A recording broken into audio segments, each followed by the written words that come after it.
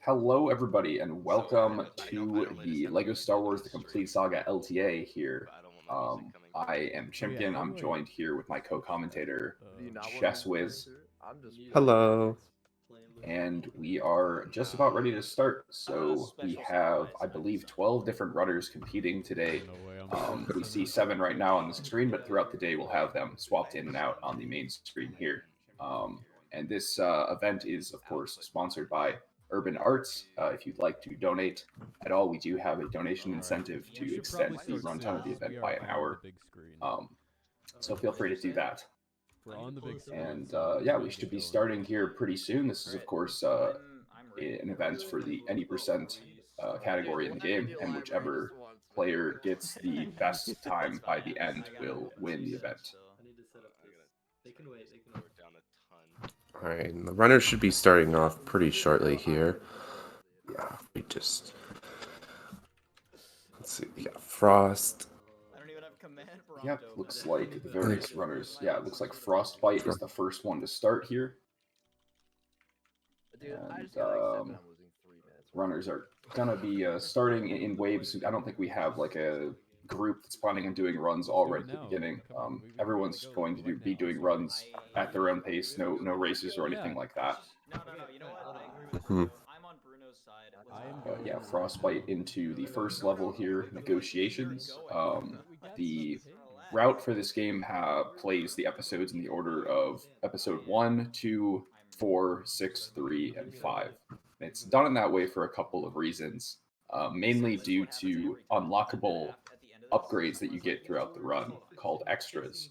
So we get a couple of those throughout the run, and the order of the episodes maximizes the utility of those. Another major component of Lego speedruns is the 1P2C aspect, or one player, two controllers. As you can see right now, Frostbite has two players called in, but he's only one person, so he's controlling both players at the same time. It's a really advanced skill that takes a lot of practice to fully master, but once you get it done right, then it can really save you a lot of time during Lego speedruns. Yeah, and Frostbite's actually a relatively new runner. So you can see he's only been running this game for a couple of months, and you can already see he's pretty proficient with the ability to control two players at once. He's doing this level so far pretty well.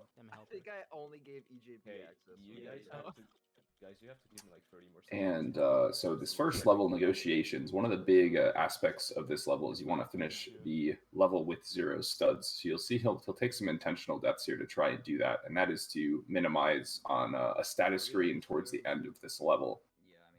Um, and much like studs are currency in the game, just a reminder, we are indeed supporting Urban Arts through donations with real life currency with this event. So feel free to donate along. Any donations does support Urban Arts, which is a charity that helps high school students from low income communities to get better with coding, which is pretty cool.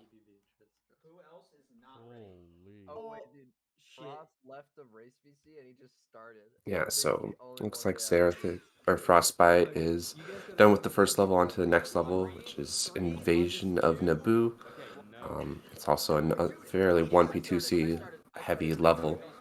It also has a really cool trick at the very beginning that skips a cutscene by going out of bounds with one of the characters. Yeah, a cool aspect of this game is when you go out of bounds, if you're under like the main collision of a level, you actually don't fall. You stay within the collision. You'll see that here in a second. He's gonna use this tree to get out of bounds, and once he's under the floor, he's able to just walk around freely because this game has layers of collision under the floor, which makes going out of bounds very broken for the ability to actually skip things. It's really interesting. Like when you're out of bounds, if you stop moving, then you fall down. But as long as you keep moving, then you'll stay at the same height you are, which is kind of opposite of what you would think if you were out of bounds. Just like that layers of collision, like you said. Yeah, very convenient little glitch for the game there. So here we have some parkour happening. Jar Jar has a little bit increased movement speed as well as increased height, which just allows him to parkour around the outer collision of the Well, not level. bad, but You get a lot of a weird lot stuff worse like that. in his favor there. Yeah, so you're able to skip a couple of platforming sections with that. These first couple levels in episode 1 are relatively straightforward. I think since this is where you're intended to start the game at, the developers kind of made the first couple levels pretty puzzle light. So it's mostly just running through rooms. And what few puzzles are there, we usually can skip, which is nice. But relatively straightforward first couple levels. And it looks like we have quite a few people here. I see We Super, E Roadhouse, Serathix, and Sea Gymnastic are all into runs here in negotiations. While Frostbite is finishing up the second level there.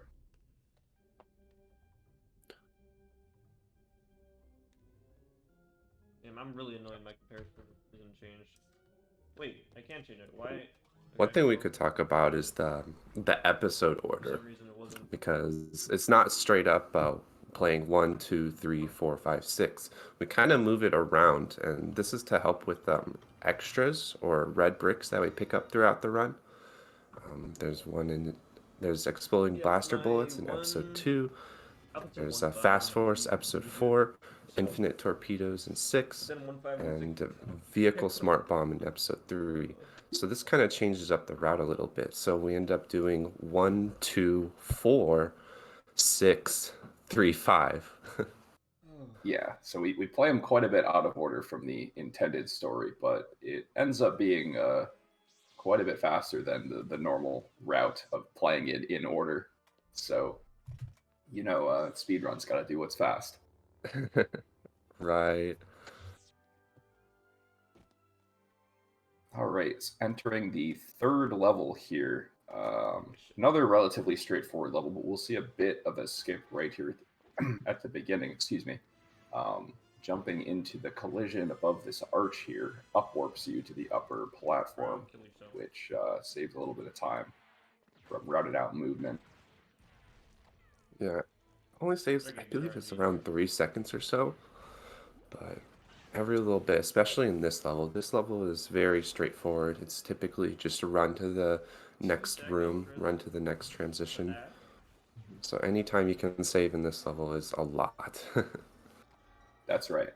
And you'll notice that Frostbite has a blue power-up right under his character icon. It just expired there, but those are scattered throughout the game, and they give a couple of abilities, including invincibility, and they increase the damage from your character and give you fast build and fast force. So anytime you use the Force of the Jedi or build something as any character, it increases the speed of those. So pretty useful thing.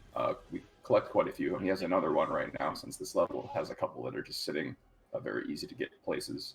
But they're a nice little mechanic in the game that is great for speedrunning. One thing that's going to happen really quickly is he's going to call in player 2 and drop him out, and switch characters. And that's all that does is quickly skips a little camera pan that happens, because if you switch characters while the game is in like a camera pan state, it'll allow you to gain control much faster, and it'll re-swap your camera to normal.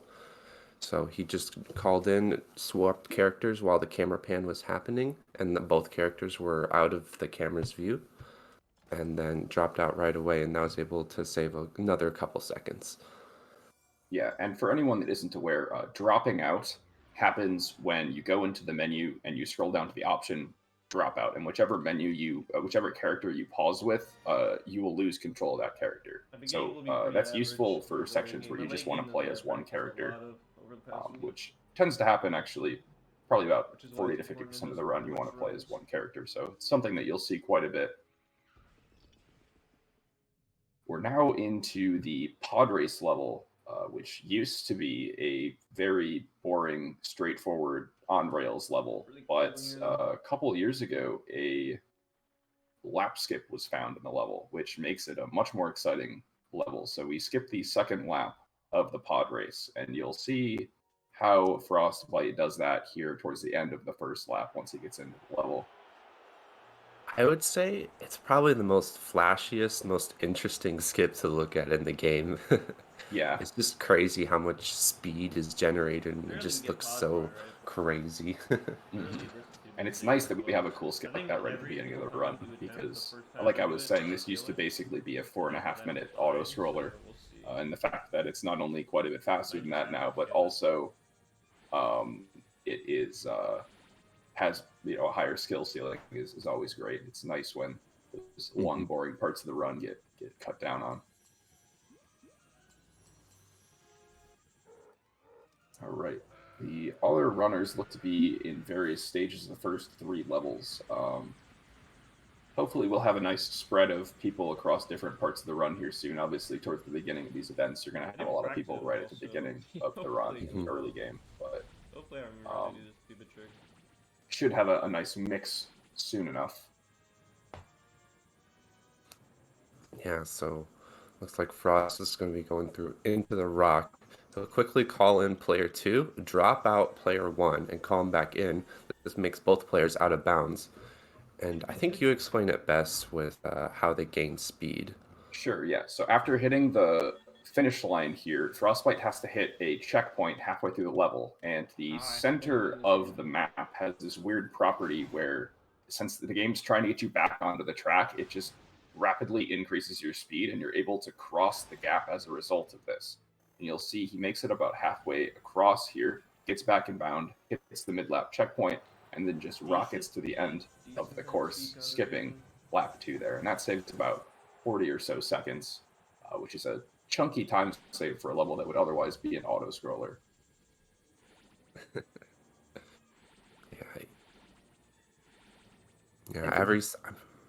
Everything single level, I believe, has some sort of trick or skip in it in order to make it go faster, and this level is no exception.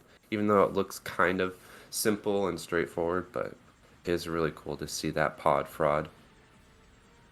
That's right, yeah. Love the name for that one too, pod fraud. Do you remember who came up with that?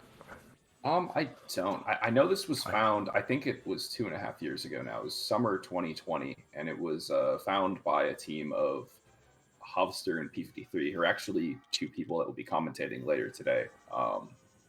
Very smart guys. That they're really good with all the technical stuff in this game. Yeah, I mean, we take And that. Obviously, we take that. I don't remember who came up with the actual name, though.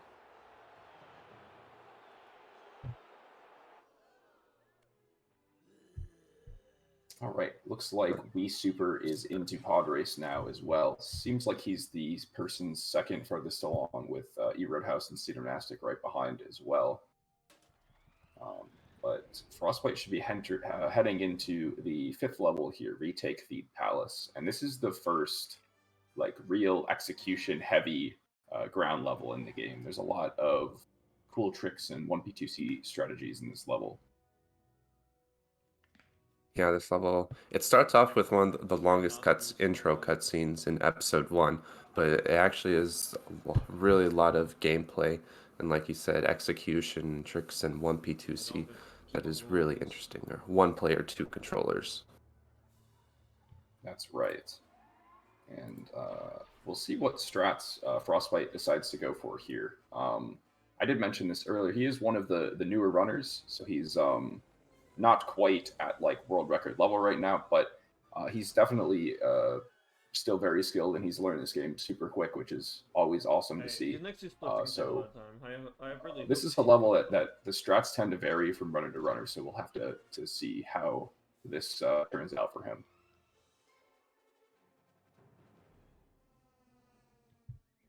Do you know if he does theater clip?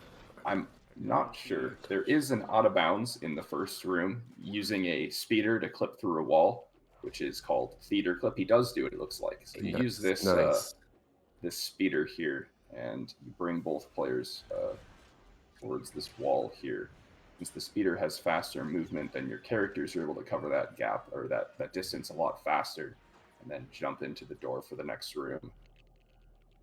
Pretty well executed there. That only saves about 3 or so seconds, but you know, all the time saved matters at the end of the day.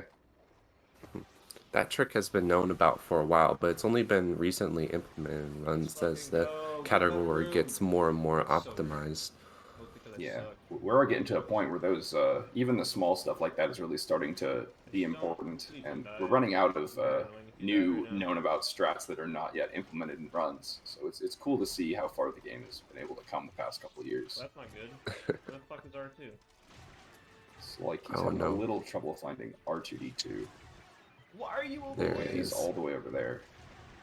Unfortunate. Yeah, sometimes if you miss time calling in or dropping in player 2, they are as R2, then they can go in a really weird spot, and you end up having to go a little hide and seek for them. That's cringe. Yeah. All right, looks like We Super and Cedarmastic both finished Pod Race now, as well as E Roadhouse. So we're gonna have 4 people in feed all at once here. And Frostbite's approaching the elevator here. So this is a pretty complicated 1P2C, but basically if you bring both players up on this elevator at the same time, you can skip the normal casual route for this level. Uh-oh. Did get shot off, unfortunately, there, but... oh, and R2. Oh, no. That's unfortunate. That's a shame. Yeah, Frostbite will be resetting that. That is unfortunate. But like I was saying, if you get both players up on that elevator, you can skip the casual section of that level. Let's say it's about 7 seconds, but it's a pretty complicated 1P2C, and like that, stuff like that can happen where you fall off the elevator, and that will lose you quite a bit of time. But fortunately, we're going to have 3 different people into feed here on the right side of the screen. And We Super will be coming up on the clip here. It's fucking see if this goes as well for him as it did for Frostbite.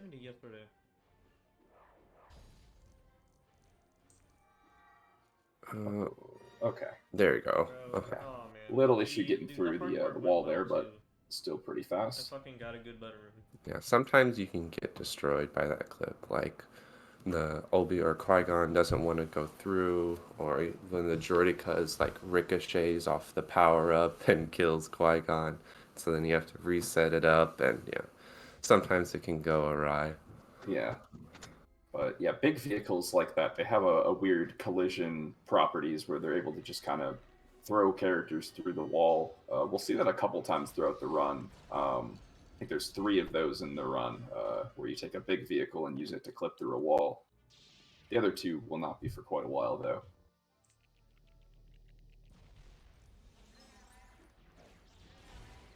All right. We super into that room with the elevator here. We'll see how this goes for him.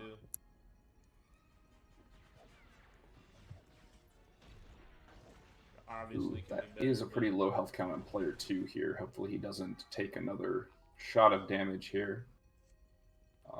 Although dying in this game is not very costly, since you do just respawn where you were, it is still a time loss. It loses about 2 seconds to take a death in this game. He was able to do that without dying. And he's on to the next skip here with this box. You can force it up and then hit this button quite a bit faster than you would otherwise. Saves almost 25 seconds, which seems like a lot, but it's quite a bit of a puzzle there that you skip. And immediately going into another out of bounds here. This one has a lot of strange movement. It seems kind of arbitrary, like where they're going, but this is a calculated route that saves the most time and gets to the transition the fastest as possible. Yeah, that room has a really weird out of bounds. There's a lot of like areas that are walled off, but there's this one place where you can go up right there on the wall where they jump up, and that's like the only place where you can get past that wall. Fortunately, he takes a death to Bradley. That's the name of that Droideka. Yeah, we like to give the enemies names in this game, and that one there in that hallway's name is Bradley. Let's see, we super doing a couple more of those cutscene skips like the ones we saw in Escape from Naboo here. There's 4 of them all in a row. He does execute that well there. This room is a good example of how good the auto-aiming mechanics are in this game.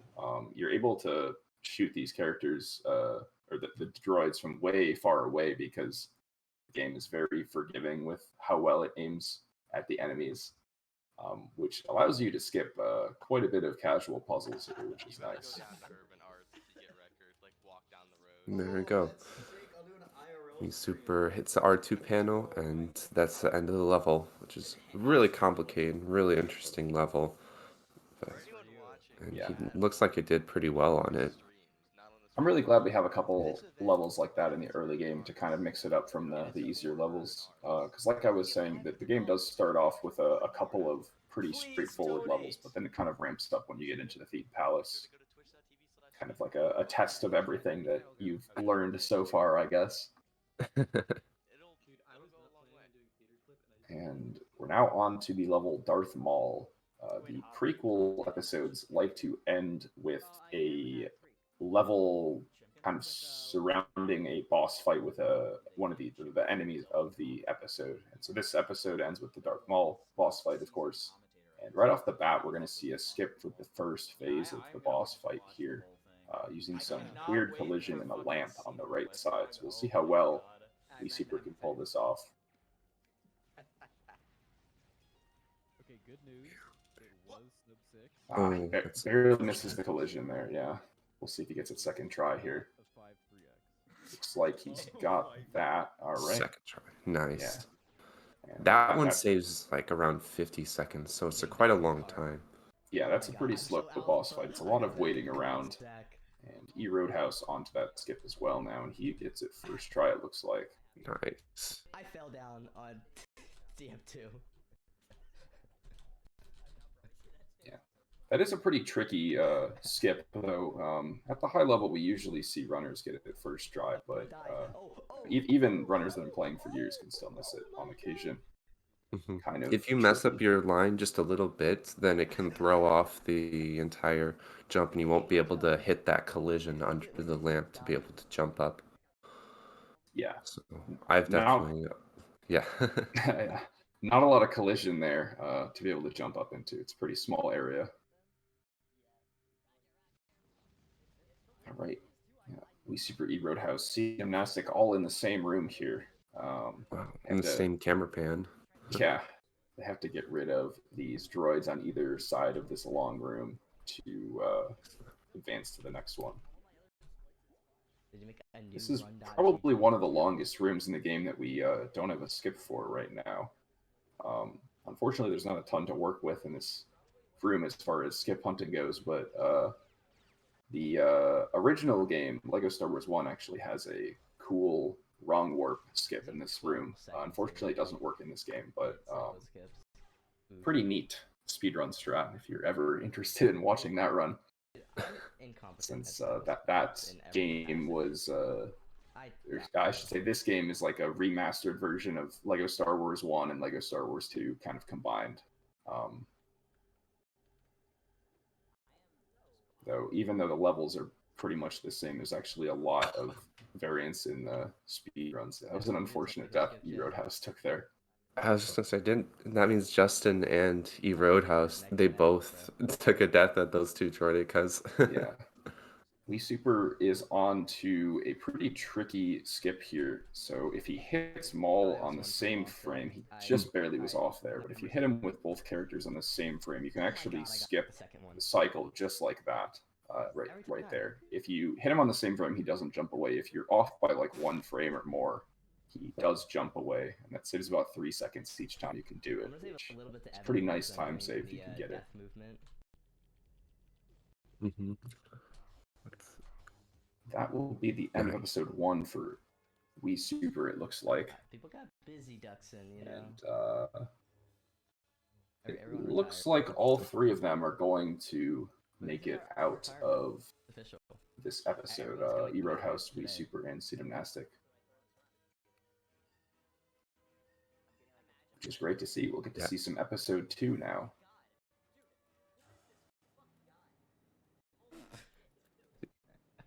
We got Zerathix entering pod race, 4th level. EJP entering 6th, catching up with Justin, or We Super and Evan, C Gymnastic.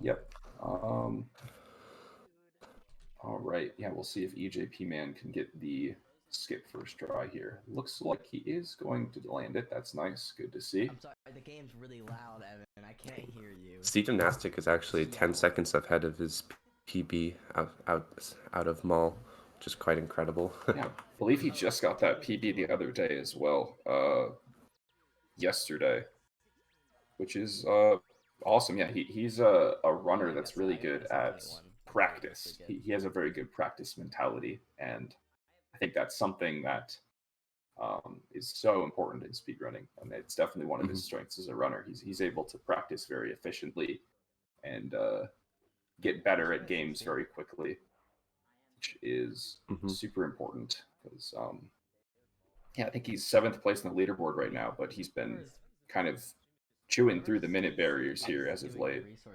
Yeah, he's been on fire lately. I think that's the most important thing in speedrunning, to have a good mentality as you approach the high level, and I think Sea Gymnastic has that. Yeah, for sure, for sure. All right, we super Sea Gymnastic and Roadhouse all are entering Bounty Hunter Pursuit here, which is a level that actually does not have any proper skips, but it is played entirely with both players tagged in. So you'll see some pretty cool routes throughout this level with the 2 players. It's one of the few levels where you do not drop out any. At the top level, you do not drop out whatsoever. So they'll have typically have 2 players called in at the entire level. Yeah. And for this first room here, it doesn't actually save any time in the level to have both players in, but because you already had both players in, it's just faster to not drop out, since dropping out is obviously a time loss. And this room is simple enough to where you're just more or less running through the room without doing too much, so it's not too much of a hassle to keep both players in. But into the second room, we have much more complicated strats that they need to do, since they need to activate a torpedo dispenser, which is kind of like a special type of projectile for vehicles, and then use the torpedoes to destroy these yellow pylons here to get rid of the barrier. And driving over those lights can be quite infuriating because their hitbox is like so small, and then the camera position makes it kind of hard to line up. And then you have 2 players called in, and they're all usually on different sides of the room. So then that like changes which direction is down and which direction up is left and up and right, just only by a little bit, but that's still enough to make it frustrating to try to get over it. So sometimes you'll see even top runners just miss lights. Yeah, honestly, those lights are kind of hard to hit if you're just playing with one player. Like casually, it's pretty easy to miss them when trying to run over them, just because their hitbox is small and not really where it looks like it should be. But with 2 players, it's just that much more difficult. And into this next room here, it's a pretty similar room, except instead of 2 sets of pylons, we have 4 sets, and there's 4 lights instead of 2. So very creative game design here. But yeah, this level is one of the levels I mentioned earlier. This game is kind of like a remaster of the 2 games that came before, but this level is actually unique just to this game. There was not a version of this level in the original Lego Star Wars game, which is cool. It's cool to see that although it was mostly like a remaster of the earlier games, they did actually add some new content as well. I think they're experimenting. Now time for my favorite boss fight in the game. Sorry, I interrupted you. Yeah, go ahead. So if you're spamming attack with both players there, you can instantly kill Zam Wessel before the camera pan even finishes, which means that the boss fight just ends in like a second, which is pretty amusing.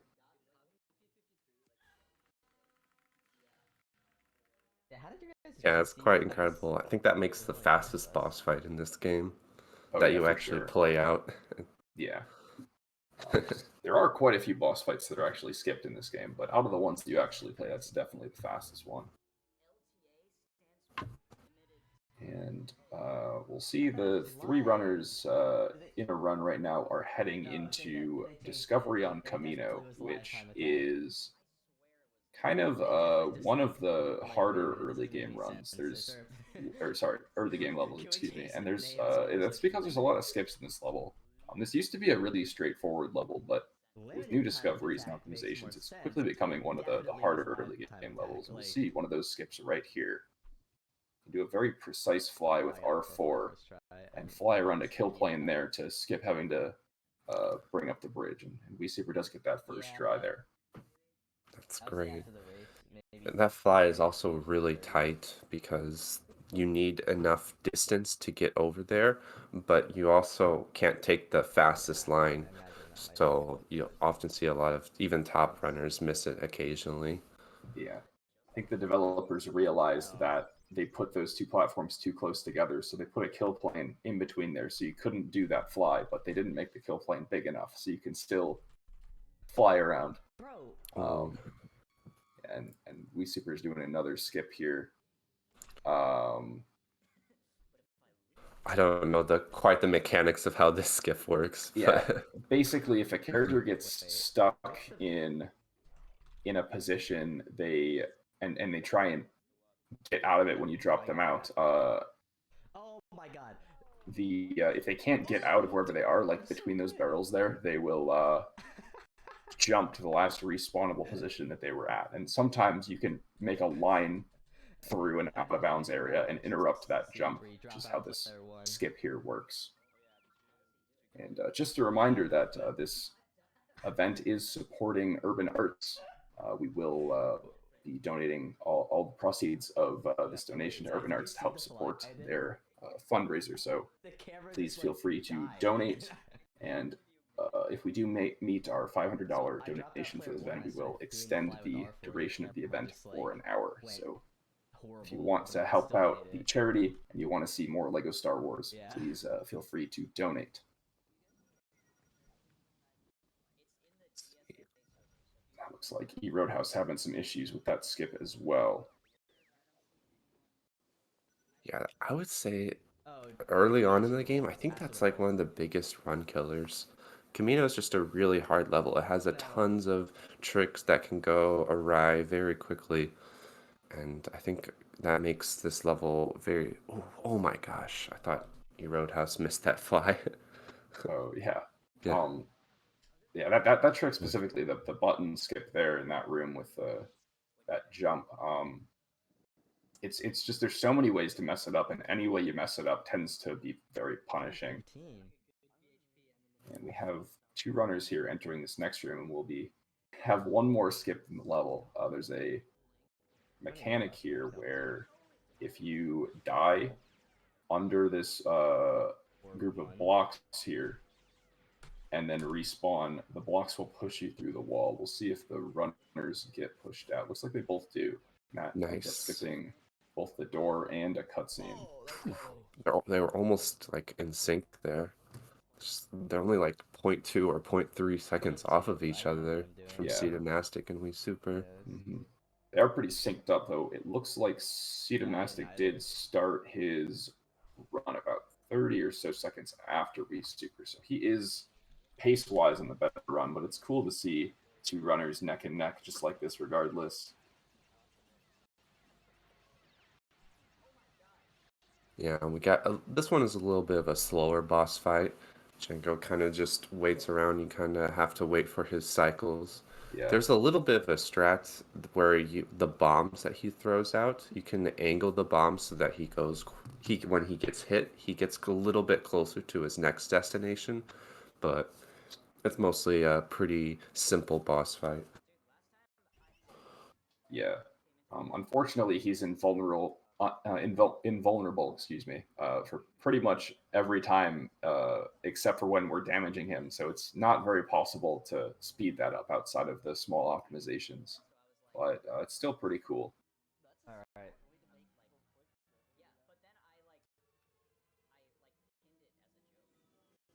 All right. Looks like DJ P-Man is getting into the level now. He'll be entering the button skip here in the next room. It's a relatively new skip. I think it's been... We've seen runners do it for probably about the last year or so, this button skip, but I don't think everyone here will be doing it. It's still a pretty tricky skip. Doesn't save all that much time, and very easy to lose a lot of time with as well. Looks like EJP got it there, though. There we go. Nice. Navigating that out of bounds is actually kind of tricky because the collision between falling out of the world and being within the wall is actually really tight. Oh, looks like R2 got deactivated there. That's unfortunate. Yeah, if you force push R2 into a wall or for too long, he will deactivate, which takes about 8 seconds for him to get reactivated. It's probably just one. All right, it looks like most of the runners are in episode 2. Yeah, Seed and WeSoup are both about to enter the gameplay of Droid Factory. I had a sound issue. You guys are like super quiet on my stream, like insanely quiet. Actually, I just can't even hear you guys. I can only hear you guys during like low times. It's like Gymnastic is 10 seconds ahead still, which of his PB, which is incredible. I think this is a no reset run for him. I think he started and just went with it. Yeah, that is something that I know about Gymnastic. I've talked to him in the past, and he says that he really does not like resetting. He tries to avoid it as much as possible. And record in this game is a 223, and he's at a 227, so he's still a decent chunk away, far enough away from record where small mistakes in the early game don't necessarily mean that he cannot PB. So I think he still tries to play through mistakes even if they do lose a chunk of time.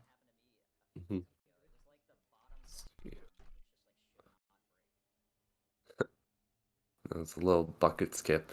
Basically, R2 can get on top of the bucket a little bit sooner than the game intended, and with a little bit of flying parkour, you can navigate all the way to the end room. And the developers put these barrels because they knew you could do this, but you can actually just use the panel through the barrels, so you don't even have to destroy it. Yeah, very well-made game with no flaws. And while we're in this slower room, we actually got a donation from Anonymous Reads. Good luck, everyone. Shout out Urban Arts for $20. Thank you so much. Really appreciate the support there. Yeah, definitely benefiting a good organization. Yeah, for sure. All right, looks like Twice Light is on to R4 Fly, having a little bit of trouble there getting around the kill plane. Hopefully he gets it on this attempt. There we go. No. All right. Ooh, it looks like Bricko took an unfortunate death there with... Oh, Bricko has the wrong characters. That's unfortunate. I think he didn't realize that his player one was R2D2 there. He forgot to switch to C3PO. Unfortunate.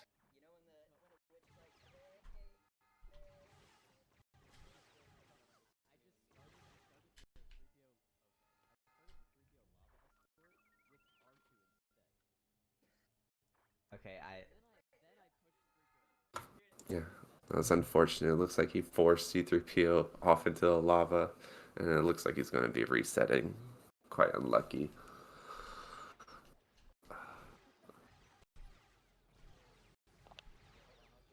But yeah, Gymnastic, WeSoup, they're both saving Obi-Wan in the end room, and this will finish off the level.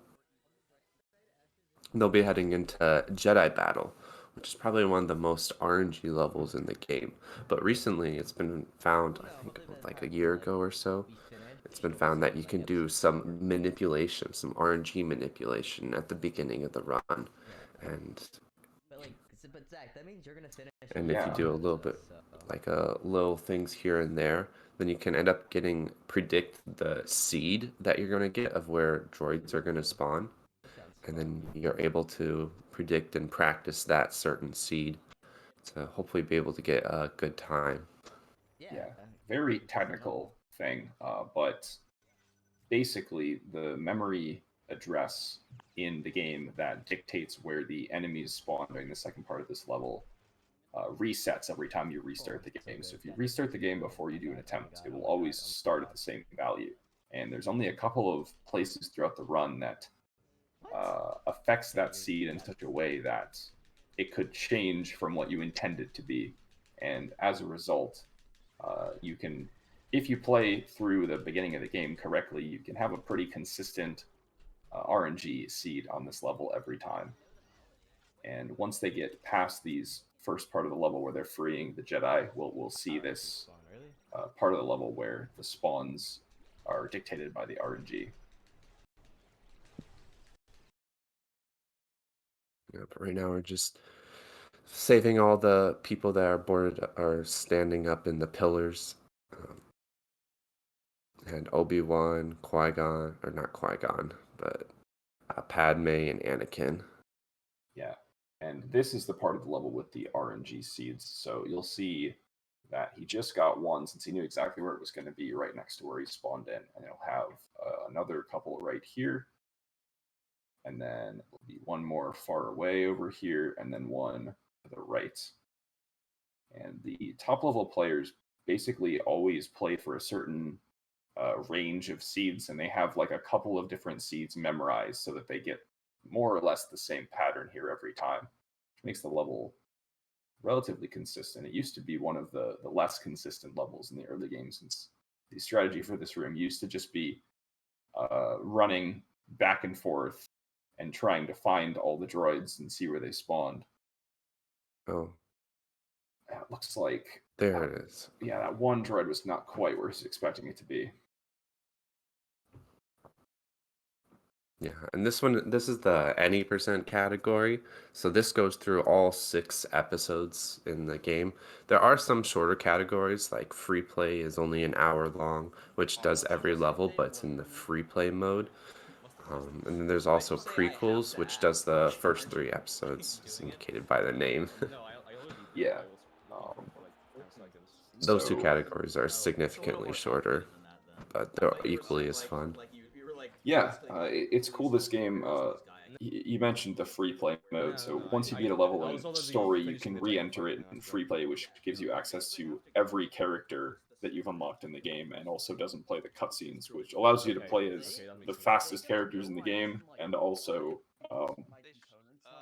the ability to switch characters, cycle through a wheel, gives you a bunch of access to some free play exclusive skips, which is pretty cool. Though, unfortunately, you can't do those in story, but there's still plenty of things you can do in story, such as this skip that Super's about to do here, where he goes around the barrier and skips needing to go get another bomb to blow that up.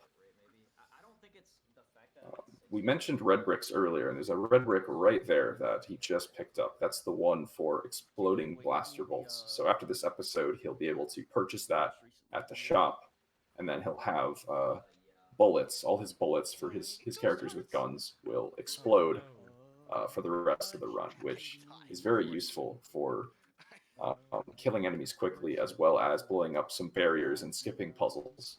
So it takes about 2 minutes or so to unlock that extra, which is quite a bit of time in a category like this. Yeah, I think that extra saves the most amount of time in terms of all the like 5 or 6 extras that we get in the run. It's crazy that we unlock so many. When I first started running the game, there was only 2 extras in the route, and we just added a 5th one only a couple months ago, actually. So the fact that there's 5 red bricks that are fast to pick up is pretty crazy. It's literally the worst fucking level in the game, man.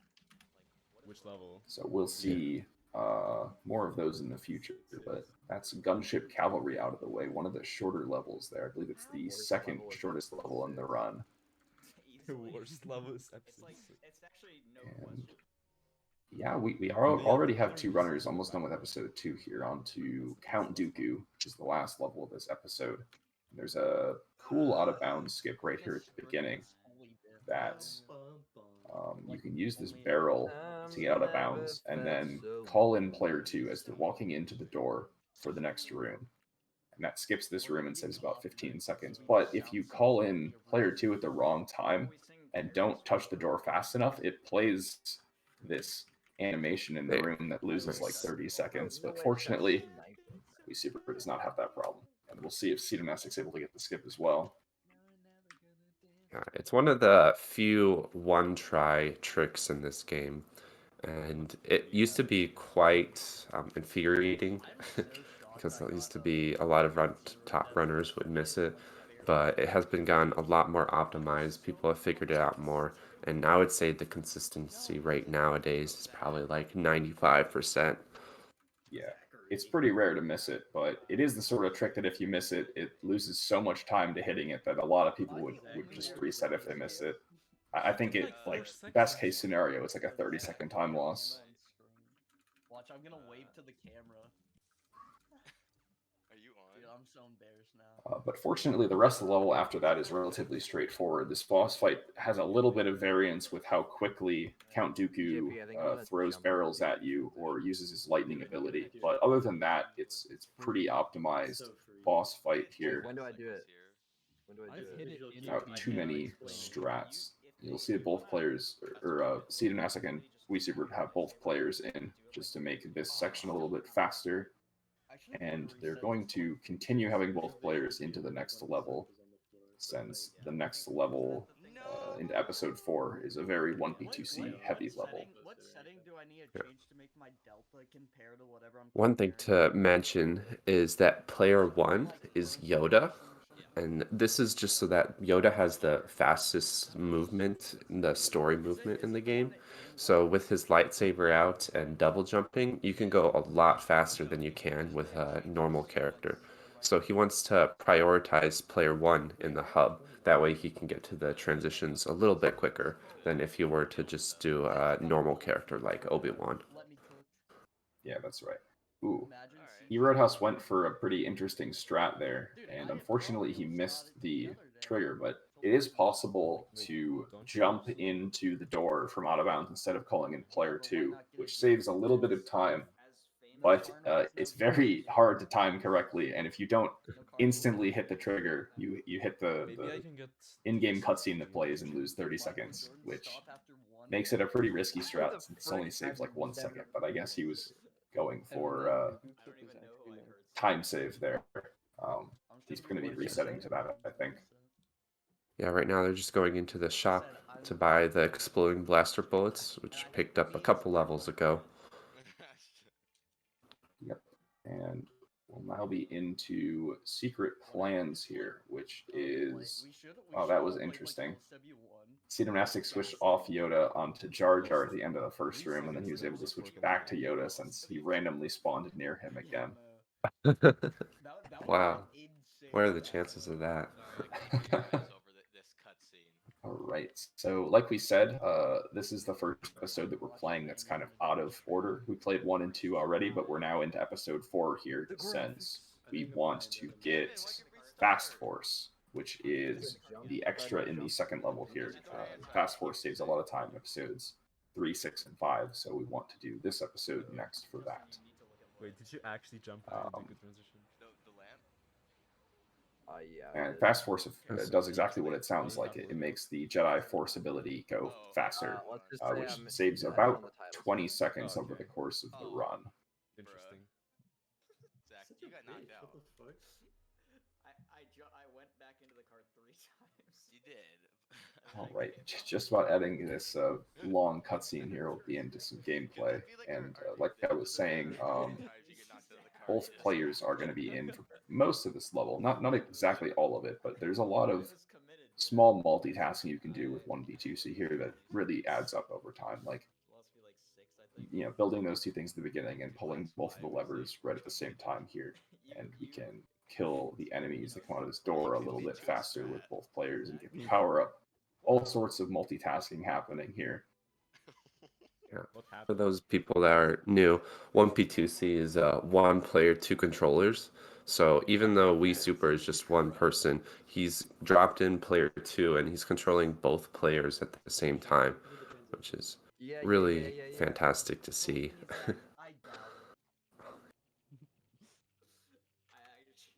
Yep, so you'll see WeSuper is going to turn on the extra here, since you do actually need to go into the menu and turn on any extra that you unlock.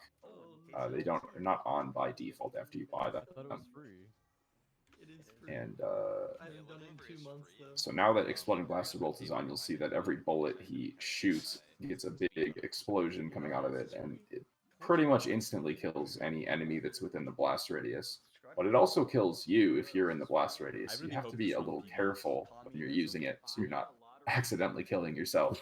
You can win the lottery and donate it to Or right there, you can intentionally kill yourself to get invincibility frames so that the subsequent shots you shoot do not kill you. A lot of big brain maneuvers there. 10K min. You know what, guys? We should. So a lot of the extras they need, or all of the extras, they need studs to buy in the shop. But usually you pick up studs just here and there, and you end up not needing to route any studs in, which I think is pretty incredible for a lot of Lego games. A lot of newer Lego games you have to route studs to pick up in order to buy extras. But fortunately in this game you don't need to worry about studs very much. Yeah, it just so happens that all of like the most useful extras are like really cheap, and also you just naturally accumulate so many studs to where you don't even have to think about it. It's like I've never once seen someone not have enough studs to buy something in this game, which is it's really nice. It's just something that runners don't even have to worry about, which is cool. I don't have look removers. Since yeah, there's other games where you need to accumulate like hundreds of thousands of studs to purchase something, and that does really change how you have to play everything. So it's cool that you don't have to worry about that in this game. I don't remember what it was. Mm-hmm. Trying to loosen my load. Got 7 women on my All right, it's cool that both these runners are still neck and neck here towards the end of this level. Keeps going up. So. Dude, gas like dropped to like nothing, and now It looks like Dude, yeah, what happened? It was down to like $2. it and now should be it's setting like up for this 5K. cutscene skip here. Yeah, and we super gets it. It looks like Nice. Seed will get it as well. It's like Archie was not going to be in quite the right spot there. But it looks like he's going to be fine. Good. Zach Not probably kidding, doesn't I know had how a a gas dream last station night works. that Zach was driving. Yeah, there's some stuff that can go weird. Those players can sometimes decide, hey, I don't want to be in the right position, and so they'll go away. And then you try to swap characters to skip the camera pan, but there's no one to swap to. So it's nice to see that both of them, they were able to get it. I can't even imagine. Like, Yeah. if you're doing it at like 3 a.m., do they have like Let's a see. 3 a.m. shift? Do they have a night shift? No, they do. It's like we have some runners in episode 1. They're still kind of And you just put it in. And testing the waters in the run layout. We have a little few in episode 4. Well, yeah, that's what I mean. Just like hold it to make it click. It's because they don't want people getting out of their cars. It's actually like a. Brinko's stream is frozen again. Why don't they want So to get out of sad. their cars? Yeah, this next level we have Junlin Waste, and this one is a very parkour heavy level. There's a lot of jumping around and walking on pixels in order to skip the main intentions of what the developers wanted.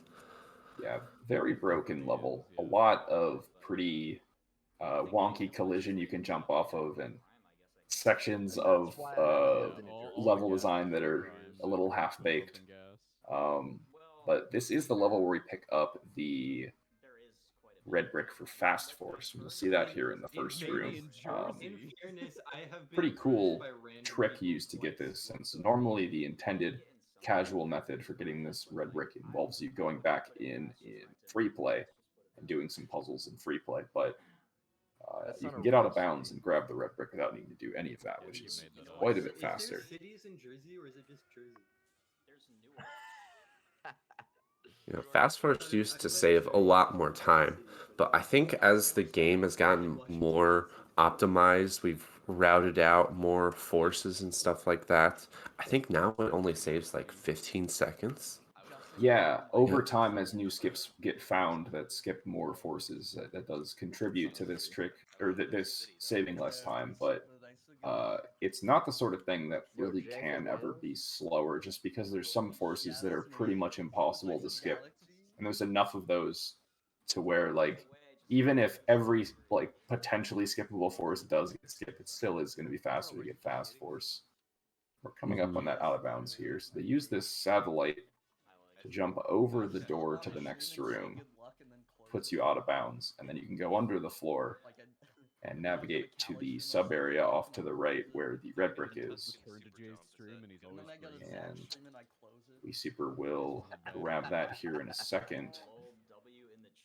You've got to be careful of not going too. Ooh, that's close. You got to be careful of not getting too close into that, because if the Obi-Wan, if you go inside of that little room, you can end up getting yourself stuck. And I think you have to call in player 2 to try to get yourself unstuck. Yeah, that does lose quite a bit of time. But if you don't pop in bounds, you can fall into the abyss and respawn back at the kill point. Do a little death warp there. That's actually so fucked up. Look at a nice little BBJ, little parkour there. Oh yeah, that is good actually. Thank you. You're gonna try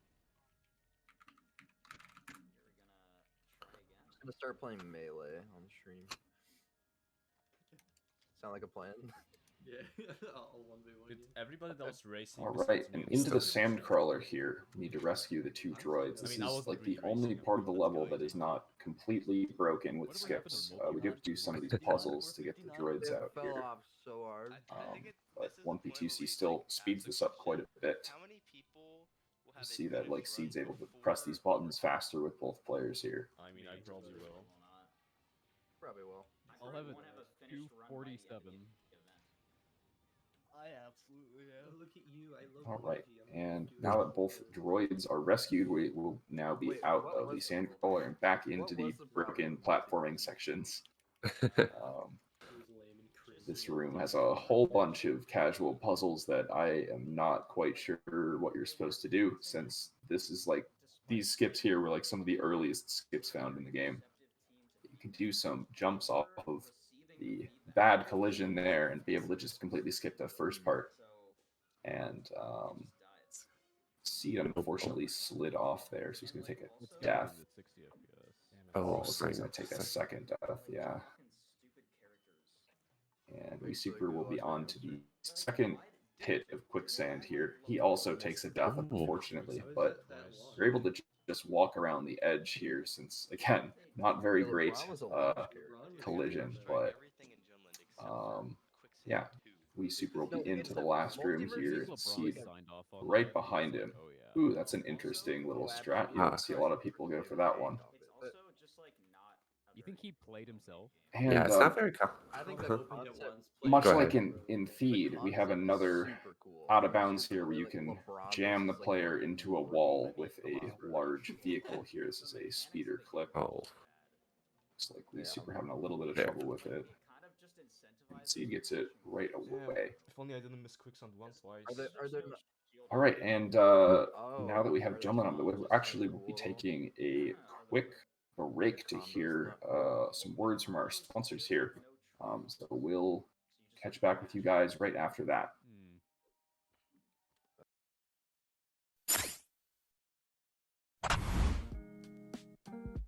Urban arts helped prepare me for college by giving me a lot of experiences working both independently and collaboratively with other people to make really cool games, and taught me how to put my all into creative projects, and that helped me put together a very strong portfolio for college.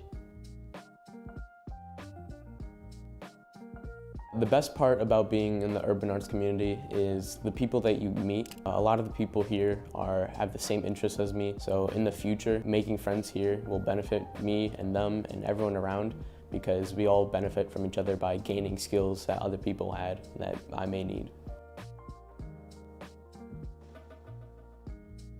Urban arts helped me see myself differently by showing me that I can be a good leader. In the studio program, I was assigned the role as project manager, and fulfilling that role for the first time actually helped me realize that I have good leadership skills, and it really helped me to develop them.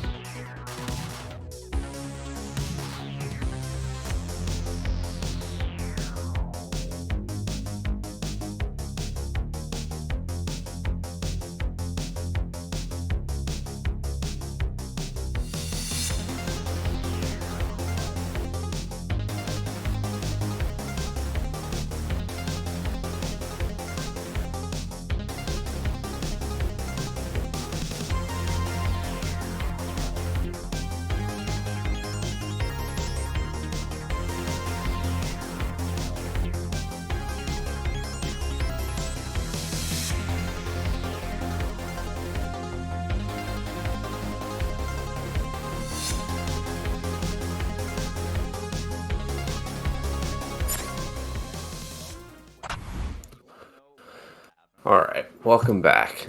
In that little break, we had a $5 donation from West Dog saying, "So excited to see GSA bring the game into the limelight for a tournament. Good luck to all the runners." And thank you, Wes, for supporting Urban Arts. Yes, Nice. and thank you also for helping out with this event, Wes. He will be commentating later on today. Looking forward to seeing that. But looks like in the meantime, we Super and Cedar Nastic have both been flying through episode 4 here, staying still pretty close together. Seed going into this level was minus 20 to his PB, so he's definitely in a pretty good position here. And We Super was plus 26 seconds to his PB, so a little bit behind, but not an unmanageable amount. That's definitely something that he could pull back for the rest of this run. One of the advantages with longer runs like this is that even a delta like that, plus 26 in some games would be like a completely dead run, but in this game, 2.5 hours is a long time, a lot of opportunity to make up the time later on. And We Super specifically is very strong in the late game, so that's definitely something that he's capable of doing. And half of them weren't even related. Absolutely. And you know, I'm not sure if either runner is going to be going for trash skip. It seems to be a little bit, maybe. No, it doesn't look like. We Super not going for it, but I do believe Cedar Nastic has been going for it in runs. For people that aren't aware, there is a skip in this game at the beginning of this next level called Trash Skip, where you can use the platform that you build with the trash compactor to clip out of bounds. But just because it's in the trash room is not the only reason why it's called Trash Skip. It's also called that because it is pretty trash, and you only get one attempt at it. And if you miss it, you just can't do it. It does say 15 seconds, and it skips these first 2 rooms here by going out of bounds. But yeah, can't do more than one attempt at it, since you can only build the object one time. And once it's built, you have to just continue playing the level. But fortunately, there's 2 skips in this level that make it so that missing trash skip is not a big deal. You can skip the cart you normally are supposed to get by running over these buttons with both players. And then you can skip having to push a box by jumping off of the grapple here. So you'll see Seed grapples across and then gets a jump out of the end to skip the platform you're supposed to push out there. Mm-hmm. And yeah, the core of this level is a helmet escort. So you'll see that Han Solo has a stormtrooper helmet on. And the fastest way is to keep this helmet on throughout the entirety of the level, pretty much, especially this room, where it can get knocked off very easily. So you'll see them if they get hit once by any of the stormtroopers, then their helmet will get knocked off. And it can lose about a minute or so, depending on how fast you can back up. But fortunately, it looks like We Super is going to be keeping his helmet. No spawns at the top as well. Ooh, that was a pretty scary maneuver there from Seed, but he did manage to keep his helmet, which is the important part. Yeah, this is a pretty punishing game design for this section. Oh yeah, Seed is doing this skip as well. I think he's the only person here doing this. There's a out of bounds you can do by clipping right there that skips this elevator. It saves about 10 seconds or so, but most people are not able to do it just because of how precise it is. So usually runners don't go for that, but Seed has been going for it. Do you know if he has 40 hertz? Yeah, he does. That's part of it. Depending on the monitor you have access to different refresh rates, and 40 hertz makes that skip quite a bit easier, which is one of the reasons why he's been going for it. It kind of happened quick there, but they kind of went backwards into the level, and what they did was they were triggering a older load screen. Pardon, I might be misexplaining it, but you're loading a new room, and what this does is it like deloads the Falcon towards the end, which activates the trigger to the end of the level a little bit earlier than what was intended. You're supposed to do this entire room that We Super is in, but by going that little backtracking right there, you're able to just jump into the Falcon and trigger, and that saves about 40 seconds or so?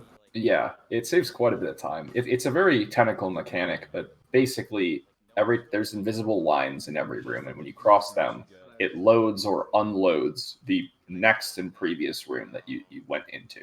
And if you load the last room and then cross that line in the previous room and unload the room, it basically skips all of the intended scripted actions in that room, so you can just bypass everything, which is so nice because that's not the sort of skip that you'd expect to be possible in this game, and that's definitely the sort of room that would seem like it'd be impossible to skip, but we are able to skip it and save a ton of time there. Man, it looks like EJP, he lost his helmet in Rescue the Princess, and then in this Turnstile room, he lost it again. And I think he's going to be resetting from that. Yeah, it's that is unfortunate from him. Glad he's got that nice image there behind his game. The capybara on the computer. Classic.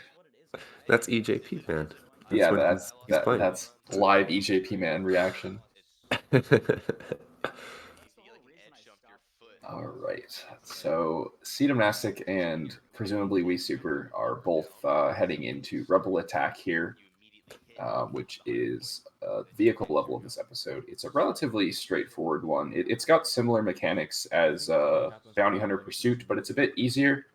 There's less objectives to do, and the torpedoes are a bit more forgiving with how they shoot out here. There is a cool skip, though, later on in the level that we'll see. But mainly, you just use torpedoes to blow up these sets of 4 targets to open the doors, and that is the majority of the level is based on that sort of mechanic. That's a good race. It's quite similar to, like you said, to Bounty Hunter Pursuit, which is one that Evan or E Roadhouse is on to the right, and where you have these targets and you have to blow them up with torpedoes. But in this level, there's a cool out of bounds. Looks like Justin's or We Super is going to be really close to it. He's got to destroy these torpedoes real quick. Yeah, the third room has a little bit of a gap in the collision near the reload to the previous room. And if you turn around right away, thread the needle between the door and the collision of the wall and get out of bounds and skip this room entirely, which is pretty neat. What? I blanked. Yeah, that one saves about 15 seconds or so. And it's also kind of difficult because you have to stay close to the inside of the or you have to stay close to the wall. That way you still are able to fly and you don't fall off the floor and fall off into the abyss consequently. So you have to be a little bit close. But you can't be too close that you pop back into inbounds. Yeah. So occasionally that can happen.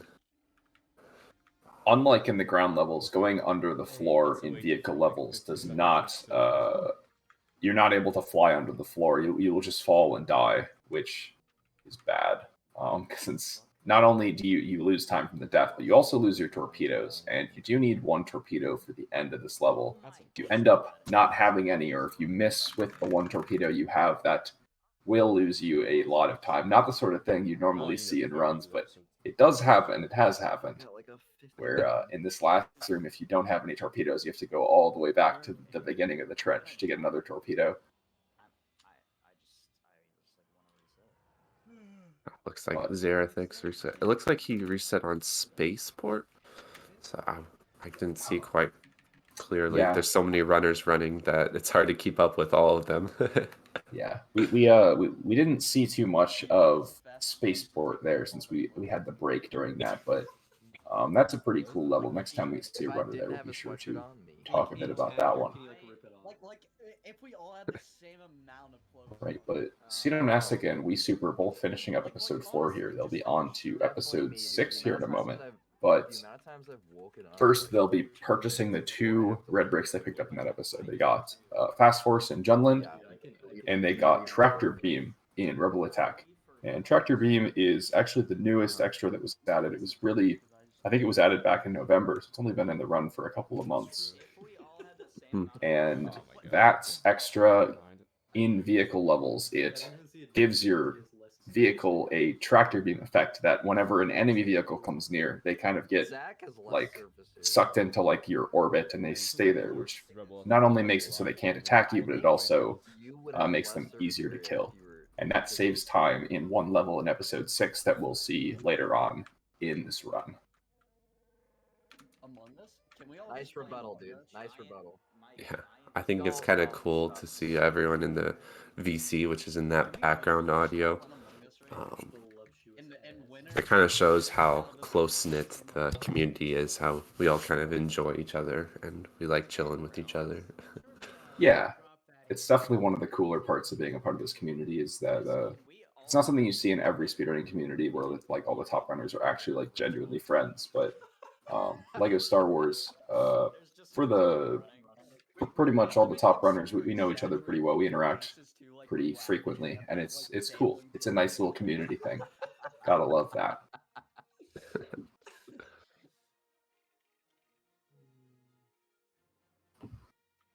All right. Looks like Baricco Fett is into Jedi Battle.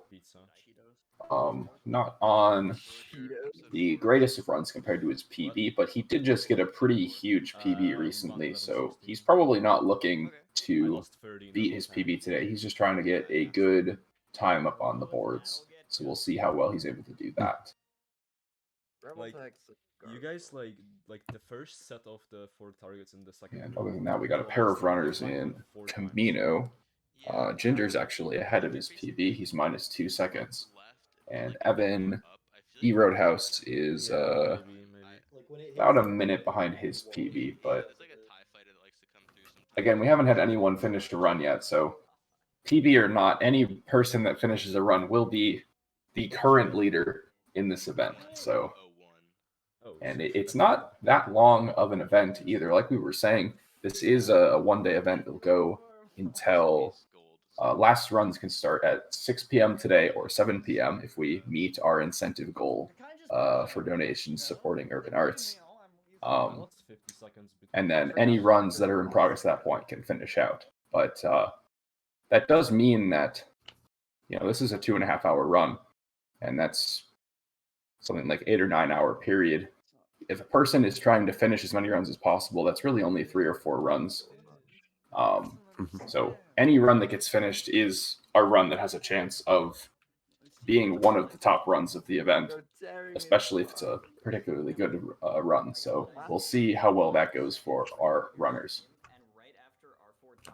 Okay, I think my stream is lagging on their end. So into Jabba's Palace here, the first level of episode 6. The first 2 rooms are pretty straightforward, but this level features a pretty large skip later on and a pair of out-of-bounds skips that will bypass most of the casual gameplay. Definitely one of the most linear levels in the run just because of these out-of-bounds stuff. Django RNG in my entire One skip that's coming up has a very cool name. It's called Droid Avoid. Basically, there are these C-3PO and R2-D2. You're supposed to save them and get them to the end of the transition. But you can do an out of bounds right here to avoid the droids by forcing this piece of brick or droidica, I think it is. You can push a second player out of bounds and walk under the door that you'd need to save the droids. Yeah. And I just think Droid Avoid is another clever name, similar to Pod Fraud. Yeah. We do like our rhyming names in this game. Droid Avoid, Pod Fraud, both classics. All right, and this is one of the bigger tricks in the game. This is called Spiderless. You can do this out of bounds here. The old way of doing it was via one of the spider vehicles in this room, but a way of doing it without that was found, which saves an additional like 20 seconds over that. And this whole strat saves something like 2 minutes to the casual version of this room, which is a lot of time in a run like this. But you can do that, navigate under the floor for these next couple rooms, and then jump into this transition to skip a cutscene and get into the final boss fight. Which saves, like I was saying, 2 minutes, which is a ton of time. This used to be far and away the longest run or level in the game. I think when I first started running this game, the best completion of it was something close to 9 minutes, and now we can do it almost in less than 6. And that's crazy how much time was able to get cut off of this one. I think it was kind of cool that the the part of this trick, the Rancor warp, which warps you to the end fight, it was found accidentally. I think, was it Zentorian was just messing around, and then he just jumped through the grate and was like, oh, let's skip the cutscene. I'm in the end fight right now. Oh, Yeah. that's pretty helpful. Because Pickletoe, the runner Pickletoe, was the one that found the initial out of bounds. And then, like, the following day when people were just practicing it, I guess, yeah, he jumped in bounds too early there, like earlier than normal, and hit that trigger on accident, which is a fun little way to find an additional, like, 40 seconds of time save. Yeah. that cutscene that you skip is pretty lengthy cutscene.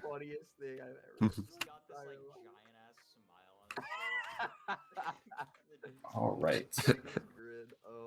Looks like V Super will be heading into the pit of Carcoon here, which is the next level. And this is a bit of a notorious level. It's a pretty inconsistent level. There's a lot of small variants throughout the level towards the beginning, just with enemies and dying, since the enemies in this game do not attack in a predictable manner. So you have to, like, react to the way they attack. It's very easy to get shot accidentally. Fortunately, dying doesn't lose too much, but there is a trick towards the end of this level that's also pretty inconsistent and loses a lot every time you miss it, which we'll be seeing pretty soon.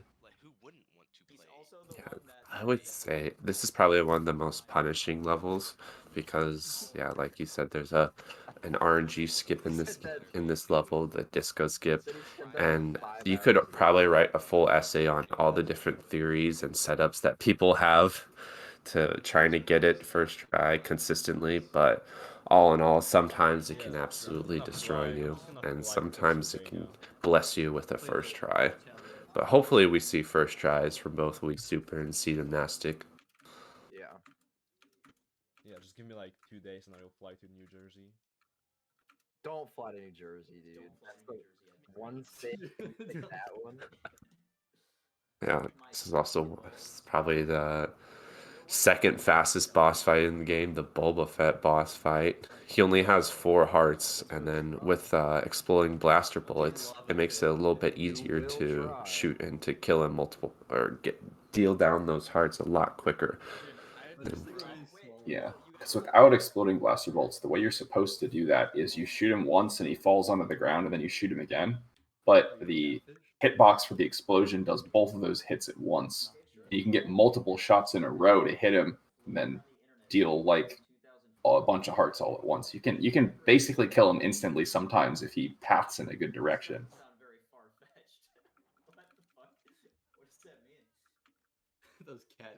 But we're now on to this next trick here called Topless, named because there's a lever up top that you normally have to extend to make this jump here, but you skip going up there with a very well-spaced jump that Wii Super gets first try. So since you don't have to go up to the top, that is Topless, which is a lovely little name for that. And you'll see the door like this. This is one of the places where Fast Force saves the most time, because those forces are really slow without Fast Force. But with Fast Force, they're over twice as fast. And since there's enemies there that interrupt your forces, being able to force that faster really saves a ton of time there. But this is the disco skip we were talking about. It's very similar to trash skip, actually, where you can wedge yourself into the wall with a buildable object, and Wii Super gets it first try there. But if you don't get it first try, you can actually destroy the speaker and build it again, but every attempt loses about 8 seconds, and the trick only saves about 30, so getting it like third try almost doesn't even save time. It's definitely a very punishing trick, but the first try is always really nice to see. That's kind of the hallmark of a good split here. Mm-hmm. I think that's the biggest difference between trash skip and disco skip, is that disco you can rebuild the disco if you mix it. If you miss trash skip, then you have to, it's a one try. You have to do the room normally. Definitely an underrated mechanic of the game is the fact that you can rebuild that speaker. If you could not, that would be very not great. I bet there'd be, if you could rebuild the platform for trash skip, then I think a lot more runners would go for it. Yeah, for sure. If you're able to do it more than once, for sure. We'll see if Cedamastic can also get this first try. What he's doing is setup. Yeah, the setup he's doing, it gets you a certain distance away from the speaker. It's a little bit slower to set it up like that, but it looks like hopefully he'll have some success with the second try here. Okay, well, he is able to get a second try, yeah.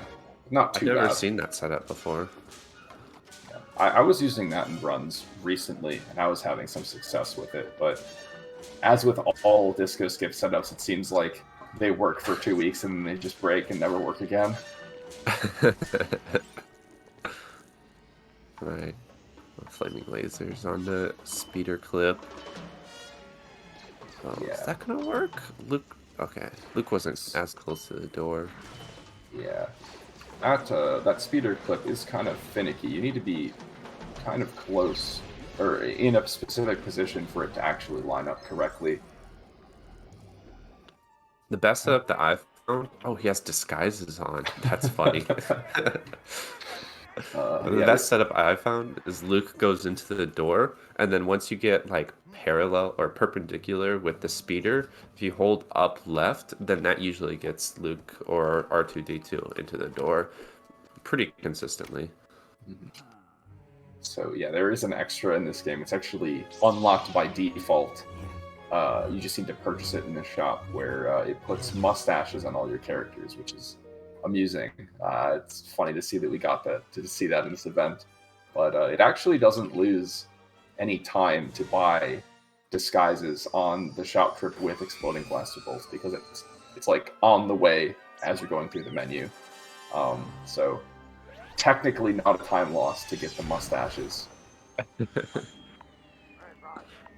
also you have plenty of studs anyway, so you don't even have to worry about having enough studs for even future red bricks.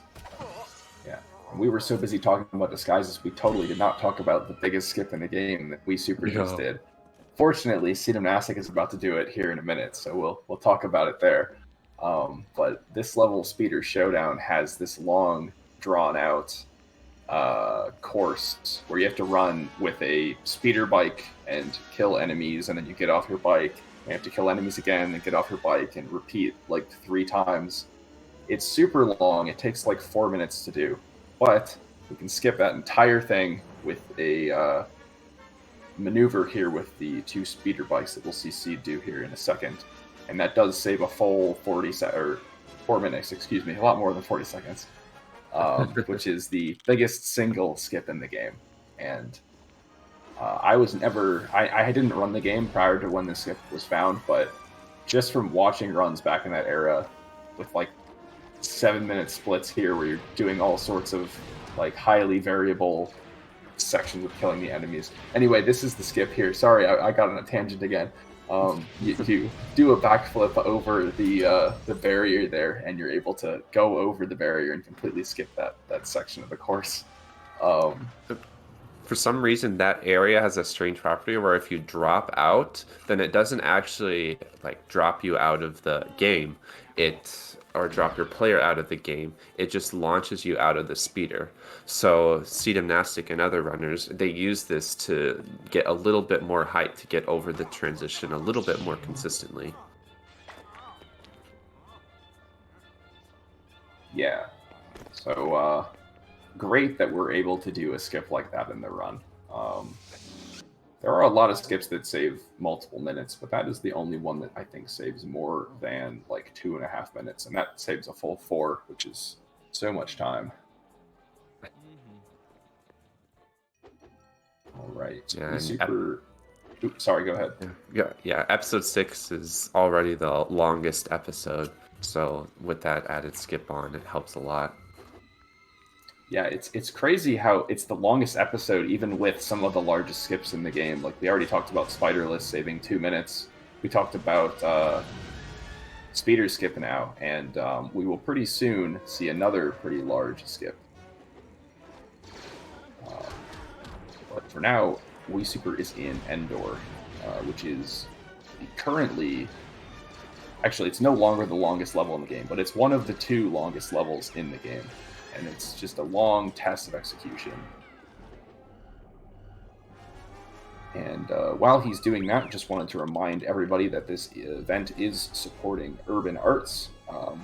We are trying to raise $500 or more during this event, and if we do hit that incentive, we will be running the event for an additional hour at the end. So we would love to see some support for Urban Arts, and so please feel free to donate to that. Absolutely.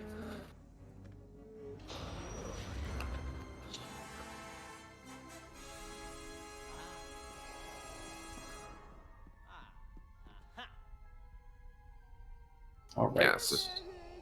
In Wii Super and Seed and Gymnastic, we were in the Battle of Endor, which is the longest level in the game. Actually, didn't like Secret it got lower than Secret Plans or something? Yeah, like that? yeah. Secret Plans is currently the longest level because Secret Plans doesn't have as many opportunities for strategies as this level, but this one recently has seen some developments that have pushed it below Secret Plans. But the 2 of them are very close together as far as time.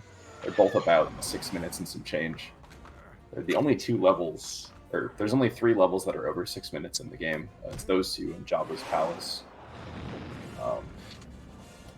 But you'll notice that if you look at the heart count on Wii Super's Player 1, he has 4 invisible hearts, which is kind of weird. But the reason for that is because in the previous room, he died right as he was entering the next room. And if you time a death to right before you enter a room, you get what's called ghost hearts, which means that as long as you don't switch characters, you will stay invincible, basically. Because you're at like 0 hearts, so you can't lose hearts. And the game doesn't really know what happens. So this is an invincibility glitch, basically. Unfortunately, it's not super useful in the game. It's only done a couple times, but we're able to get it here without losing any time, which does make this whole section better since you can play a lot more aggressively with exploding blaster bolts and not have to worry about accidentally dying. Mm-hmm. And this is another one of those launches where once you get player 2 up here using a little bunker skip, abusing the pathfinding of your AI players, if you go up here and jump up here, then player 2 kind of get confused and he tries to jump back to where he was before, and this is right through the transition of the bunker. So all in all, that saves about 10-15 seconds or so in movement. And that's probably one of the most recent tech discoveries. And yeah, we talked about it a bit during Camino, but the way that works basically is you set a respawn position, like the last respawnable ground, and then you jump on a bunch of things that you can't respawn on to get to a different location. And you try and make it so that the line between where you're standing when you're getting pushed and where the last respawnable ground you were standing on goes through a door to another room. And then after you get your AI player pushed into a corner, eventually they'll think they're stuck and they'll try and jump back to the last respawnable position. But if doing so puts them through a transition, they'll get caught in the transition. You can switch to them and touch the door to the next room, which allows you to get through some walls like that. We'll see a couple more of them. I think there's 4 of those kinds of tricks in the run. And yeah, like Chess was saying, that is one of the newest pieces of tech that was found in the run.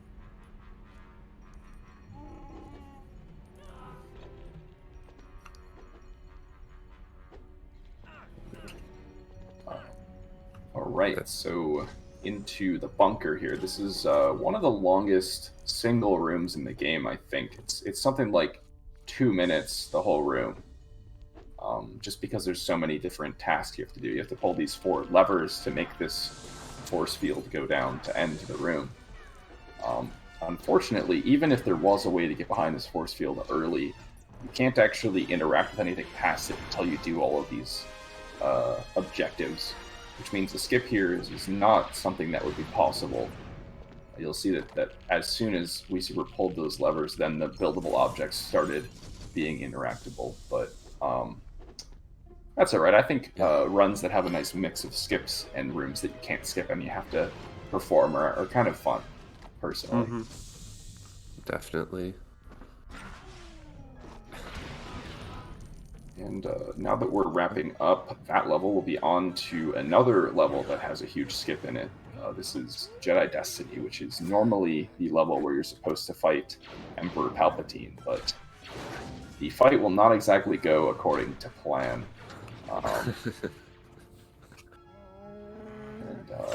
In the meantime, it looks like we have a set of runners in episode 4 here. I think we have 4 different ones. So those Fleming Laser, Bricko, Ginger, and Twice Light are all in the mid-game here. Hopefully we see some runs finished from a couple of those guys. Mm-hmm. Yeah, they're all cruising along. They're all kind of at the same area, the early half of episode 4. I wonder if they conveniently timed that out or something. Yeah, I think we're at the part where we're past like the early races, so they probably just coincidentally got to that point in the run. But yeah, so we super will be entering the boss fight here soon. And for fans of the movies, you might remember that the way Palpatine ultimately died was by being thrown off of the edge into the pit, the center of the second Death Star. And that is exactly what we're going to do here as well, though you're supposed to go through this whole scripted boss fight, but you can just push Palpatine off the edge and that instantly ends the level. Clean. Yeah, that was a nice attempt there on that skip from Wii Super. He does it on the left side. I believe we're going to see Cedomnastic do it on the right side, which is a little bit faster on the right side, but since Wii Super plays on keyboard, you can't really do the right side setup on keyboard. It doesn't really work because of the angles. But Cedomnastic plays on controller, so he's going to be able to do that. I think it's funny that this level, it's only a 2.5-minute level, but because the cutscenes are long and there's so little amount of gameplay, the gameplay ends up only being like 20-30 seconds or so. So Yeah. you have like 2 minutes of cutscenes, which I think is funny. Mm-hmm. And as a result of that, it does end up being the level in the game that has the least amount of gameplay, even though it's not the shortest split in the run. Which is pretty cool. And now we're going to see Cedomnastic do the trick on the right. So he takes some damage intentionally to get into a position where the Emperor will kill him and then continue attacking past him so that he can easily push him. And he didn't quite get an amazing lineup there, but he's able to back it up with a couple of slashes to stun lock the boss in place, and he's able to get the trick no problem. Yeah, you kind of have to get a rhythm with those stun slashes. You have to slash, move him a little bit, but then slash him again in order to get him stunned once again, and you have to keep that rhythm for a little bit. This is the part of the run that Tractor Beam benefits, where Wii Super is right now. So we mentioned that the Tractor Beam extra, it like stuns enemies that are around you, makes them easier to kill. In this room, you want to get 8 torpedoes to destroy the 4 Star Destroyers, and the torpedoes only spawn in on about 1 in 3 TIE Fighters. So not only to get the TIE Fighters that do spawn with torpedoes close to you and make it so that they don't run away, which is an advantage of Tractor Beam, but also being able to kill TIE Fighters quickly, even the ones that don't have torpedoes on them, means that more spawn faster. So the more you kill, the better your odds of getting a bunch of torpedo ships quickly. And Tractor Beam helps in both of those cases, which makes this room, which is otherwise pretty inconsistent. It makes it quite a bit more consistent and also faster, which is great. Faster and consistent is what we want to hear. And that was a pretty good room from Wii Super. We'll see if Cedomnastic can follow up with a good one as well. You mentioned this earlier about Wii Super being on keyboard. That's a personal preference that a lot of runners they have. There's most runners, they prefer a controller keyboard. So player 1 is controller and then player 2 is keyboard for their 1P2C. There are some people, some runners, they prefer double controller. So both players are controller, like usually Xbox or PlayStation controllers. And Wii Super is one of the few people that prefer double keyboard. So both players are using a keyboard to control both players. Yeah, I believe out of the runners here today, I think Zerathix is the only one doing double controller. I'm not 100% sure if Twice Light is on double controller. I don't think he is. And I know Justin Wii Super is on double keyboard, but other than Zerathix and Wii Super, I'm pretty sure the rest of the runners are running on controller keyboard, which is definitely the most popular input setup. Mm-hmm. Yeah, if I remember when Twice Light ran Pirates, I think he used a controller keyboard.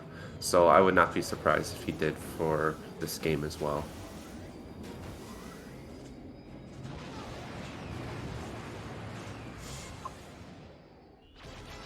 Yeah. In this game, it's most optimal to run like that, but the time save and loss differences are pretty marginal between the 3 setups for input device that relying on personal preference is actually like the better play regardless of the time save and loss, because you can quickly switch from keyboard to controller by just dropping in and dropping out. And so for the parts of the run where you actually need a controller, you can, even if you're playing on double keyboard, you're still able to do that. So dedicating to a specific input setup doesn't really matter that much as far as the final time goes. As long as you're playing on something that's comfortable for you, it's probably the best way to go. Mm-hmm. And that is the thing about Wii Super. He is a big keyboard gamer, so he sticks with the double keyboard since that's what he is very comfortable with. And we'll see Cedomnastic. He's in the core room here for the second Death Star, and he's going to get in this door here on the left with these 2 torpedoes. There's another red brick in there. That is the red brick for infinite torpedoes, which we'll see later on. Basically makes it so that you don't need to collect torpedoes anymore in future levels. It's unfortunate that we don't have it for this level, since having it in room 1 would save a lot of time, but it is in this level, so there's nothing we can do about that. Right.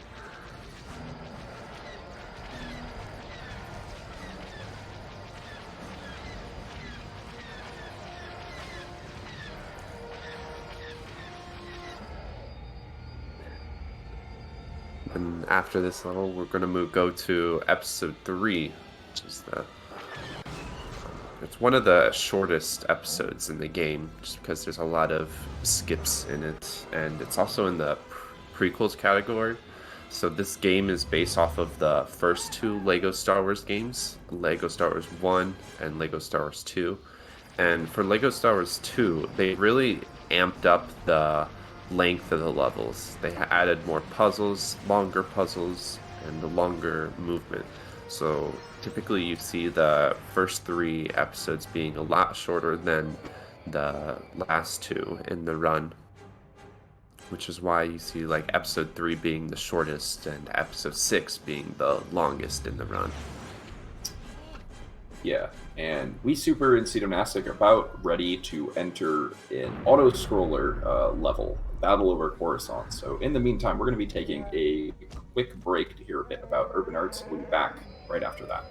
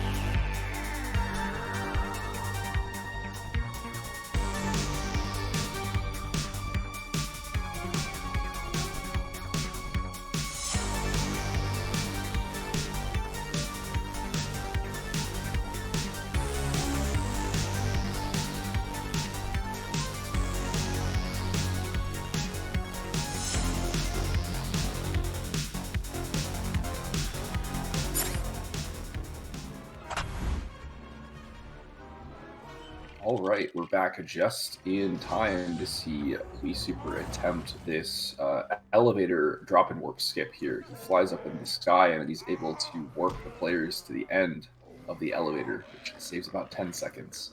And Steed is actually doing one of the newest tricks here, very similar to that trick in Endor with the super jump there. We get another one here that gets R2 out of bounds and skips a boss fight. This actually a pretty good execution there. He got up the out of bounds collision very quickly.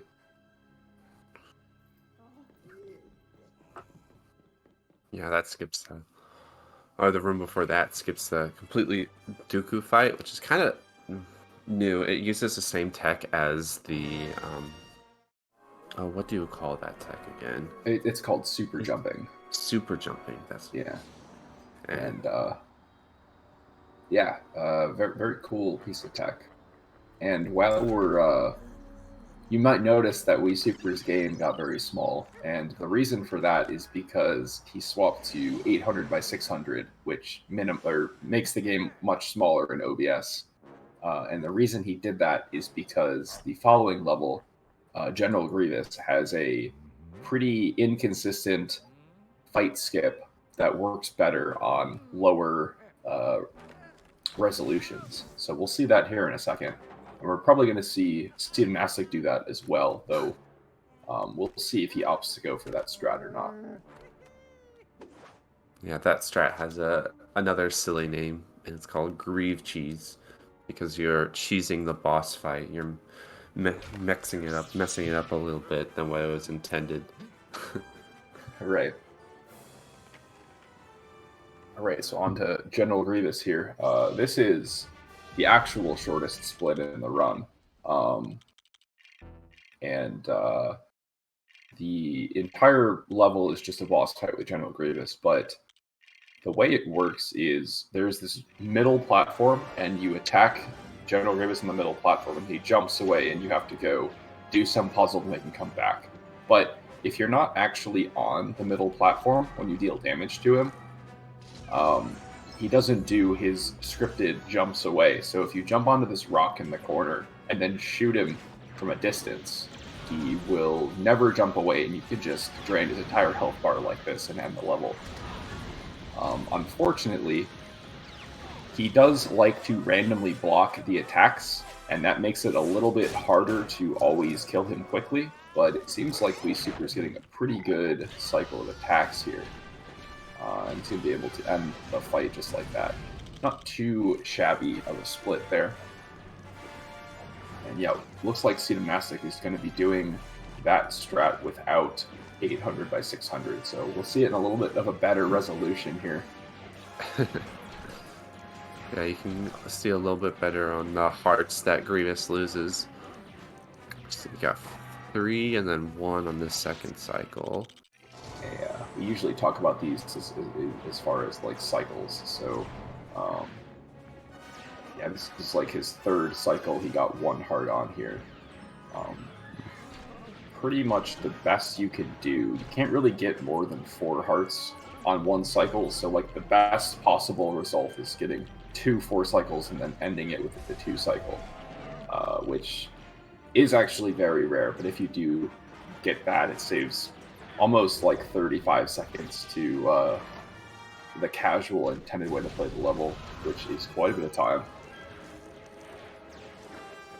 What some runners go for, although not very many super top levels, is that kind of half cheese kind of thing, which is basically where you go where you do half the boss fight, but then you do for the very last of it, which is the longest section, you do the grieve cheese stat, so half grieve cheese. And that saves a little bit of time. It makes it a little bit more consistent, but ultimately it's slower than the full cheese that Seed of Nastic and Wii Super did. Alright, looks like Flaming Laser just got Disco Skip there. Getting a quick pace check on everyone here. Looks like Flaming Laser and Twice Light are both within 20 seconds of their PBs there in the mid-game here, which is good to see. Rico Fett is not having the greatest run compared to PB. He's about plus 2 minutes, but like I was saying earlier, he's a top level runner. He's not really looking to PB today. He's just trying to get a good time up on the board. I think that makes sense for him. As far as Wii Super and Seed, Wii Super is plus 55 with his PB, and Seed and Nastic is plus 33. So they're both pretty close to their PBs as well. Any one of those last 3 runners probably could put up the top time of the event with one of these runs here. Zerathix was about 3 seconds ahead of his PB exiting Jedi Battle, but the next level gunship, it looks like he lost a little bit of time, so that puts him at 5 seconds behind. But like you said, I think most of the runners are just going for an event leaderboard PB. They're not exactly going for a full PB. I think a lot of these runners, they haven't really fully de-rusted.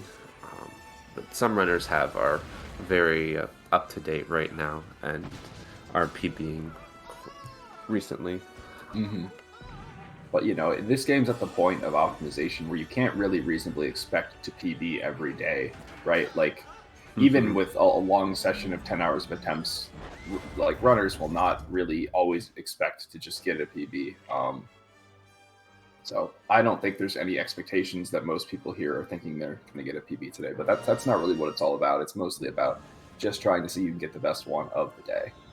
And we'll see who ends up with that. Definitely a lot of people that are capable of getting the top time of the day.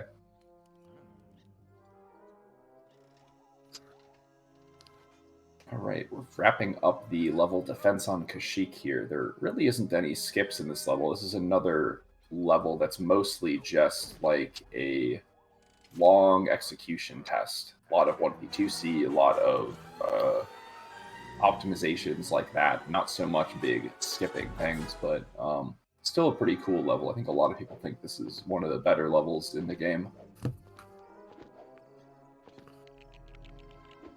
Yeah, I think it's really fun to practice and to platform around everywhere.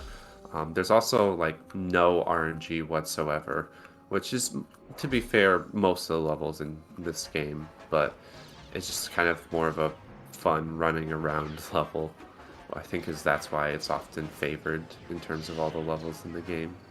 Yeah, and Yoda movement's also a lot of fun to do, since his jumping has some small optimizations to it as far as spacing the jumps being very fast. So people like moving, and we have another level with Yoda right after this, Ruin of the Jedi, which also has some fun movement stuff here. We'll see a big skip actually later on in the level as well.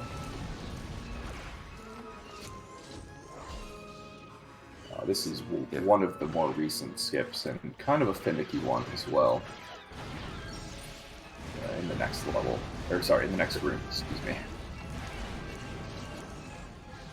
Yeah, it's really weird. There's like different things with different theories with camera and bad camera angle, and so you sometimes have to reset the camera angle even though it looks the exact same. Sometimes it's just like a hidden stat or something that sometimes it makes the trick work and not work, which can make it kind of inconsistently.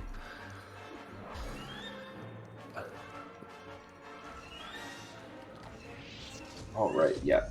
This is the drop-in warp known as library skip, because we call this room the library since it's like the Jedi archives. And if you do a drop-in at the right time here, you can get dropped in behind this door, but there's a lot of factors that go into this. The time that you press the drop-in button, Yoda's position, Obi-Wan's position, the camera angle, all sorts of stuff that goes into this, and you have to have it all line up for it to actually work.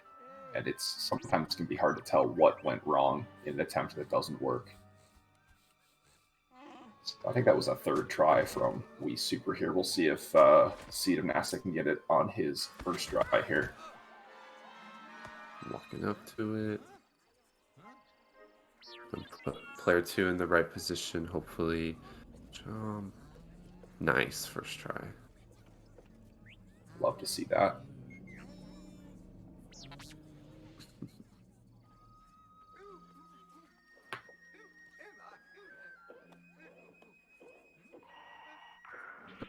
C-3PO looks so funny with the disguises on, with his mustache and goggles. Yeah. I think my favorite part with that is the ship levels, when they put the mustache on the front of like the Millennium Falcon. Yeah. All right, so we'll be swapping commentators here in a moment. Thanks everybody for watching so far, and hopefully we'll see some runs finish up here in a minute. Awesome.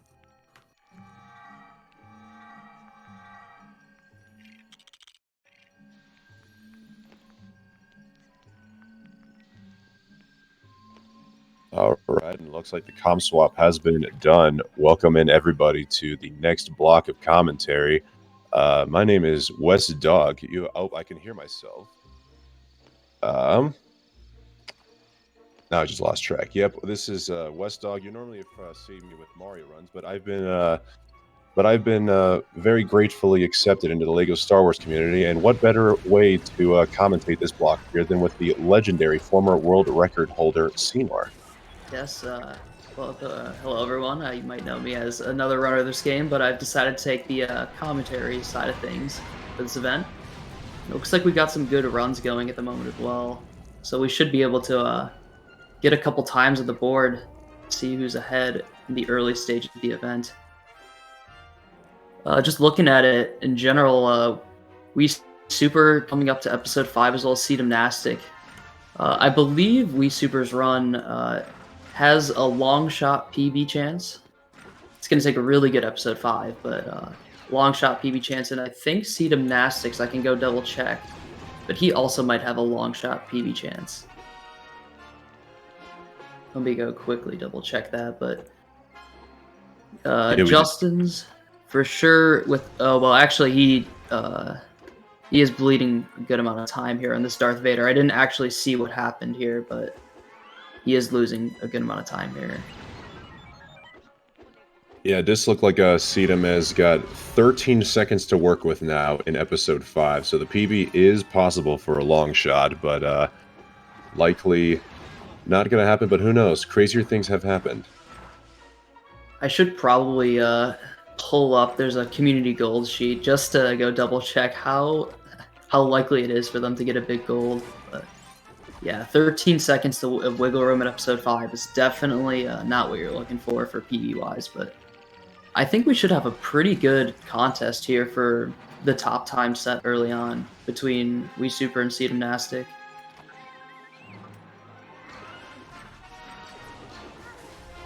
Yeah, it looks like Sedum has got an edge on We Super by about 36 seconds getting out of episode 3. So, and we do know, I guess not know, but We Super has been known to hold some really clutch episode 5s, considered one of the best episode 5 runners in the community. So this, yeah, you're right, this could come down to the wire. And other than those two, we have Flaming Laser in episode 6. I believe Bricko is also in episode 6, not shown on the screen right now, and then Too Light in episode 6. Oh, also Ginger, so yeah. A couple of other runs getting developed right now. I don't think any of those are on... Oh, wait, what the... Okay, so Zach... Zach, his feed is frozen right now on the stream, but he got a 20:06 episode 1, which I believe is the best ever episode 1 anyone has ever performed. Oh my goodness. I think that is best episode 1 ever by just a second. That is kind of crazy to do in an event, because episode 1, obviously it's the most played episode, so... I mean, that's 20:06. The community sum of best for that episode is it's like a 1958, I believe, or 1959. So essentially playing within 7 seconds of the community sum of best there. Zach just casually making this game look easy. He went on a D-Rust run last night, or what he calls a D-Rust, and he casually busted out another 2:23. And just for context, guys, those who don't know, Zach is the only runner in this game who's ever gotten a 2-hour, 23-minute time, to my knowledge, and he's just now pulling out a community best already in an LTA event. This is absolutely insane. We'll have to see if he can keep up the strong split times, because Camino is coming up right after Bounty Hunter Pursuit, and that is definitely one of the levels that can easily kill a run. And his last run in the event just recently got killed to Camino, one of the skips there. So hopefully he'll be able to get by that this time and stay on what should be best split times. All right, and it looks like we got a quick $10 donation as we were doing the commentary swap. And just wanted to let you guys know, for the reason why my icon on the screen is Darth Vader is because I wanted to throw out a little fun tactic out there. For any time we get a $5 or more donation throughout this commentary block, I'm going to be reading them. In the voice of Darth Vader. And for that, I must say, Chess Whiz with the $10 donation, saying, "Thanks for having me, and may the Force be with all the runners."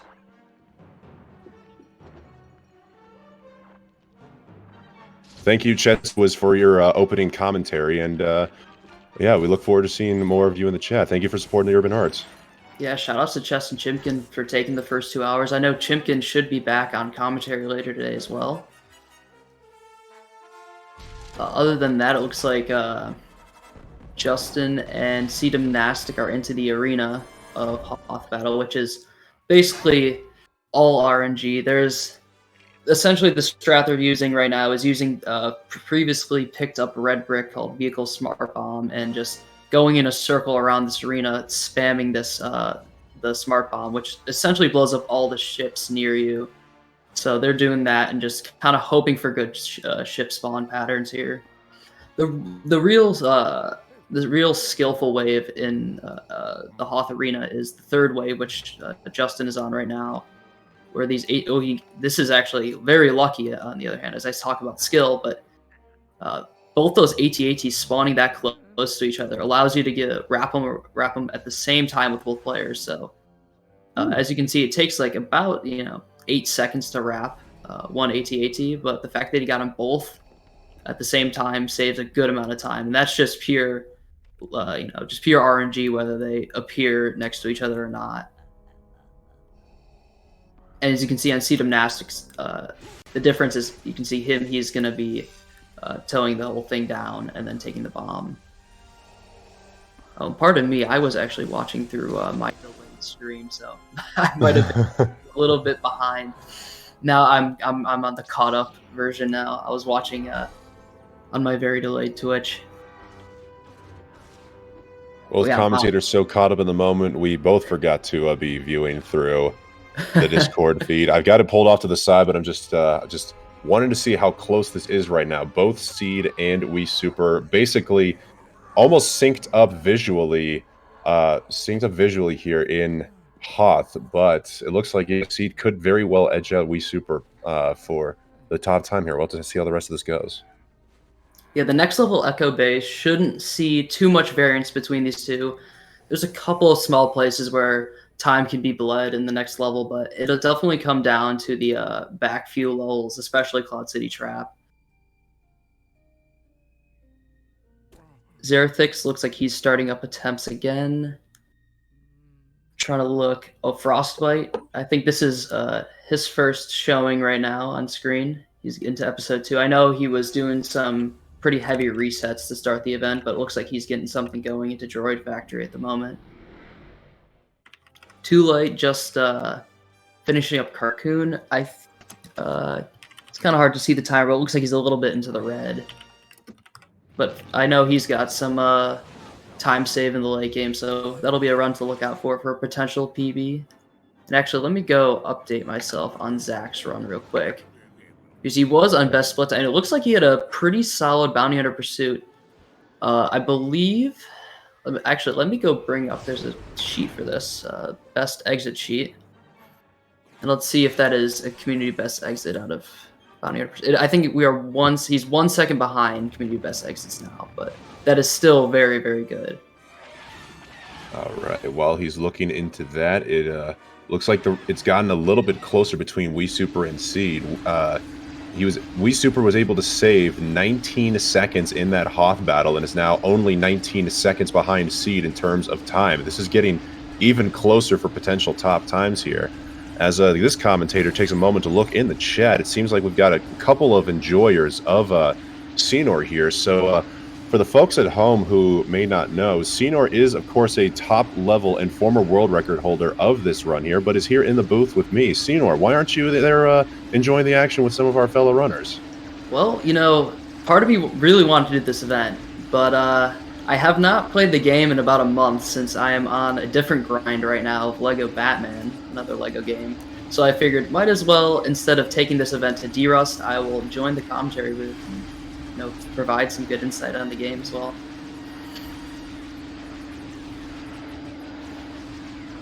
Do appreciate top-level knowledge. This commentator, though maybe one with the Force, as Wes Vader, unfortunately, is very, I wouldn't say clueless, but not aware as he would like to be with this game. So definitely helpful to have some top-level knowledge. So what I'm seeing from Camino so far from Zach is he got the button skip in room 2 first try. So going up into the Camino clip, if he can get by this, we should see like a pretty good, not only, well, a very good Camino exit, but a pretty good start to the run, and should be able to make it through episode 2. We'll see. I don't know how many droids he needs to kill here for the Jedi battle manipulation, but seems like he kind of just killed 2, and I think that is okay. We messed up the swap there. Oh no, he did not get the clip first try. He has to get it second try, or else this might get really disastrous. He does get it second try, so that'll keep the run alive. Likely kill any best split times, but certainly keeping a good run alive, and we should see his run make it to episode 4 minus any major errors.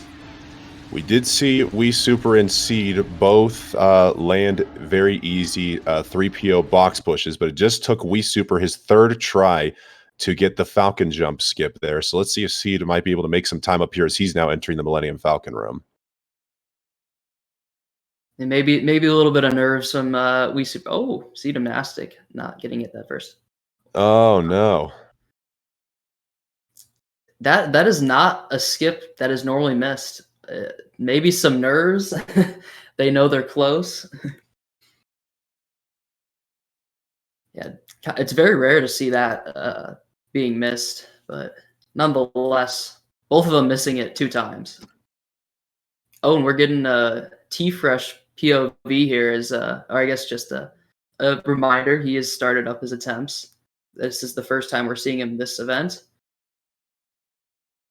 I believe everyone is running on PC. T-Fresh is actually known for running on other consoles.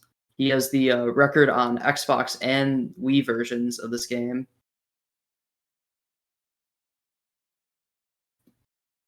So we do. Just a reminder, also, guys. We'll be swapping runners. We don't just have a set roster of 7 people. We've got I want to say at least 10 people participating in the event here today. So not all will be featured on the screen at once, or else, you know, just gets too condensed that we could barely be able to see anything. So we'll try to keep you updated as much as possible. It does look like, in addition to the runners we've got on screen, Frostbite also notably being on PB pace, finally getting their first run deep into the day. We've also got Bricko Fett, who is deep into their run. They're just now concluding episode 6 from the looks of it with a 2:25 best possible time.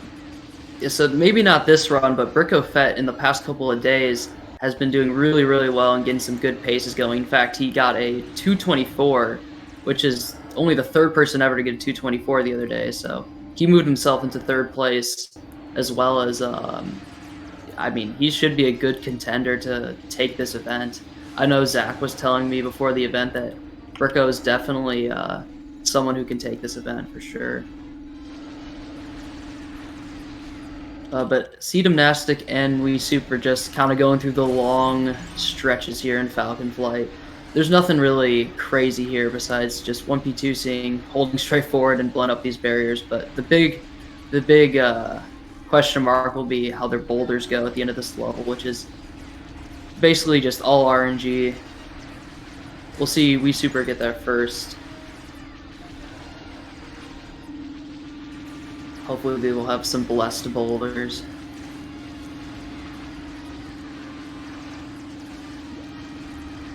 generally you're looking for one that's a little bit faster pace and not too fast though. This one looks pretty slow for Justin here. Let's see. He's gonna get 2 targets right away. He's gonna get a third, but now the question is, will it rotate fast enough to get some of the other targets to the front? He's gonna blank on the bottom. It's going fairly slow. This is not what you want to see on a boulder. There's 6 total targets. He just got his 4th, so there's still 2 targets and they're on the back. And you can see how much time this loses. He gets, yeah, still 2 and look at Steed Gymnastics. This one's going a little bit faster. He's going to get 2 on the front right away. Justin just completing the boulder right now.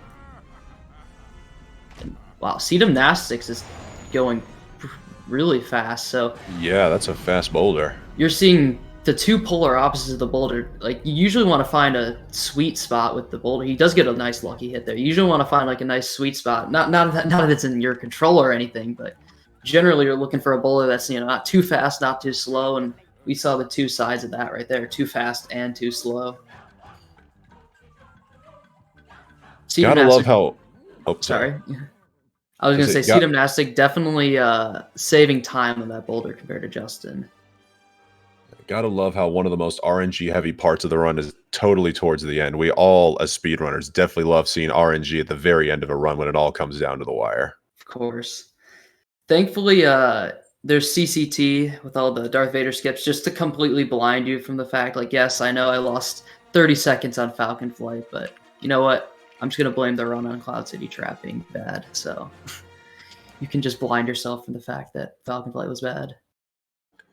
So Seed did gain some ground on Wii Super there and has now got a 27-second lead for top time here in the event, and it looks like if they are comparing against their PB of 2:27.24, if that is their PB, I'll need to check the boards here quickly. That is correct. So he is in the green for PB here. So not only could Seed potentially get top time, but might be able to start this event out with a personal best. Do you know how far into the green he is? 1 second, 1.0 seconds. This is gonna be Dagobah here, because in his PB he got the fastest he's performed. He golded the Cloud City Trap and Bespin splits. So he's gonna be comparing against 2 gold splits at the end. This might be his opportunity here to save some more time before going into those 2 gauntlets here in Dagobah. So this will be I mean, all splits are gonna be big from here to the end, but this one definitely he's going to want to get a couple seconds on this split to have a little bit of leeway on Cloud City Trap. So you see Justin's approaching button skip here. I think Seed Gymnastic will end up doing it essentially at the same time. Oh, Justin, his R2 fell into the water there. That is not what you want to see. Now Seed Gymnastic's attempting it. Oh, and Luke died. This is not going very well for either runner. Luke's dead again on Steed Gymnastics side.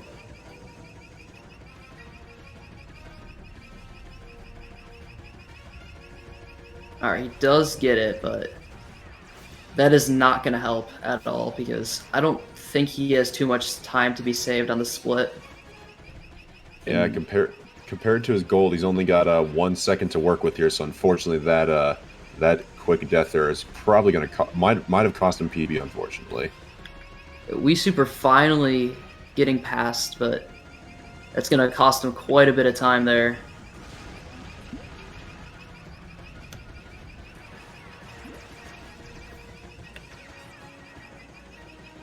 Both of them getting caught skip though, so thankfully we didn't see anything crazy go down there. To the question in chat, I don't think Seed did fast DB1 and PB, so if Seed feels comfortable enough or feels it's necessary to go for fast DB1 to get a PB here, then we might see it. We'll for sure see Wii Super go for it. It's the staple of all Wii Super runs. He is the one guy to go for the fast DB1. Most people only go for it if it's required, but Wii Super just... he's got the guts and he goes for it every single time. I know personally, I couldn't do that. I know we were talking about this before coming into the booth. Fast DV1, that's where you use Luke to clear the gap instead of R2, correct? Mm-hmm. And so it essentially just, once you clear that gap, you're right on top of the helmet dispenser to exit the room. Or sorry, the helmet panel. So instead of, doing the extra movement of going to the right with R2 activating a bridge to get Luke across, you're just getting Luke straight across right away, which saves around 8 seconds to an optimally done panel fly in DV1.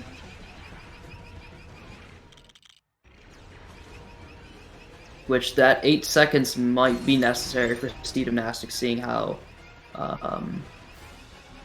this Dagobah has been going.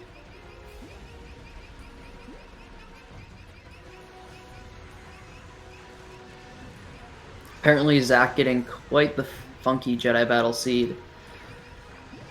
For those who aren't aware of Jedi Battle manipulation, I'm not going to try a long, in-depth explanation, especially not during an event, because it is a very long, complicated explanation. But essentially, in Jedi Battle, runners will try to manipulate the spawn so they'll know where the general areas the droids are going to be when they're trying to hunt them down in the arena. And considering Zach got a funky seed number, he might not get a very good Jedi Battle time unless he is able to figure it out.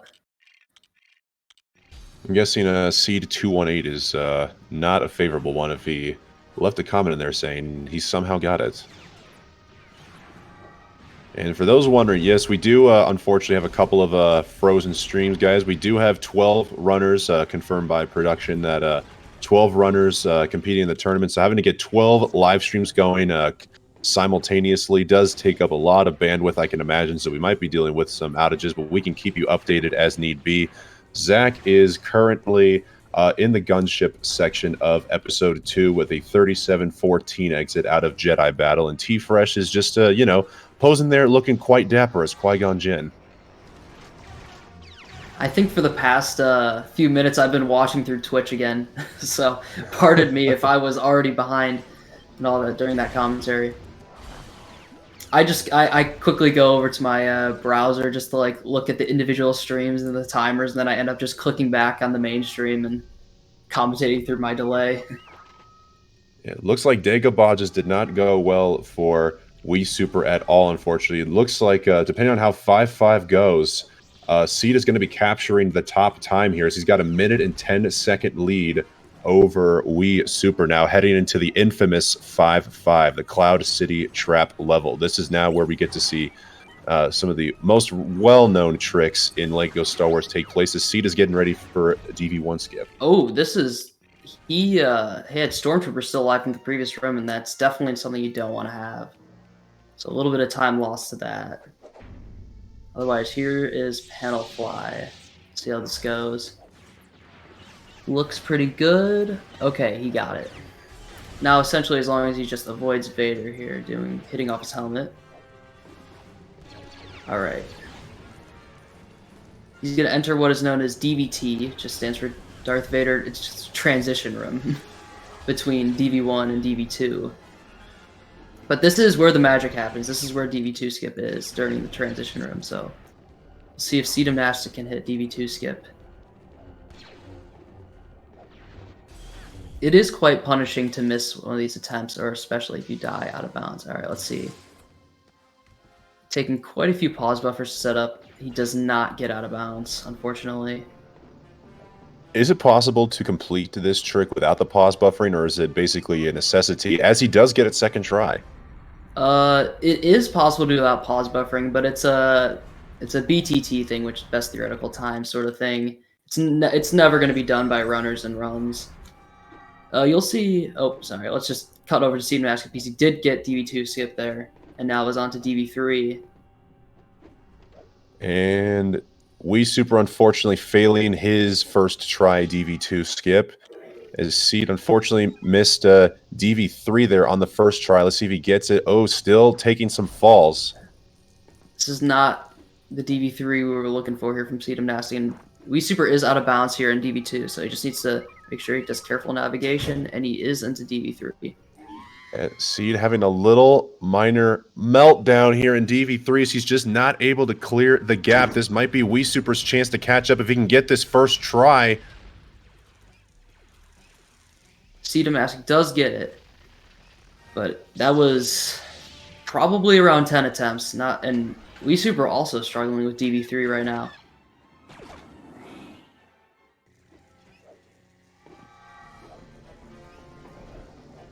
So both of them are probably not going to be too thrilled with their Cloud City Trap times here, but Speedrun should still be ahead enough to have the lead into Bestman here by probably around 30 seconds.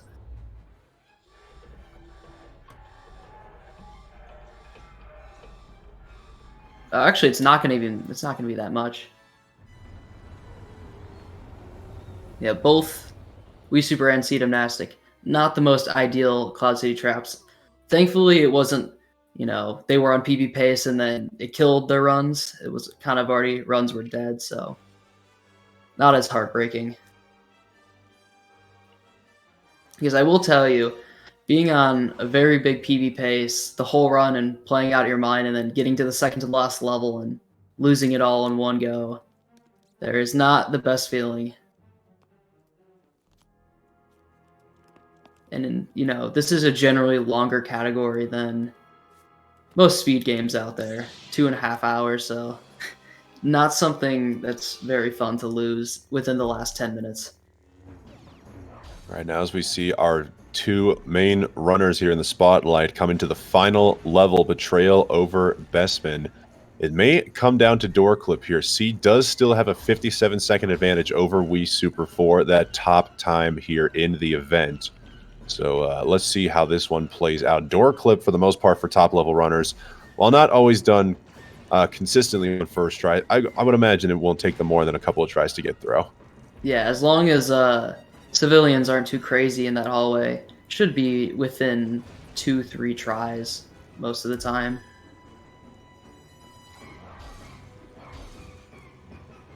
Meanwhile, Laser's doing Grieve Cheese right now. Oh, he's doing a different variant of Grieve Cheese called the Easy Mac, where you essentially play through the Grievous fight until he has only 3 hearts left, and then you do Grieve Cheese for the last 3 hearts. It is a little bit slower than the full Grieve Cheese, but it's a much more viable option for people who don't get the best Grieve Cheese on their monitor. It really doesn't lose that much. I also love Flaming Laser just giving us a subtle shout out to the great Gene Shalit with that cosmetic brick being used for virtually everything. You can see glasses, nose, and mustache on full display there. I'm sure Gene Shalit, if he's watching, is very happy. All right, Speedrun coming up on door clip here.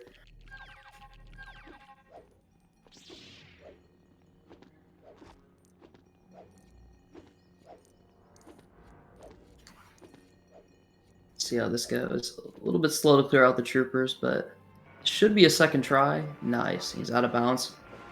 Oh no, and he jumps back in. Clipped back in. Looked like looks like he was trying to adjust his height, I think, and then just kind of overcorrected it. All right, there we go. They're basically synced up visually, but Seed's still got the clear lead. Yeah, so unless any disasters happen for Seed, he should be taking the top time here to start the event. Despite the mishap on door clip, he is far enough ahead that there really isn't too much left. I mean, there's box clip, which of course you want to be careful on, but most runners should be nailing that. Looks like Frostbite just entering the Sandcrawler now, and Junlun's still ahead. I will try to get an update on Zach's run in a minute here. We'll let these two runners finish it out, and then I'll try to get a good update on that. Zach is still comparing to his average segments, well in the green. 220, low 220 best possible time there for Mr. Muffin. Which, Zach, since I know you're listening to commentary, if you do not like being called Mr. Muffin, please let me know. All right, both runners coming up on box clip here. Let's see gymnastics first to get there. Let's see how this goes. Just make sure you time it right. There it is. All right. Nicely done. And same with Wii Super. So now, really the only time that is gained or lost at this point of the run is the end platform, but that is pretty variant. The spawns there are quite random, and of course it's the main goal of the end platform is to take as little deaths as possible. So we'll see how that goes. Because you'll be surprised, like 2 or 3 deaths really add up on that end platform, time-wise. We'll see if there's infamous surfs on these levers. Gymnastic didn't really get a surf there in the second one. Look at Wii Super. Lando just surfing on the top of those levers. Very beautifully. It's a little swag strat that all of our runners like doing.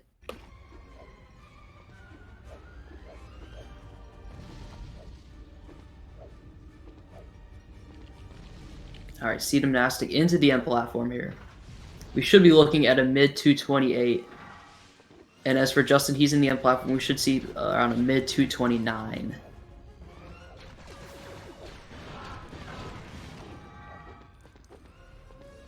So far, not a bad... Oh, Lando does take a death, and I know I've seen Leia take a death for Gymnastic. But other than that, I think only 2 deaths, and he's going to enter the Falcon here. First completed run, 228.27. Nicely Only a done. minute off his PB. Exactly a minute off his PB. And now we super into the Falcon, 229.19. So 2 very solid runs to start off the event.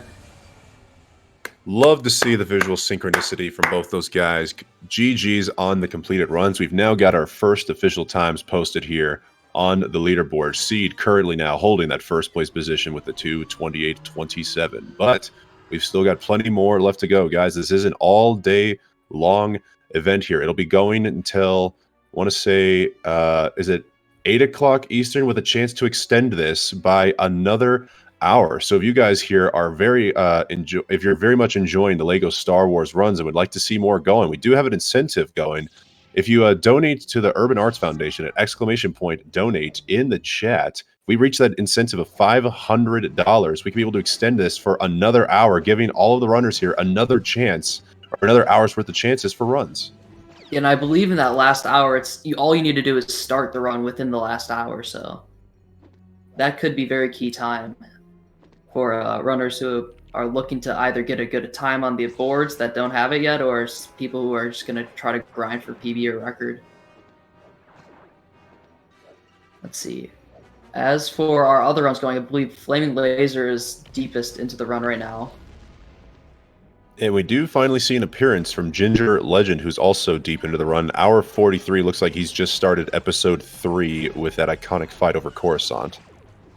Ginger was in a very similar position to me before the event, but he actually ended up participating, like probably how I should have done. And he is also in that de-rusting phase, so we'll see how his times progress today. I'm assuming, what I'm guessing is he'll probably start off the day with a couple of average times, but hopefully as the day progresses, we'll see his time go back towards PB level.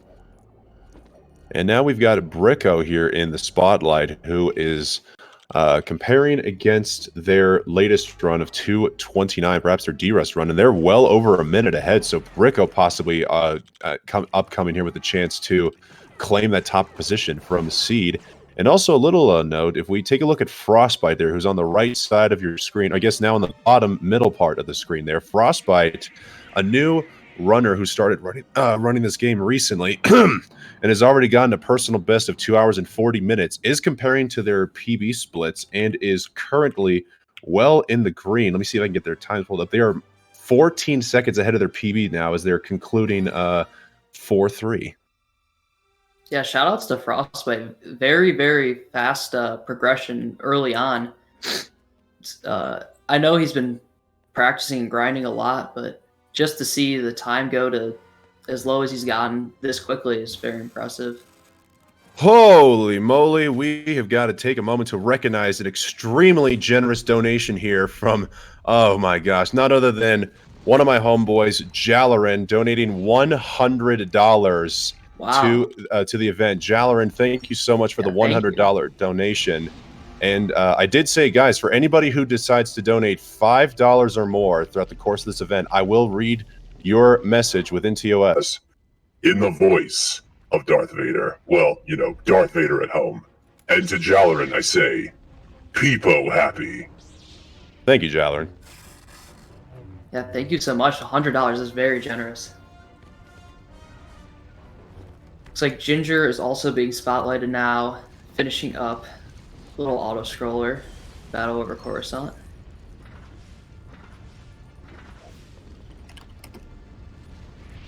Urko entering Vader, which there's a more newly developed skip at the beginning of Vader that has been known about for a while, but runners just figuring out your drop and warp. It's going to happen very quickly. It's going to go backwards to kind of teleport Anakin further in the level, and then he's going to drop him in as soon as he's available.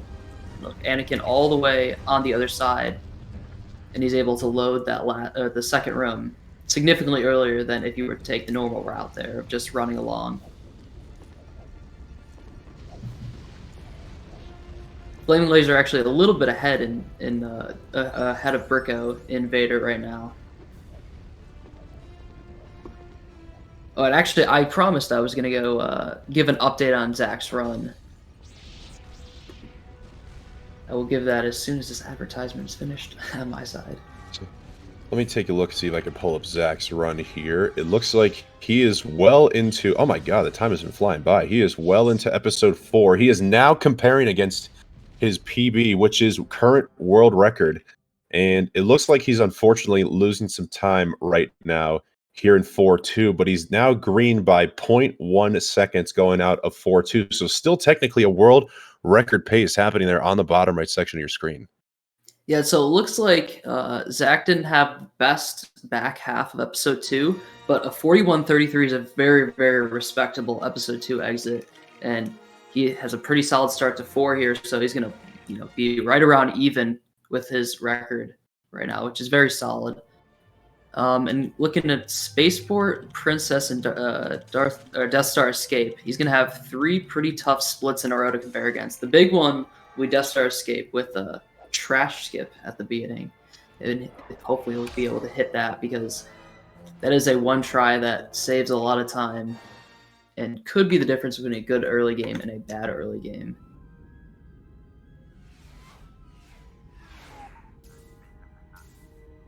And now Zach is being spotlighted here. We'll give a little watch through of his spaceport.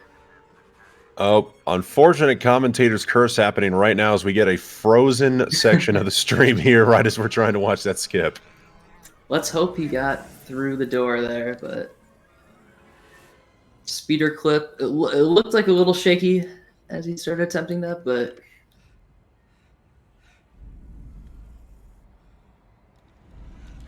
we'll get an update very shortly. Meanwhile, looking at the bottom, Frostbite. Oh, okay, there's Zach. But Frostbite is struggling to get the red brick there. That one is... Oh, I'm already blanking on the name.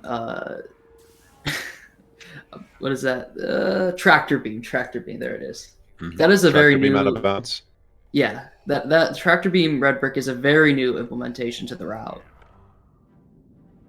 Oh, and actually, it looks like Frostbite golded Spaceport right before, so another time save to add on to his already good run. Unfortunately, Zach's screen is frozen again, but it does not look like the greatest entrance to the cantina here, as on our frozen screen.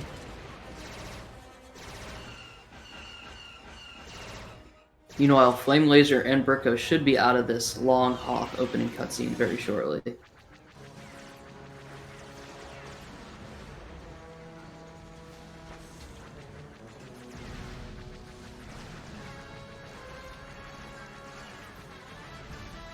Flame Laser will come up to the barrier skips first here. I'm trying to look his episode 3 exit. I don't think he really has a chance at PB anymore. Yeah, but we'll see. Obviously, he's still sort of in derust mode as well, so he's probably going to be looking to get a couple of finished runs earlier in the day to try to set up some PB attempts towards the end of the day. And it looks like we got a new face showing up here on screen. Viola Guy 32. Viola Guy 32. Hope I'm saying it correctly one of those two ways, but I'm going to guess one of the newer runners here. They're comparing against their personal best of a 2:54, and they are already 45 seconds ahead as they're going into the Darth Maul battle. This event is open event, so anyone can run it. I maybe this is a late sign up. I was not aware that Viola Guy was running, but there he is. Another runner added to the mix. Yeah, Senor, you might have a good grip on this. The community, of course, most recently getting widespread recognition through the release of the world record history video published by none other than Summoning Salt. How much new activity have you guys been seeing throughout the Complete Saga community since the release of that video? Oh yeah, for sure, a ton. We were hoping for just the goal was like, let's hope for a couple new runners, but we've gotten a handful of new runners and people who have just lowered their times immediately. And actually, one of the big benefits was, I think, past runners who had maybe dropped the game or on a long break, coming back just inspired by the video. So that was a big uptick, as well as gaining, obviously a ton of following on Twitch and viewers who are very interested in the game now. That is always fun to see. Meanwhile, it looks like Laser onto the AT-AT section here. Yeah, of course, we very much appreciate Summoning Salt for picking up our game and being interested. Anonymous source actually letting us know Viola is a long-time runner, but hasn't run all that much. And yeah, now confirming their PB is 11 months old. And so perhaps they're just looking to send shockwaves through and bust open a brand new personal best. Zach also apparently disgusted of whatever just happened to him in that last stage, as he says, cannot even physically explain what happened. He did lose about 20 seconds, it looks like, to what his... Well, I don't think he's comparing his PB anymore, he's comparing his average, but he does get second try to bounce there, so it looks like he did bleed around 18 seconds exactly for to PB. Not a very good spaceport. We'll see in a second. He's going to go for the tractor beam out of bounds. It's important that you get this quickly, because if you don't get this right away, Obi-Wan has some issues showing up, potentially. It's been an added layer of punishment for losing time. And I'm not sure, those spins, some swag spins, maybe some helps Obi-Wan show up. Everyone has their own way of trying to help Obi-Wan show up. Maybe those swag spins are Zach's new strat of getting to show up. But he does show up, so looking, and pretty quick out of bounds. So far so good on this princess. I think the main thing to look out for on Zach's run once he finishes princess. Oh, whoa! This is okay. So we got a random aggro right there. That, and like I said, it is just purely random, and that can ruin a whole run, because losing your helmet there at that panel loses probably around 40 seconds. So thankfully avoided any helmet loss.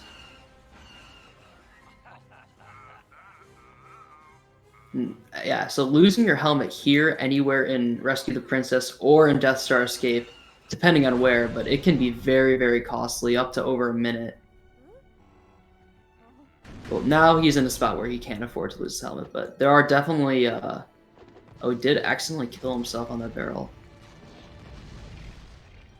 Yeah, explosive blaster bolts, that is definitely, so the extra explosive blaster bolts is gotten pretty early in the run, so you're able to use the extra throughout most of the run, but the one thing about it is you can explode yourself on objects if you shoot too close. So that is one of the biggest learning curves, I believe, is for newer runners, is just taking the least amount of deaths with explosive blaster bolts, because each death loses about 2 to 3 seconds, and limiting those throughout the run adds up, especially if you're using explosive blaster bolts for 2/3 of it. You see Bricko and Laser basically both in sync visually here, but Bricko does have well over 10-minute advantage here. So not sure how their time is looking. Let me see if I can go get a comparison on that here. Hard keeping so many streams open. Still a 2:26 best possible time for Bricko here, comparing to that 2:29, and they're almost 2 minutes ahead of that 2:29. So yeah, very still much in a position to claim top spot. If it could be possible for production, could we possibly get Bricko up in the top half sectional? Can we turn our attention quickly to Zach's stream, because he's about to do what's called Trash Skip, which is a one try here at the beginning of DSE, and that saves a lot of time if you're able to get it. But it is not a very user-friendly skip. It can just not work. And here you have to try to clip out using this object right here. He's trying a little bit of, he gets out of bounds, but that's not the whole skip. The hardest part is done, the out of bounds, but now he's got to navigate out of bounds to the door at the end of the room, as well as get a helmet on Han real quick. He needs to make sure he stays out of bounds, and then jumping up through the wall, he's got to jump in the middle of the door here, and he does load the next room. That is big for Zach that he just got that, because in his PB he does get that skip, and missing that clip, the first try clip out of bounds there, loses quite a bit of time. If he did not get that, I wouldn't be surprised if he reset. But he will continue now.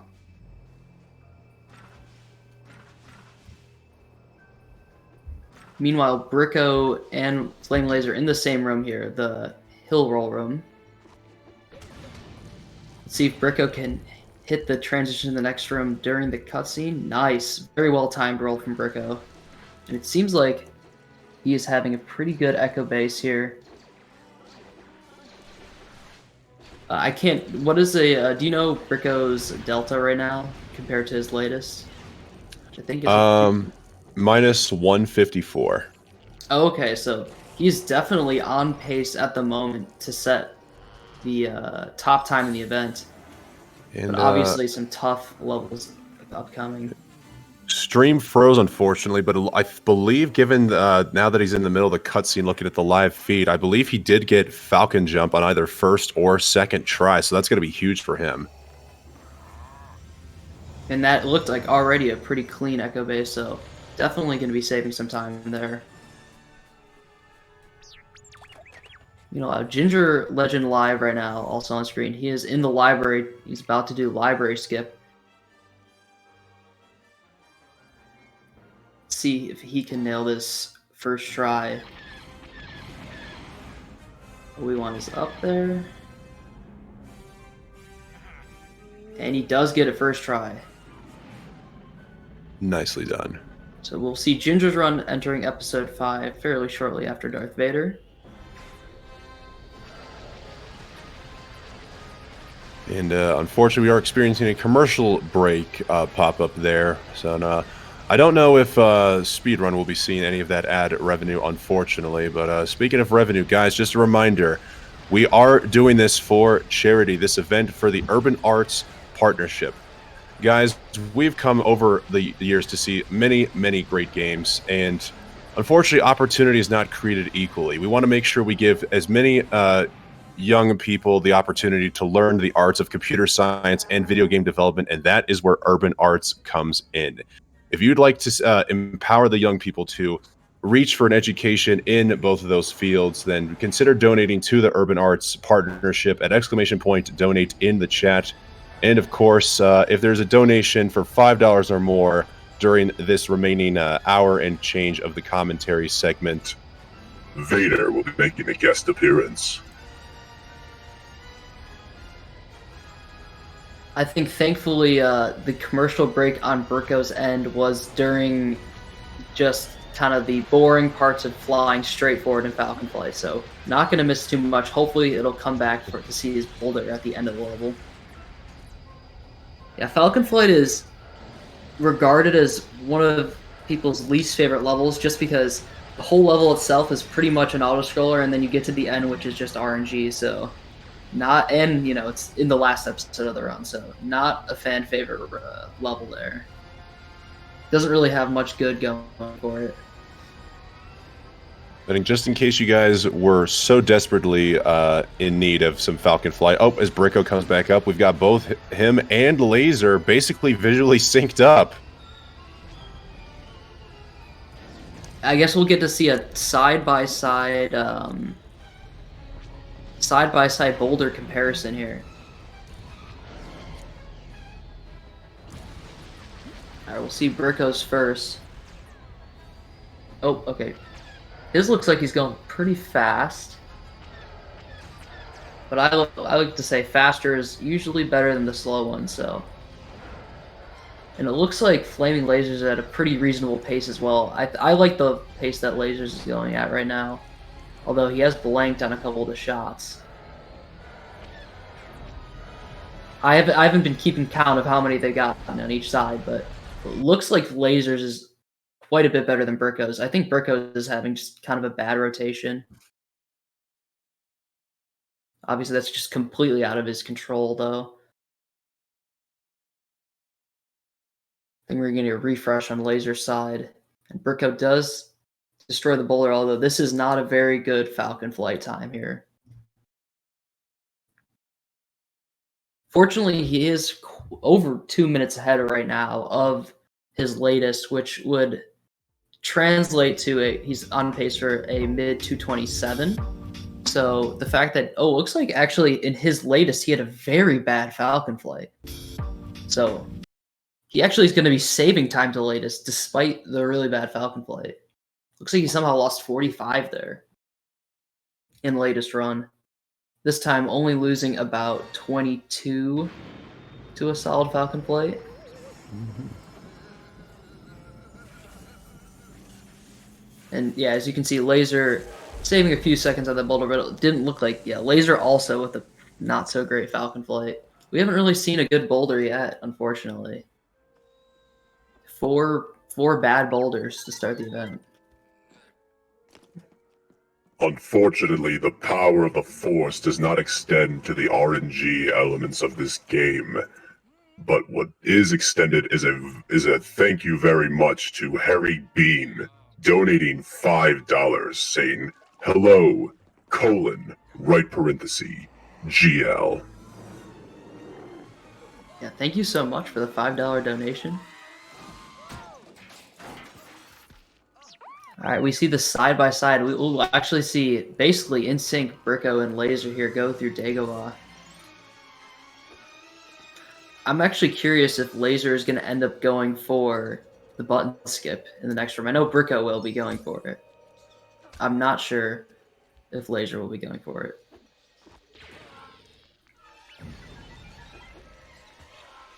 Alright, pretty solid room one from both of them so far.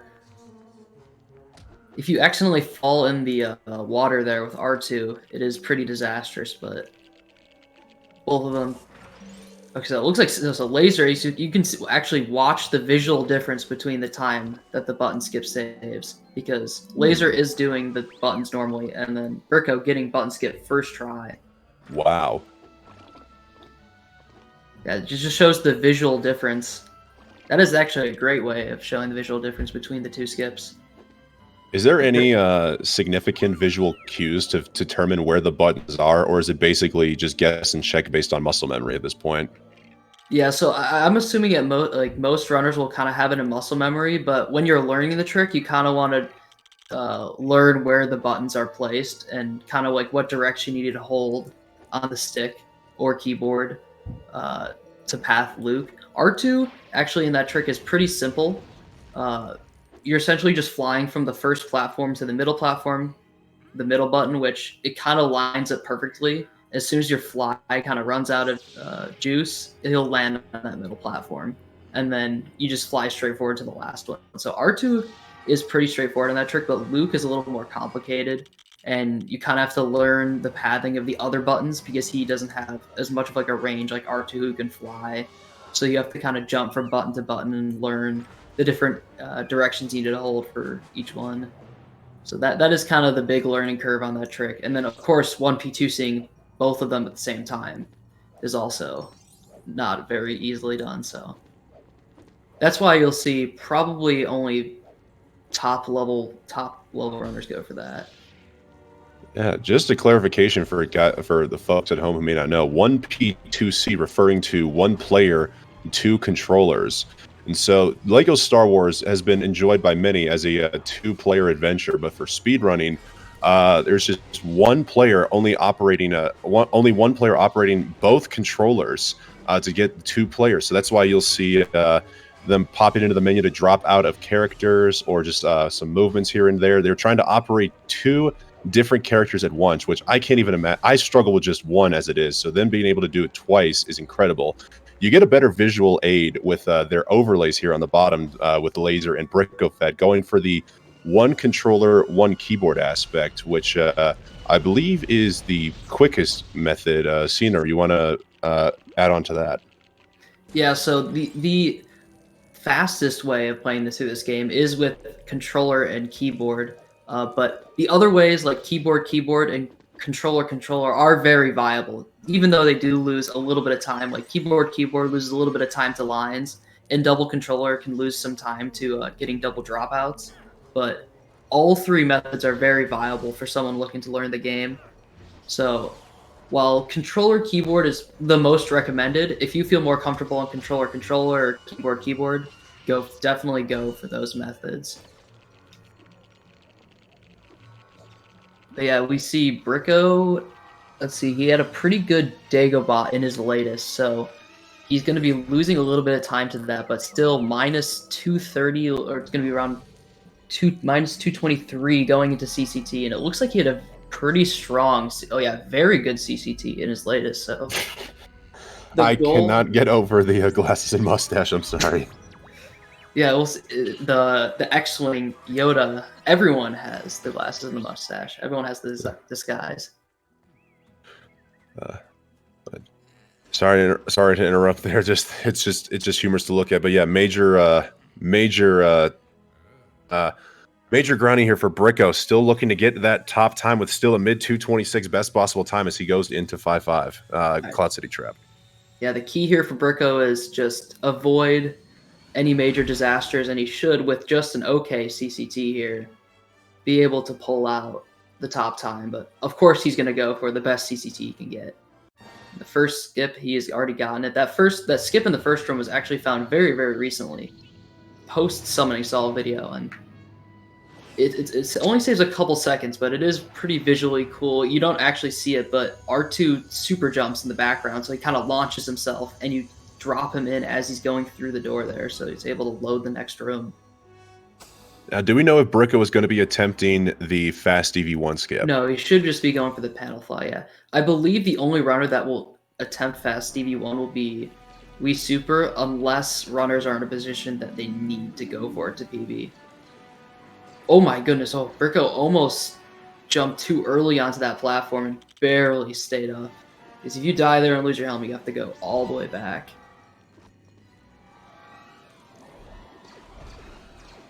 Alright. Oh, he does fail the jump in DVT. Meanwhile, Laser approaching DV1 as well, but Bricko onto DV2 skip. See if he can get clipped out of bounds first try. Very quick setup and out of bounds. Alright, now just needs to be careful in this navigation. Can't go too high or too low here. And that looks perfect height. Very well done on DV2. But another tough trick here in DV3, which we saw Seed and Justin struggle with earlier. Doesn't get it first try. Or second try. Third time's a charm. Ooh.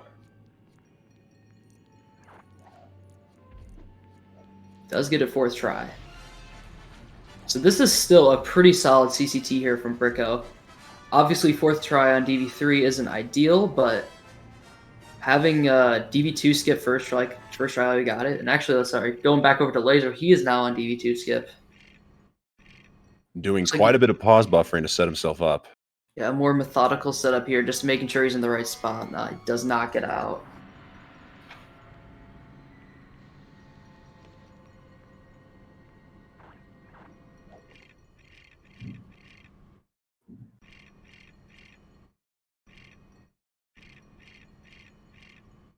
Taking about 14, 15 pause buffers there, but he does get out of bounds. He's very low. He's going to have to adjust himself properly. He's too low right now. Okay, he's okay. Just barely high enough. And now he's on to DV3.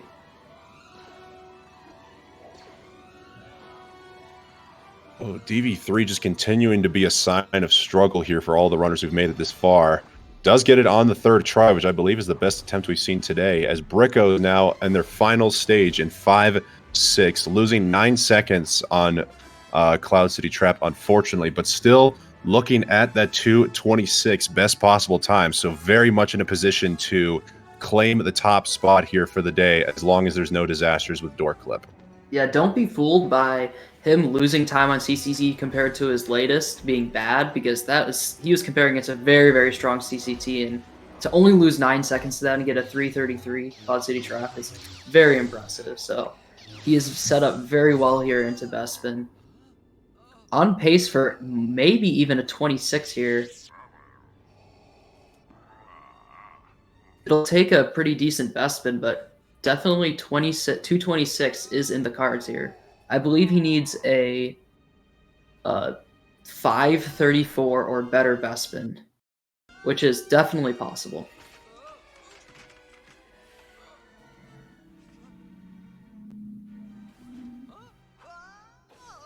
And I believe we will take a quick commentator break after both Laser and Bricko finish up their runs here in Bespin.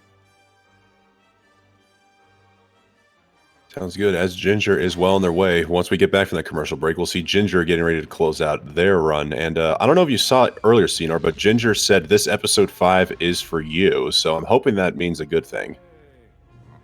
Hopefully. Hopefully we're about to see the best episode 5 ever performed.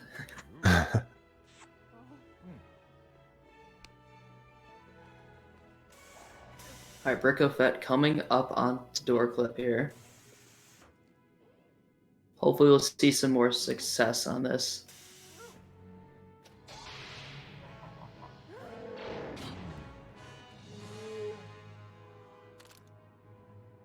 No civilians nearby, and he gets out of bounds. Just needs to do navigation. And there it is. Alright, very, very clean door clip from Bricko here. He does have an aggro down the hall, and he does notice. That's good. If he didn't notice that, would have been a little bit of a problem, but... He's gonna... Sorry? Is aggro what happens when we see him like glitch and go upside down? Oh no, aggro is just referring to the stormtroopers, where they like they're aggressive if they're like wanting to try to shoot at you or not.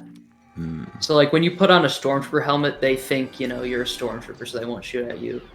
Right. But if you build or attack near them, even with the helmet, they will become aggressive and then try to shoot you no matter whether you have the helmet or not. So the goal there is just to get them de-aggroed so they're not shooting at you, and so you have a nice pathway down the hall without having any chance of losing your helmet there.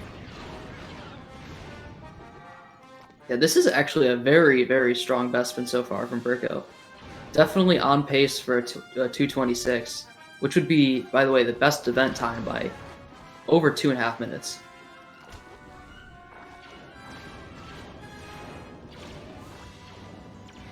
Meanwhile, Laser onto door clip. And first try. There you go. Well done. As Bricko's getting set up for box clip here. Should be nice and easy. Well done.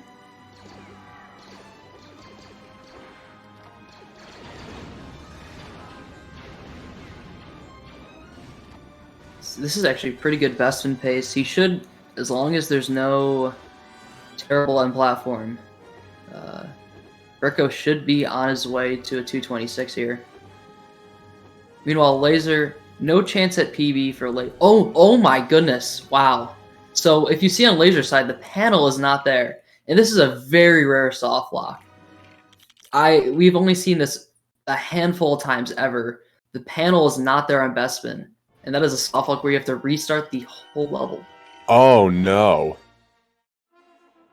Thankfully, it is extremely rare, so we've never seen it on any PB paces, but the best spin panel soft lock in the event. I never even knew that was a possibility. How sad. I would have. Most people don't really know about it because it's so rare and it's only happened a few times ever. Do you guys know what may cause the soft lock, or is it just it's so rare no one's really looked into it? Yeah, it's very rare. No one's ever really looked into why. Like, it's maybe happened like 5 times ever, maybe not even.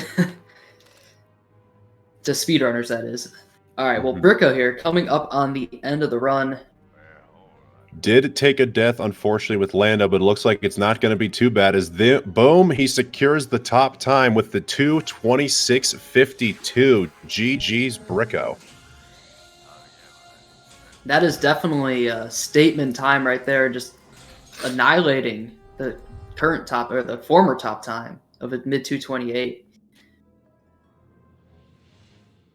And I believe we can go on break here right now, if that'll be better. I know Yes. Laser's still finishing up his run, but anything good has been taken away from that panel soft lock. Very, very unfortunate. Dang. Hate to end on a somber and then suddenly good moment there, but I would agree. Yeah, maybe it's now time to learn more about the Urban Arts Partnership. We'll be right back after these messages, folks.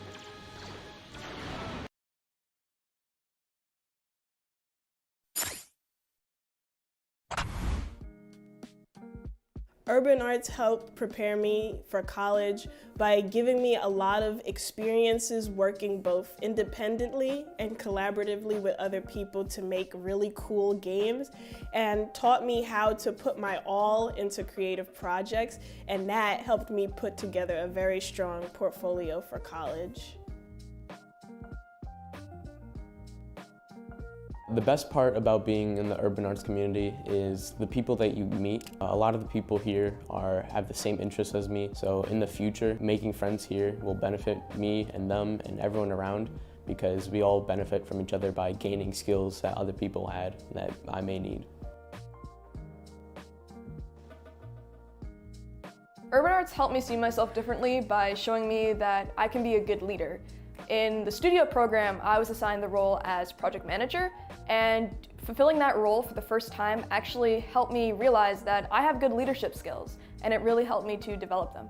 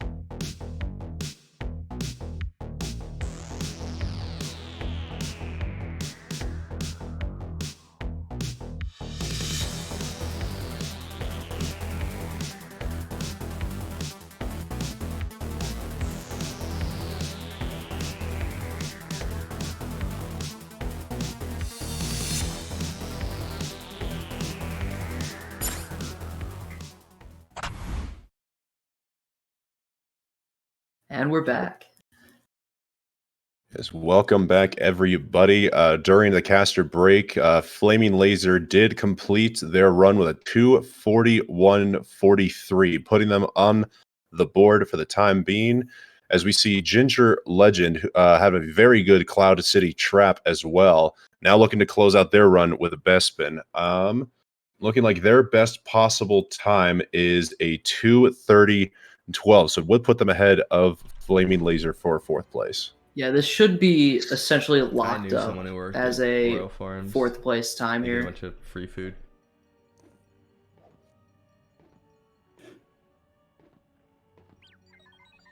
Hold up, I'm hearing audio from somewhere else. I'm trying to figure out. Apparently they have good chicken. I think, There's, yeah, like, we're I hearing. remember, like a year or two ago, I Oh, came okay. home. They're either interacting like, with chat or like, interacting with each other in the VC, hey, and it can Dad, be what's heard for over dinner? the And he's like, stream. I got a bunch of buckets of Okay, yeah, I'll Royal just make sure I Farms have that chicken. muted for now.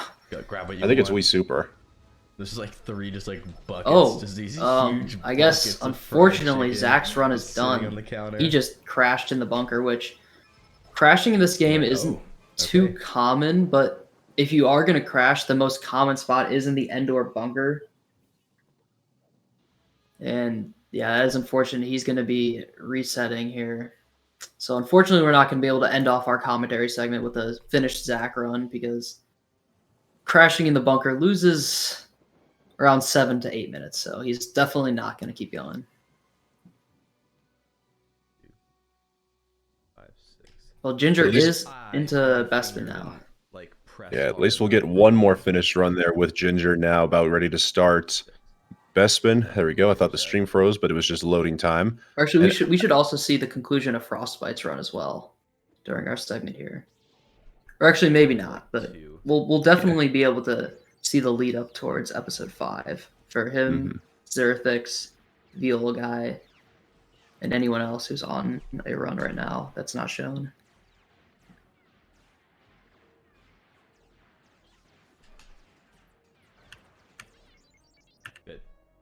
All right, not the best Boba fight, but pretty good positioning here for the door.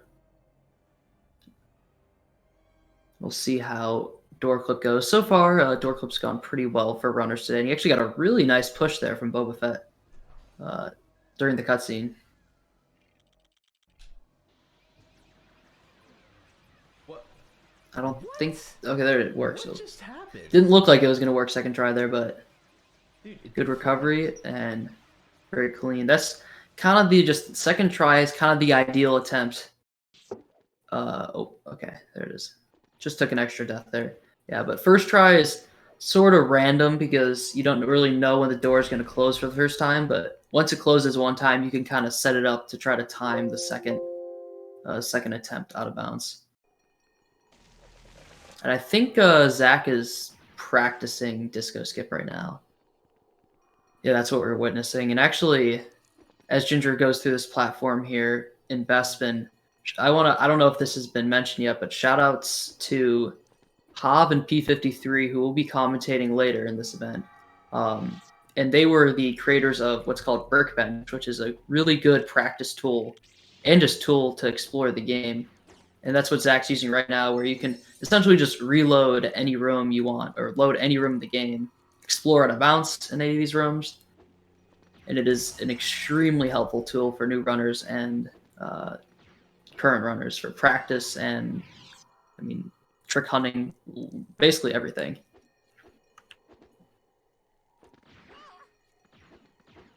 It's essentially the TCS version of Usamune for SM64.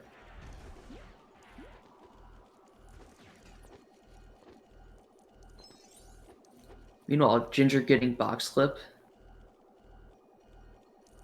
And this is also a pretty solid Bespin. I think it's on pace for around a high 5.2x, low 5.3x Bespin. Should put him right in the 230 range. And I know he is still derusting, so likely a time he'll be happy just to start out with a nice baseline where he can start trying to build off of this and try to end this event with a much better time, but certainly a good baseline here from Ginger. especially because he is de-rusting. Actually, I don't know if this is our first look. I know at E Roadhouse, who's come on the screen as well. All right, Ginger Legend Live about to hit the end platform here. Looking at a mid 230.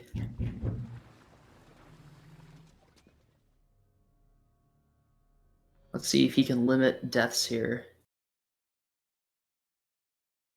Does die on Leia.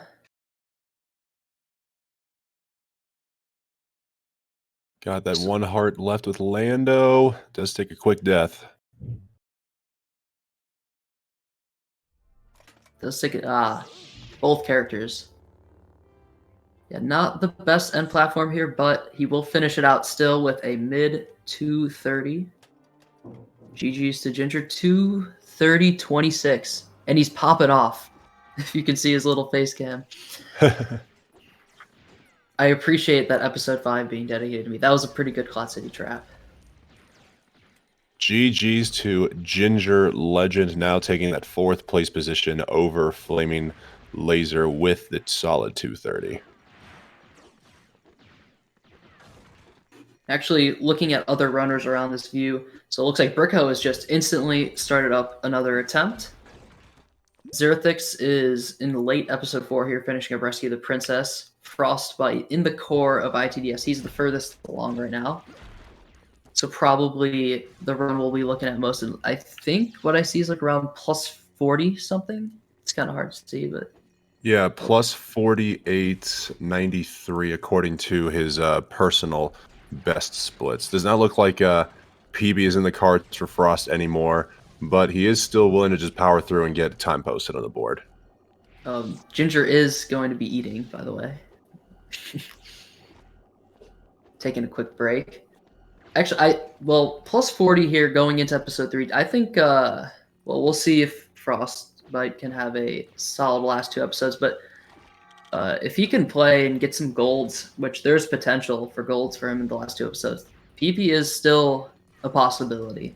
It'll be tough, but definitely still a possibility.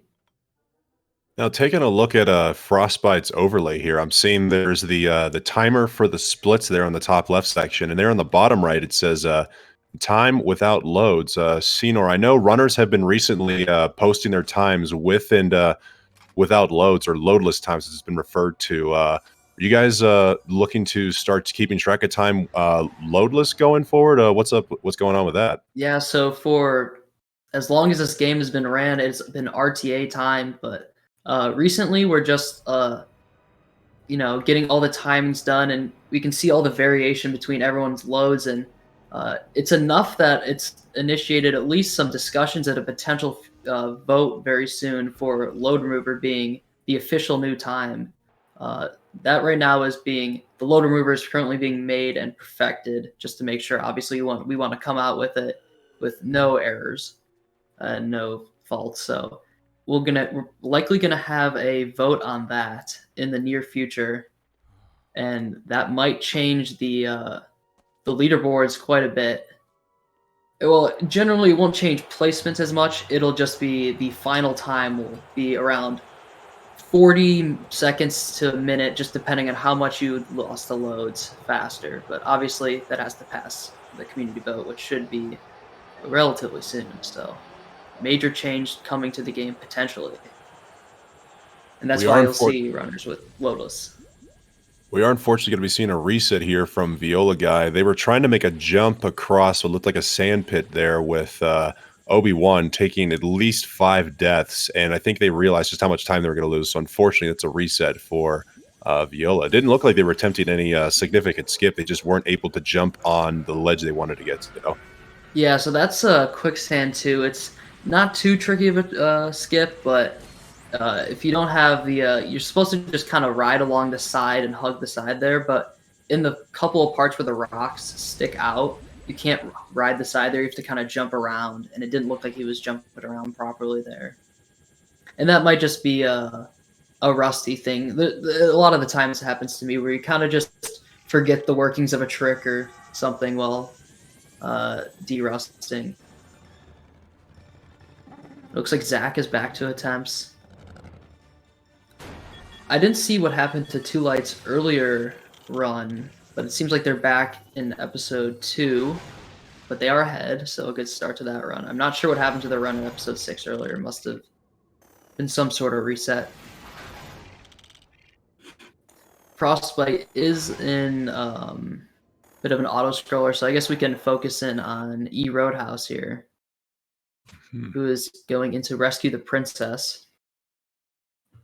Yeah, that's he's on a respectable run so far. Definitely a run where if he can keep up this pace, he can put up a solid event time, and actually, definitely with a good back half, could end up taking the best event time, but still lots to go here. It starts here with Rescue the Princess. Obviously, making sure he gets the out of bounds here in the first room, getting the red brick grab quickly, and Obi-Wan showing up as the main cast here of what he wants to do.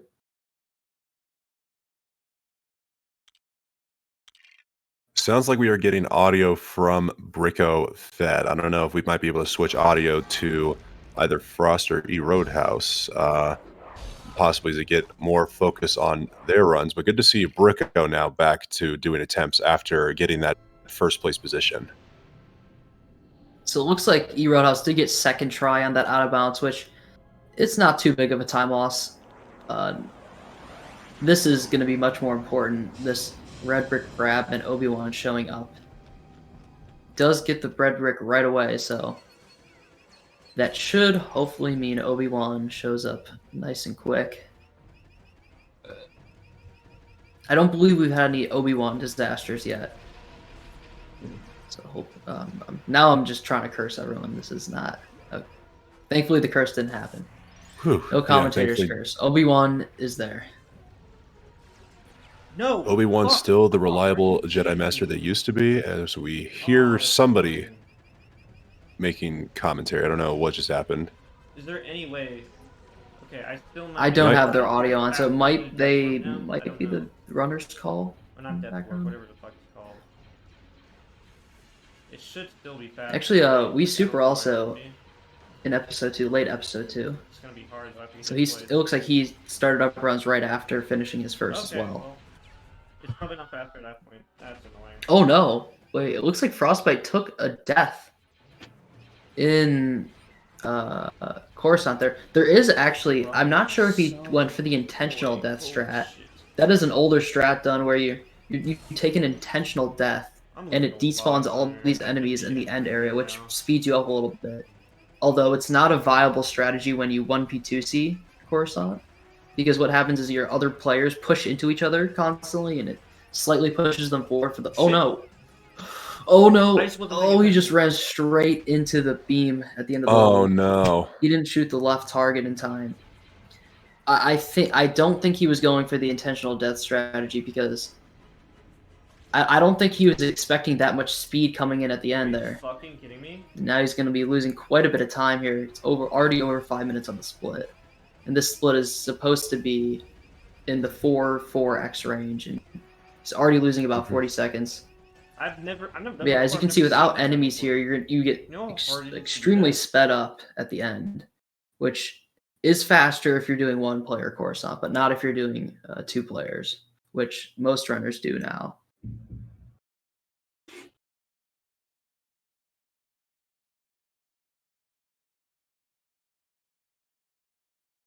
Meanwhile, Zerathix, actually, his run is decently far into as well. He's in Rebel Attack at the moment. In Room 2. We'll see how his Room 3 skip goes in a second. Looks like his timer is a bit red, but I can't really see by how much, but doesn't look too bad. E Roadhouse looking like they are they're 17 seconds behind compared to their average segment run of the 2:26. Okay. And actually here, I guess we'll quickly go from Zerathix to E Roadhouse. Zerathix about to attempt Room 3 skip, and he is out of bounds. Just needs to do the navigation. And he got it. Alright, so Zerathix entering the trench there in a pretty good Rebel attack, and E Roadhouse about to attempt Trash Skip. This is another big... Oh, he just completely opts to not go for it, which that is totally fine. Some runners will just not opt because you lose a bit of time trying to set up trash skip, so some runners will just not even attempt it and just continue on with the level, just to not lose the couple seconds of setup time.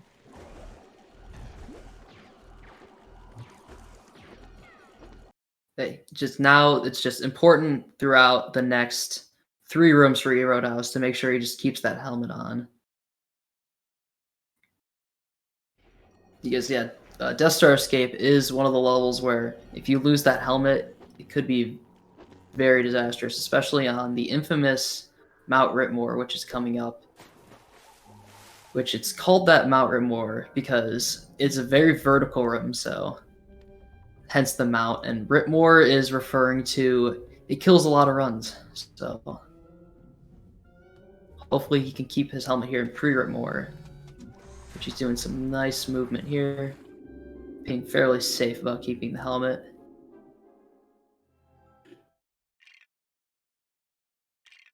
And so far, so good on this DSE, minus, I think, a little mishap towards the beginning with a small death. Here on Mount Ritmore now. Hopefully, there is a chance that you get completely flooded by enemies, but it is pretty rare, so hopefully you won't have any troubles here. Once you start shooting these enemies, you have to aggro them here, unfortunately, to be able to get up the elevator. It's looking pretty chill so far. Really no enemy spawns on him right now. Although they might be aggroed. Nope, he gets the de-aggro, so very, very clean for me, Roadhouse. That one's more of just, you hope you don't get trooper spawns on top of you. And if you do, you kind of have to figure out the best ways to deal with them.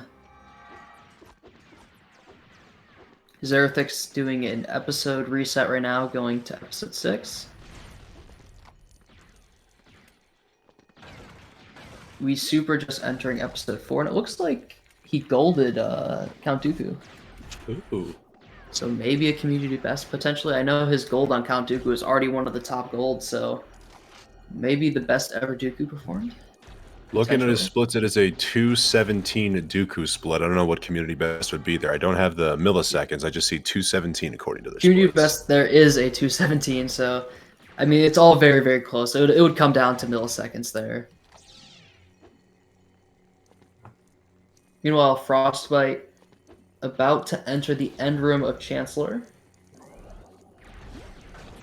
Oh, this is not looking like a very good Chancellor there. I'm not sure if it was the fight skip that got him there, but it is not looking like any time save here on Chancellor. Yeah, visually a bit frustrated, but understandable. And he's getting, as you can see, Frostbite's screen is in 800 by 600 now, setting up for Grieve Cheese in the next level, so it is a little bit funny watching the game on such a small screen for the next, basically, 2 rooms.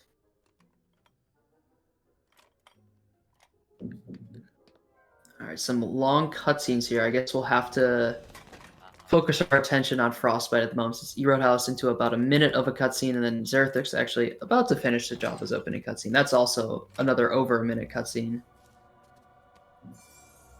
Yeah, usually they reserved all the long cutscenes for the original trilogy for some reason. All the prequels cutscenes are generally shorter. Everybody knows the original trilogy is the best of them all, so why not take a moment to relive your nostalgia? That is true.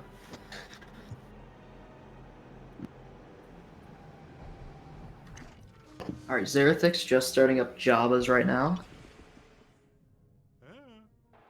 Actually, a little fun fact about this first room in Java's, there is a skip here that has only ever been performed one time, I believe. And you actually can clip out and skip this room, but it's with the speaker right here that he's about to build. If you were actually trying to clip out, he would use his other player to try to clip out like disco skip, but it is very, very precise, like unbelievably precise that it's only been performed once, so not very run viable. But it does exist. Meanwhile, Frostbite going for full cheese on that very, very small screen on the top right. Looks like he got one cycle there at the start. Did not get any on the second.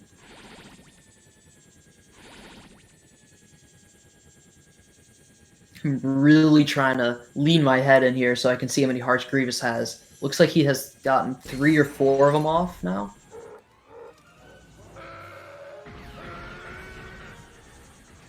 And not the most ideal Grievous here.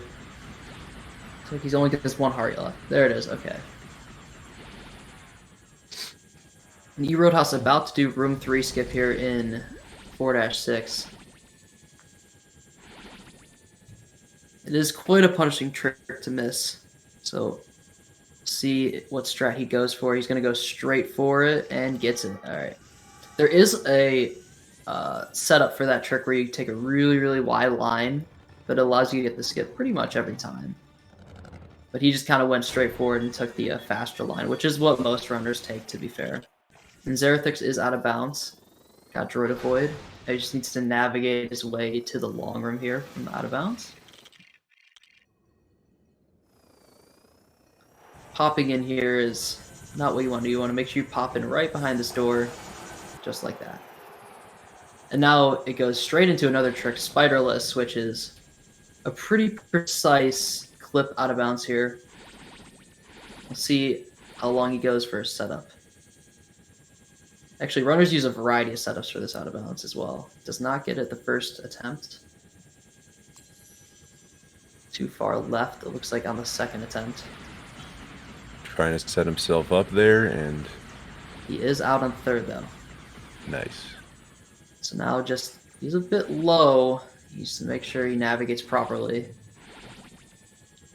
He's aiming for this gray grate over here, where if you hit it from below, it loads straight to the boss fight, and boom.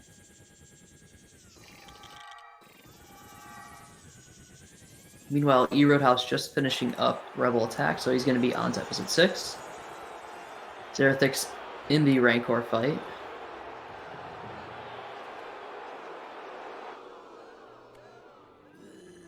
Looks like a pretty standard fight strategy here. It's going pretty well.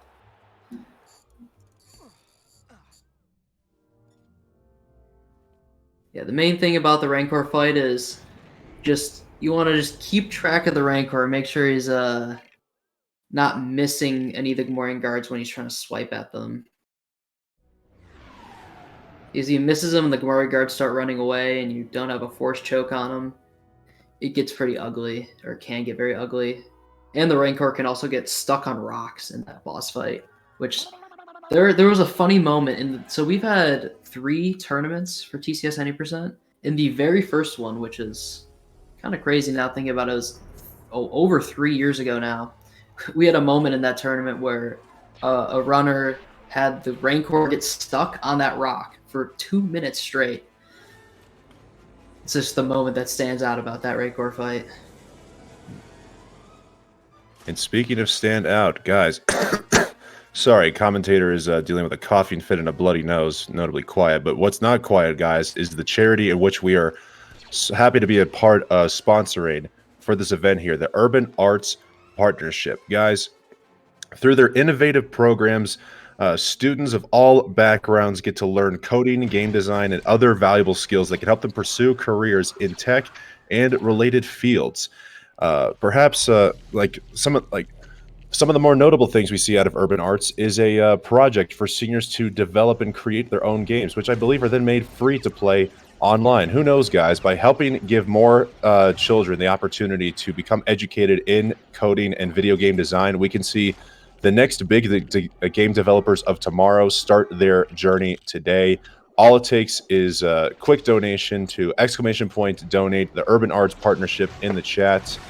And of course, for the remaining 20 minutes we have on commentary, provided my voice does not completely give out on me, we will have a guest appearance from Lord Vader. And Vader says, if you do not believe in the Urban Arts Partnership, I find your lack of faith disturbing. Definitely do not want to be on Vader's bad side there. And who knows, maybe one of those games will be a future event here at GSA. You never know. Exactly.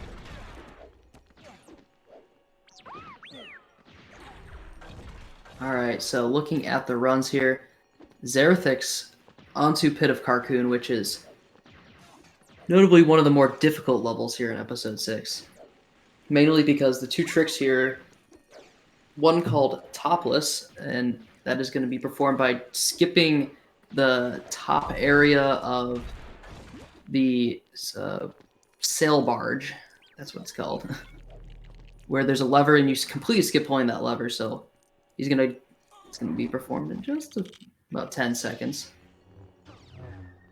So instead of pulling that lever up top that he's passing by right now, he's gonna pull 2 levers under the barge. Normally you're supposed to pull all 3 to be able to get across this gap, but if you pull 2, you can avoid going up top, and then just takes a really, really well spaced out jump here. And he got it first try. Very nice. So there's that, and then there's the upcoming disco skip, which I don't know if Chimkin and Chess earlier had time to explain it, but it is in a couple of rooms' time, and that's actually what killed Zach's run earlier. It's a pretty precise trick where you use a disco speaker, and when it finishes building, you use it to push yourself out of bounds. So it's a fairly tricky skip.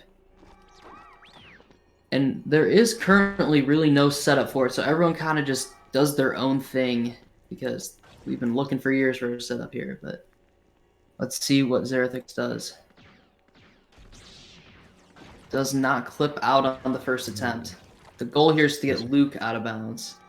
You'll see his character icon kind of jolt off to the left if it is successful. There it is. Okay, second try. There we go.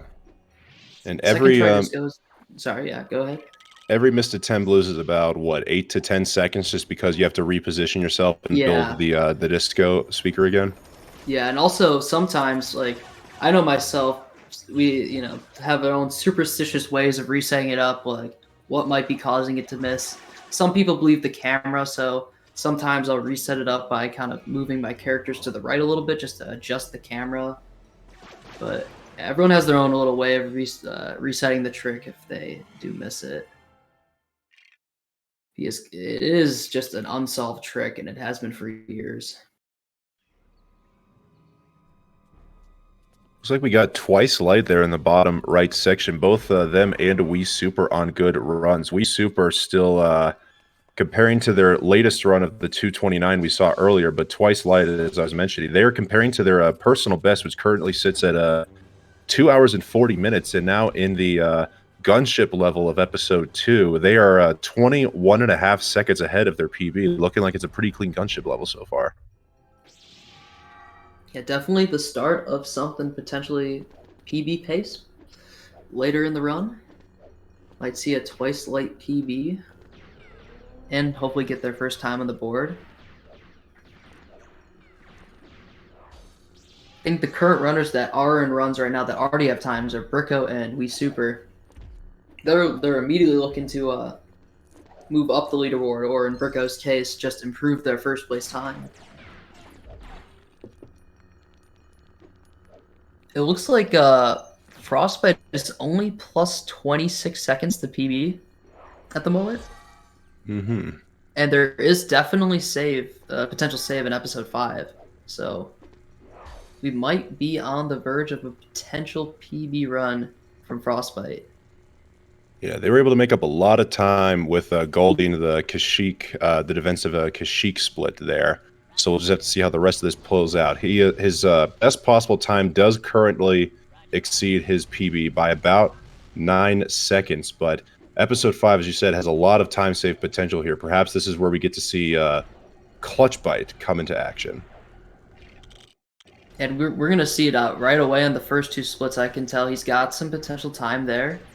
So definitely do not count this one out for a potential PB.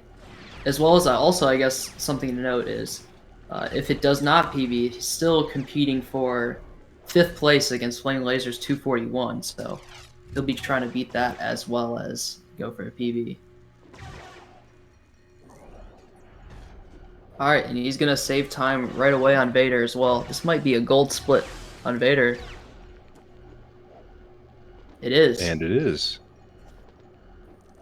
It looked like for a moment Vader had all of their hearts, but then with just one swipe, the health was taken away. Did he perform any certain trick, or was it just how the combat worked? Yeah, so what happens there is you're kind of in a fight against your player too. So like if you were playing co-op, you'd have a fun little fight there, and then once someone dies, the cutscene cues, and it's actually this is the one circumstance where there's 2 different cutscenes that can play. If you kill Anakin, a shorter cutscene plays, but if you kill Obi-Wan, a little bit of a longer cutscene plays. So you ideally want to kill Anakin there.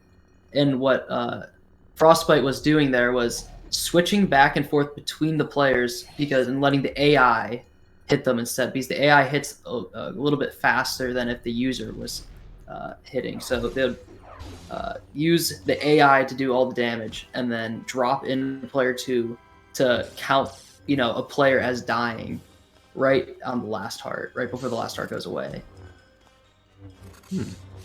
So basically just manipulating the AI to hit him and then dropping in right before he dies. So it counts. So the game counts it. Oh, let's cue the end cutscene because a player died. They don't cue the end cutscene if the AI dies. Okay. Man, still so many things to learn about this game. After recently watching this run, courtesy of the Summoning Salt video, you'd think you could pick up on things, but there's just so many little fun intricacies. Short of running ourselves, I don't know if it's possible to really learn anything. Or not learn anything, learn everything.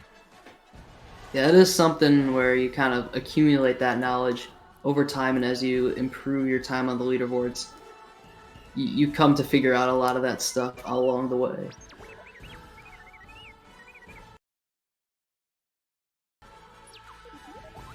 See, while Frostbite is in the Hoth opening cutscene, Zerathic's finishing up Speeder Showdown, E Roadhouse in the middle of the action in Carcoon. Zach looks like he's got to run out of episode 1 again. I can double check to see. Does not look like it's as good as that one earlier. He's about 13 seconds behind the best episode 1 ever he had earlier, but a 2019 exit is still very respectable. And he is comparing to his personal best splits, or I guess not his personal best, his latest splits, but it's basically His 4 seconds off of his, his so-called D-Rust run, which is only 4 seconds off of world record, and he's still only 3 seconds behind on it. So Zach is back to having a good run.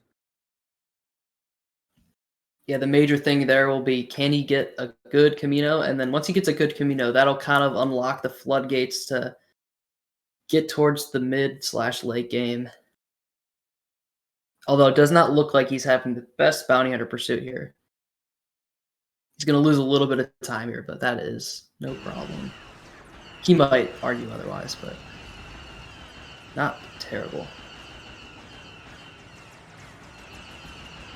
So seeing Frostbite going through the menu navigation to turn on some brakes. Looks like he activated infinite torpedoes and maybe tractor beam. I wasn't 100% sure what there, but what's the benefit for having infinite torpedoes in this level? Oh, so in Hoth Battle, there is really no benefit of infinite torpedoes, but there is a benefit of turning it on now, so you don't have to go back into the extras menu later, because you want the infinite torpedoes for Falcon Flight. But obviously, it's a little slower to go to the extras menu twice, so you kind of want to get it on the first trip down the extras menu, which you get all your extras on in episode 5 right here in 5.1, and then you don't have to touch it for the rest of the run. So definitely just worth doing it now and not having to worry about it later. Yeah, the vehicle smart bomb is the extra at work right now in the Hoth arena. As you can see, it'll clear out a bunch of ships nearby.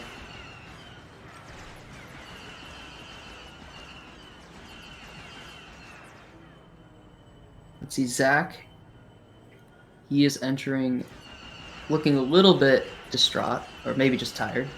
I don't know if that meant he missed R4 fly or not, but he is about to attempt button skip in Camino. Oh, he deactivates R4. Let's see. This will be the determiner here. If Zach can get a run going, well, he's got to get this to have a chance. Unskip. Let's see. Oh, he's inbounds, and that will be a reset there. Yeah, that is unfortunately a one try, so... you can attempt it again, but it does lose a lot of time, and that is not time Zach wants to lose. He'd rather just reset. Meanwhile, Frostbite about to finish up the last wave here on Hoth Battle. And this is definitely big gold pace. I haven't really been keeping up on the time as he's gone throughout the level, but this is a 45-second end cutscene. And he just needs to take down this last AT-AT. And yeah, this should be around, let's see, when he hits this end cutscene. 52, so we'll be 37, which should be a 15-second gold here. Wow. Great start to the end game here for Frostbite. Looking like he's keeping his composure, just wiping the hands off, getting ready to deliver us a clean run. Yeah, and just like that, he's going to be only +5 to PB. And it's not a crazy shout to say this has a chance to be his first ever sub 240. It's going to take a good finish, but definitely a possibility.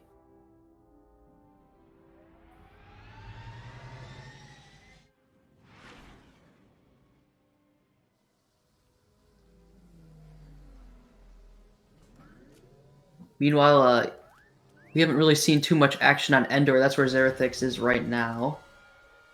So he's going to do a little super jump on top of the bunker here, or he's going to use the top of the bunker to set up a super jump where Leia's going to kind of launch upwards towards the top of the bunker, but he'll switch during that time, which will switch and hit the trigger for the next area, completely skipping having to open that door.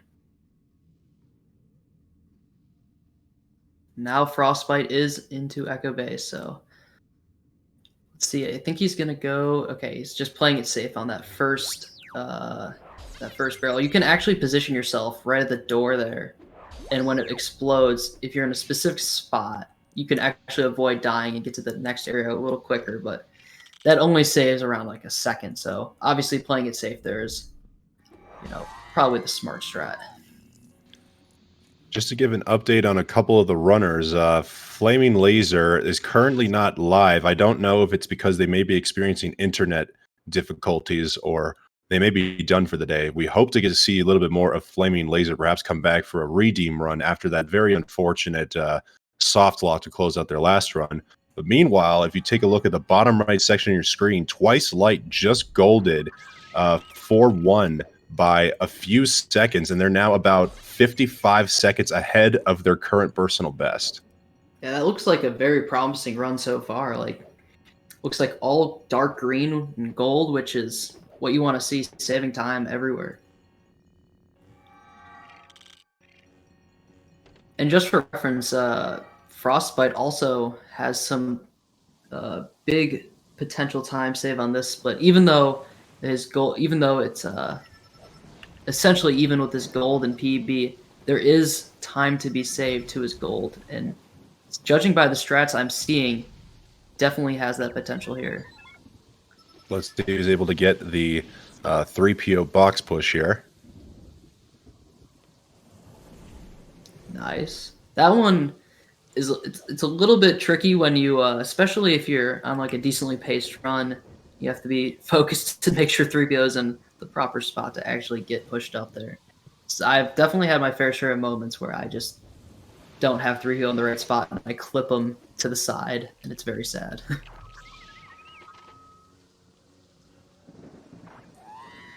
All right, I think we are going to take a quick break in a second here. Let's watch the end of Frostbite's Echo Base, and I think we're going to go on a quick break and have a little commentary change to Chimkin and Hav. All right. I guess then on that note, Senor, it's been an absolute pleasure being able to comment with you for the last couple of hours. Thanks for making this for making this fun and much easier to grasp and understand. Yes, for sure. And I think the best part was Darth Vader this whole time, reading out all the amazing donations. Darth Vader will be missed in future donations.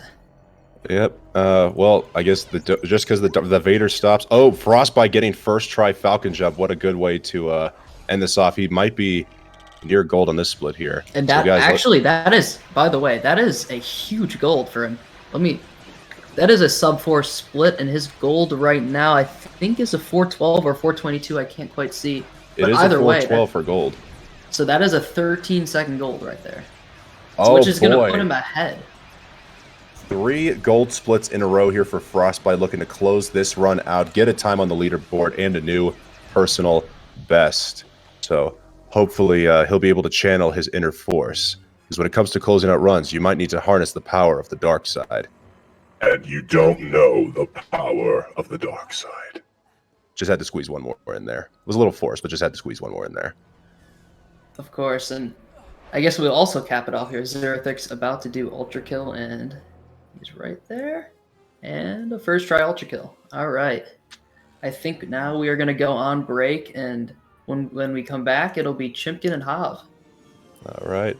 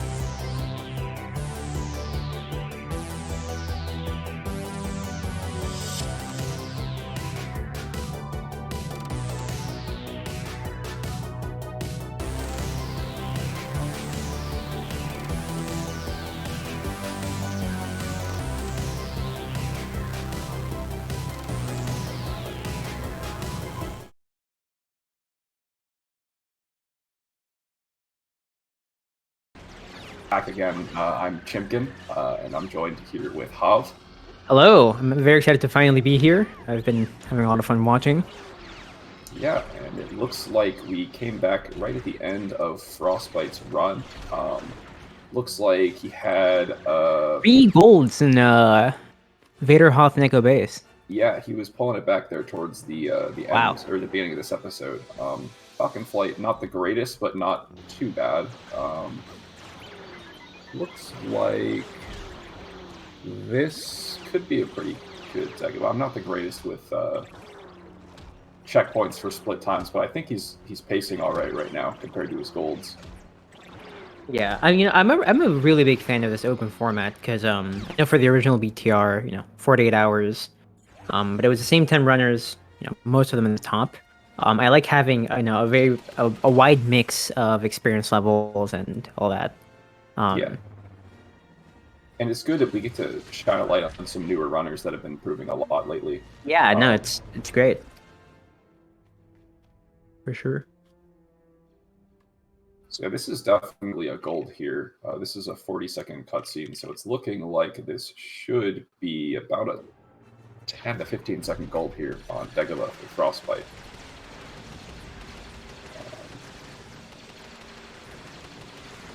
I believe that's a 29, a 529 there, which would be... 20, yeah. Yeah, solid chunky gold there. Which actually because his BPT right now is below his PB, so might end up, Yeah, this is good for him if he can get the first PB. That's true. That's true. He definitely had some room to gold on later splits, so we'll have to see how that pans out for him. But this gold here certainly helps with that.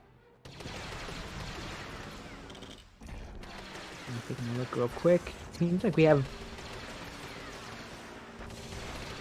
Oh, Zerathix also entering episode 3. So yeah, Zerathix in Battle of the Coruscant right now. And if this finishes up, we're going to be finally getting the 6th and 7th place on the leaderboard at the bottom. Yeah, we'll have a full have that filled all the way up, which would be awesome. That'll be a real competition. Yeah. We have a couple other runs that are pretty deep into them as well. E-Roadhouse finishing up episode 6. We super towards the beginning of episode 6 here. And Twice Light as well, deep into episode 4. We'll see how this super jump goes for Frostbite. This is the newest major strat that was found in the run. I found only a couple months ago, maybe in January, by EJP Man. Yeah, super jumps have been quite a treasure trove of discoveries. I mean, of course, there's the Endor super jump, which is pretty good. But we also have, there's a very interesting video released by P53 about some story minikit strats. Not stuff that you would actually do in runs, but it's really impressive the type of things you can do with super jumps, and especially with stored super jumps, which is a lot of the tech that's being worked on right now. Yeah, some pretty incredible tasks-like videos with that. Definitely really cool. For context, what a super jump is, real quick, is basically the AI characters, they save their last usable position. So if you get a character stuck, they'll jump back to whatever the last usable position is. And you can manipulate that because during the jump, there are certain things that will interrupt the jump. So in Endor, which I think we unfortunately have missed, but in Endor, one of the things that you can do is have that interruption go right up to a level transition. And then that basically that pauses the super jump and lets you continue on through the transition. That's right. And the other way you can cancel it, which we see in Chancellor and in Camino, is if you're doing a super jump with a droid and you force push them mid super jump, that also interrupts it. And you can use that as a way of getting out of bounds, which is pretty nifty. We have 4 of them in the run right now, but it's still a piece of tech. Like I said, Egypt Unit just found that one strat a month or 2 ago. It's still a piece of tech that's pretty young. I think we could probably find some other uses for it somewhere. Oh yeah, absolutely. I mean, when was Endor Super Jump done? That was in like early last year, I think, right? Yeah, I think it was like spring, maybe early summer last year. Yeah, so it hasn't even been around that long. No. The first one that was found was the Camino one, I believe. And that was about a year ago. Having a little bit of trouble with Darth Vader going the wrong direction there. Fortunately, he left R2 up top, so he didn't have to put the elevator all the way back up there. But yeah, I guess this is a good time to mention Hav, along with P53, developed a piece of software called Brickbench, which is Sina was talking about this a bit earlier, but it's a piece of software that allows you to load and visually look at the different maps within LEGO Star Wars, and it's helped a lot with glitch hunting, as well as a practice tool, since you can load them into the game and teleport around, which helps get to places a lot faster. Super awesome piece of software that's really helped the game grow a lot as far as optimization goes. Yeah, thank you. It was a lot of fun because I think one of the most direct good uses of it was when we were originally figuring out what the deal was with Falconless, right? At one point during that night, we figured out they had to go really far back in the level. But with Brickbench, we were able to see the specific point at which you have to cross, which let us figure out that as long as you went to the Stormtrooper panel, which when we see Falconless, I think Brick was probably going to be... Oh, never mind, 2 lights right there. When we see Falconless, you'll see that we go to that panel. Oh wait, 2 lights. Frozen. Oh, you reset, never mind. We were able to see that that's where the cutoff was. And there's a few other places where that's been useful. Notably for Grand Theft Falcon, which is not in use in runs nowadays, but is a theoretical trick. A lot of those splines and stuff you can't see without a tool. Yeah, that's true. And not so much applicable for this game, but there are like debug doors you can kind of see with that as well. This game only has a couple of them, and they're not really something that we can hit. But some other LEGO games have similar doors, and although Brickbench doesn't work on them, new knowledge of how to explore the game's memory and figure those sorts of things out has led to a lot of discoveries with hitting debug doors in various categories to skip entire rooms. Yeah, I'm very happy with the amount of tech that's been worked on, tech in the sense of like programs and stuff. Yeah. Yeah, it's been great to see. Frostbite going into best spin. What's his best possible? Still pretty good. I mean, he could definitely still PB. Mm-hmm. He has about 20 seconds to play with here on top of any gold potential. Wasn't the greatest Cloud City trap there, but not enough to derail the pace. He's still going strong here. Definitely can still put a PB up on the boards.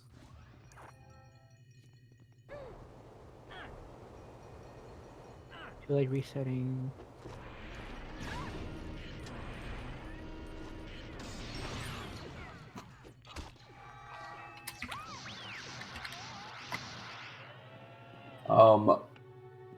Yeah, so aside from Two Light, looks like E Roadhouse is into the actual levels of episode 3 now, into Chancellor in Peril. Definitely one of the less consistent levels of episode 3. There's a lot of variance in the first couple of rooms, and not so much like one big random singular thing, but more so it's really easy to bleed a lot of time over the course of those rooms because there's a ton of enemies. It's really hard to predict how they're going to attack you, and it's really easy to take unintentional deaths as well. Yeah, that's a very not quite RNG heavy, but unpredictable level. Also, he's Zerathix up there. You might be confused why it looks so ugly. So Grievous, that's Grieve Cheese. That would just happen. It's a trick where you manipulate the AI's like cycles. So that Grievous doesn't go all the way up the level. It saves quite a bit of time. But one of the things that we've learned about Grieve Cheese is that it is really dependent on really random stuff. One of the things that seems to make it more consistent is a low resolution, which is something that I don't think a lot of games play with. Messing around with resolutions and refresh rates. But LEGO Star Wars is very dependent on that for a few tricks. So that's one of them. Doesn't necessarily make it happen, but it just makes it easier. Yeah. It looks like Frost had a little bit issue with door clip, but it wasn't too bad. Definitely bled some time in the first room here, but I think he's still on pace to be able to walk this in as a PB. We'll see how the rest of this goes.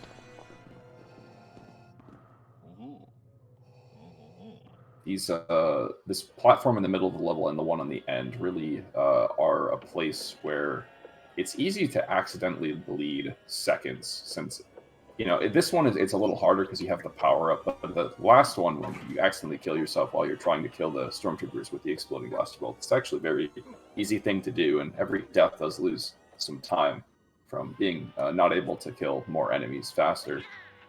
But we'll see how this goes for him. So far, so good. As long as he gets the box clip here, he should be able to finish this one out. I think he's still possible to gold right now with... Oh, you think so? Yeah, I think so, yeah. Not the greatest... I'm sorry? No, I was saying, is it an end platform thing that he can still work on? Yeah, probably. It wasn't the greatest room 1, but his room 1 exit is definitely... It's possible for him to get a better than his gold, I think, off the bat. Okay. Alright, He should drop out. Well, okay. Yeah. Yeah, that's a pretty unusual thing. Sometimes when Leia gets stuck on the left, it warps player 2 to 3PO, which is way off in the distance. And when that happens, it's kind of scary because it's an unusual situation, but it can also occasionally warp player 1 to 3PO, and when that happens, that is disastrous, because then you're... better for it to just be a bit confusing. Yeah. So this is fine. He did drop out correctly there, which was the play. We'll see. Can finish this one up here. And hit a crazy surf. But he does end up right next to the lever, which is where he wants to be. Alright, so we'll see what time he enters the last room. Oh, he got the fountain. There's this random effect that is usually not there, where there's just sparks flying out of midair. Occasionally, it just kind of spawns in, and that's what we call the fountain. Okay. I wonder what that effect is supposed to be used for. Yeah, I couldn't tell you. Like, I don't know where in this level something like that is. Yeah, because it's especially in. I think this is Bespin C. It's not. I wouldn't be there. Oh, okay. Seems to be doing pretty well on the end platform. Having a bit of trouble with the stormtrooper in the back.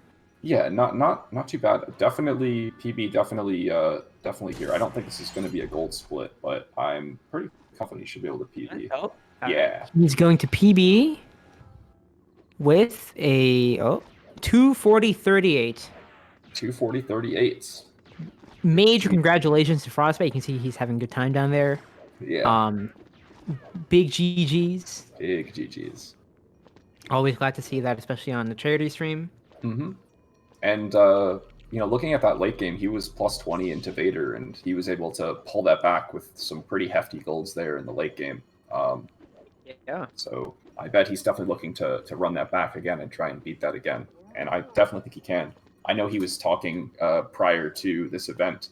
He's a person that has a pretty good practice mentality, and he has like a sheet with a lot of segment practice times. And he was saying that he got his sum of segment practice times down to sub 230, which is awesome for someone with a 240 PB. Like 10 minutes, obviously that's a lot, and it takes time for the practice to really transfer over to runs. But the fact that he's already at that level shows that he has a ton of potential to lower his PB, I think, which is great. Yeah, absolutely. It's been great to see all these new people.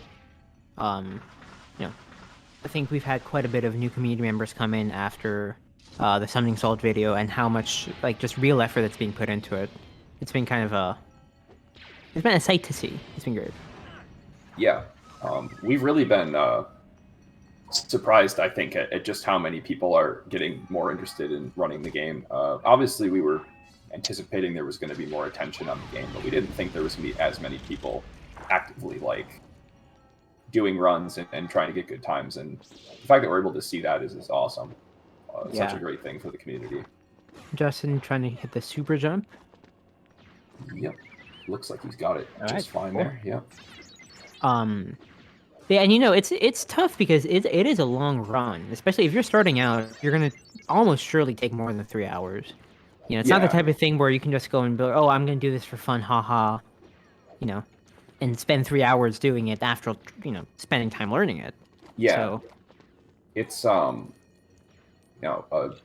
like you were saying, as a starting run, it really is like a 3-hour run, and it's usually more than that as well, because it's not just if you know where to go, you can only lose so much time. There's a ton of game knowledge in this game, and there's a lot of game knowledge that if you don't have it and you don't know what to do in certain situations, you can just easily lose a ton of time. And absolutely, there is quite the learning curve for starting off with the game. But one of the nice things is, the more you learn, the more you understand the game, the easier it is to continue learning things. So people that do stick it out are able to improve a lot, which is always great to see. It's not like someone gets stuck at the 3-hour mark and can't get past that. That isn't really a thing you see very often. Once you get to that baseline of understanding of the game, the ability to continue past that is really there. Yeah, it's very fulfilling. Mm-hmm. Oh. It looks like Zerathix had a little bit of trouble with the library skip there. Looks like he's plus 47 to PB on his splits, but he has not finished a run yet, so plus 47 would put him in 5th place if he finishes that one out, it looks like. So definitely still solid just to get a run finished here.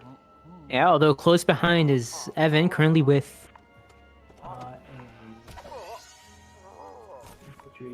plus 58 on his last split. Stream's kind of freezing, unfortunately, but that's all right. He's powering through Kashyyyk here. Yeah. And we got a number of other people all over the game. This is the part of these sorts of events I really like, where people are just all across the game. We have people in almost every different episode. And we have some episode 3, episode 6, episode 2, episode 4, episode 1. Yeah, we honestly we have 5 of the 6 episodes on display right now, and we'll have 6 of them here in a second, which is really cool. Yeah. Looks like Bricko is pretty far ahead of his latest run. I can't quite see the delta, but it looks like he is... minus 124, it appears. Yeah, to latest. And his latest was not that far away from his PB, only about 2 minutes behind his PB. So that's actually a really solid run for him. It's probably PB-able from that position. Obviously, he's only an hour in. There's a lot of run left to cover, but definitely a good start there. And We Super also is pacing his latest, so looking like he might be able to pull up a run close to PB as well. I've always loved Ultra Kill because it's. I don't know why the developers would add it, because in most of these levels, if you accidentally kill like if Grievous falls off, he just respawns, right?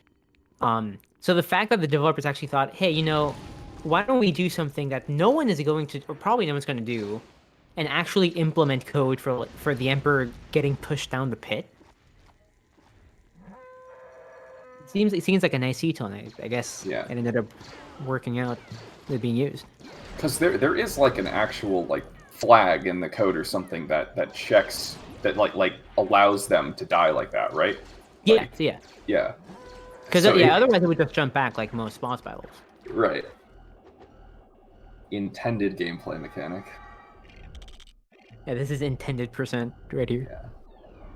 Looks like Zerathix has been struggling a little bit on Vader. I think he took a pair of deaths in the last room here, and that might be a little bit hard for him to PB off of this, but we'll see what he ends up with.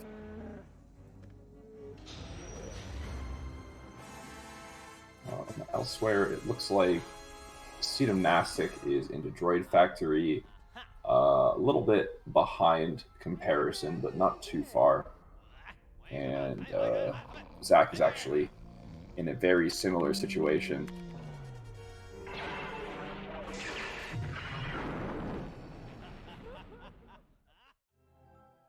The one interesting thing right now, Evan is in Temple, right, in Ruin, and in Ruin over here, you know, I used to do it casually, and then most people did a drop-in strat, where basically you would drop in, but you would jump on top of that circle thing. I guess once he's flown side, we'll see. You would jump on top of that circle thing and do a drop-in, which basically means you just push the camera away to set the drop-in location. But one of the interesting things is that there's actually a super jump here that you can do. I'm not fully sure, Chimkin, you might have more knowledge about why it's not done. But you can do the same trick with a super jump. I think it might just be slower. It is slower. It's not that much slower, but Wii is actually not the drop-in work does not work on Wii. So on Wii, it is faster to do that super jump strat. That's another one of the more recent discoveries. It hasn't affected most any % runs, but it is something that works on Wii and also mobile, which this game does have a mobile port. Mobile does not have 1P2C, so the drop-in warp is also not possible on mobile, but the super jump strat is. So it's cool that strats like that exist, where even if they might not be in the fastest runs, they give other platforms a option for rooms where they otherwise would not have a skip, and I think that's pretty cool. Yeah, it's nice because most platforms, well, obviously other than mobile, which has its own unique set of things, in general the platforms tend to be pretty similar. I know P53 actually does most trick hunting on Dolphin, so, and you know, the tricks tend to apply. But some of those details, like the fact that on Wii you have fast force from the beginning, on Wii there's certain very small geometry things that make, for example, Grand Theft Falcon like possible, versus on PC where it just really isn't. It's interesting how those why those details exist. It looks like Bricko might have an Obi-Wan problem. That's unfortunate. Does he? Because I saw his tractor beam looked fine, and it was nice and fast. And usually Obi-Wan doesn't show up because you go too slow. That's usually the cause, but this seemed to be just fine. I mean, he's going to continue. He was able to do the backup by spamming pause, but yeah, that's going to be a hefty time loss. Yeah. You're supposed to be entering this room at like a 2-1x, and he's hitting this at like a almost 250. That's like a 30 seconds there, I think. Yeah, for context, what the Obi-Wan thing is there's a piece of geometry. It's 2 barrels if you go along the back that Obi-Wan goes through. And for an unknown reason, well, like, we don't know what causes it to happen or not to, Obi-Wan would just get stuck on the barrels. And if you play the game normally, it's fine because you can just go back to the door you came from, but because we skipped that door, the door never opens. So Obi-Wan, the only way to free him is to do that backup spam, which basically just kind of clips him through the barrels and lets him continue on. Yeah. And just a reminder for everybody, we are doing this event in support of Urban Arts, raising money for that fine organization. Our goal for today is $500. We are currently sitting at about 140, so we're doing good so far, but we have plenty of opportunity to continue to raise funds the rest of the event. We would appreciate any donations to that. Yeah, absolutely. I'm very happy to be here commenting for such a good cause. I know, a lot of people don't have the opportunity that some of us might to be able to go to school and learn these interesting things. So having an organization that helps young disenfranchised students learn arts and technology is great to see. So hopefully we can get that goal. Yeah, for sure, for sure. All right, so we have Zerathix on the Hoth battle here into the waves. Looking like, it looks like he did not see that AT-AT that was on the right there, so he's going to do a lap to go around before he sees it. That's unfortunate. It's not the biggest deal here. He's still going to be able to get it.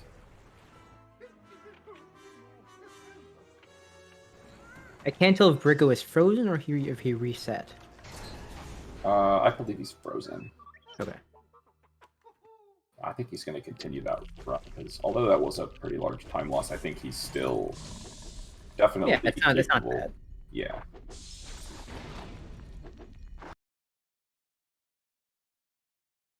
All right.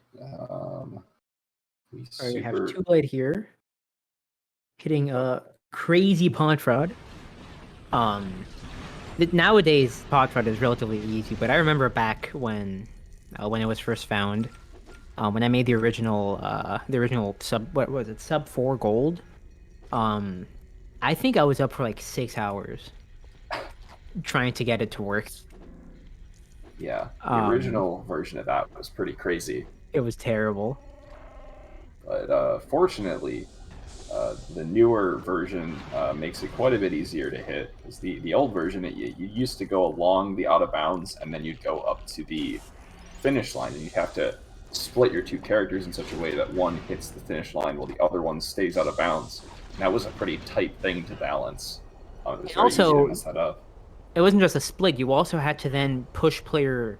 I believe the player that was going to the left, you had to push him at a specific angle, and the player that was going to the right, you had to hope that it was the right angle, or if not, push him a bit further to the right.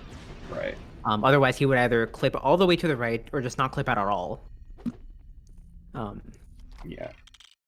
Fortunately, now it's almost automatic. Yeah, fortunately, it's way easier now. It's actually pretty difficult to completely miss the lap trigger or come back in bounds. Most of it is just optimizing the rest of it. Yeah, the amount of deaths that you take has changed. I think for my original gold, it was 5. Yeah. Nowadays, it's 1 or 2. Yeah.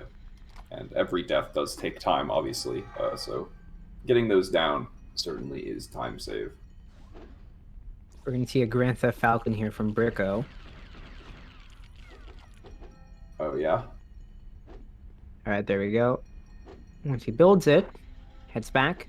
This is what I was referring to earlier. So you're going to see Brico is going to go all the way back to the Stormtrooper panel on the left. And the reason he's doing that is because where that Stormtrooper is right to the right of him, or where he was, is where you have the split spline, which then by definition, or by the split spline will then deload the Falcon, right? Which then allows you to just jump in. Yeah, pretty crazy trick. I was talking about this earlier, but it's so cool that we're able to even skip that room at all, given how, like, the conditions of completing the last room. It seems really unlikely that that would ever be possible, but it's really great that that is possible. Yeah, no, yeah, it's a fun trick. Mm-hmm. It also very removes goofy looking jump into Yeah. into the pit. It also removes a room that it was kind of cool, but it also was a little inconsistent with like the enemies towards the end. It's nice that we don't have to deal with that anymore. It was also just kind of boring, I guess. I don't know. It was kind of cool, but also kind of boring. Like the routing was cool, but playing it was not very fun. And now we don't have to do that at all. Yeah, it was kind of like the end room platform of Bespin, Mhm. right? Because it was just shooting a bunch of guys and then hoping that like none of them ran off to a corner or something. Right. And actually, the story behind that is funny because the whole reason this trick exists is because P53 was doing his thing, looking for tricks. And he was looking at that level, and he was looking through episode 5, or through not through episode 5, through episode 4. At the end of that level, just seeing if that trigger happened to be open, and it was. But the reason it was open is because earlier in the level he had taken a death, and he needed to get a helmet, but because he doesn't run the game, he didn't know there was a helmet dispenser in the swing room, so he went back a room, which just so happened to be right past the spline that lets you do the trick. So if he had a little bit more game knowledge, we might not know about this trick. Yeah. It, A fun little accident that definitely became one of the biggest discoveries in the game. yeah. My Because, other, mhm. I was about to say, my other favorite information about that is Viola guy, who's on the stream right now. Way back in the day, he was doing a mod of the game where he replaced all the characters with the vehicle level characters, like in the ground levels. So he was trying to complete like Death Star Escape as like an X-Wing or something. And I guess he also accidentally went back and deloaded because that was the first like footage of someone hitting the transition, and he did it by complete accident. He just like was flying around the last room as like a giant X-Wing, and then the level just ended. And like for like a year and a half, no one had any idea what was going on. We never figured it out until P53 solved it later on. Yeah, I remember when we were originally looking at that in VC. I think it might even have been earlier, just with me and P53, and we were looking at Viola's, and basically I was just trying to reproduce it, right? And I couldn't because I had not gone all the way back in the level. So at one point, I actually had just ended up trying to do the same thing that he did, spawning as a vehicle. Obviously, that didn't work. But yeah, it's interesting how these things just kind of slip by without much fanfare until someone else just comes across them again. Funnily enough, in that same stream from Viola, he also accidentally did Grieve Cheese with the vehicle mod. Yeah. And that was another thing, like, no one had really thought much about it, because it was just like, oh, it's probably some vehicle mod thing. But, like, he skipped a whole bunch of cycles in Grievous because he was, like, flying through the air and nowhere near the center platform. Yeah, which, interestingly, Grieve Cheese on free play is way, way easier. Because if you have, I believe it's Wicked with Exploding Blaster Bolts. Or I forget if it's Exploding Blaster Bolts or different power-up. And you just, like, kind of shoot at him from the top. Every single hit hits because they're explosive. Yeah, and Wicked's projectiles kind of curve down when they go, so you can be very far away and just shoot him. Very, very amusing trick to watch in free play. Alright, looks like the Roadhouse. Ooh, he gets that cutscene skip. That's actually a pretty difficult cutscene skip into this room, so you have to be like mid-roll right near the door to actually land it when that cutscene starts. Looks like this is a pretty decent split, though. Yeah, how many runners are in the event? It is an open event, so basically if you want to play, you just run. We've had, I think as Rambasher said, 12 people so far, but it is very much an open event. Yeah, we have a lot of the top runners playing, but anyone is free to join along with, and it's been really cool to see all the names and faces coming up. Good to get a bunch of runners playing the game and doing cool stuff. Looks like that was, yeah, very close to gold on Echo Base there from E Roadhouse. And his BPT right now is at 2631. With all of these levels left, it seems pretty unlikely that he'd be able to beat Bricko's current event best, because he only has 21 seconds to burn to BPT for the last 4 levels, and that's pretty hard. It's pretty hard to play within the 21 seconds in the last 4 levels, especially with this level with the RNG in the last room. So with that being the case, he definitely could, but it seems unlikely he'd be able to get to that. But second place is totally on the table for him right now. Yeah, I just really hope he finishes the run. I want to see more runs up there. Yeah, I mean, at because- this point, surely he will. Yeah.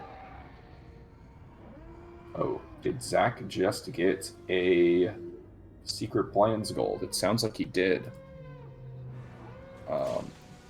We were talking about this like 3 hours ago, but Secret Plans and Endor are the 2 levels closest to, are the 2 longest levels in the game, and they have very similar times. So recently, they've kind of been trading which one is the slowest level in the game as people like keep golding them. So it seems that Endor is now once again the slowest level in the game, now that Secret Plans gold has been lowered a little bit more.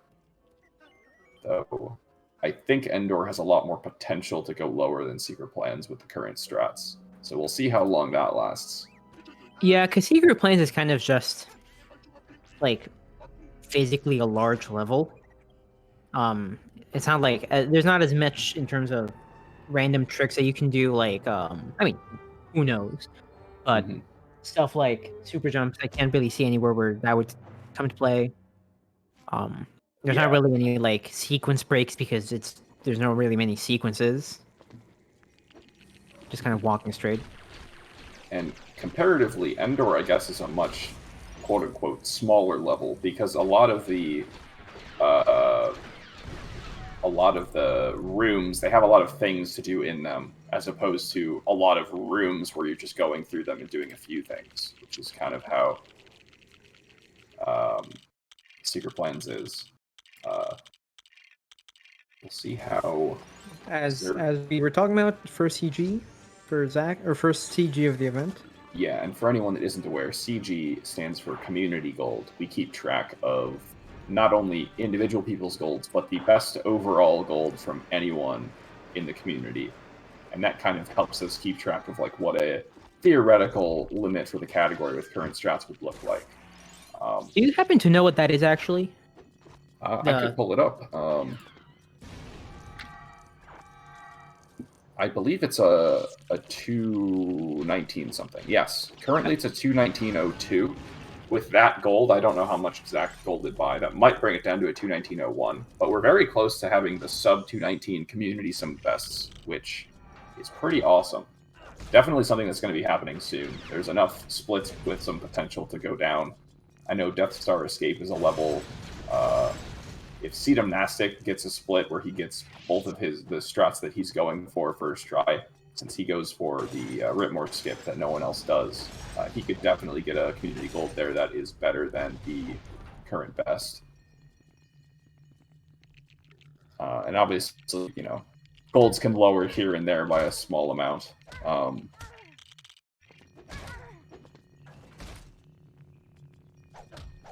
I know Justin got a gold on Dooku earlier. I don't believe it was CG, but it was very close. It was like 0.1 or 0.2 off.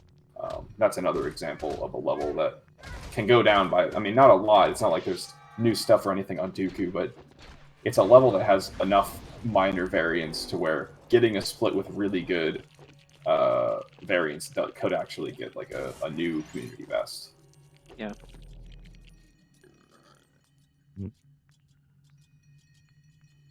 We'll see how this Dagobah has been going. It looks like Zerthix was struggling. Yeah, there are 2 Dagobahs. Zerthix was struggling a little bit right at the beginning of the level, but I think the middle of the level has been going all right. Ooh, okay.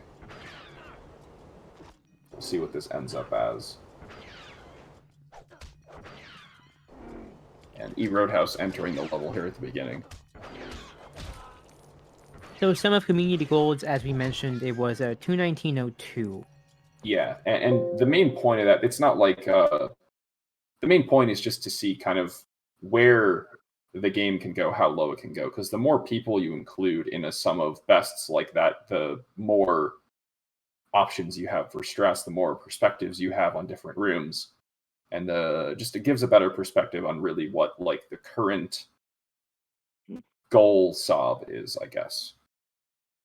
Yeah, because even at the top level, it's not like everyone does the exact same strats. Most notably, not everyone does RNG manipulation. Mm-hmm. For context, about what I mean by RNG manipulation is one of the most RNG heavy levels is probably the second most, or most, how I consider it. Is Jedi Battle, because where the droid spawns and what type of droids they are RNG. And it turns out that RNG is easily manipulatable because the RNG seed that you use, like the number generator, is not used very often, and the places that it is used are consistent. Which means that what we can do is if we keep track of what RNG seed we should be at. Oh, Evan's a commercial break. So if we keep track of what RNG seed we should be at, you can do some manipulation, most notably in Camino, to get the RNG seed that you want, to get a pattern that you want, because even if it's not a fast pattern, it being a consistent pattern automatically saves a ton of time. Yeah. Even if they're all in terrible spots, if you know where those terrible spots are, you don't have to waste time trying to go find them. Yeah, like I think it was we were at some event and Zach asked for the worst pattern because we have a tool that generates these. And I showed it to him and he ran it, and it didn't seem that bad because, you know, he had it in front of him, so he knew where they were.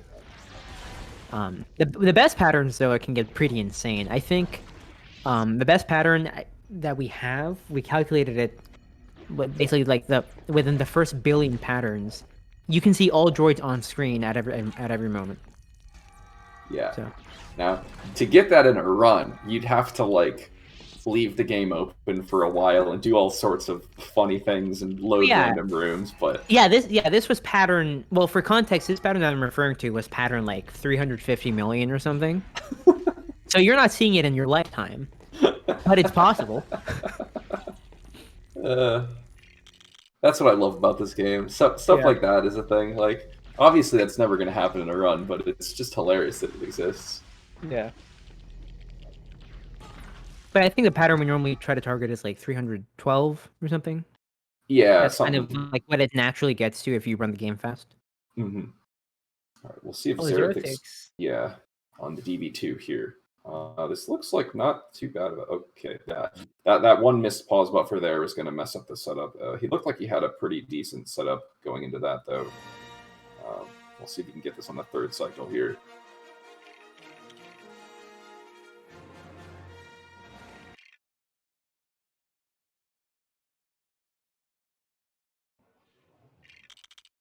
All right, doing a lot of pause buffers to get set up here. I don't think that's going to be it either. Yeah, the thing about that trick is if you do miss a pause buffer while you're advancing the frames, it is really easy to just completely lose your setup. Oh, that's very unfortunate. Yeah, he got the clip, but he missed the collision out of bounds. Very, very unfortunate set of circumstances there. In our first BTR event, that was how like half of the runs died. Yeah, it was really bad. Because the first BTR, we've done 2 break the record events as a community, and the first one was in 2021, and that was only a couple months after this trick was originally found, and it was not really. No runners really had a solid grasp on it yet. Because it had only been around a couple months and people were doing it in runs and they were getting it, but it was not really at a point where it was super consistent. But even if it wasn't consistent, it just saved way too much time. 50 seconds is a ton of time, especially in a level like that. So people were doing it regardless, and it killed a ton of runs. And it still does kill runs, but it's definitely to a lesser extent now. Yeah, in our latest BTR, I don't think it was too big of a... I mean, there were a few runs, you know, but it was not too big of a concern. Mm-hmm. Alright, not exactly the Cloud City that Zerathix was hoping for here, but I think with his current pace, I don't think he could have PB'd regardless, so I think at this point he's just going to walk in a run for the leaderboard here, which he's totally happy with. Finishing runs is good. And I mean, it's probably going to be 5th place. Yeah, so that's plenty good for the event. Yeah. He should be able to finish this as like a 36, I think. Let's see E-Roadhouse here. Let's see how he does. Yeah. E-Roadhouse likes to do this trick with very few pause buffers, and it seems to work just fine for him. It makes it faster, which is good. Yeah. Ooh, he was a little low there, but... Oh. Okay. A little concerned when everybody disappeared there, but it looks like that's fine. Gets that first try, too. It's looking like a pretty solid Cloud City here.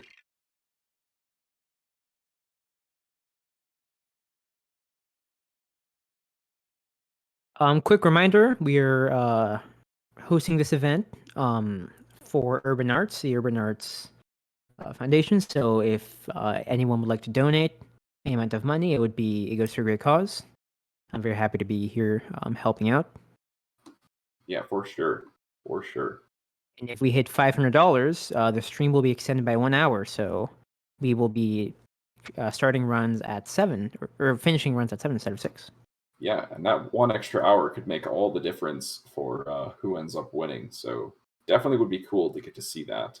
Yeah, in our last BTR event, world record was the last run to finish, basically. Yes, it was. It started like 6 seconds before the timer for the last run start time happened. And just to clarify, 7 p.m. 6 p.m. currently is the time when that's the time when runs are allowed to start. So any run that is started at or before 6 p.m. will be allowed to finish.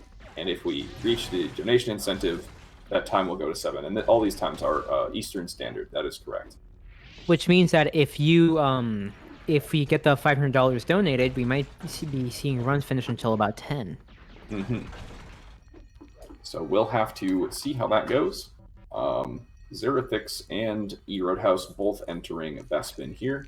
And 2 pretty good triple shots on Zerathix. And I totally missed this, but that was a Cloud City Trap gold from E-Roadhouse. Oh, so wow, you're right. He's probably pretty happy with that. Looks like that is a 320. And... yes, we can chat.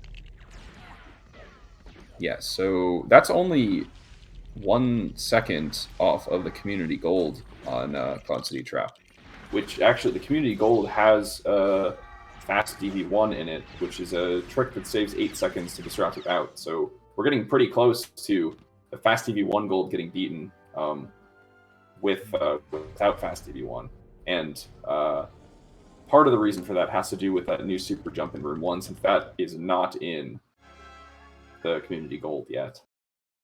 That's kind of an interesting level because not only do runs not get there all the time, but also because there's some differentiations in the strats and the level is so difficult, we don't see community golds all the time. And when we do see them and a new strat gets found, it doesn't get updated right away because it is actually difficult, even with the new strat, to beat the current community gold. But I'm sure for context, no one does, or I guess very little people do DV1 because it's miserably hard. Yeah, I think Wii Super is the only person that has been consistently doing it in runs outside of just trying to YOLO it for a random PB chance. And he does have the community gold with that, but anyway, on to the rest of Bespin here. Looks like Zerathix's Bespin so far has been fine. It looks like from that freeze frame, Roadhouse is about to clip out, though I can't tell if he might not be high enough to get out with that door clip. I guess I'm a we'll big see. fan of that, of the Lego head that's just poking through the door. That's amusing freeze frame. I'm sure when he comes back, we'll be well on our way past that. Hope his dream comes back. Yeah, I'm sure we'll get to see the end of that. But in the meantime, Zach on to Death Star Escape. We'll get to see if maybe he gets the trash skip here. Looks like his princess did not go over so well. But he could definitely I would pull love to back see some Zach time. finish this run. It would be Yeah, I'd like to see him finish the run as well. I literally only PB. I'm sure he will. Yeah, I'm sure everyone will eventually finish the run, even if they haven't yet. But we still have a lot of time left in the day. Several more hours.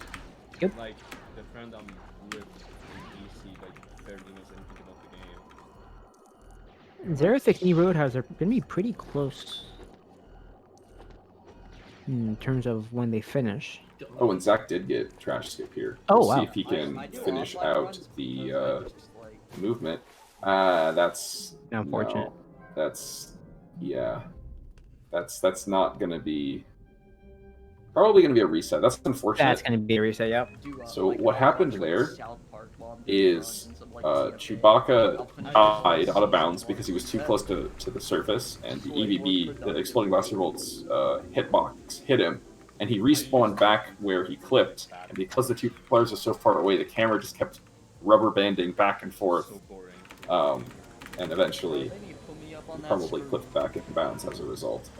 But yeah, Zach will probably be, well, he definitely is resetting that one. Xerafix finishing with 235.40, putting him in 5th place, so... GG Xerafix. GG. 2.5 minutes off his PB. Getting close there. Pretty good placement for this event. Yeah. And it looks like only he should be finishing a mid 227 here, which will be good enough for second place. Second fastest run so far. Evan, I'm gonna go to melee. After that, it looks like B-Soup will be the next furthest along in a run. He's in Echo Base here. That Stormtroopers have been convenient. Yeah, and it looks like he's a decent chunk ahead. Not the greatest Hoth battle, but and this is comparing the latest, not his PB. So his latest run of a 229.19. He is almost a minute ahead, though, it looks like. 227.19 for Roadhouse. So that puts him in 2nd place for the event. Yes, that does. GG's to Mr. E Roadhouse. And also with Xerafix, we now filled out the leaderboard. Yes. We this will be with E Roadhouse. That'll be the 8th person that has finished a run so far out of the 12 or 13 that are running, which is awesome. I really hope we get everyone finish a run by the end. I think we will. But we'll have to see how it all goes. But as someone brought up in chat, box flip can kill a round not because it's in itself a hard trick, but because there's a bunch of things that can go wrong, mostly out of your control. For example, we saw earlier the auto swap to C-3PO. If that happened on player 1, that would be pretty run ending. Yeah. There's a soft lock that can happen, which is run ending. But it's none of it. It's all mostly just random chance. It's not. Yeah, and it's not really a thing you see very often. If you do the trick correctly, it should be fine. Yeah. Mostly it's bad stuff that can happen with user error. All right, looks like Viola guy is into Princess here. Pacing a bit behind PB, but he's still powering through. He definitely has a lot of potential to improve, so this is definitely something he could pull back. And Seed is in the early game here. Hoping to see where this Wii Super Run goes here.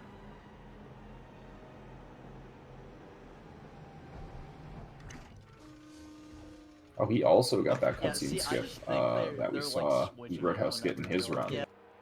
don't think they're Cool that we're seeing that so often. It's a kind of a difficult strat. It does save like a couple seconds. It's cool that we're able to see that. Yeah. They did not care. Feel was on the big screen, baby. Baby. I already Okay, have to well- like spam reset.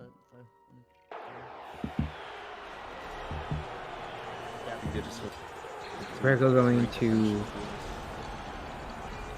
pod race. What else are we seeing here? Zach still on the reset, I believe. Yeah, he's still resetting. Timer's still running. Yeah, I think he went and took a quick snack break or something. Oh, there's some chaos going on real quick on Violus. Oh dear. Yeah, What that's a is he lot trying of to do? enemies. Oh, he's trying Yeah. to get the tractor beam here. Oh, A little too far to the side. he almost got it there. Yeah, that was close. Oh. Goofy enemy, what is happening? Hopefully he knows how to back this up. The way to back this up is he has to drop out player 2. Or if player 2 dies... Okay, that doesn't work. Yeah, he needs to drop out player 2 here. And if he does that, player 2 will jump out of the stuck position, but I don't know if he is aware of that. Player 2 currently swimming in the air. Yeah, having some issues there. There he Ah, goes. there he goes. Okay. Yeah. He's gonna go back for it. Yep. Oh, okay. Oh, nice. He should be able to get it. Yeah, got the from here. respawn. That's good. Okay. Excellent. He has the tractor beam. Not sure if that saved time, but that's all right. Yeah. So this is a common thing that happens if you mess up tractor beam for a bit. You sometimes have issues where Obi-Wan does not show up, and hopefully the Probably stuck on that barrel I mentioned. yeah, hopefully the pausing backup works for him there. See Wii Super on his way through Falcon Flight. Got a gold split on Echo Base, and that puts him over a minute ahead of his latest, which was the 229.19. And just for reference, his PB, I believe, is a high 226, 226.49. So definitely not a PB pace run, but this definitely could be a 227. Has the potential to jump into third place with this run for sure.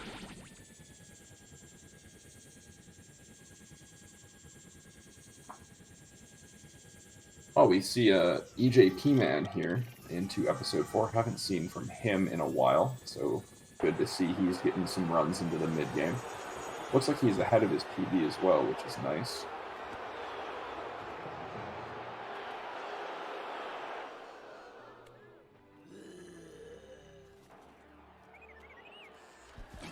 For Still here building the panel. Yeah, hoping for a good boulder from Wii Super here. That panel that Viola just built is very interesting, because it's perfectly positioned and timed such that you basically will not get shot, even though you're aggro the entire time.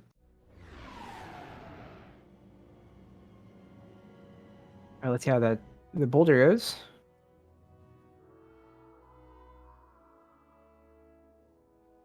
Yeah, so far it's looking pretty slow. In general, slow boulders tend to be not great, since you need the targets to be on the front to be able to easily hit them. And when a boulder is going slow, it's a higher tendency for targets to get stuck on the back, like we are seeing right now. Very much not the greatest boulder, though. Not the worst one either. I mean, this is not an amazing split, but it's not a run-ending split either. You can sometimes see boulders that take over 2 minutes. There's a really, really old, I don't know if it was a clip or highlight or something of like back in like 2018, someone losing like 2 minutes to the boulder, which is pretty crazy. That's tragic. Yeah.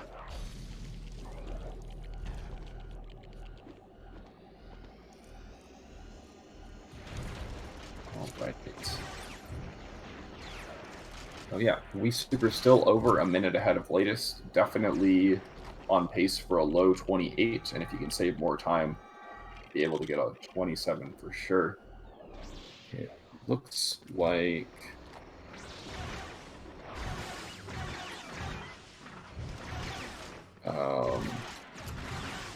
his BPT here is 26-36. Actually, technically, PB is on the table for him. He needs to play pretty well, but he has some gold potential on this split.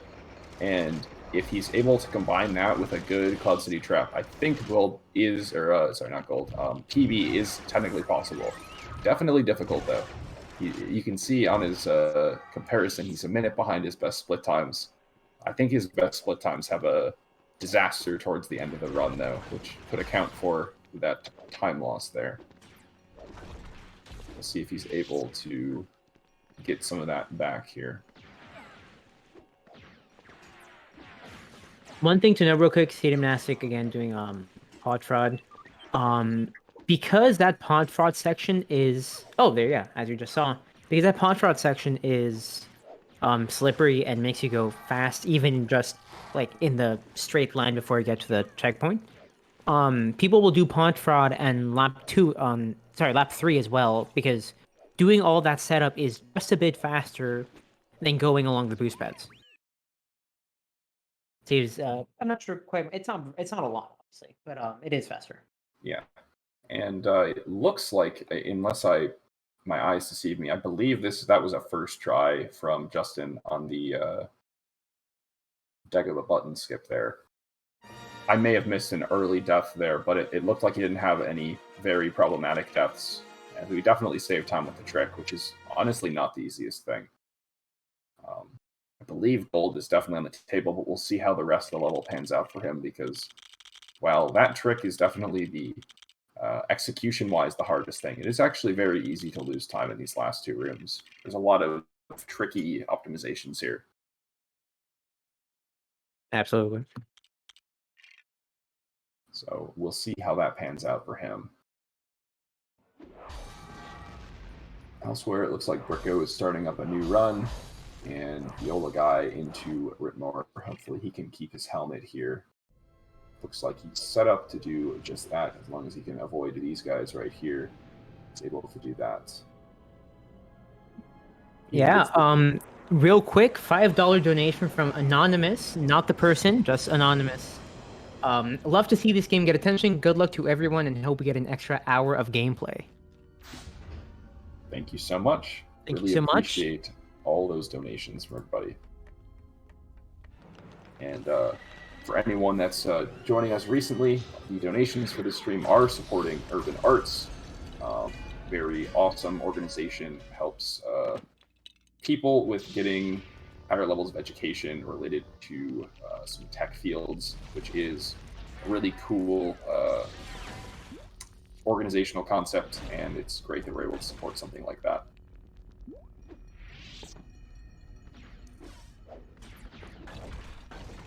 All right.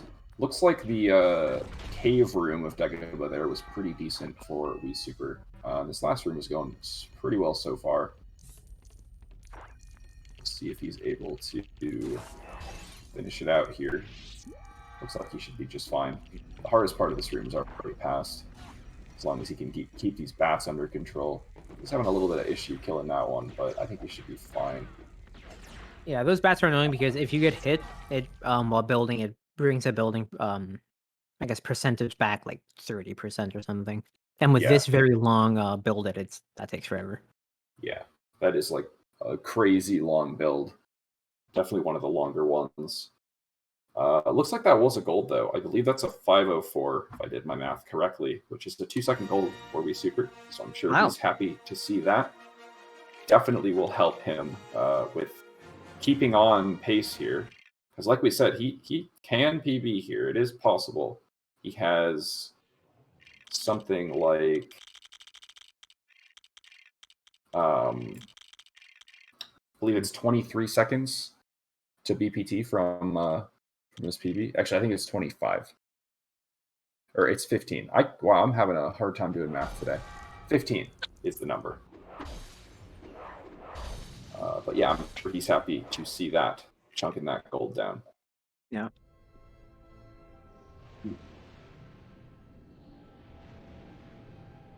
All right, into Cloud City Trap. This is for all the marbles in regards to this PB for sure. Whether or not he's able to clutch this split out will dictate whether or not he can close this run out with a personal best. One of the lovely things about this game, currently watching 4 different cutscenes. Yeah. 5, wait. Oh my god. So many cutscenes. Yeah, well, that is the nature of this game. It doesn't feel like it when you're running, but there is like 50 minutes of cutscenes in the speedrun, which to some people might be a bit of a turnoff as far as the game goes. But I actually like built-in breaks because there's not any cutscene that's really that long. There's a couple that are, but most of them are relatively short. So just getting a nice little 20-second breather every once in a while is actually pretty nice. Yeah, I think the longest is Droid Factory intro, right? Or is it I think it's episode Hoth Battle opening is the Hoth longest, Battle, yeah. But that's nice because it gives you this breather right before the episode starts. Yeah. To think about that. And he does land fast DB1 first try, which is the first trick that he needs. Another lovely $3 dono from Tameji saying, "Love you, Chim." It seems you have some fans out there. Thank you so much, Tamiji. I appreciate it. And thank you for supporting Urban Arts as well. I'm sure they also appreciate it. Glad to see Tameji very some... active in chat here. Always nice to see. Yes. Ooh, that's a first try. Oh, wow. That's good. Yeah, that is what he was looking for. That should be good enough height. Ooh. Okay. Yep. We'll see if he can get this trick. The first try here could be really good as far as gold goes. Oh. This might be goldable. Justin's chat popping off.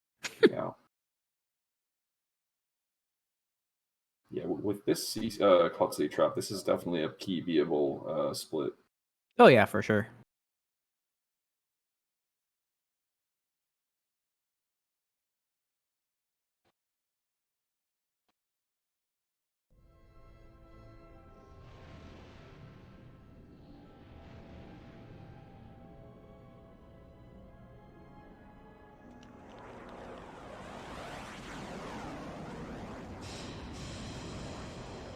I do believe this is a gold. I mean, surely it's a gold. Yeah, Oh, yeah. yeah. Because his, like I was saying earlier, his gold did not have the room 1 skip in it, and now it does. There we go. All right. Just like BPT that. here for him is 226. Now I would say that PB is very much on the table. Oh yeah, I would love to see that. Excellent time commercial break. I guess we'll swap over real quick. That does take community sub to a 218 for sure. Because that was several seconds. Are you referring to whose? The sub Justin? community sub bests. Yeah, because of Justin's CG or. Yeah, because Justin's CG Oh, yeah. was a CG by like 3 seconds, and Oh wow. community sum of bests was like a 219.02. So that's definitely Excellent. a 218 now. Yeah, especially combined with Zach's earlier. Yeah. Well, this actually isn't the most poorly timed commercial break because this is just a cutscene. Yeah, the start of the level isn't too complex. Honestly, it's not like Bespin is not that difficult of a level. I feel it's just there's a lot of things that can go wrong, but there's no particularly hard tricks or anything. Right now, if you get unlucky, you'll get miserable cycles on door clip or something, but it's not inherently bad. I have faith. I think he's I have going to faith. clutch this I'm one excited. up. Yeah. We have We Super in chat as well. And we're back. All right. Nothing. I hope that was a good. Oh no. Okay, that's fine. Yeah, I don't know too much about exits from that room, so I have no idea how good that fight was, but I mean, surely it wasn't too bad. It's kind of hard to lose that much time in that section, Yeah. so... It's a bit low, though. Oh, yep, takes a death. Okay. So we That's can... fine. Bad RNG there. Yeah. Still might be able to get it. Oh. Excellent. All right. Okay. I guess that RNG... Relatively first try. Yeah. Kind of normalized bad RNG, but got first try instead of the normal second try with the setup. Yeah. Yeah, because sometimes if you're, if you're in door clip and you got that RNG, you just kind of keep hopping and hope that the cycle time's up well. Yeah. Haven't really worked out for him, but sometimes the door will close while you're like falling like on the way down, and then it's gonna work. Mm-hmm. That was very fortunate though. That because well, it was unfortunate and then it was fortunate. So really, Yeah. you can't say it was that lucky because it was only had to be lucky because he first got unlucky. So That's true. it all balances out. Yeah. There's a very common beginner error here in this specific room in Wii Super's run, which is if you spam shoot, which might be your initial instinct, because of how the spawns happen, you are instantly going to kiss Leia's hand, and that's a really long. It's like a 4 or 5 second animation or something. Yeah. Funny little Easter egg. When you press attack as Lando next to Leia, he kisses her hand. All right, but I do believe the general timestamp is it's about 1:30 after the auto dropout here after box clip. So, Perfect timing with that death. Are we gonna be good? Excellent. Yeah. All right.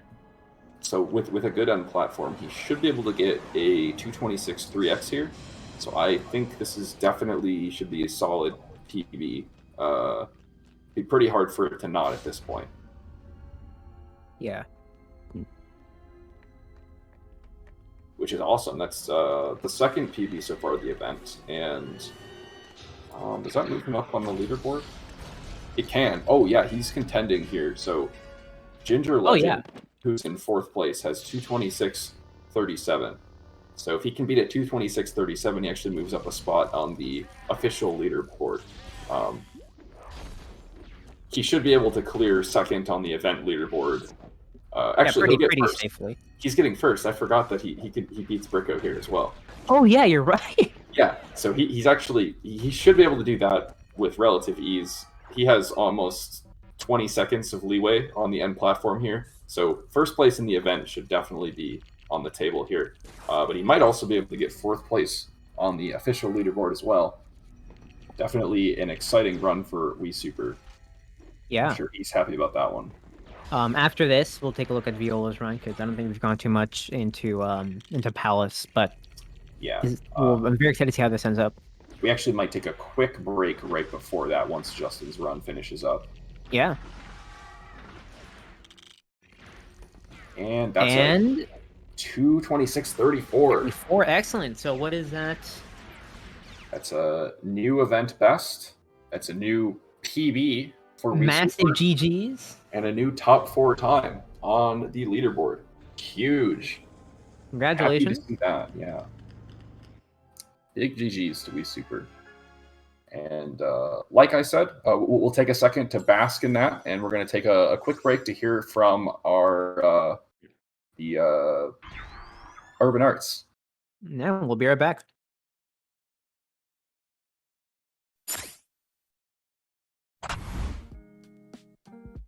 Urban Arts helped prepare me for college by giving me a lot of experiences working both independently and collaboratively with other people to make really cool games, and taught me how to put my all into creative projects, and that helped me put together a very strong portfolio for college. The best part about being in the urban arts community is the people that you meet. A lot of the people here have the same interests as me, so in the future, making friends here will benefit me and them and everyone around, because we all benefit from each other by gaining skills that other people had that I may need. Urban Arts helped me see myself differently by showing me that I can be a good leader. In the studio program, I was assigned the role as project manager, and fulfilling that role for the first time actually helped me realize that I have good leadership skills, and it really helped me to develop them.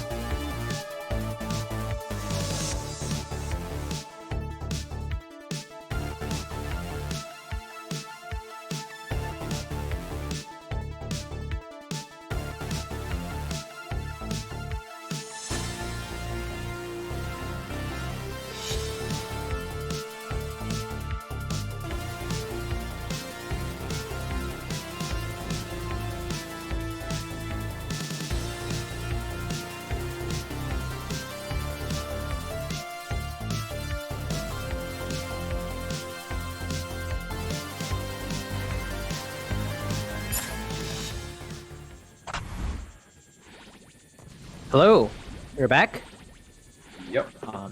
Following up that cool PB to end that last section, we're now back into it again. We have a lot of people across the early and mid game here. Looks like the two people furthest across are Viola and EJP Man. Unfortunately, Viola taking a death there, so he can't get the synchronized platforms.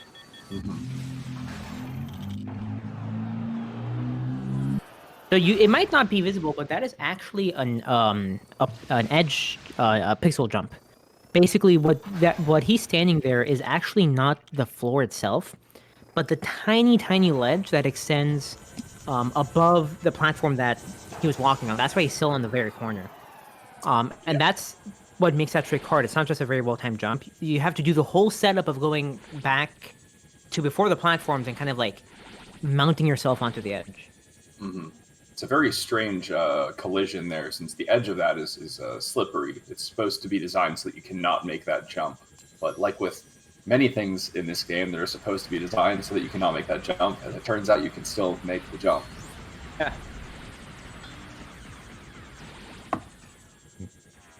All right, Villa taking a moment to set that up. Let's see how he does.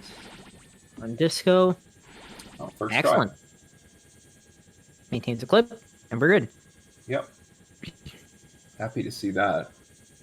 Yeah, EJP going through Palace. One fun thing about Palace, Palace contains two big tricks, right? You have Spiderless, which is very difficult, and has a very specific setup if you fail it. And then there's this one, which is Droid Avoid, which by its name avoids the droids, because normally you're supposed to get the droids from here. And I remember when it came out, I don't remember who people kept saying that it was like a very difficult trick. It's really easy, because it's not that it's not a one-try trick, but retrying it takes like half a second. You're basically just spamming force. Very different from Spiderless, which is much more precise, and if you fail it, you have to do a whole setup. Yeah. One of the good things about Droid Avoid, you can literally get a fifth try and lose like 2 seconds. Yeah. And it's like not that even that big of a deal. We'll see here with EJP. The reason that that Spiderless is a bit complex is because this jump right here, you're below the ground and you need a clip into that door, which is what he just did. But because you're below the ground, it's hard to tell if you're actually under it. And if you clip out but not under the door, you have to go to the room before and do a setup where you clip out with some lamps. And I remember the first time I failed Droid Avoid, and on stream I had P53 explain to me through text which specific lamp I need to jump on off of. It was not a fun endeavor. It's funny you mentioned that, because Viola actually did that backup during the break. Pretty well. We didn't see it. Yeah, it's a shame we couldn't have talked about it during, but yeah, we got it in anyway, which is great. It's a fun little backup, because it's one of those things that I think not enough people learn how to do, because it's a pretty uncommon thing to mess up. I guess the trigger you're trying to hit is pretty large. Yeah. It's a weird camera angle though, so you have to kind of have like misalign it via depth perception. But if you do mess it up, it's not the end of the world. It's not like you have to go all the way back and redo the trick, or do the room casually and then take the time loss of watching the cutscene. There is a backup that doesn't use that much, and the backup is pretty easy as well. Yeah, it is. It only loses maybe about 10 to 15, which is a lot better than losing like a minute or 40. It's definitely something that's continuable, but I don't know. It's such an obscure thing that doesn't apply to a lot of people, that I think a lot of people end up not learning it as a result. And for that, 1 in 100 run where it actually is relevant, it's good to know your backups. Ooh, we're seeing a cool strat from Bricko here, and as soon as I start talking about that, the stream freezes, which is unfortunate. But well, I guess I just won't talk about it then, because it's going to be past by the time he's through. Anyway, Looks like EJP is onto Disco Skip, or not Disco. It's Carcoon is the name of the level. Sometimes I confuse because Disco Skip is such a fundamental part of that level, but Yeah. Great Pit of Carcoon. Him and Viola are pretty close together run-wise here. Let me double check something real quick. And looks like Viola will be finishing up this level here pretty soon. It's the end platform of this level you do pretty much casually, but an interesting fact about this level is that the entire level takes place within the same map file. And as a result, after you skip the speeders, Leia's AI is still trying to path to get to the speeders. So if you drop out here, she just walks towards the camera infinitely, and she'll end up walking off the edge and dying a bunch, but she's trying to get back to the speeder that's in the original room, which is pretty amusing because that room is like physically located very far away from where the speeder is, but that's just what her AI does. So you can't really drop out for the rest of the level because otherwise your AI player just kind of behaves like a potato. Yeah, and actually because of that, because it's one big level, that's what we tend to use for benchmarking Brickbench, for like performance testing, because it just runs terribly on Brickbench just because it's the game naturally removes parts that you shouldn't be seeing. Brickbench doesn't, so it's very slow. Mm-hmm. And it's also it's just because that whole section of the level that you skip where you go around the track is so massive because it's scaled to the size of a vehicle as opposed to the size of a person. And vehicles are much larger and move a lot faster than people in this game. Which I guess is also the case in, Star Wars and in real life, but yeah. Looks like Seed is finishing up. Not the greatest Jedi battle here, but he's still going to power through this one for the time being. He Roadhouse back into episode 2 as well. It looks like he's a decent chunk ahead of his current best time as well. Though, obviously there's a ton of time left to go, but we'll see Gymnastic here with... There's the first barrier skip. The barrier skips are interesting because for the first one, you need to destroy just the right pillar, because the right pillar's collision just barely extends out, so you can't do the first barrier skip properly. For the second one, you can also skip it, but for a completely different reason. It's because you can do this spawn that gives you just enough altitude to kind of like glide over and around the boulder. So while you were talking about that, EJP Man got disco skipped twice. Oh. Yeah, he did it once and then jumped back in bounds and then immediately got it second try. Real disco skip master here. Yeah, really just style points at this point. Also, talking about Carcoon, Carcoon has just donated $10. Ooh. I love Carcoon. Happy to see it on stream. I'm glad you enjoy it. Thank you so much. I'm going to assume that is the runner of the game, Edna, who has the Twitch username, Carcoon. Appreciate that. If it isn't, I'm making an assumption there, but if it isn't, thank you regardless. I really appreciate the donation. Going to a great cause.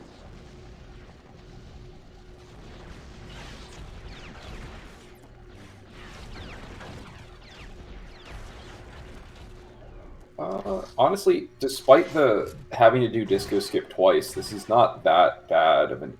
well, actually, it's not the greatest Carcoon. He did have some issues with topless as well, now that I'm thinking about it. But, it's continuable. He's not that upset with this, I bet.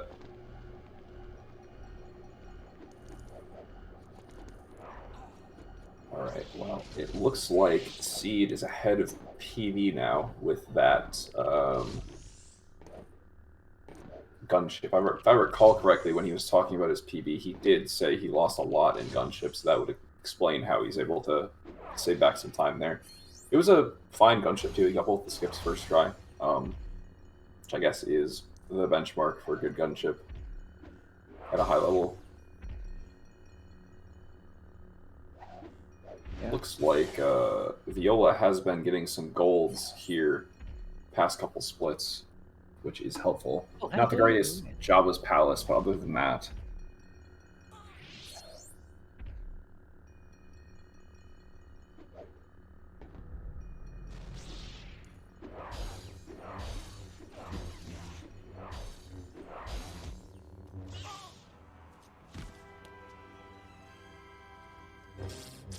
Which means Brico is getting out of episode 1.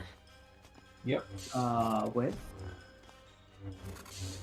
It looks like this is going to be, you know, I could make a guess. I'm going to say it's probably a 2x episode 1 exit, a 22x, but that's probably not right. I'm not the greatest at finding the timestamps mid cutscene. Yeah. It might be a 3x here. Yeah, it definitely is a 3x. But that's still fine. He's probably fine with that. This is not an amazing mall, but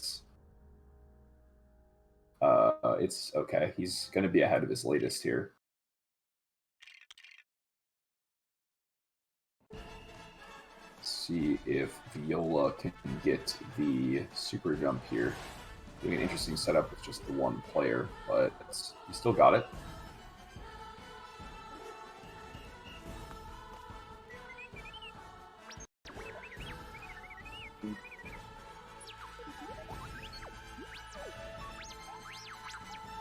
We'll see. He definitely has a lot of potential to save on this split, so hopefully he's able to capitalize on some of that. He did lose his ghost heart somewhere along the line, so he does have to be a little careful here to not accidentally take a death from exploding blaster bolts, which is pretty easy to do in such close quarters. Hopefully he shoots these early, since these do explode. Yeah, that's unfortunate.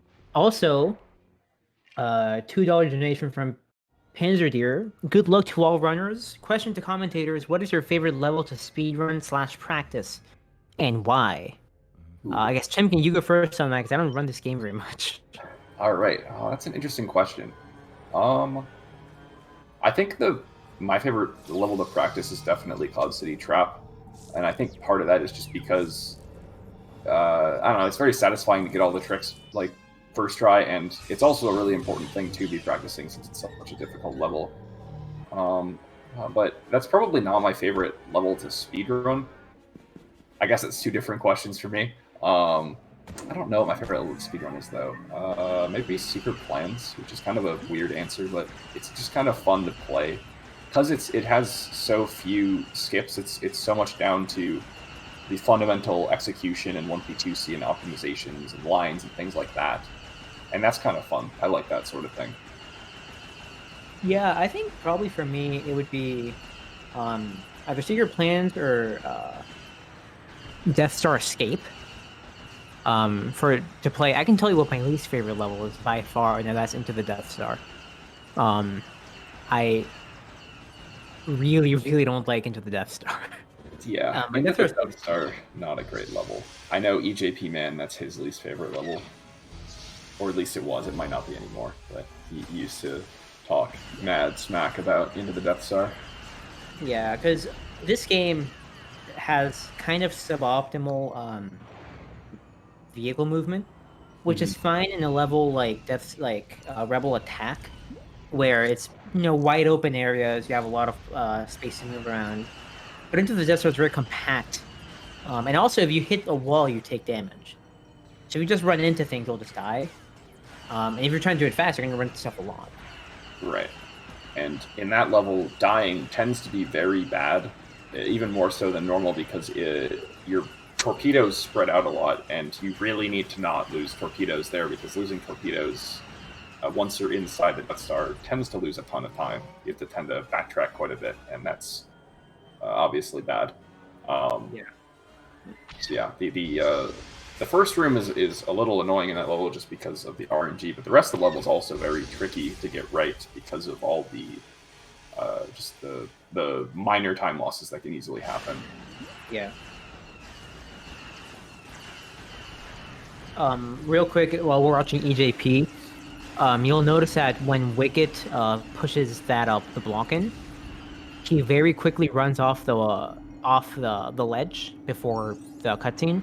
If Wicket gets stuck up there during the cutscene, there's a chance it'll soft lock. because he just won't walk down, and he'll also despawn. So this is on EJP Mans. And to recover that, I believe you have to go into the previous room. Yeah, there's a couple of weird things that can happen there where people get stuck. Fortunately, you can reload the room to get them unstuck, but that's still a big time loss. This level has a lot of weird things, with AI getting stuck in places or not doing what they're supposed to do.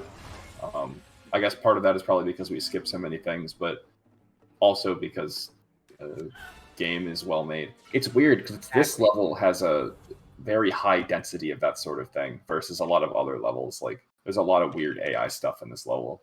Yeah, the droids especially. Nowadays, it's not as big of a problem because we do the super jump. But if you don't do it, back when we didn't do the super jump, in the second section of this outdoor area that EJP Man's about to get into, you have to destroy every flower because otherwise R2 might get stuck in one. And if you don't notice, you have to backtrack all the way to pick him up. Yeah, and that can lose a ton of time. That used to be what we have to do every run. And I think some people still do that because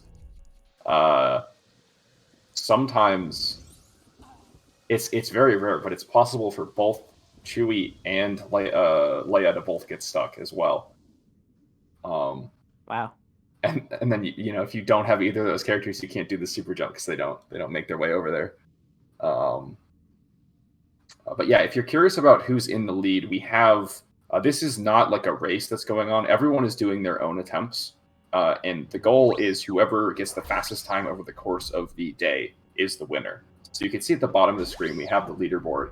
Currently, B Super has completed the fastest run, but we've had runs, I think, completed by 8 different people, and the best ones are there at the bottom. Currently, the people furthest along in a run are the 3 you see at the top of the screen, so Viola, EJP Man, and Seedamnastic. Viola is furthest along with the run. Right now, he's in the last level of episode 6. Yeah. Now, if you want to see potentially even better runs, if you want to get a bit of extra time, be sure to donate. If we get up $500, we will start the last runs at 7 instead of 6, and it goes to a great cause, Urban Arts, which does a lot of work to help kids who otherwise would not be able to get a quality education, get an education in technology and arts. Yeah, very happy to be donating or supporting that organization today.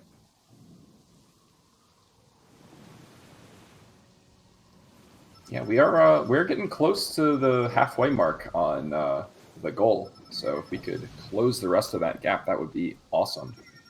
Once again, thank you everyone that's already supported and everyone that is watching along. It's great that we're able to do this event for you guys and also able to support an awesome cause while doing it. Yeah.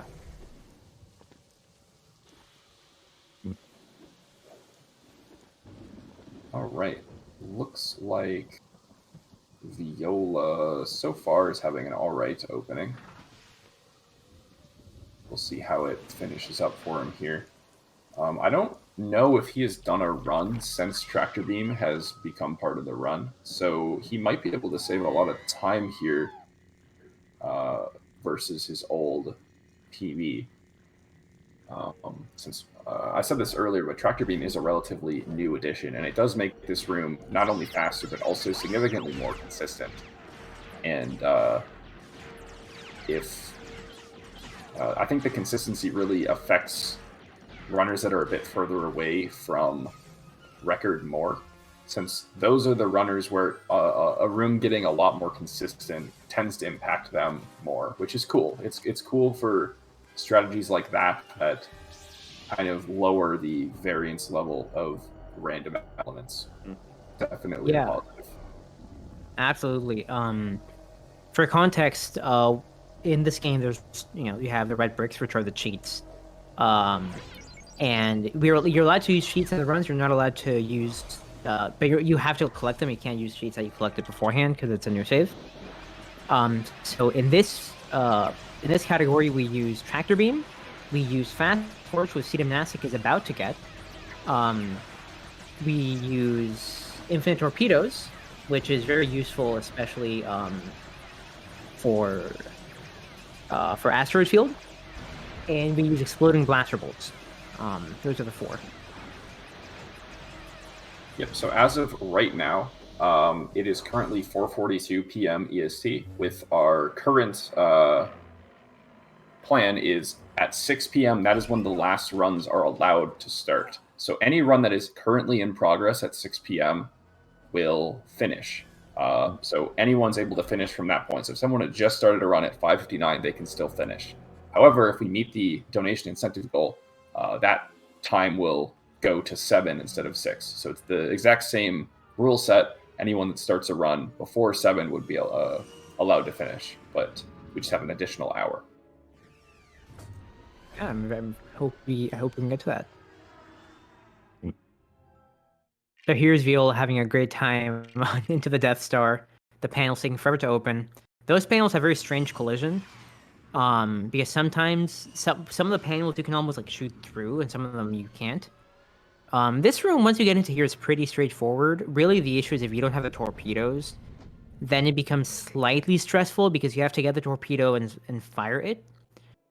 Fortunately, I believe that the core spawns torpedoes by itself. So you don't have to go all the way back. It does, yeah. Torpedoes do spawn in this room, but it is a decent chunk slower than having all of them by the time you're ready, because they shoot out in random directions and at like a random rate, so it can sometimes take a while for one to spawn. Fortunately, that's not something that usually you have to rely on, but it is still a thing.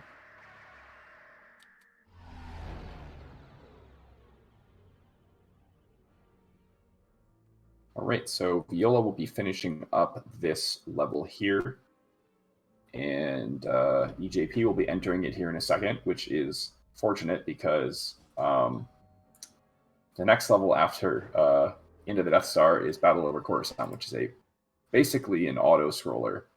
So we'll not have too much to say during that. That's about 4 minutes of just gameplay, but fortunately we have a ton of people all over the place in runs, so we'll have a lot of other things to focus on while we're waiting to get past that.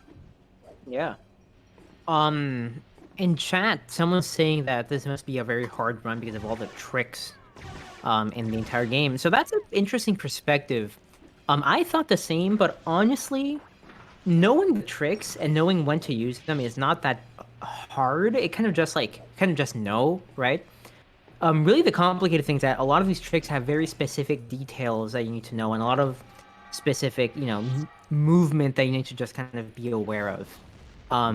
But you would be surprised at how easy it is to pick up this game, even if it's, 3 hours or whatever it is for your first run of, like, difficult content. Yeah. That's a good point. This game has a lot of things that, on their own, really are not that difficult, but the hardest thing about this game is just the depth of game knowledge that there is. Like, there's so many different things that are important to know, and some of them are like not the easiest thing to learn. Like, you aren't really going to see, for instance, we were talking about this earlier, like the backup for spiderless, where if you miss the trigger, that's the sort of thing you like never see anyone do. So if you don't know about it, that's just like could be a problem for a run at some point, right? But there's just so many things like that, so many small details, and that really is, I think, the coolest part of the game. The fact that there's just so much you can know about. And also the fact that because it's a bunch of small details, if you're just starting, you don't need to do all of them, right? Like if it's your first run, you don't need to do EV2, right? Mm-hmm. In fact, you shouldn't. That type of thing, where as you get better and you know more about the game and game mechanics, you can start mixing in other strategies. Because as we've seen, even at the top level, not everyone uses the same strats all the time. Mm-hmm. Yeah, even at the top level, there are strategies that certain runners go for that others don't. There's minor optimizations that only certain people use. I know I was talking about this earlier, but Gymnastic does a strat that isn't in World Record in Death Star Escape. And that's just kind of the way he likes to approach. He's definitely trying to do every strat kind of runner, as opposed to people that will omit certain strats due to difficulty or consistency or something. But the fact that even at the high level, there's still such a variable field of different strats are able to do is just a testament to how much stuff is in this game. Yeah. I mean, even at the first strat, Sedum Nasik here doing the 1P2C negotiations. At least when I was learning the game, it was recommended you don't. I don't know how it is nowadays, but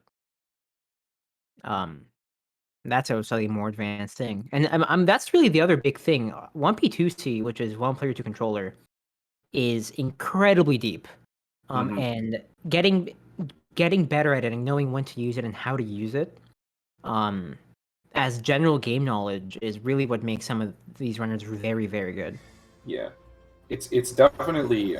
I saw a graph one time that described like the way you learn 1P2C over time, and at the beginning it's like really hard and you improve very slowly, and then you hit a point where it just starts to click, and then you have a rapid period where you just get a ton better as all the pieces fall into place. But that last like 10% is probably the hardest part, going from being really good to being like really, really good. You know, that's probably the hardest part, is ironing out all those little things at the high end, and that's cool. I like the fact that that's a thing that exists. Yeah.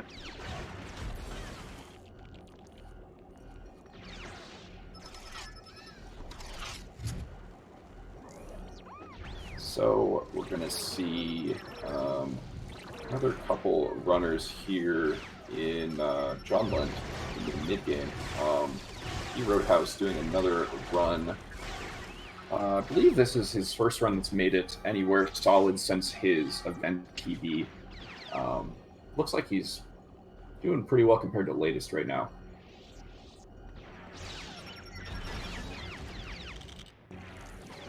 Zach is also a pretty reasonable pace here. I'll stay out of feed. I didn't really catch what happened in feed, but he was doing pretty well beforehand as well. Yeah, I would like to see Zach finish a run today. I'm sure he would like to see that as well.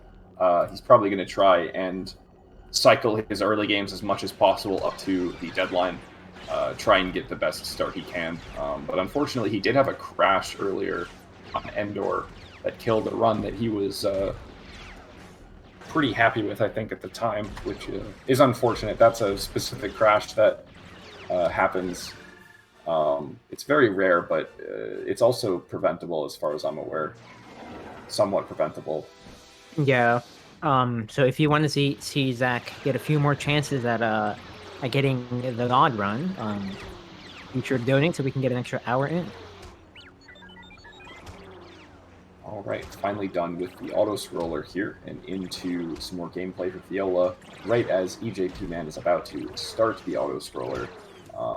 We still have plenty of other stuff on screen though here. Twice Light and Frostbite both cruising through the late part of the early game here. I would call this probably the early part of the mid game. That's probably more accurate.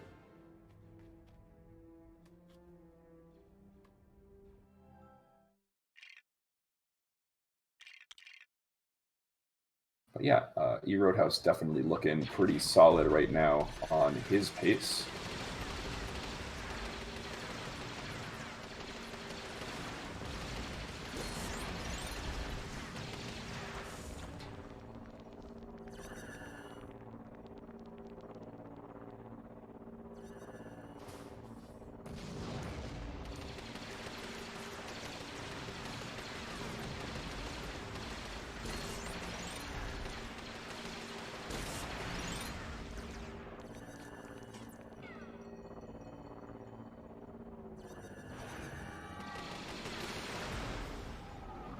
How much time is left in the tournament?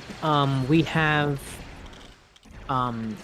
currently about a bit over 1 hour left to start runs. Runs can be started up until 6, unless we get $500 for the donation goal, in which case runs can be started until 7. So if we can finish up that donation goal, that'd be great. Gives back a bit more time to do some more early game cycles. Yeah, so if anyone is feeling particularly generous and would like to help support Urban Arts, we have another $340 to hit our goal in the next hour and 8 minutes. That would be super cool if we were able to hit that. Definitely would get to see a couple more runs today. Yeah.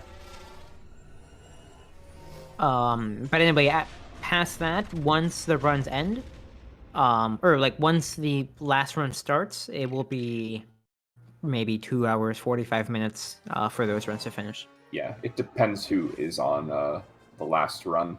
Yeah. So we'll have to see when that is. But, ooh, that was a nice backup that Viola did there for that cycle skip. Too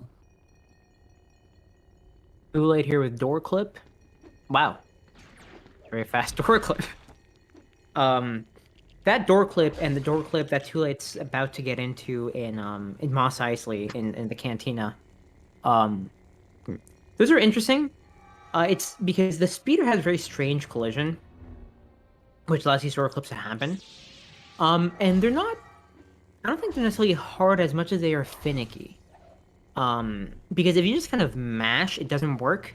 You have to get a very specific angle of like almost pushing the character with the nose of the speeder while it's turning through, the wall or the door that it's going through. So it's an interesting clip for sure.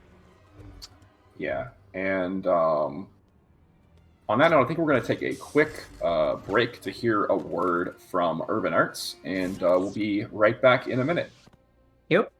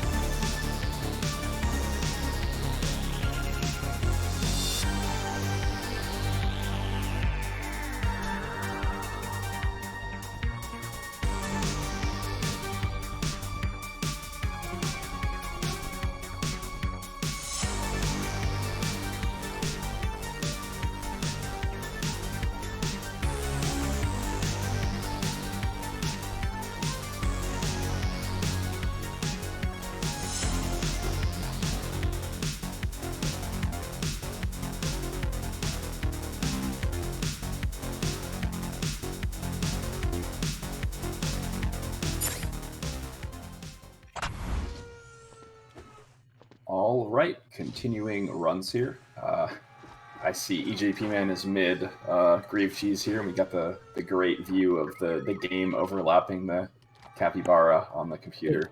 On my pewter. Love that. Viola heading into Kashyyyk here. Looks like E Roadhouse is over a minute ahead of his latest as well, which definitely could put him in the running for getting the first place run of the event if he's able to hold it off. Though we'll have to see. Obviously, it's still very early into the run. There's a lot of opportunity for things to happen. So we'll have to see if he can hold that pace.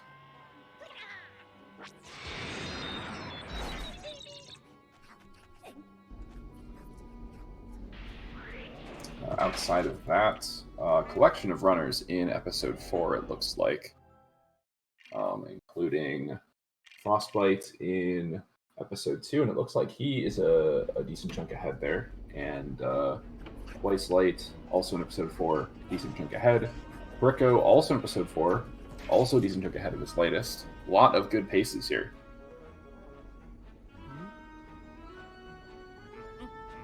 All right.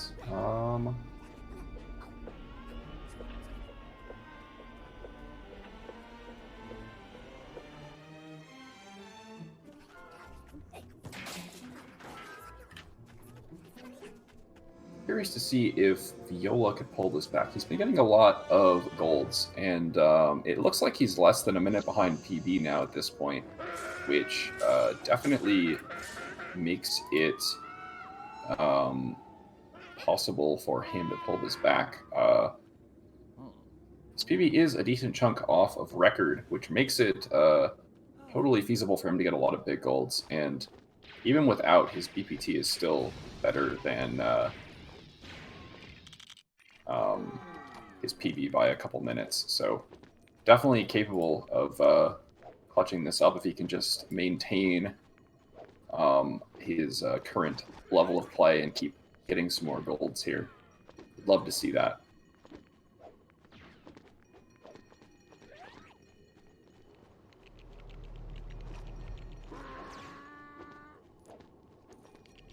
All right, and Zach also is into episode 2 here.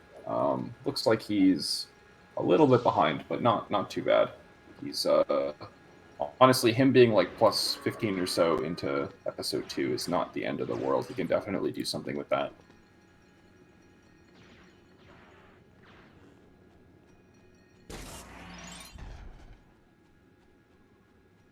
I'd be very curious to see how many of these runners finish the current run that they're on, because no one currently playing other than EJP and Viola could finish their current run and then start a new run. So a lot of these runners, if this is the run they like, this is the run they're going to have to finish out on.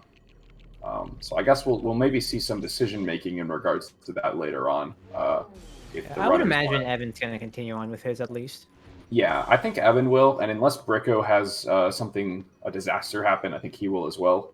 And right now, Twice Light and Frostbite are also sitting pretty with their paces. I think out of these 7 runners, the only one that I would think might reset, depending on, without something tragic happening, would be Zach, just because, while his run he's on is not like a disastrous or anything, it's definitely, he could try and re-roll, get a better run than this. Everyone else is relatively fine, though. It looked like Bricko had a pretty not great Bantha skip prior to Sandcrawler, though. It looked like he missed it quite a few times, so we'll have to see how that goes.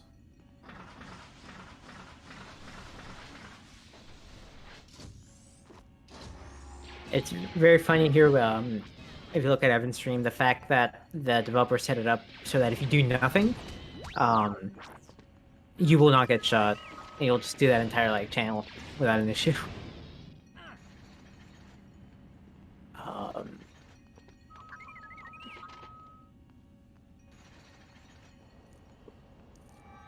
other than that, I think it's all pretty. We're kind of stuck in a bunch of cutscenes right now. I mean, I brought this up, but a lot of this game ends up just being cutscenes just because of how cinematic it is, I guess. Some of the other Lego games actually have a no cuts cheat, which was discovered relatively recently. And some of them run with that. Makes it much shorter, obviously.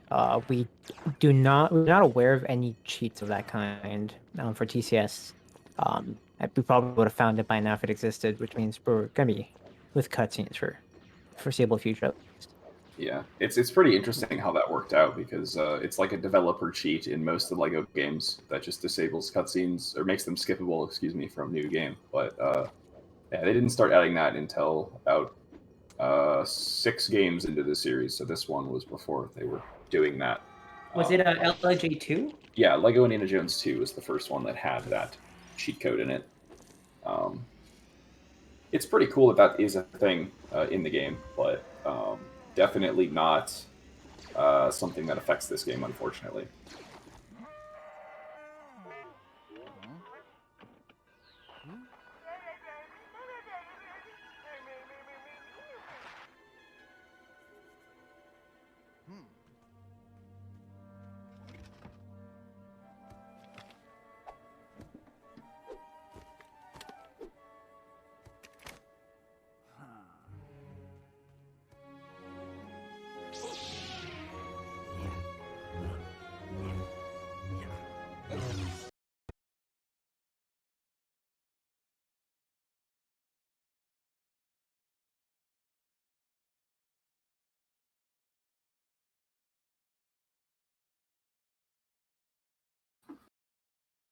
All right, and that was actually a pretty solid Ruin of the Jedi there.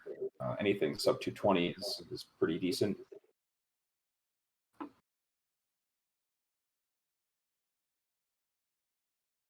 And we'll see. There's no gameplay going on, and now let's go. Oh yeah! Wow. Joe had some menuing. That does happen. Oh, okay, there we go, Zach. Yeah. So one interesting thing is if you look at Zach's stream right now, he's hitting Django at a very specific tempo. And the reason that is because if you go faster, it's not just that the hits don't register, it actually gives Django invincibility frames, which slows you down a lot. The invincibility frames are almost like the entirety of that like cycle. Yeah, it's kind of a weird little mechanic, but hitting bosses too fast causes them to become invulnerable for long periods of time, which is not great.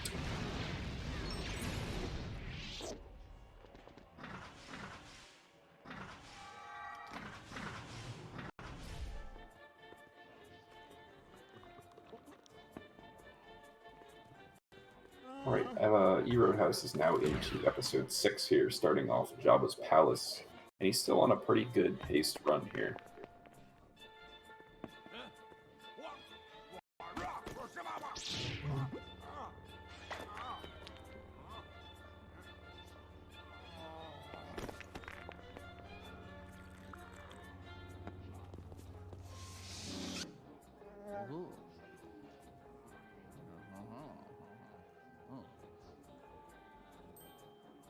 I think we have the potential to see a couple different runners take the top spot from here. I think the current run that E-Roadhouse is on is definitely capable of doing it. His best possible time is still a 2:22, and he is pretty deep into the run. So if he can maintain pretty good pace, that certainly could be a good run. Obviously, 2:22 is faster than world record, but he has well over an hour left, so keeping that pace alive would be pretty incredible. Not impossible, but definitely pretty incredible. Regardless, that's definitely good enough pace early game to get him a decent shot at taking the lead in the tournament. And EJP Man is looking to put up a time here, as well as Viola Guy. Both of them will be hopefully finishing the runs that they're on, and that will definitely give them enough time to start another run if they so choose.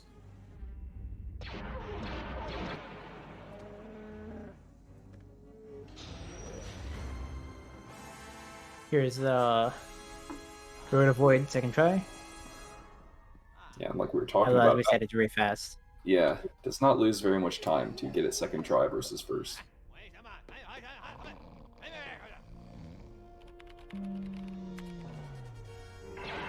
So first, the hot barrier skips. I find it much more pleasant than the gunship barrier skips, so it's meant to be kind of annoying. Yeah, the Hoth ones comparatively are pretty easy to set up.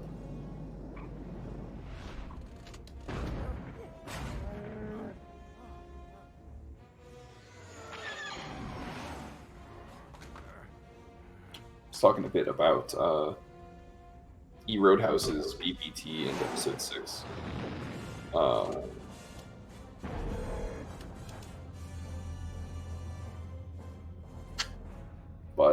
Yeah, Bricko's got a 223.32 BPT here into Princess, which is pretty good.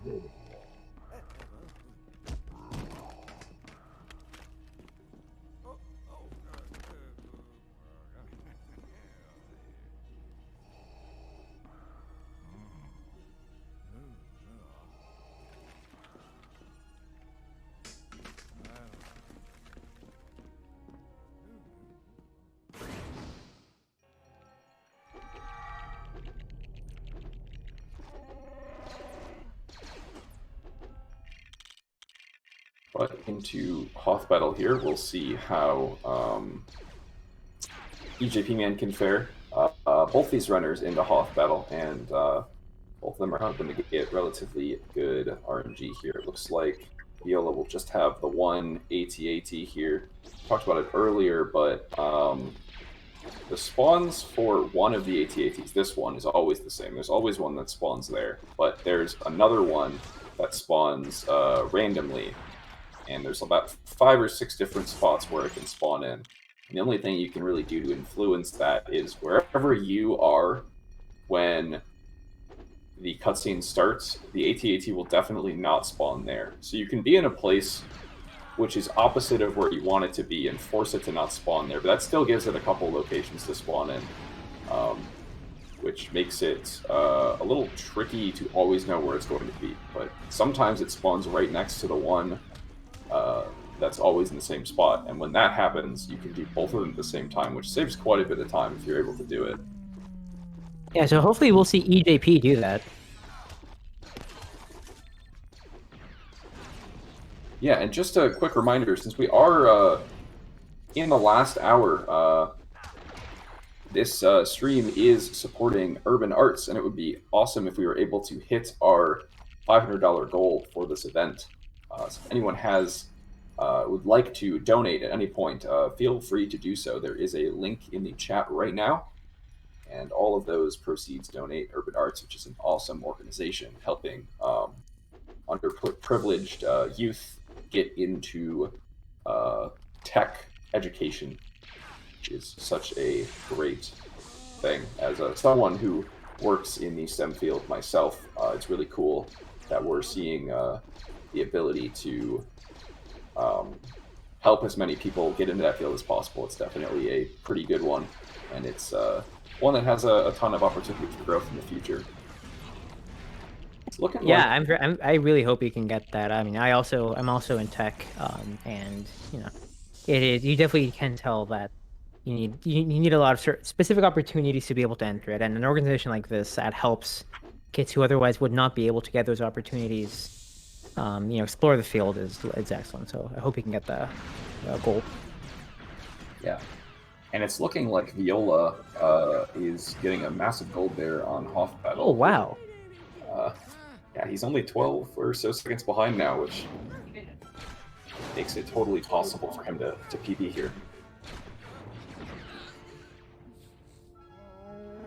Looks like EJP also did not get the good AT-AT spawns.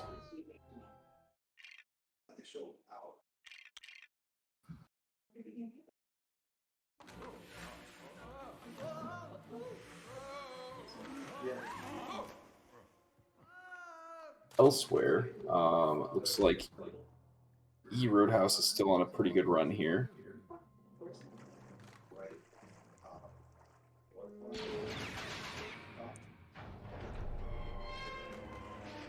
Yeah, minus 148 on his latest, still the 222 BPT into Carcoon, and this is a really, could be a really solid Carcoon with first try here. And he did get the first try there on Disco Skip, so yeah, this is looking like a really solid Carcoon for him. Definitely what he wants to see as far as pace goes. Rico also in a pretty good spot. He's looking to be on pace to beat his latest if he can hold this comparison. We'll see if he's able to do that. Yeah, Disco Skip is interesting because it's not RNG, right? Because you can get it more consistent, but it is a very variable trick. And that's really the type of trick that you can only do by doing a ton of practice and getting a really good feel for where things, like where is the right spot to start building, what the right angle to hold is, all that stuff. Because if you don't do that, you can be there for massive time losses. Because the goal there is to get into a pretty specific position right when the speaker finishes building, and that finished building animation is what pushes you through the wall. If you're not in the right spot, you will just you won't clip through. You'll clip either to the left or the right. Unfortunately, it looks like the power-up despawned on Viola there, so he was not able to get the fast build, the invincibility for the rest of this. But that's not a huge time loss, just a little unfortunate. Hopefully he's able to power through here.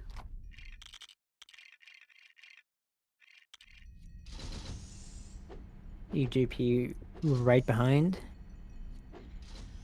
Yep. Did not have the greatest of Hoth battles, but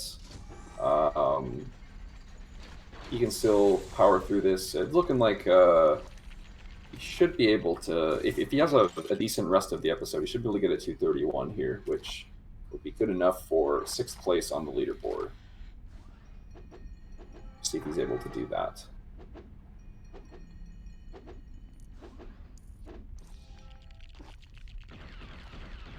Viola definitely will be able to PB here, hopefully. Let's see how the last couple of levels go, because those can still be pretty brutal. Yeah.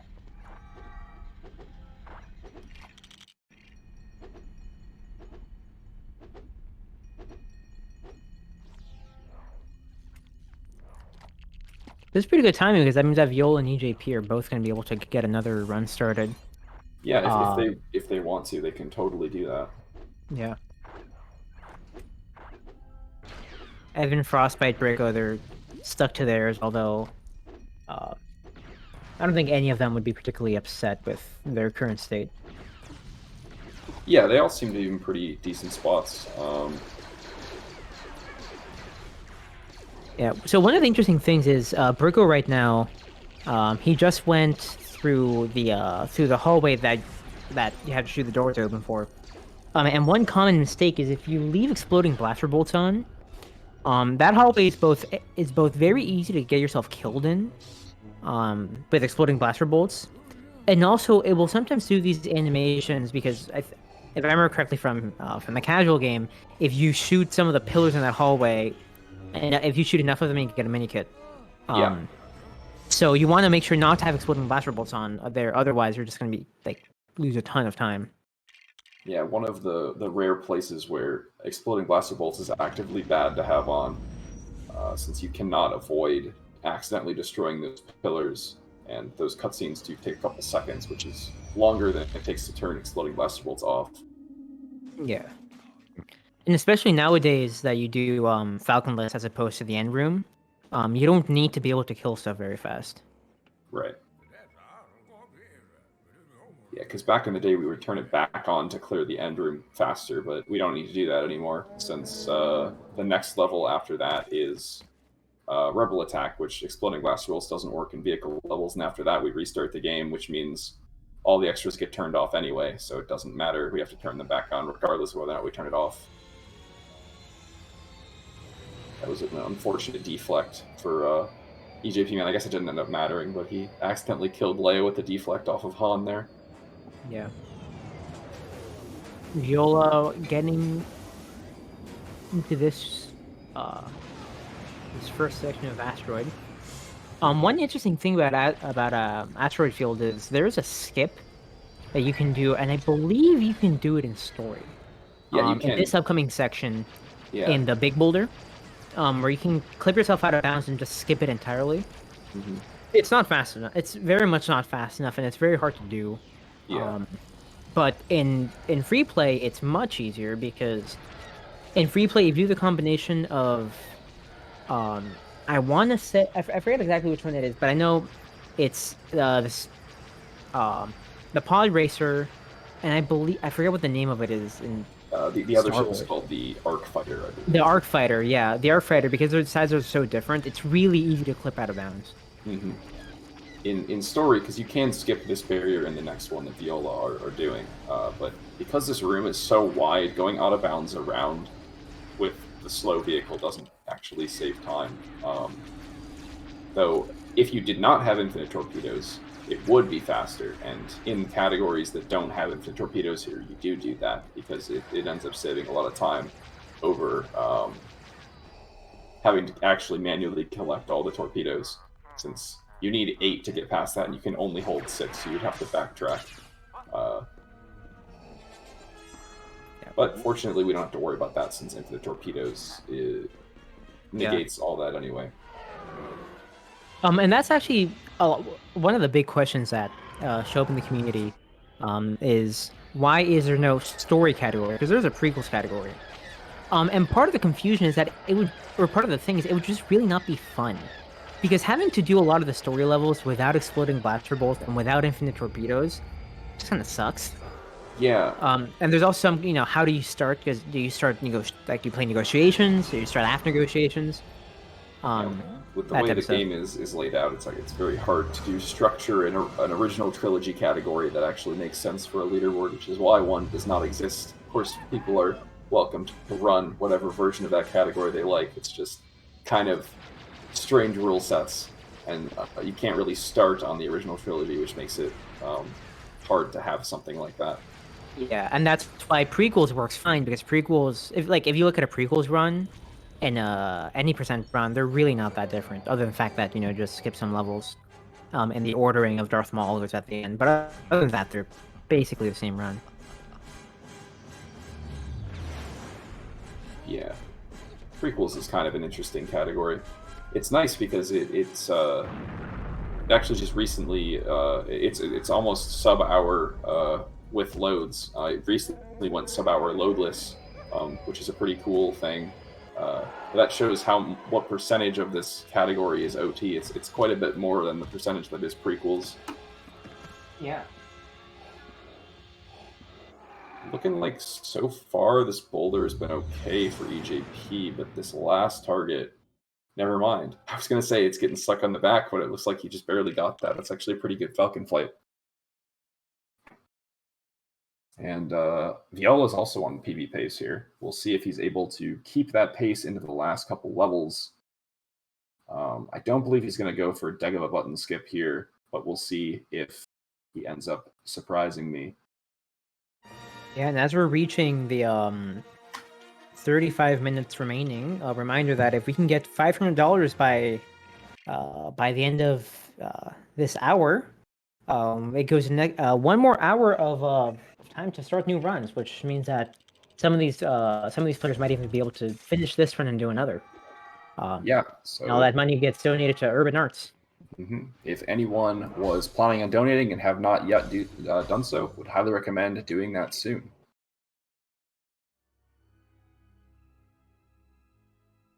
Any amount of money, $1, $2 goes a long way. Yeah, it's all going to a good cause, and all the money that can help support their organization will help them in some way, which is super great. All right, Viola will be on to Hut Skip here. Looking like, ooh, that's unfortunate. Went a little bit too far forward, accidentally hit the trigger for the level. So the way that skip works is you stand on top of the rock, and your AI companion paths around the cutscene trigger.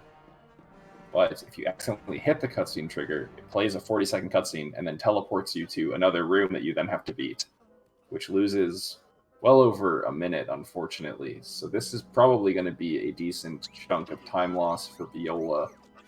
I don't know if he still will be able to PB, but we'll have to see. It will depend how well he plays the last couple levels, since he definitely has room to gold, especially on, looks like Bespin, but we'll have to see how he ends up playing the rest of the run.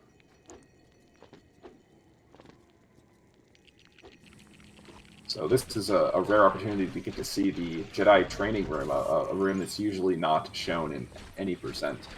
But normally in this room, you're supposed to learn how to use the Force with Luke, but you can actually just skip everything by going immediately to the end and then using some wonky collision on the walls here. We'll see if Viola is de-rusted on this. Personally, I have not played this room in a long time. I'm not sure if I would do this correctly. Viola I think is a champion. Yeah, Viola's, he's been here long enough. Yeah. I'm sure if this happened to some of the newer players, they might just have no idea what to do. Mm-hmm. It looks like with that, EJP is going to overtake Viola by a little bit. Yeah, that shows you how important HUD skip is. Yeah, quite a large time save there. And it's not a hard trick, right? Missing HUD skip is rare. The problem is there's no obvious line marking where you miss it. Mm-hmm. Which means that if you just go tiny bit past where you think you should be, you jump and then your character slides further than you expected. Massive time loss. Mm-hmm. Looks like Evan's on a pretty good episode 6 here. So far, all these splits have been really good. Hopefully he can continue that, since this run is still looking really good, best possible time-wise. It's kind of funny how Viola and EJP are pretty much in sync now. Viola is only 10 seconds behind him gameplay-wise. And similarly, Bricko's also on a pretty solid run. I think Bricko and E Roadhouse are both pretty similar. They're on similarly good paces here. E Roadhouse is a little bit further ahead, but I think Bricko's run is actually a little bit better. We'll have to see how the rest of it pans out for both of them, though. Yeah. Oh no. Unfortunately, as we just saw, missed the. Oh, he's still trying to save it. Okay. The Emperor Ultra Kill. He misses that completely. He has to go all the way back. One apparent issue. One issue with Ultra Kill is that if you miss it enough times, the Emperor just takes too much damage, and then you can't do it anymore, right? You just basically go through the rest of the level. Yeah. There we go. He finally gets it. Fortunately, that's not something you see very often. I think I've only seen that happen one time. Yeah, it's super rare. It was during a tournament match in 2019, which was pretty amusing because if I recall correctly, the person that did it did not know the backup. Yes, and that's the funny thing. The Ultra Kill is a replacement for a Fast Kill, which itself has basically the exact same strategy of pushing the Emperor into the pit, but it's after the lightning puzzle section. So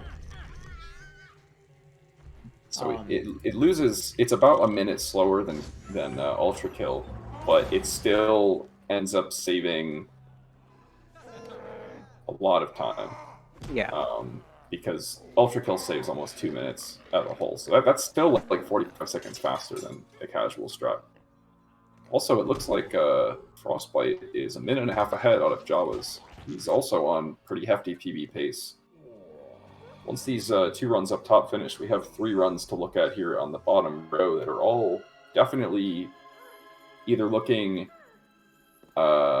decent chunk ahead or of latest, or are actually on PB pace. Yeah, just to give a quick update on those paces on the bottom. another one here. E-Roadhouse is currently pacing about a minute 20 ahead of his latest, which is that run at the bottom of the screen in 3rd place. So if he's able to maintain that pace, that is good enough to get the best run so far of the event. But Rico, who is in 2nd place overall right now, is also pacing 54 seconds ahead of his latest. So if he's able to maintain that pace, that would probably be better than the pace of the run that E-Roadhouse is currently on. Those two runs are definitely both pacing in such a way that they could, either one of them could be the best run of the event. Yeah, and so far those runs are going to cut off right after, or a bit after the 6-hour cutoff. Of course, with if we can reach that $500 goal in the next half an hour, that means that they might have another chance to go afterwards, because then the run will end at 7, or the final runs would start at 7. So that'd be a great thing to see. Yeah, that could unlock more potential for further runs here, which would be really cool. So if anyone is looking to get another last-minute donation in, this is the time to do so. And yeah, so Viola and EJP are both heading into the early stages of Cloud City Strap here. Looks like Viola is struggling a little bit with the trick here. Hopefully he'll get it on this attempt. Ooh, I'm not really sure where he is. Okay, well, that works. EJP hitting the platform push there. It's not a huge trick, but if you nudge the edge of the platform that EJP passed a bit earlier, it drops the platform just enough for R2 to fly to it, almost as if you had gone to it like normally. He does get DB2 first try there as well. Wow, which yeah. Is always good to see. Ooh. It's very close to popping back. Perfect timing. It's fine, yeah. Right, well, this is a pretty solid... Oh, wow. That was pretty sick. That was... I'm excited to see how this goes, yeah. Okay. Quite the angle there, yeah. Team go for panel jump. Oh, okay. Still a pretty solid split from him. Yeah, not bad. Viola also trying to hit that R2 fly, although it might take a second. R2 fly is a bit annoying, mostly because the collision on the panels is really strange. It's slippery and it's a bit angled, which means that you can't just like stand on it easily and then continue on. That's also why panel jump is so hard. Yeah, because I think they were aware that you could stand on top of them, so they tried to make it so that you couldn't, but much like with many other things in the game, their efforts were not good enough, and you're still able to land on the panel. It's just harder.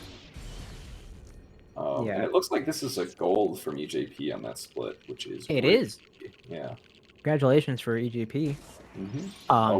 That's definitely the most satisfying split in the run to gold, since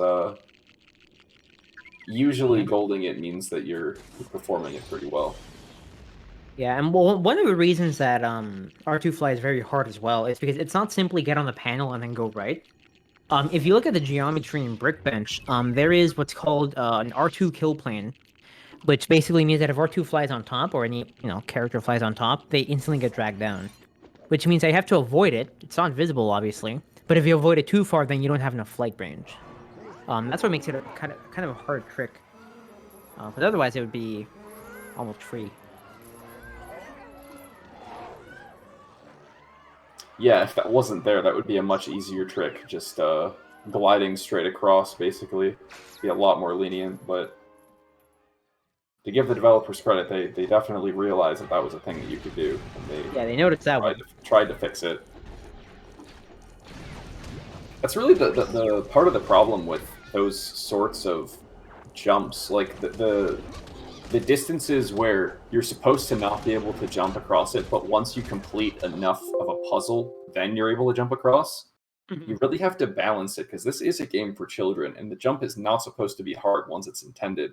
Yeah, exactly, right? yeah. So if you're intending for an easy jump that is only possible after a certain amount of time, it's actually hard to if you don't make the jump big enough, like you can just allow someone to jump without actually doing the puzzle, which is the problem that results in many of the skips in this level called City Trap. Yeah, it's interesting because there's not many long but doable jumps. They're either like close to pixel perfect or like frame perfect, right? Like DV3. Not that DV3 is exactly frame perfect, or just like intended. Oh no, Viola pops up off. That's very unfortunate. Yeah. Fortunately, at least there's no door there, because if there was a door, then that means that if you were to fail this, you have to go all the way and just like do it like semi-casually. Mm-hmm. So that's good. EJP on getting a door clip. Yeah, it was a good door clip from him. So I think this was brought up earlier, but here part of the work that you're trying to do with that camera pan is de-aggro. So when you're wearing a stormtrooper helmet, the stormtroopers will not be aggressive towards you. But if you put on a stormtrooper helmet while they are aggressive, then they'll continue to be. So what you want to do is you want to de-aggro them such that they won't suddenly become aggressive towards you there. Because if you don't do that, when you turn the corner, the stormtrooper that's looking at the window will start shooting at you, takes off a helmet, and loses a lot of time. Right. And that de-aggroing is actually quite relevant. We don't do it anymore. But oil glitch, which is still my favorite glitch, and it's kind of upsetting that it doesn't happen. Oil glitch revolves around de-aggroing. Basically, what it is in Mos Eisley, if you de-aggro a stormtrooper as they're coming out of one of their spawn doors, they will automatically use the panel that opens up what would it be? The like shed door that leads into the second part of Mos Eisley. And there's a few places where that specific thing is done, like where that tech is done. But oil glitch, I think, is the funniest. And unfortunately, again, deprecated by now, but.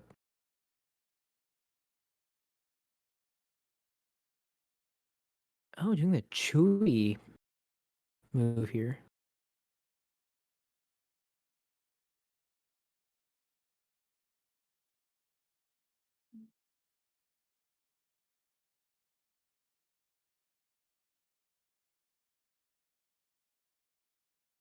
Oh.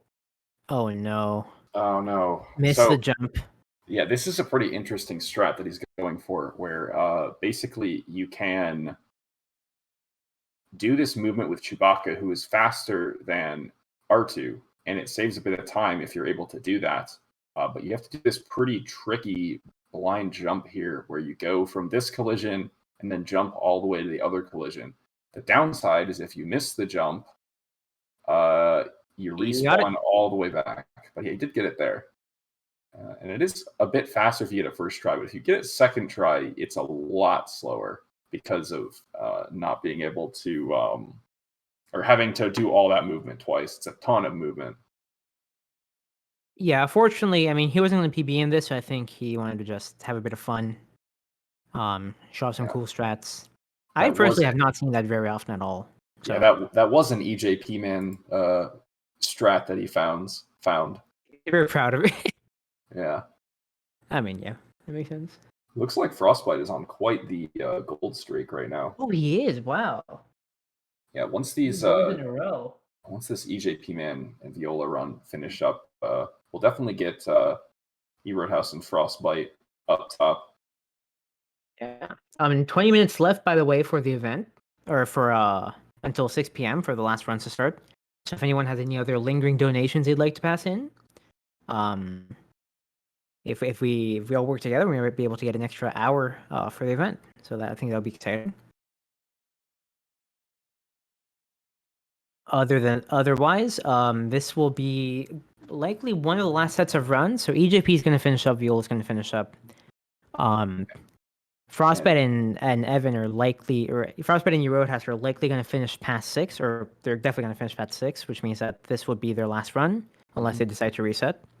And it's not focused, but there is a couple of other runners that are in the early game of runs. We might get to see them on the stream here soon enough. We're going to let these later game runs finish up first, and then we'll see how those go. Yeah, and as a reminder, this is an open event, which means that these runners were not pre-approved or anything. This is just anyone who wanted to play can, and that's why we have such a large variety of skill levels and times. Yeah, and I it's think it's always good fun to see. Yeah, it's good to see everyone coming out. Always nice to see. And perfect timing. He's about to yeah, get RNG. Perfect timing there. Ooh, And almost. JP with 2:32.11. That is going to place him in 6th place.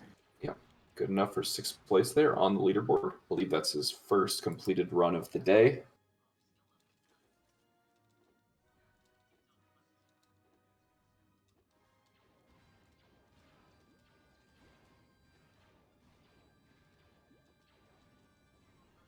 And yeah, hopefully we'll get to see more of E-Roadhouse and Frostbite's runs here in a minute.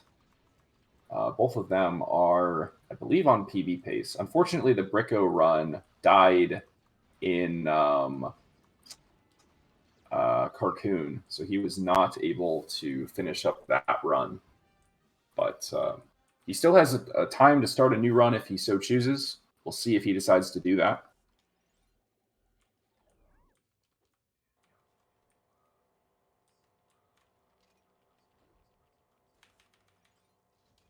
Well, yeah, Evan is, or E-Roadhouse, excuse me, is entering close to the boss fight skip in the next room. We'll see if he's able to do that. One of the newer skips in the run, and it's a pretty tricky one, but if you're able to get it quickly, it does save quite a bit of time. Also a fan of that E-Roadhouse weird aspect ratio. I think this game's a bit compressed. Yeah, the classic like 1525 by 1080 aspect ratio. Gotta love it. Alright, Viola guy getting box clip, having some fun with that stormtrooper. Yeah, it's interesting. I'm not actually sure why when you clip through it, the room is black. To start, because I mean the room's loaded, right? So you would think there'd be like visible geometry. I think it has something to do with the camera being like inside of an object, because it happens in a couple of other places. If like you go behind a door or something, it looks like Roadhouse is struggling a little bit with the super jump here. So hopefully he's able to get it next attempt here. Yeah. So for context, this super jump, what it does is normally you have to do the Dooku fight, and there's a skip that can skip Dooku cycles, basically taking 2 hearts off instead of 1, without having to do like all the Force stuff. But one of the super jumps we found is this. There we go, which lets you just skip it entirely by just having R2 just go up there, as you can see, and then just leave the door. One of the super jumps that we were referring to earlier. Yeah, that was one of those rooms that for a long time it was theorized that like it was definitely theoretically possible to skip it, since all you would need to do is find a way out of bounds. But that's a really unfortunate miss on that drop and warp there. He's really close to the elevator on this, which might make it pretty difficult to get this without dying. You got it. Oh no, he's just barely missing it because he's a little too close to the elevator, and he's maybe this one. I think it's further. Okay. No. Oh no. He is missing this by so little. I think that's the end. He resetting? Yeah, I think so. This is a very not good chance to. He's probably going to be behind, even if he had continued and gotten it right there. Yeah, I guess he has 15 minutes to reset, so might as well do it now. Yeah. Instead of waiting a bit longer. I guess so. Viola guy finishing 2:56.24. GG Viola. Nice to. He will be returning shortly, apparently. Nice to be finishing a run there, and at the very least, Frostbite, his run is still looking pretty good.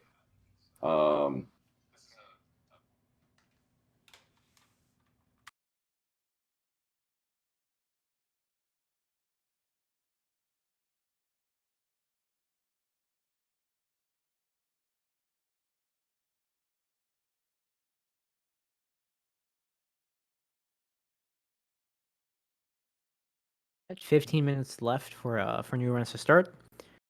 We can see Zach is resetting, probably for the last or second to last time. Bricko currently, I think he's going to continue this one through. Yep, and we are getting a collection of early game attempts here. Bunch of variants. I think We Super also is in a run. Last I checked, unless reset that one. But it's good to see we still have a bunch of people running. It was nice to see those last runs finish up. But yeah, Frostbite currently, I think this is the 4th or 5th gold in a row here. He's probably pretty happy with that.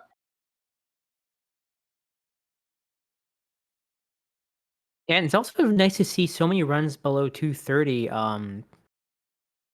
Especially with Sedum Nastic, he's not he hasn't been here nearly as long as some of the other players, and the fact that he in this event is at 4th place below Gendry, JP, and Zorathix. Very impressive. Excellent showing.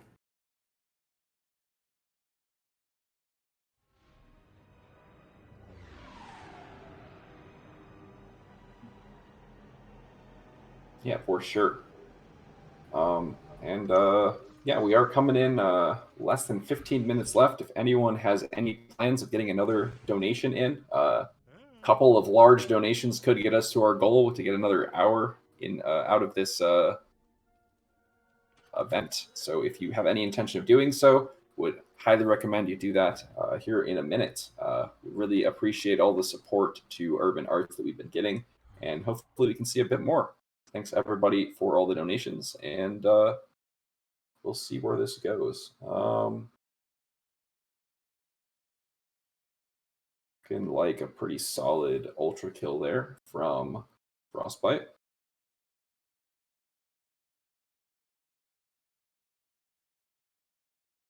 A lot of early game representation on the right, which I guess is to be expected given the deadline is coming up. People are cycling their runs, trying to get as good of an early game as possible. And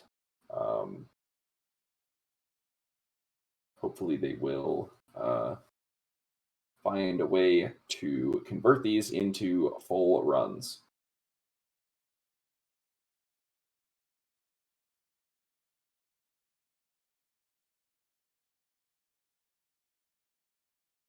Sedum Nastic hitting the ultra or the super jump.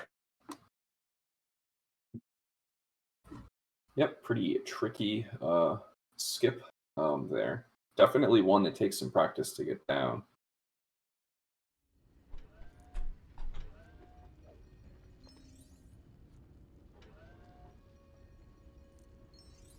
Also, this Sedum Nastic here, you're about to see the R2. That one, you just saw it, right? It's really quick. The drop and warp. It's interesting because if you look at the history of a lot of these tricks, there's almost like a wave of drop and warp tricks. Notably that one and the one in Jedi Temple. And then that's been replaced with a bunch of super jump tricks. So it's been nice to see some more general tech show up, because I feel like for a while we didn't really have much. In fact, I can't really think of too much other than 1P2C, I guess. There wasn't really too much truly general tech, right, that could be applied in a bunch of different places. There's nice to see that pop up here. One. Dude. Oh my god. Yeah, for a long time there was like random tech that would be found, and then it would have exactly one use. Like Lure Clip, for instance, in Bespin. Like there's like 3 or 4 doors in the game where you can do that on, but all the other ones are just useless. Spiderless was another example for a long time. That was like the only place in the game where you could use some forcible object to clip out of bounds. Yeah, and it's interesting because now that we're learning more about the game, one of the things, for example, that we realized is that some of the super jumps that we can do, especially the ones that are done for some of the story kits, they work off the same principle as some very old tricks that we just never knew how they worked. For example, the fact that some of those super jumps are possible is the same reason that Theed 2, which is the clip that you see through the door in Theed, is possible. They all both operate off the same principle of not having a respawn point, but are just executing different ways. And now that we know this tech, and now that we know that these, how the game works, it's much easier to search for new tricks. Yeah, this whole era of the Dude, I game where can't we're react to understanding that. the I'm too technical close. aspects so much more Dang has it, really that's been really bad. pretty revolutionary Really for slow. finding new stuff. The last couple of years has been so cool with all the crazy technical, tech-heavy stuff we found. There hasn't been a whole lot of just jump from here to here kind of skips. There's been a couple of those, but even those are still like Topless is a more recent platforming skip, but it's a pretty interesting kind of technical one. A lot more technical than most platforming skips are, at least. Yeah.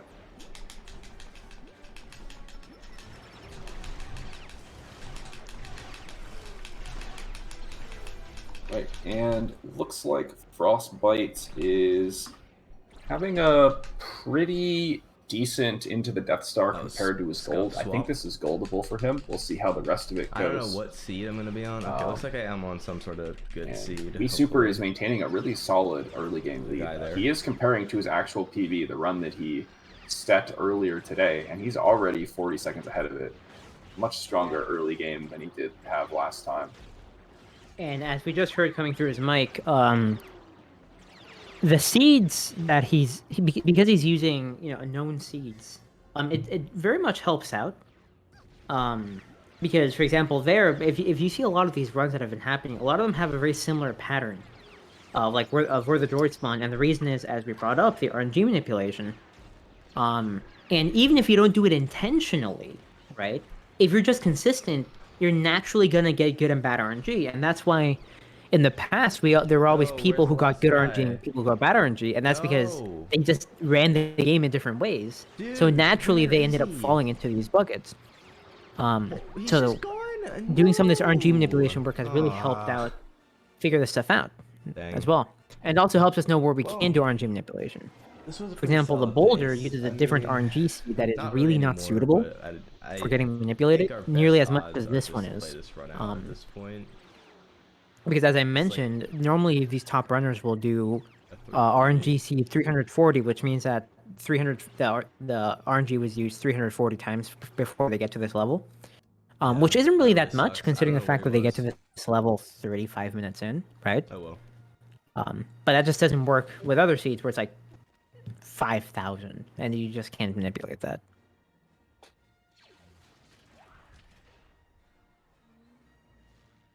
All right, we have 7 minutes left for new runs to start. I believe that everyone's going to be sticking through it. Zach's entering pod race right now. So as long as his pod race finishes well, I would imagine he's going to carry this run through the end. So it's going to be exciting to see all these runners on similar paces and similar levels. Give us some nice visibility for the early game, which we haven't been getting. Just because, most runners reset around there. And we just had, so there's a runner that has not done any runs yet in this event that just started a run because he had a prior engagement for most of the day, but he did make it back just in time to get a run started. So it's Jared97 has officially thrown his hat into the ring for the event. It is Jared indeed. Yes, it is indeed Jared. Go starts. This is not going well. Well, excited to see how he does. Yeah, so may or may not be the last started run. I guess we'll see what else happens. But the 11th hour entry into the event here, barely cutting it in time. I know he wanted to participate more, but he had a prior engagement that unfortunately was taking up most of his day. But he still did manage to come in right here for the end, which is cool.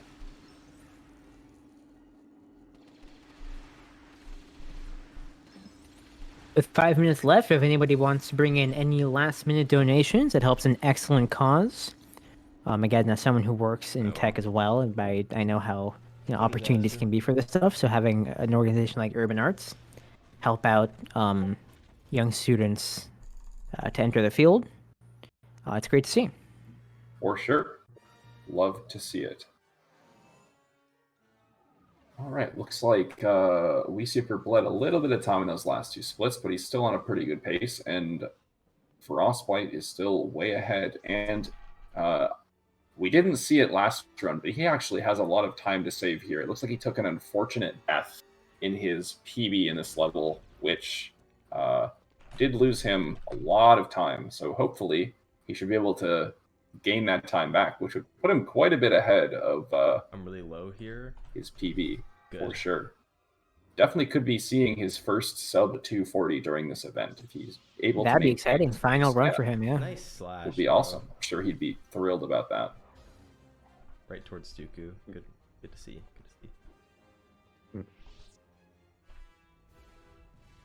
Aside from that, we have a couple other early game runs on the bottom row with Zach, Rico, and Cedomnastic, all in episodes 1 and 2. Definitely looking like they're on runs they're probably going to continue, and they have to decide real quick if they want to not continue them. But I think at this point they're all just going to do a proper no reset here. Yeah, I mean, especially back ahead by 2 seconds. Gymnastic, I think, relatively average. Brico pretty good as well. I think they'll all stick through it. Yeah, for sure.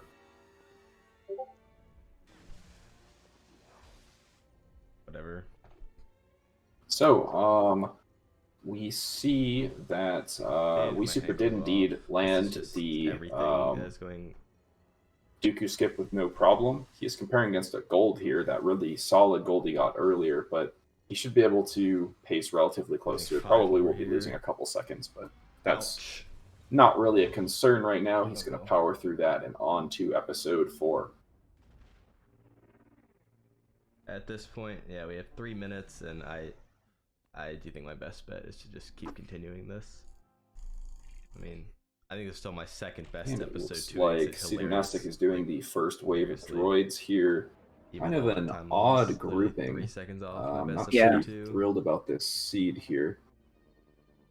Yeah, that's why it's interesting, because even if you want to do RNG manipulation at like not a top level, not talking about gymnastics specifically, but in general, you really can't. Like, I would not be able to do RNG manipulation even if I wanted to, Like a minute and a half. because you just need the consistency, which, you know, at a mid-level runner, I don't know if I would even consider myself that.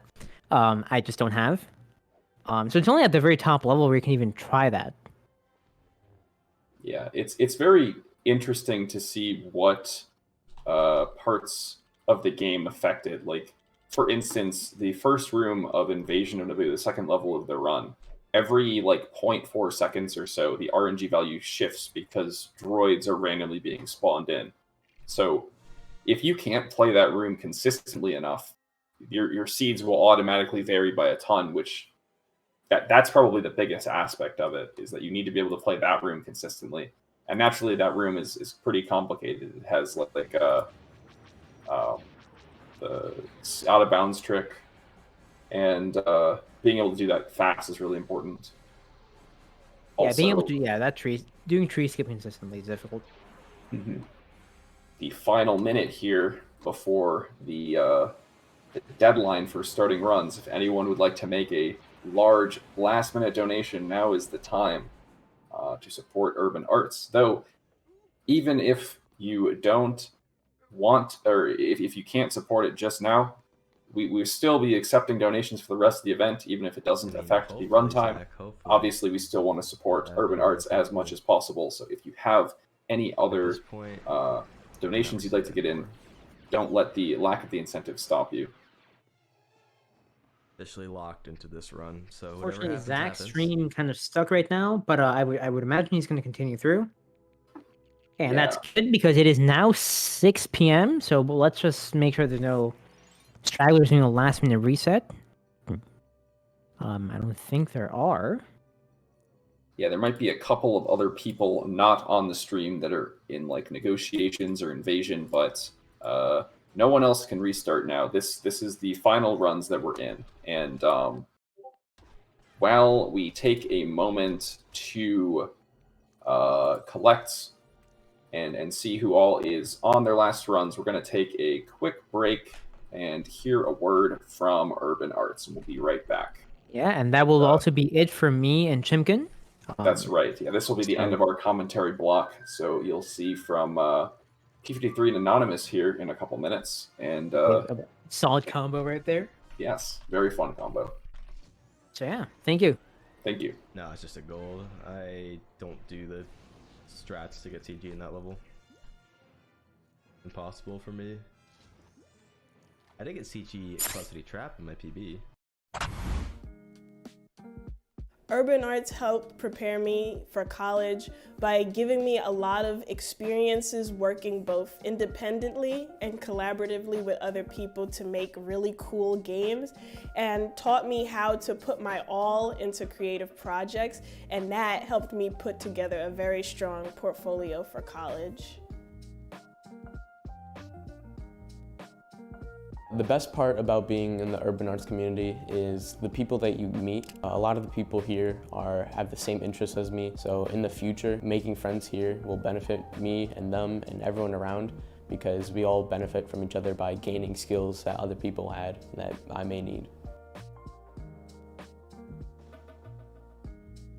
Urban Arts helped me see myself differently by showing me that I can be a good leader.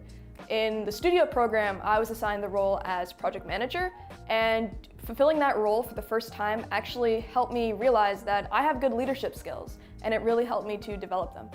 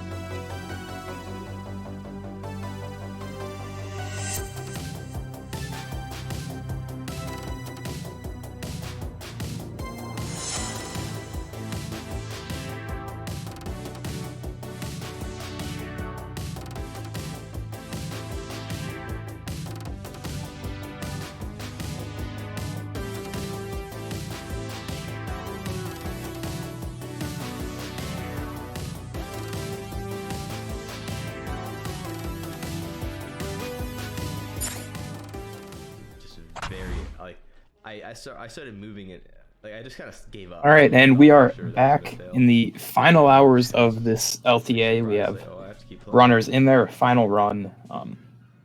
As you can see, Frostbite and We Super are farthest in. Frostbite, in particular, is interesting. He's 3 minutes ahead into the last about 40 minutes of the run.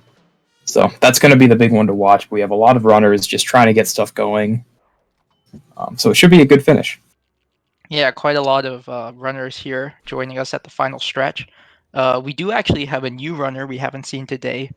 It's Jared, another top 10 player for this game. Also might be joining us on the stream layout sometime. Just started up attempts at the last minute, so we'll see how he performs as well this last stretch.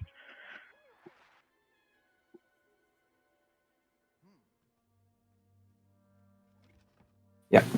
So, yeah, again, Frostbite's the main focus. Looks like We Super also ahead of PB well into the run. We've got Zach and Bricko doing pretty well, as well as Seed of Nastic with good progress.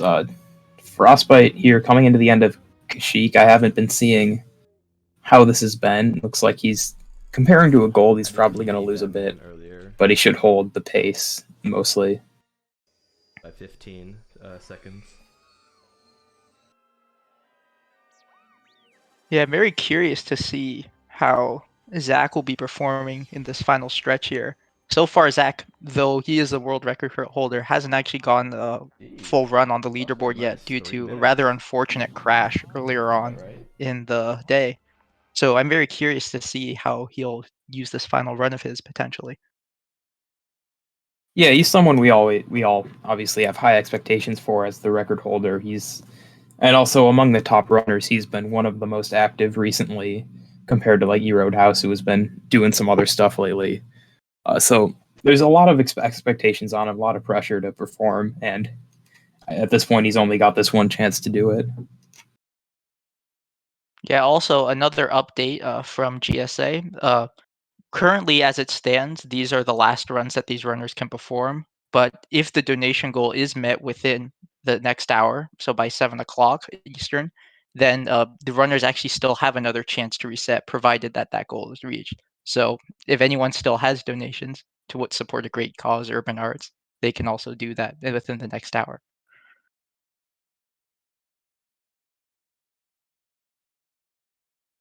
Yeah, and we got Frostbite into Ruin at the moment. This is one of the more consistent levels outside of one very annoying trick. Just getting some good Yoda movement in there. Little interesting line going behind the back there. I'm not sure what is the fastest exactly. Yeah, it's interesting because that room also has an alternate strategy where you can use one of the forcible pieces to jump the gap. And there's quite a lot of strategy variants even just in that one room, but often we don't actually see those alternate strats. Yeah, I mean, between that and then the red staircase jump, which, I mean, no one really goes for that, the really fast strat you mentioned, but the red staircase jump is a thing that a lot of runners do go for, a lot don't. So there's plenty of ways you can approach such a simple room. As we come up on library skip, this is really the whole level, down to this one drop in warp if he can get it. And does not get it on the first try. You can see he's doing that movement going over the side, trying to manipulate the camera to get it to work on the second try. Very nice. One interesting thing to know about library skip is that it actually is a skip that in the current form that we see here requires the use of controller, because only if you use controller can you actually pan the camera up and get Yoda off the camera. So if you can't do that, such as on Wii or on the mobile version, you actually have to do an alternate version of the skip. That does lose a bit of time. Yeah. Though the thing with that alternate is it's like actually consistent. We've had a lot of very good runs in our history die to that skip, but the super jump that is the backup is pretty consistent, doesn't lose that much time. So I know there's been PC runners that can do the skip full well considering switching. Oh, really? I wasn't even aware of that. Yeah, I mean, that was a discussion when it was first found. I don't think anyone actually has made the switch, but it really isn't much worse if you have to do it.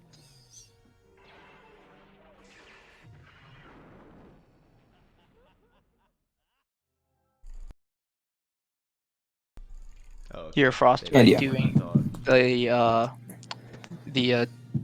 it the Vader drop-in warp there? That one also not possible on the Wii console.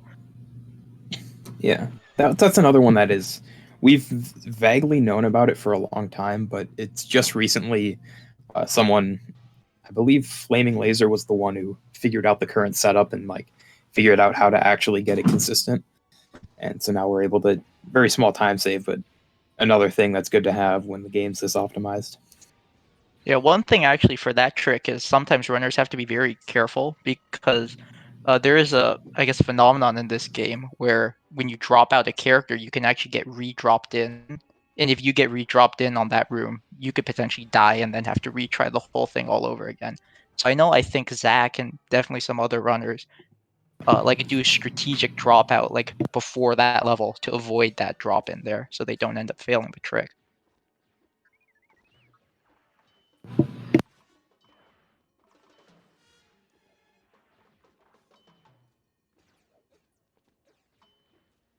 And oh my god, I would like to thank Anonymous donating $100. That is no message, no name, just a huge donation. Thank you very much. You're supporting a great cause, Urban Arts. And remember, everyone else, we're now only $240 away from giving these runners more time to start runs, give them an extra now 45-minute window to start runs if we can get there. And you're supporting a great cause in the process. Thank you to whoever sent that donation in. Yeah, quite an insane donation. I think tying the other top donation of the day. That was the other 100 from earlier.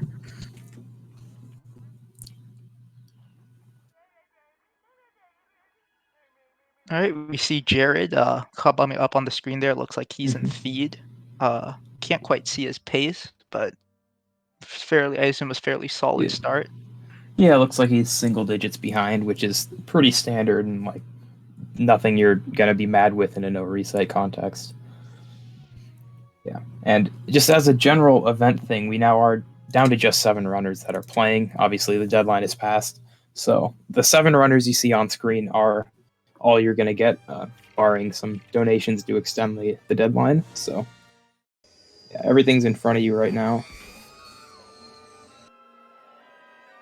But we've got some pretty good paces, some people who definitely don't need anything crazy to beat their current best event times. Yeah, today we've even already had a couple people that have PB'd, so Justin specifically could potentially be on another PB pace here. So yeah, and I think Frostbite as well. Yeah, and both of them have already PB'd, so it would be very interesting to see them both PB again, especially with Wii Super. When you're such a good runner, like 226 level, you can go like weeks without PBing, so to do it twice in one day at an event is a pretty special thing. Definitely, I think also I think recently just came back. He was off speedrunning another game just before this, but like in the weeks before, was able to de-rust the game quite well, actually, putting out a very good time in this tournament.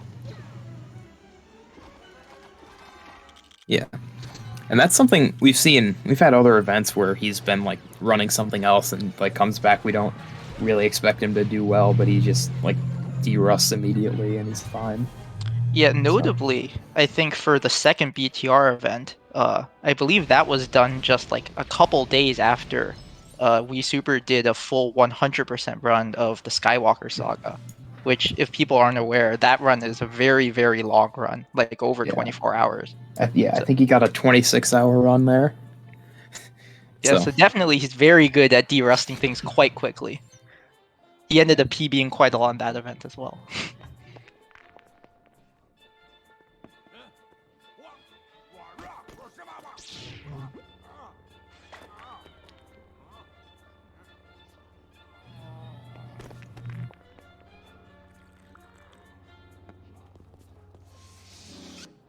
Oh, and just to clarify, and I said earlier that everyone running was on the screen. That's actually not right. A bit of a counting error on my end. Viola Guy is also active and 45 ahead in episode 1. So that'll be another one that pops up probably when someone finishes.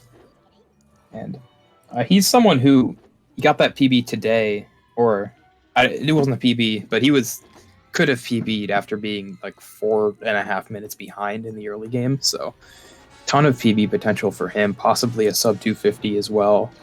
Be very cool to see a runner break a 10-minute barrier at the event.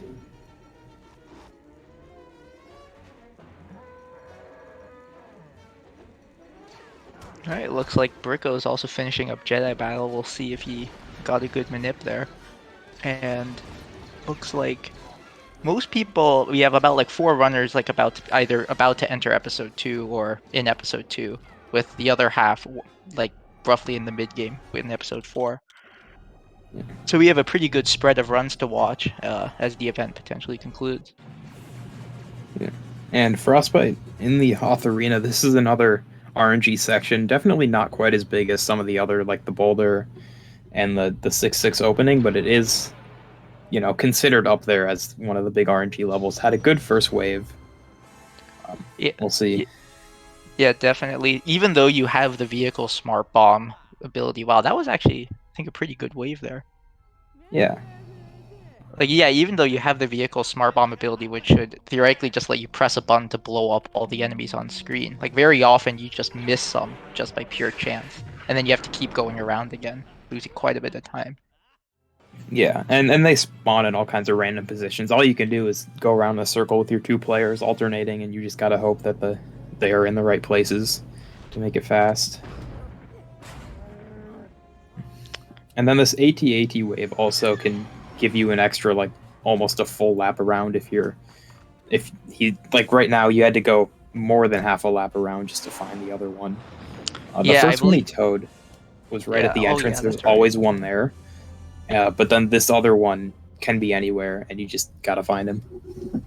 Yeah, I think we saw in some runs earlier, if you get the 2 AT-ATs to spawn next to each other, you can actually like double wrap them at the same time, which does save quite a bit of time. There is actually an alternate strategy you can do here to potentially wrap the AT-ATs faster by doing sort of a backflip over the AT-ATs. You can actually instantly wrap the AT-AT, also saving a bit of time. I don't think anyone really does that strat in runs before, but it has been done previously. Well, I'll have you know that I am the only person who does it. Oh, really? Yeah. You can see the 1P2C Frostbite's trying to do is also another viable strat where you have player 2 at the bomb, ready to drag. That, I think it's actually faster in most cases than the faster wrap. I'm not really sure, though. It's hard to time that one. So most runners opt for the 1P2C because the fast wraps are just a little confusing and weird. Oh yeah, definitely.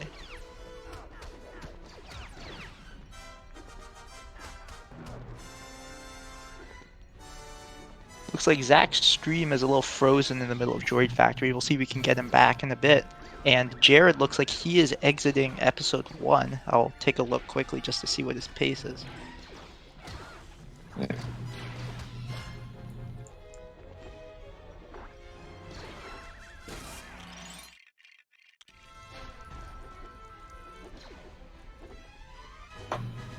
Yeah, it looks like Jared got a 2044 episode 1 exit, so definitely enough where he could probably get a reasonable time in this tournament for sure. Yeah, no, that's like, I mean, I think he would take that in a normal attempt. I mean, Jared is known for being pretty strict on his early games, but I think he would take that, and so to get that in a no reset is always something you can be happy about. I do want to point out, though, Wii Super is 54 seconds ahead of PB, so we've had Frostbite on the mainstream. Once he's done, we'll get Wii Super up, but we've got 2 very good paces late in the run.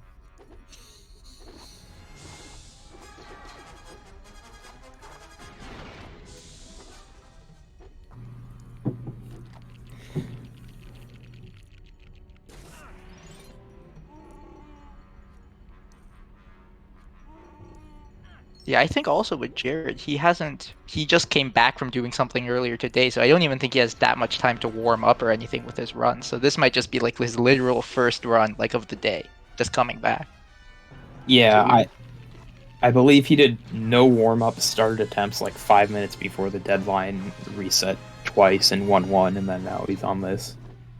So, yeah, he is just like going cold into the run, and it's good to see him. Looks like that's not gonna bother him at all.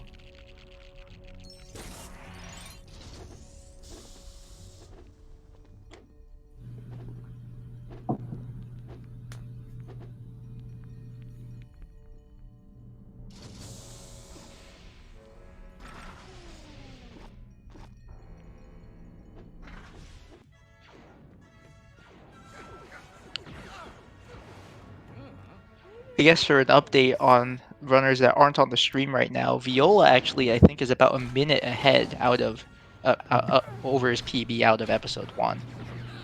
But definitely also another good pace going on there. Yeah. So, looks like Frostbite got the power-up despawn in this room. Sometimes there's certain power-ups that will just like fall through the floor if you get unlucky. This is one of them. It loses a bit of time because these builds, you can't get the fast build from the power-up, but if you know what you're doing, it's not that big of a deal. Yeah, luckily with this room there aren't like too many enemies, but like the worst power-up despawn is the one at the end of Carcoon, where you're in the end room trying to push the boxes, and if you don't have the Yeah. power-up, you could just get completely destroyed by the enemies there and lose a bunch of time. Okay, looks like Frostbite missed some buttons. He had to back up with player 2. It was actually a really smart backup. Player 2 got the second to last button and left the last button because you can get that one from below. So he prevented himself from needing to go up the hill again.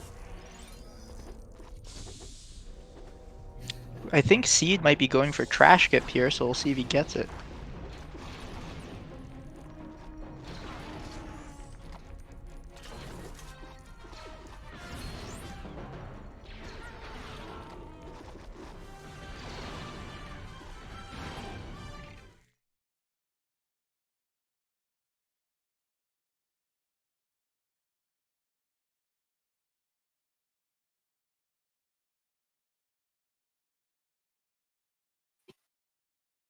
Yeah, and I'm not sure what just happened to Seed. Oh yeah. Looked away. Yeah. Yeah, something.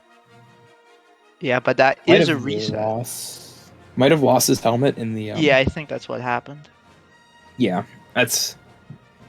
Yeah, one bad enemy bullet fire that you're not dodging, and you can lose your helmet there. That's a lot of time. He was already not on a great pace, just trying to get something out. And also, it is like past midnight in his time zone, so. Yeah, that Not probably is shocking he doesn't the wanna end of just- runs for him. Yeah, he isn't in the Eastern Yeah. time zone, that's for sure. So it's probably just very late for him anyway. Yeah. Though I guess this is another good time to re-mention that the donation goal is still active here. If we do have enough, if we do reach the $500 goal by 7 o'clock, maybe some runners might be able to reset at least one more time. So that goal's still out there, and it will benefit a great charity, Urban Arts. Probably though, Seed I don't think will continue, just probably because it's just really late for him. So we'll see what happens here.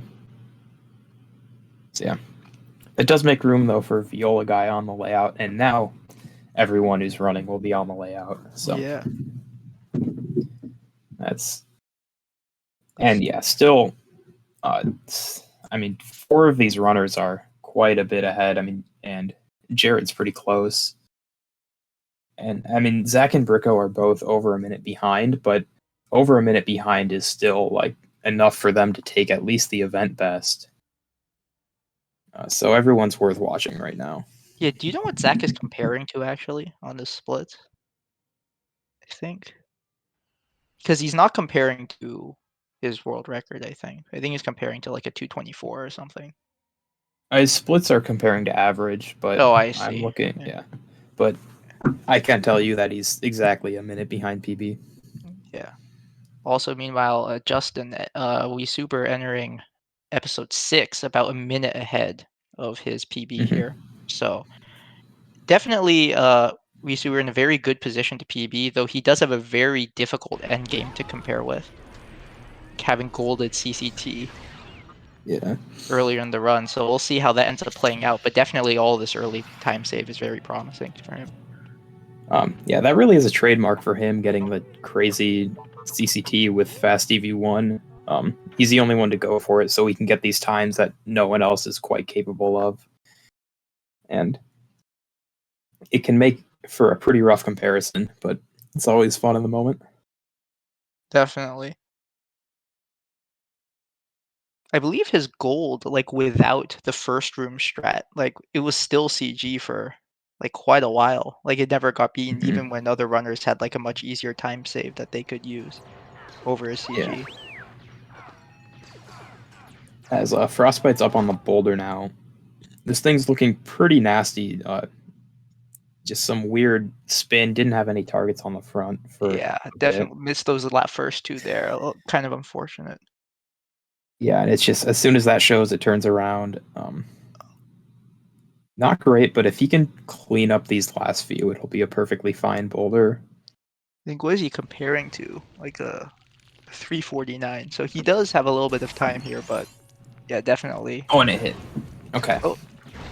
Just hit right on the edge there. That one can be a little tight, but ultimately it's fine. You're really with boulder, the big thing you want to avoid is you can get a target stuck on the back and the boulder will just be moving like really slowly and changing directions, and that just won't show up.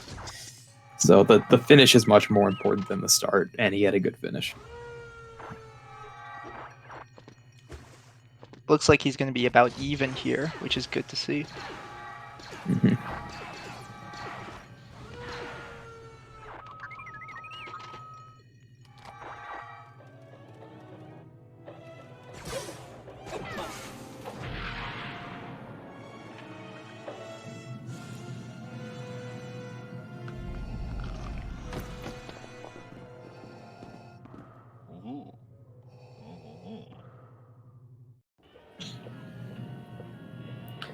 Yeah, as he's gonna make his way into Dagobah, this is, I'd say, the most consistent level left in the run, but there is some stuff that could go wrong. I don't know if he does the button skip. I would assume no. I don't. And without that, it could be. Yeah. Definitely without the button skip, it's a lot more consistent. Yeah.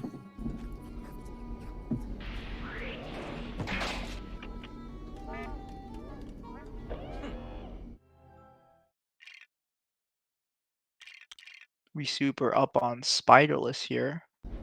To get, I think, like second or third try.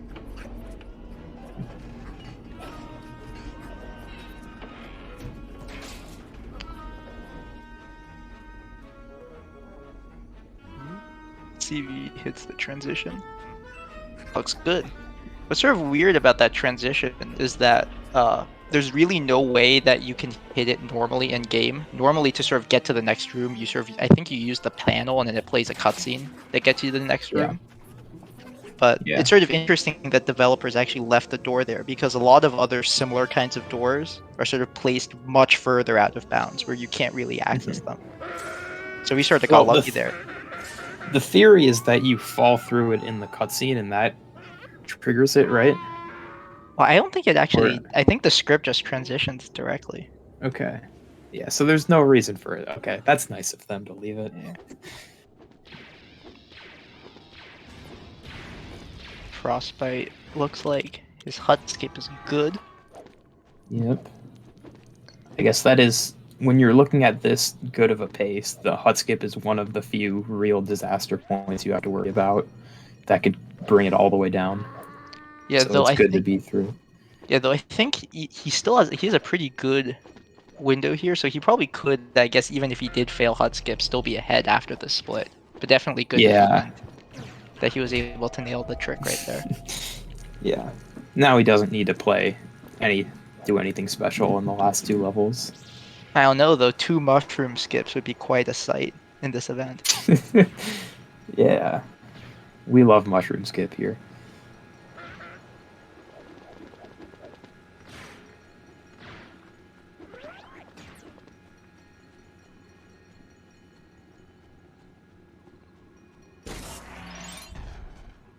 We super up on Carcoon. Definitely one of the main places that your run can just completely go to pieces.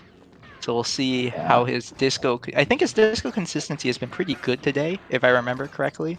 So we'll see how this level ends up going for him.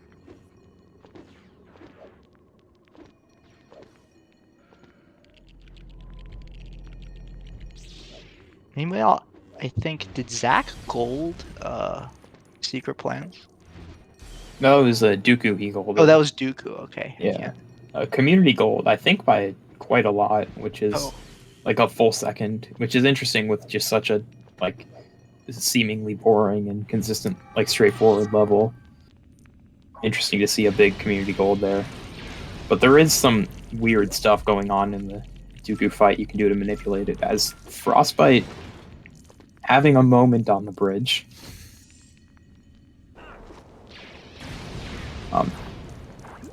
It can be sometimes kind of awkward to just navigate the level. The collision is really weird, and you have Yoda with the unique movement to deal with, and the bats on you. It can combine in ways that just like is really weird, frustrating movement. Yeah, definitely also the fact that he has to do it with 2 players at the same time does not really improve things at all. As he just barely avoids the bat. Stopping the build before it can get hit, that's good.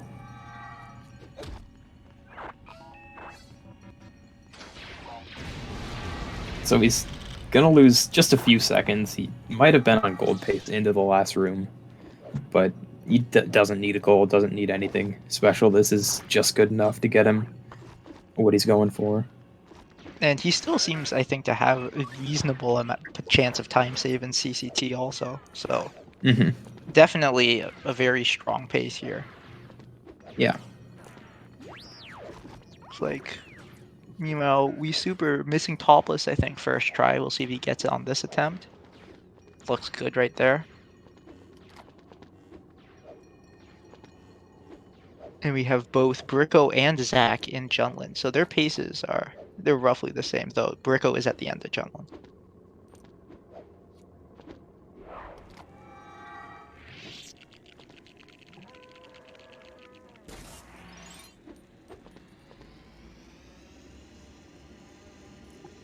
Alright, yeah, Justin, or We Super onto Disco Skip. This is a huge make or break point in the run. And does not get it first try, unfortunately. And it feels like the first try is always the most likely one to work, and then once it doesn't work, you could be there for a little while. As second try also did not come through.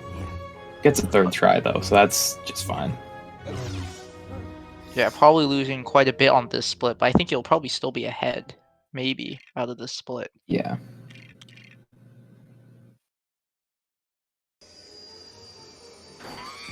Meanwhile, Frostbite approaching DV1, so we'll see how his panel fly goes here.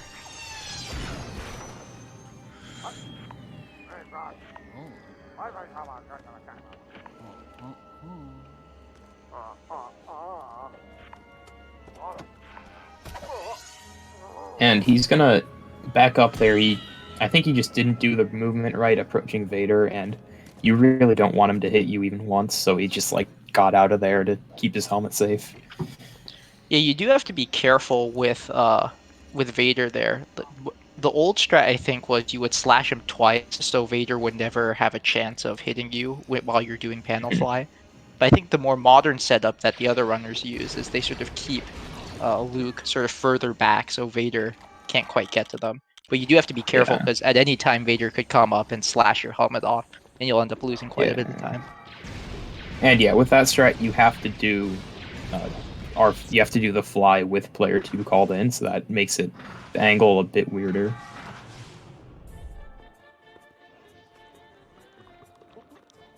As Frostbite second try.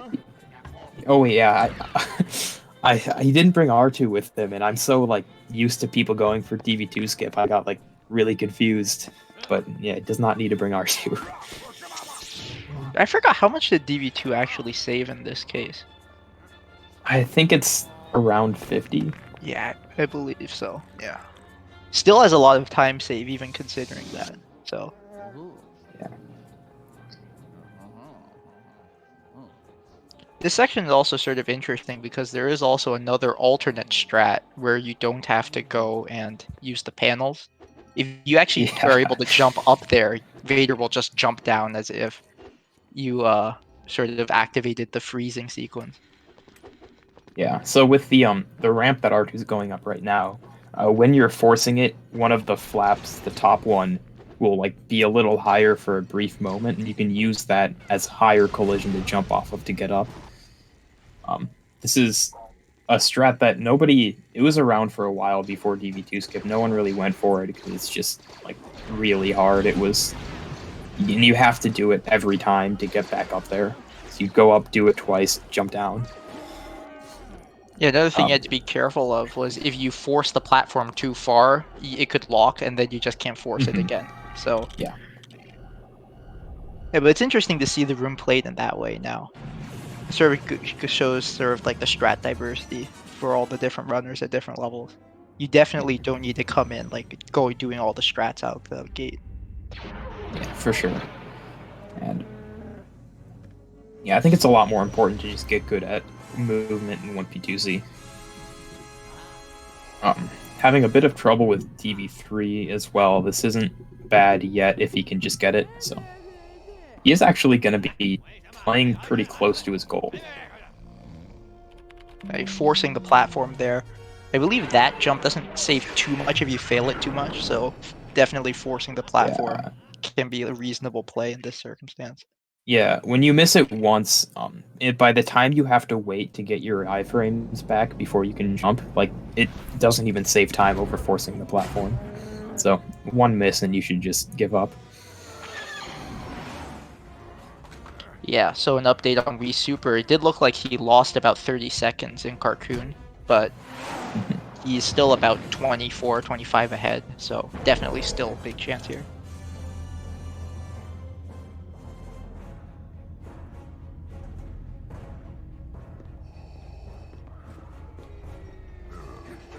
Meanwhile, I believe Zach is about, I think, a minute behind his average splits. Viola is about a minute ahead, so good for him. And then Bricko, I think, is still falling a little bit further behind.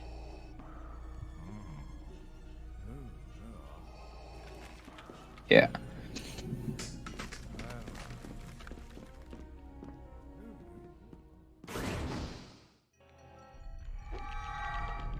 But it looks like... looking at...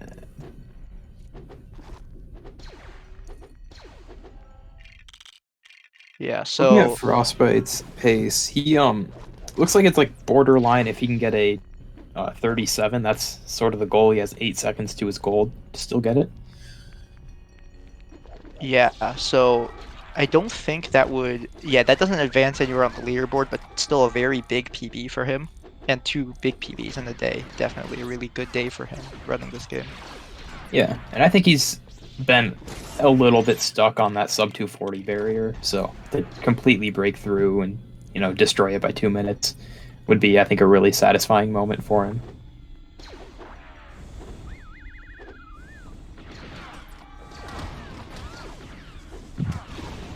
Meanwhile, Zach on Spy Fight Skip. We'll see how this goes. Cleanly done.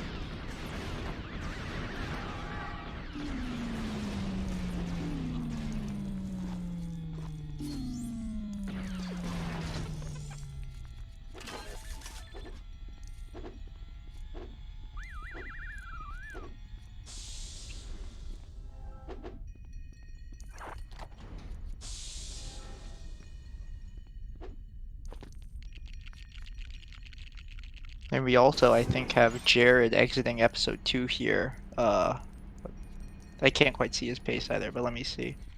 I think about... He did Gold Dooku, I think, Jared, so he's exiting episode 2 at about 42:30, so only about 40 seconds behind his PB. Yeah, the Dooku Juju is very good today between him and Zach.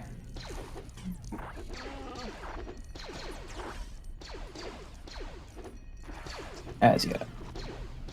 Bit of a slow Boba fight from Frostbite. He had to kind of get all those shots one at a time. Couldn't get a triple shot out of Lando. Going up onto door clip now. Probably the biggest thing left in the run. I'm actually curious, Anonymous, do any of the people here actually do the 1-player door clip instead of the 2-player? No, it has been a long time since I've seen someone do one player. Oh no. Oh no. So yeah, that door, the door you see above ground also has collision like mirrored below ground. And so you have to go through like a pretty small window around the door to like still be in, or he actually goes under, which is I think even harder because if you go too far down, you're just gonna like drop down to the kill plane and lose it that way. So you have to hit a pretty small window to be under the door, but still safe. Yeah, most runners I think usually go around the side, which is a little bit safer. But yeah, there's definitely Yeah. after you get door clip, there's many ways to fail the trick afterward. Looks like he doesn't get the panel soft lock, which is good. Yeah. It's sort of interesting with the way the game does reflections in this game. They just sort of duplicate the map and flip it upside down. So sometimes, like, even though like you would never get to that area might still have collision. Yeah, and then you get the like out of bounds player effect where you see them above ground. Looks like he kissed Leia's hand with Lando.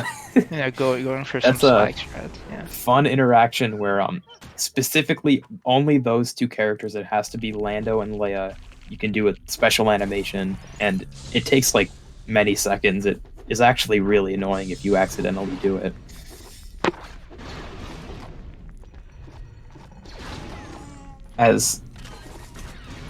He is. I think this is going to be a 38 pretty solidly. The door clip mishap just barely put 37 out of reach, but not anywhere near 38 territory. Yeah, having a little trouble pushing up R2 here. Yeah. I don't even know what the intended strategy is for that room actually, to get past that barrier. I think you go up this grapple and then like turn back and shoot something that breaks the thing you're supposed to that you fly over. Oh no! Oh, as he misses box clip. Luckily, I think he should still be able to retry. Yeah, and he's got to wait for the iframes before he does it again. And again, just doesn't get the fly off. Yeah. There is a really bad case of this where you can, I think, get stuck in the wall and then you can't clip out and you just like get stuck there. And I think since you can't actually push the block back once you pushed it into the wall, you can just not be able to do the trick, I think, afterwards. So the good news is, that only happens if you get the fly and then turn too early. Yeah. So he wasn't even getting the fly, so there's no like limit to reset to how many times he can do it. Also, he was. Oh wow. Yeah, we know nothing about that other than it just happens, and it means the run is blessed. Yeah, I think did it happen on one of Zach's runs during BTR? Yeah, it happened to like everyone that BTR. Yeah, that's sort of. Yeah, I have no idea what causes that. It's just one of those interesting things you can just see at the end of a run. Yeah.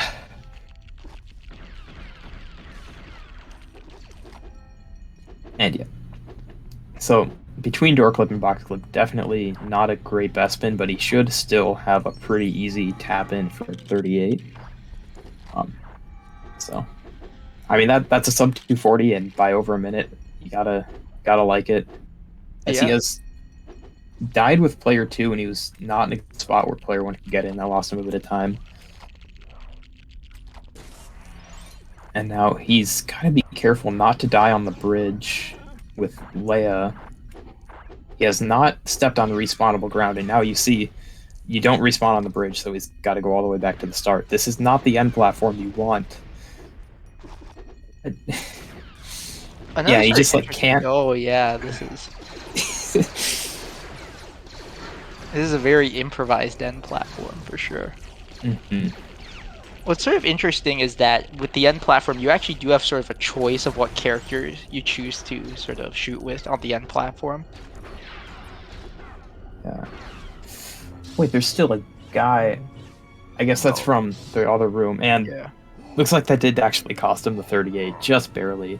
Oh, but still getting a sub 240. Sub 240. You can't be sad about your first sub 240. Yeah, definitely a big milestone for any TCS runner. Mm-hmm. Yeah, he's got a long way to go. He's we've said it. He's improving super fast. He's He was, a good Mario 64 runner, and like that's a super competitive game, and he's carrying that skill over pretty well. So we all expect big things out of him. I guess as another reminder, we sort of have 15 minutes left before that we reach the donation limit. So another 15 minutes to potentially extend the run to allow runners, I guess, to get a last second reset, I suppose. But afterwards, of course, we're continuing to accept donations throughout the entire rest of the run for the remaining 6 runners. So feel free to support Urban Arts as always. Yeah.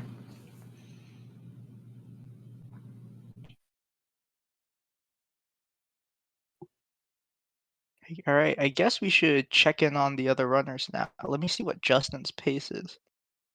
Yeah, he's still about 40 ahead.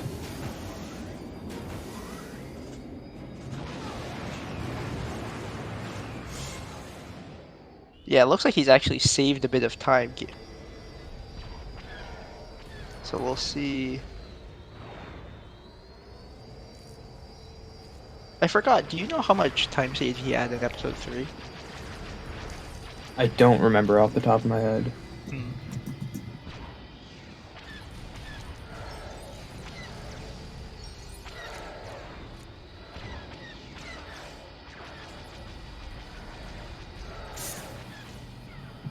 Meanwhile, I think Zach is only about a minute behind his PB, with his PB, of course, being 2:23. So he definitely has quite a decent run here for this event. All's well.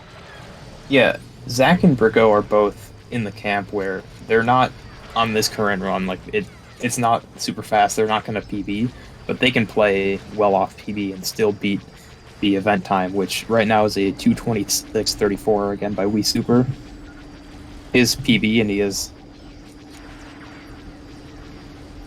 on pace to beat it right now and do 6:6. Yeah, we'll see how his ITDS opening goes.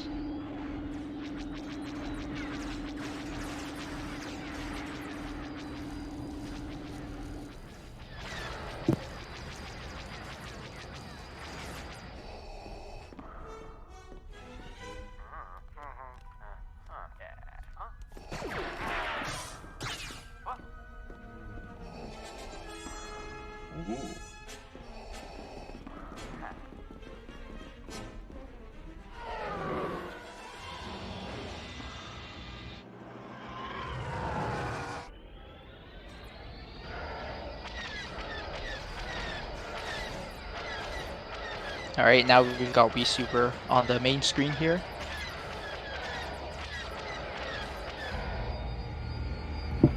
Yeah, and you can see the big green number, or small, depending on how you look at it on the splits.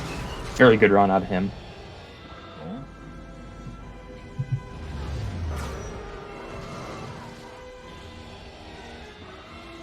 Looks like Burko is closing out episode 4. Let me just get a quick check on that. Looks like he's about, I think, 2 minutes behind his PB, but he still has like a 2:24 BPT, so still well within, I guess, the possibility of beating his event PB. Mm-hmm.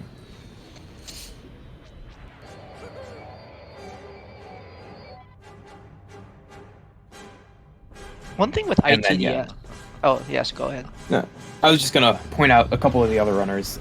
Twice Light is 50 seconds ahead, Viola 26 ahead. So we have still a lot of good paces up here. I wonder, Anonymous, also, do you know if anybody does the ITDS like last room entry, like backflip strategy? I think people go for it like kind of passively, but don't expect to get it. It's a weird one because it messes with the movement in that next room. I don't know exactly how. I think it saves like a second because it skips a cutscene, but then you have like slightly weirder movement. Yeah, this game definitely has a lot of like weird little strats that have been found over the years, but they sort of like fall in and out of favor. So like here, he did it. Backflips. There it is.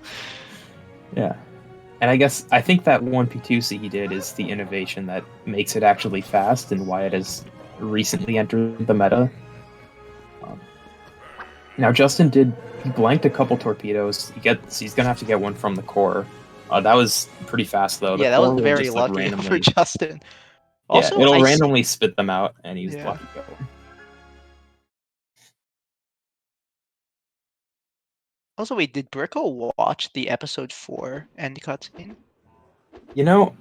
Yeah, he did. He did.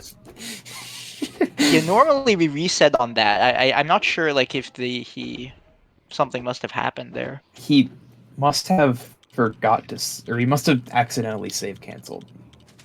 And at that point, you just have to watch the cutscene. Yeah, I guess actually now that you bring it up, you want to explain that actually? Yeah.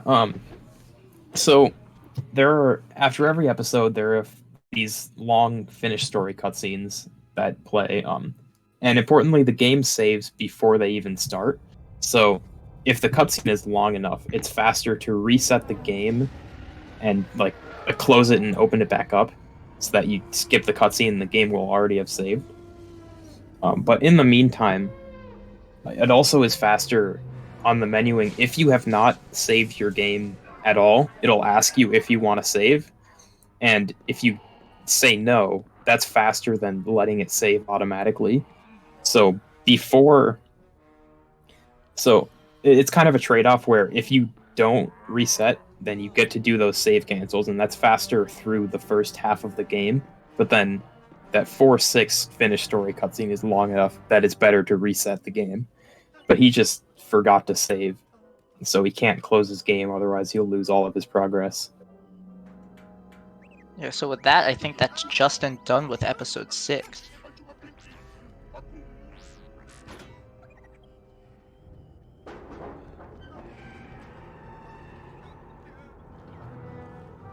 And I think probably very shortly we'll probably be taking a caster break. Probably before Justin, because Justin I think has a long cutscene going into, or I guess he is going straight into an auto-scroller, Battle over Coruscant, so that's probably be a good time. Yeah.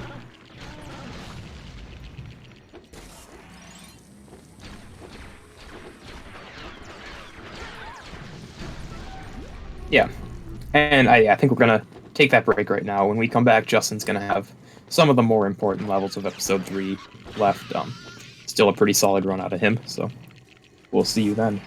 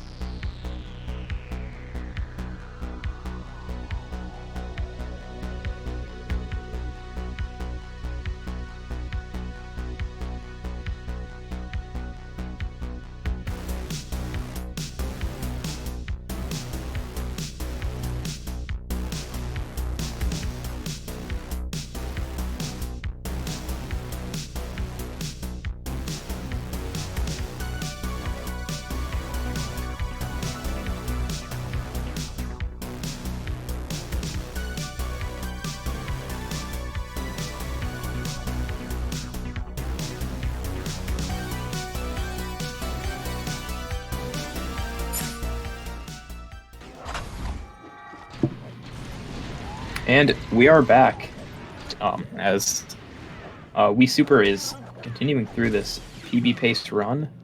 Looks like a pretty good Chancellor so far. Gets the drop in warp. Yeah, I think he also got the super jump first try as well, so definitely not a bad Chancellor. It is 7 o'clock, so I guess technically now the runners can't reset, but luckily it seems that it's worked out pretty well for most of them. Everyone seems to be on a very good pace, so definitely a lot of runs to look forward to in this final stretch. Yeah. Of course, we're still accepting donations up until the stream ends, of course, so if anyone still wants to donate to Urban Arts, a very good charity, we'll still be accepting donations until then. Looks like Bricko is on disco skip, struggling a little bit. And I think Zach is frozen in Java's. Right, oh no, now he's in back Carcoon. in Carcoon. Okay. Yeah. So Bricko was already fairly far behind. This kind of thing is just not what you need. Yeah, and I've mentioned that disco skip, it can just be like a complete meltdown trick sometimes. Like if you just have it wrong, sometimes like the camera or something can be wrong. I don't know. It's not very well understood, but yeah, disco is one of those things where you reset a run to it, and then when you sort of load up to practice it again, like there's like a 50-50 chance you just get it first try immediately afterwards. Definitely, yeah. It's a trick that where the errors can just keep compounding. It's also one of the reasons why Carcoon is probably one of the, I guess, runner's least favorite levels. Yeah, I think it's everyone's least favorite at this point. Zach also missing it first try.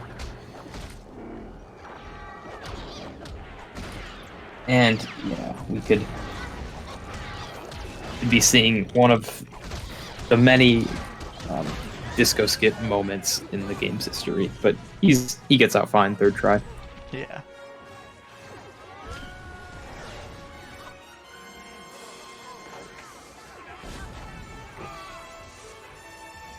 See how Justin's Grievous cycles are. I think he got 2-3 cycles, I think. I didn't quite catch the first one. Not a bad Grievous, I think.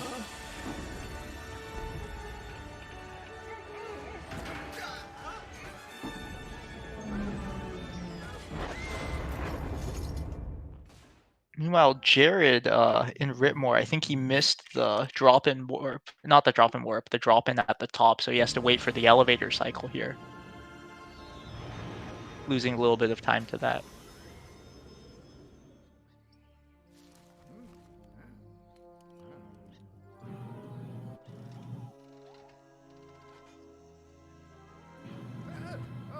Yeah. Oh, it was a gold Grievous for We Super. That's... You mentioned he's been getting 3 cycles on there, so that was... Yeah, I guess that's good enough for a gold. Yeah.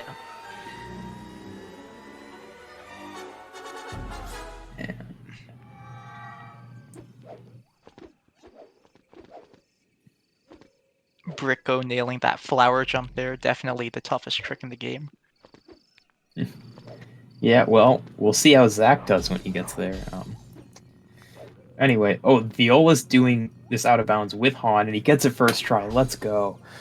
Yeah, this Princess out of bounds, everyone does it with Obi-Wan. It is technically faster to do it with Han, but I think we've figured out recently that Han falls faster than everyone else. Yeah.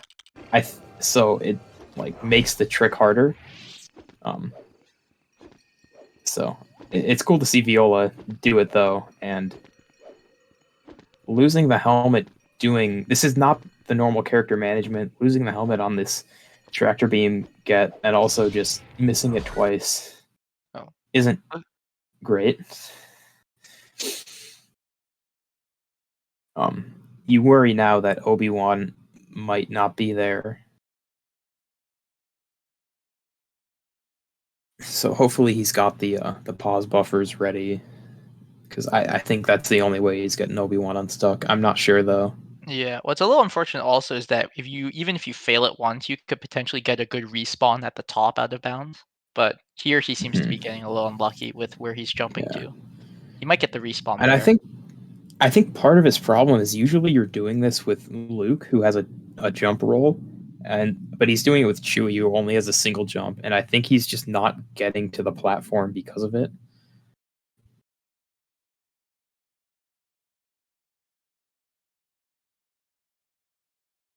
And now he's just stuck. I don't think you can get out of that. Yeah, you have to let the character super jump out, I think. Yeah, okay. Insisting on going for it, though, really You know. gotta take note of the persistence here. Yeah, he wants to do his runs on his own terms, yeah. Yeah, I think the angle he's jumping at might be off. Yeah, what's a little weird is, though he is going to Luke, I think he might have noticed the extra jump roll thing, but yeah, it's sort of weird when you do that. It bounces. I think it's not like just jumping straight forward. It's like a little bit to the left. And of Yeah. course, it's completely Got it. blind also. Yeah, there he is. Good. Yeah. And he had player one left, like, he left player one way ahead, just because, like, that's where he was and you don't want to go backwards. But that does change the camera. So if you're going straight right, for example, that it's different than when you're going straight right on your first attempt and player one is right next to it. The camera's going to move, so the angle changes a bit. Yeah, it looks like Obi-Wan did have quite a bit of time to show up, and he did show up there. One thing that Viola actually did was that I think Viola went slightly into the elevator before going to the bridge instead of taking a straight line. And sort of like one thing that I think runners have tried to do in the past is they found that maybe by standing in the elevator, they can actually get Obi-Wan unstuck if he does get stuck. Though luckily in this case, it seems that it worked out fine for him. Oh, but it looks like he lost his helmet. Yeah, and Aggro in the pilot room shot it off as he was using the panel. So this is not a good princess. Though we have now Bricko making his way into Endor. Yeah, and as far as we're aware, I is- think, yeah, that pilot spawn I think is just completely random. Yeah, and I think you can reliably still use the panel, but he had the helmet on Chewie. That might make it harder. That might be, I don't know. The meta has changed there a lot, so I'm not sure the current state of things. This turnstile room also is sort of deceptively hard because there's actually a specific order you have to do the events. Otherwise, the stormtroopers off top will start shooting at you. This isn't gonna work. He's not yet. Yeah. So he had that aggro on top. You have to kill him if you aggro him. He's really Otherwise, playing it risky this here. happens. Oh man. Yeah, if you leave a guy alive and aggroed from the did you previous get room, it? He actually got it. Oh my god. Yeah. So yeah, if someone's alive and aggro in the previous room, it'll carry to the next room. So you have to, if you get an aggro, you have to kill them, then get a helmet, and that'll reset it. He didn't do that. I don't know how he got that panel use off. Yeah, that was some real quick dodging there to avoid that. This is a very eventful rescue the princess. Yeah, but like in that turnstile room, I think even like pushing the turnstile at the wrong time and with the wrong characters can just make it such that the characters up top will start shooting at you. Yeah, if you push the red side of it, it'll aggro. If you have to also get onto the end, like you have to cross the bridge and get onto the end with player 2 before player 1 faces the stormtroopers. Otherwise, they'll aggro. Pretty super on library skip. I think he got it third try. I might be wrong.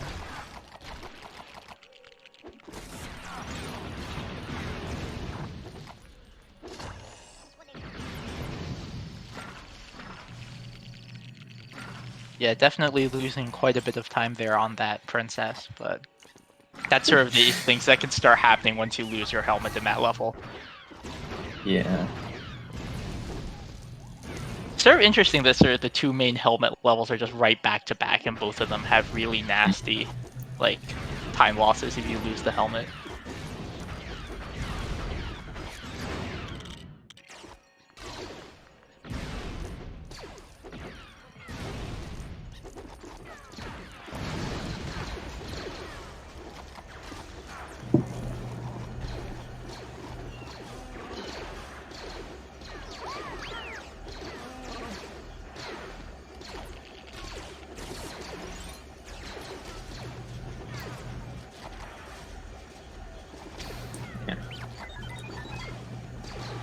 We have a successful drop-in warp from Wii Super. That is, I think that's the biggest point of contention in this level. It's otherwise very straightforward, and as long as you don't die somehow, you're going to get about the same time. So we're looking at a good Vader, and he's going to carry this pace into episode 5. Bricko, unfortunately, after that cartoon, I think he's now about 4 minutes behind his PB. So with a 2:26.56, best possible time. So definitely quite a long shot at this point, but I think it looks like he's still continuing the run to the end, so props to him for doing that.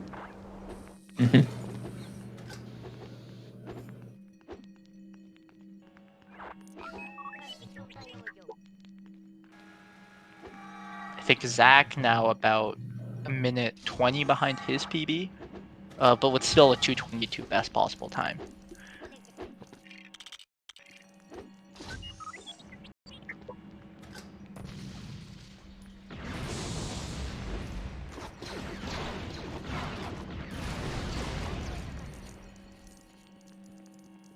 Viola in the chat now mentioning worst princess ever. It's just like every part of that level was eventful. He got the first try Han out of bounds. That's really cool. And then Yeah. it just, yeah. It's fine. Things happen. So we have Twice Light doing Droid Avoid. He accidentally blew up some of those things that you stand on, and so he had to do it from a weird angle. Yeah. So it did take him a bit, but he's moving along 30 seconds ahead. So this definitely worth. very... Okay. Oh. He's got it. Yeah. Okay, that's good. So this is a mechanic with out of bounds where if you are more than like a jump away from the surface, the camera won't start following you. So you want to get like right up to the top level, and then you can actually see where you're going. But if you're too far down, you do not have any vision. Yeah, you also have to be careful on Droid Avoid, because if you like start spamming attempts and you actually force the little object too far, it'll actually blow up. So, and then once you do that, you can't actually do the trick, and you have to do the room with the other strat. Looks like Jared also getting Droid Avoid, so we have sort of these two pairs of runners. We have Bricko and Zach, both at the end of episode 6, and we have Twice Light and Jared, both at the start.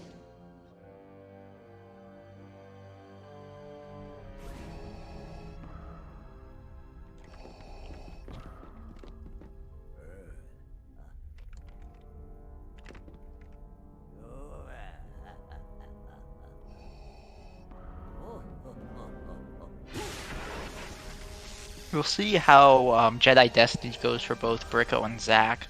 I think they both do right side, I think. Yeah, right side is the common choice for controller runners, and both of them are on controller. It is a bit faster, though I think left side can be consistent because you just have to get them in the right position and hold straight down. So a lot of keyboard runners will opt for that. But very clean, no slashes or anything. Yeah. Just straight off for Bricko. Yeah, excellent execution there. Meanwhile, Jared in the Rancor fight.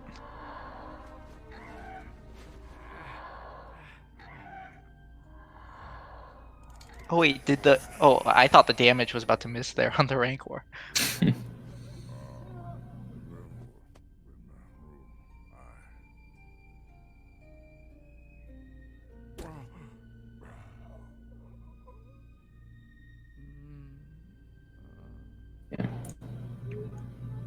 So yeah, Wii Super making his way through Hoth. He is 9 seconds ahead of PB.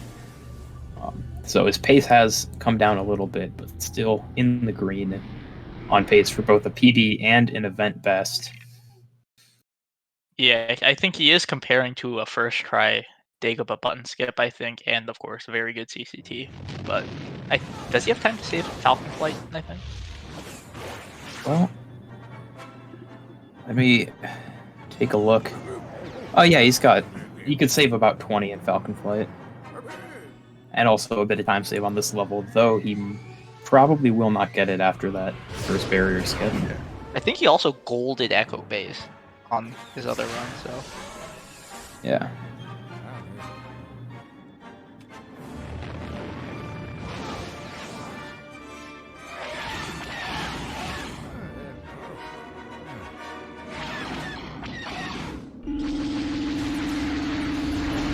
Meanwhile, Jared coming into Carcoon, he's a minute behind his PB, hoping to probably cement his pace here.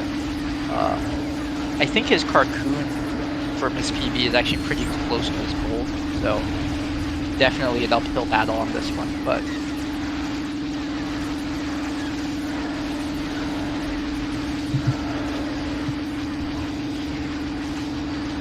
a couple stragglers there on that second wave for Justin.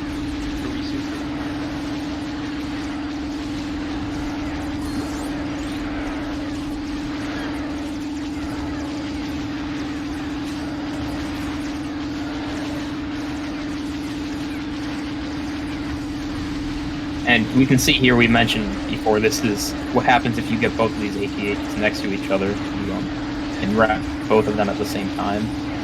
And then he's also going to use both players to get to this bomb a little faster. So, very clean third wave from him.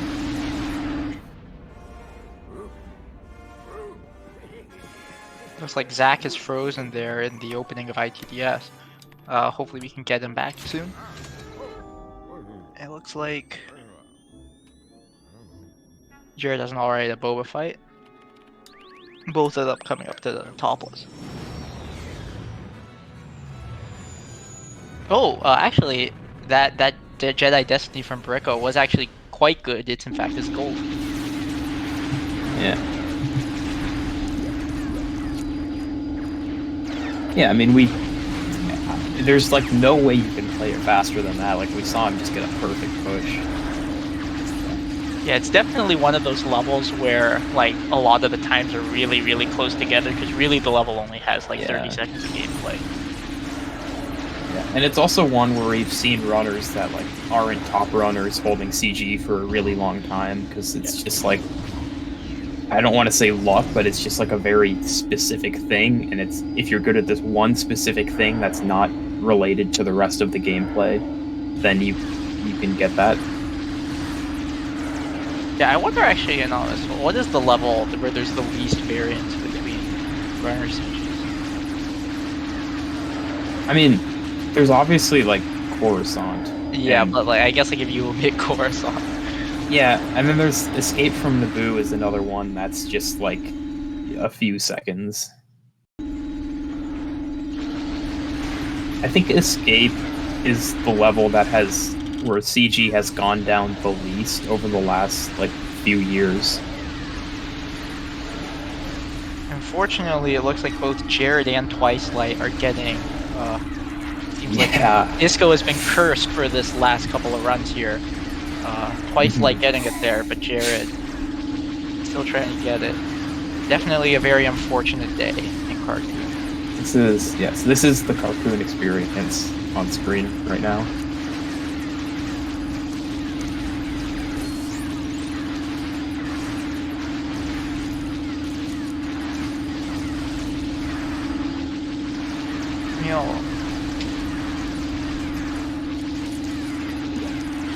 Yeah, Jared is still getting quite unlucky there. We'll see if he actually does, like, he tries to reset the camera or anything, though. Really, we're not even sure if that does anything here.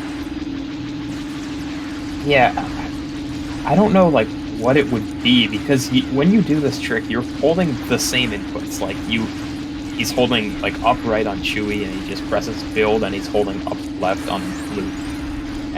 And so there is something like what part of the walk cycle you're in when you start to build, but that wouldn't explain why you sometimes just miss it like this many times in a row. What's also sort of unfortunate with this room specifically is that people have also tried to find alternate ways of doing this without the disco over the years. And for most of them, they just aren't as fast as just going to the speaker and just building it.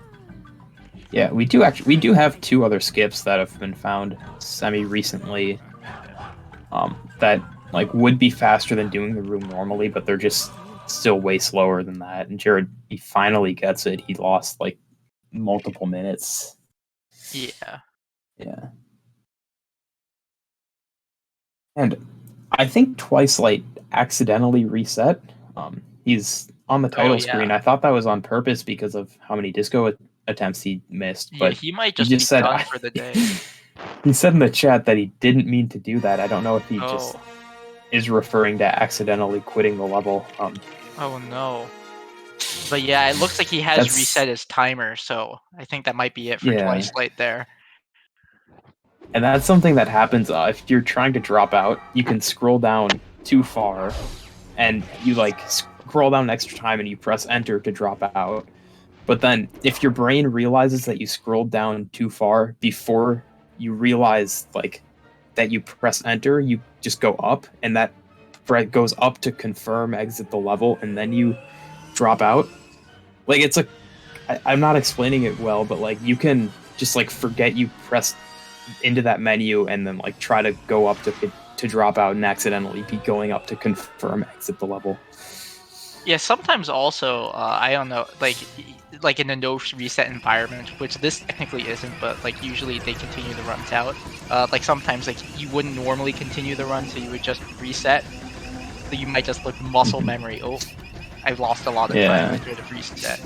But I mean, in his case, yeah, he did get a very unfortunate cartoon there. So yeah, but definitely a good showing from Twice Light today.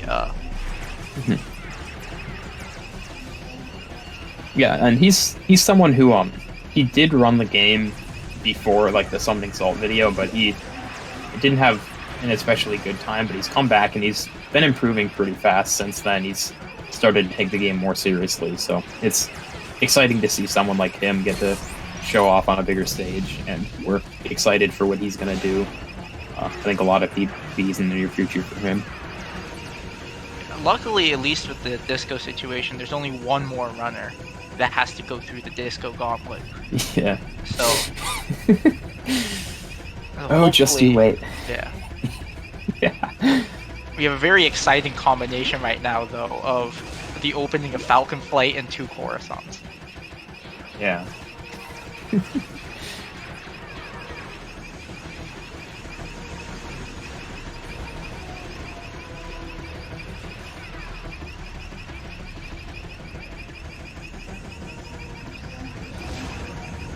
Yeah, I'm sure that someone else has talked about this, but for anyone who wasn't there, they have both players in on Coruscant, and you can see the players, they like very slightly push each other forward, so it saves a few seconds over the course of the level. That's really all you can do to speed it up.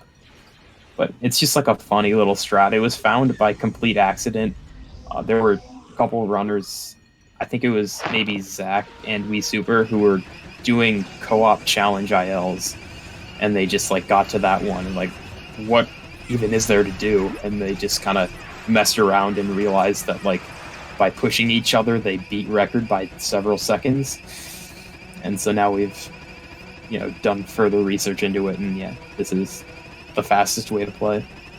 Yeah, it's sort of more interesting in free play, because in free play you actually get to choose what ships you use for this. So I think in free play they use 2 Millennium Falcons, which are huge ships in this scale. Yeah, but definitely it's always interesting to see like how you can even save time on like an auto scroller like this.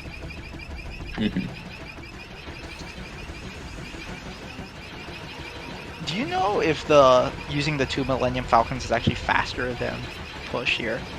Like, does the size of the ship actually matter?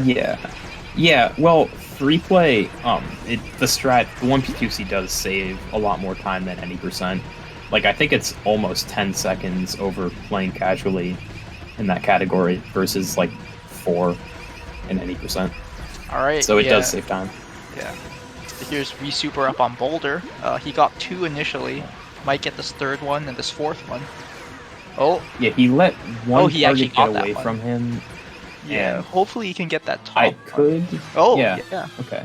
That's not too bad. That last one he got was the target that he couldn't quite get from the start, so that was I was a bit concerned for it, but it came right back. Didn't Yeah. hurt him very much, and that's a good boulder. Luckily, also his fourth target, like it was barely about to go out of range, and the torpedo snagged it at the last minute. Mm-hmm.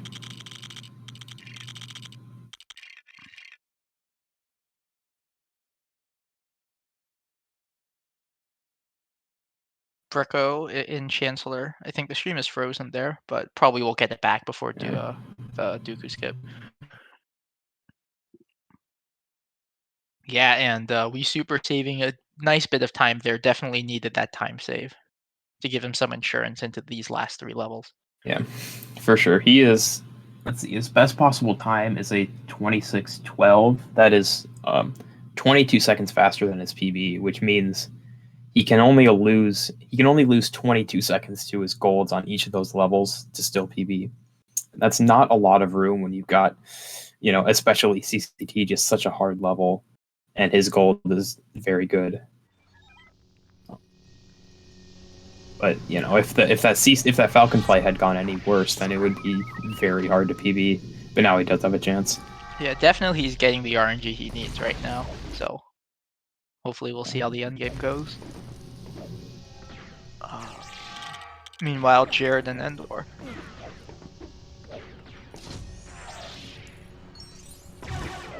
Let me see exactly how much he lost from Carcoon. I think he lost about 2 minutes in Carcoon.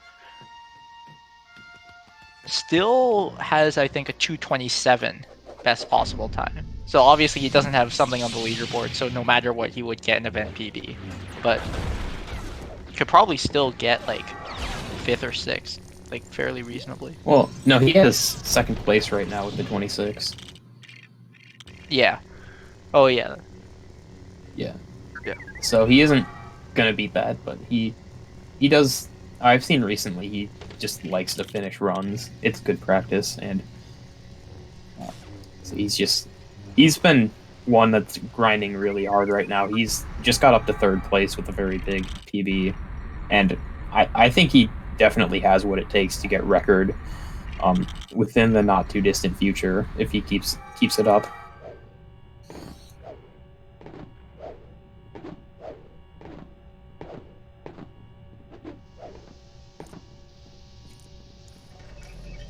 I think everything went well for Wii Super. I didn't quite catch that actually. Yeah, haven't seen anything go wrong yet. Though for Bricko and Zach, they are gonna come up to Grievous. Like even with the 800 by 600, there's definitely still quite a bit of variance there. For sure. What's also sort of especially when you think about the length of the level, like you can lose like 15 seconds on a minute-long level, so that's like a pretty big percentage. Yeah.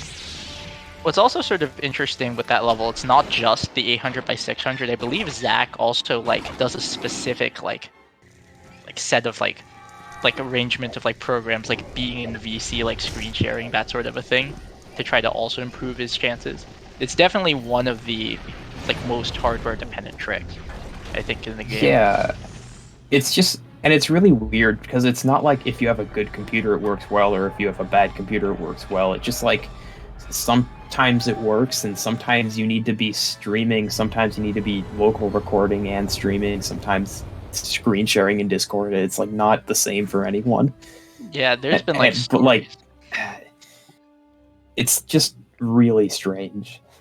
Yeah, I think there's been anecdotes of people they might get a new monitor or something, and now suddenly they're not getting good cycles anymore. So yeah, there's definitely a lot of stuff to research in this game for sure. Yeah, or Evan on his laptop gets terrible Grievuses, and so he just can't even do the trick. Yeah. Bricko, one other thing with I think Bricko and Grieve Cheese is that I think he plays in a slightly larger resolution than everyone else, so his Grievous is especially small. Yeah, he plays in 4K, so yeah. That stream can almost fit on a postage stamp. Yeah. So Bricko looks like a good start to his Grievous. Also got a good Chancellor there, Golden Chancellor. So actually, 408 is that Do you know what was the Chancellor CG again? I don't think that's the Chancellor CG. Yeah. Yeah, Chancellor's 403, but still a good Okay. Chancellor. Yeah. Yeah, for sure. And Hitting a pretty good Grievous. Couple golds. Yeah. Right. Okay. No, All right, about a our second or final two off the disco wall. right here. Oh yeah. Yeah. I think Viola has golded the last 2 levels as well, so this is. Oh, and it looks like there he it is. might Okay. have broken the curse if he can get out Let's of there. go. Yeah. Finally.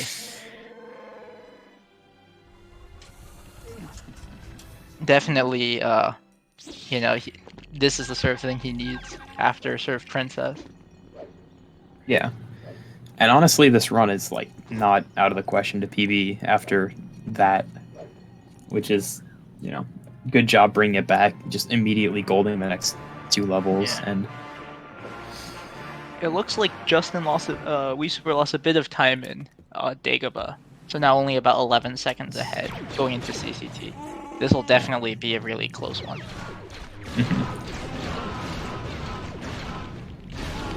very important that he gets fast DV1 first try.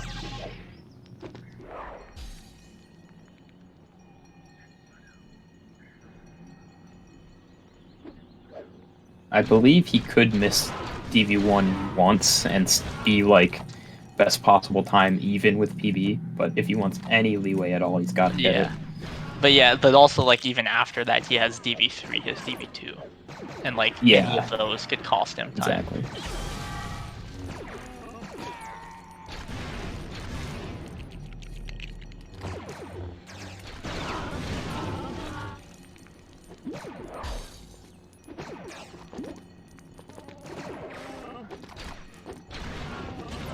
All right. He got it. Good. Yeah. I was a little nervous that he didn't get late in yeah. that first jump, but he got it. Yeah, that jump in practice, like, I guess, like, it is pretty reasonable for people to get it pretty consistently in practice, but, like, at the end of a run, like, on pace, it's quite brutal.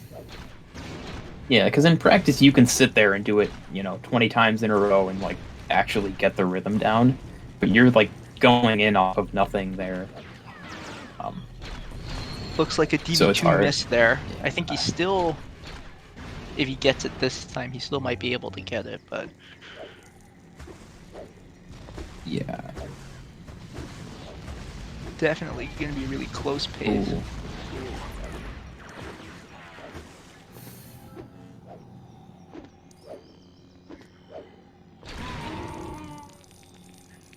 Oh no, it looks like Jared also accidentally slashed Palpatine on Chancellor, now has to set up the trick again. Oh, not Chancellor, was 6-5. Jedi Destiny. Jedi Destiny. And a good second push, no safety hits at all. Luckily, it looks like Justin has gotten the trick, but he definitely is going to be losing quite a bit here, since his segment, I think, is the community gold. Yeah. Getting DV3 first try, though. Good to see.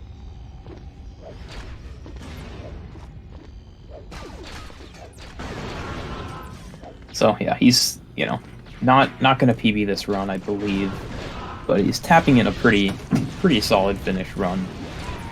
Pretty good day for him, especially with the PB earlier. He's also still first on the leaderboard, so definitely.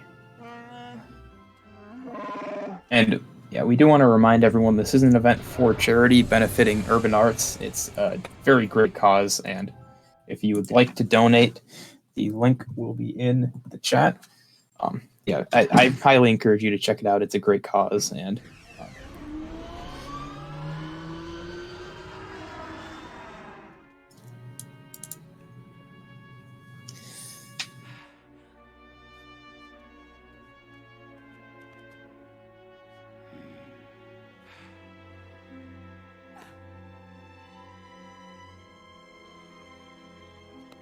Alright.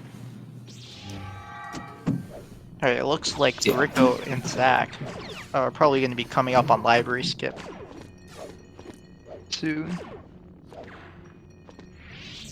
Definitely library skip is another one of those things where it's just really easy once you miss it once to just like keep having. Though I don't know how solved is library skip at this point in terms of like getting it first try. I think we know more about like the specific positioning and like the specific timing of when to call in.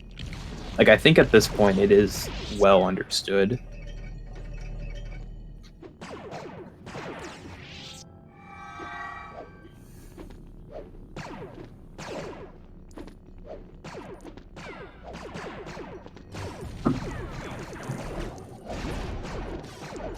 Actually, anonymous. This is sort of a joke suggestion, but could Justin have saved this run with GTF?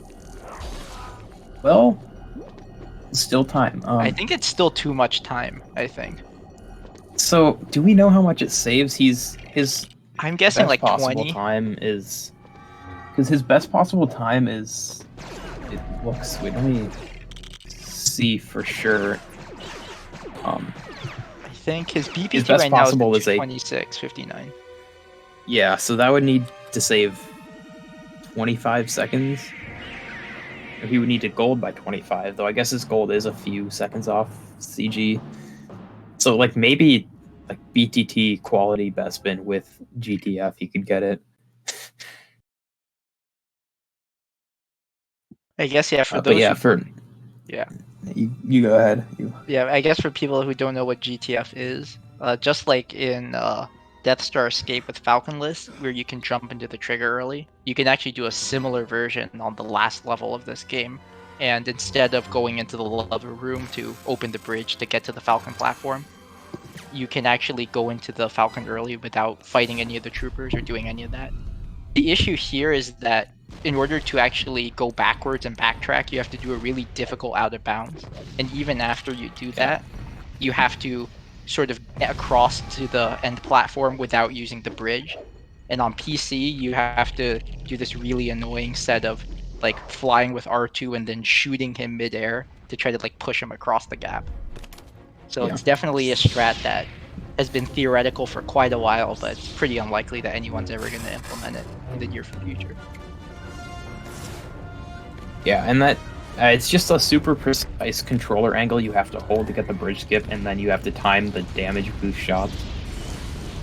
And yeah, and to get the deload in the first place, the line you have to cross is like inside of the door that you skip with door clip.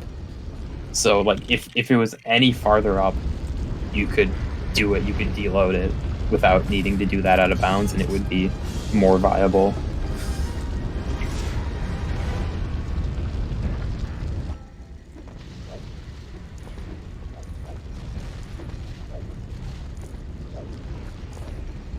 Zach getting the drop and warp, very good.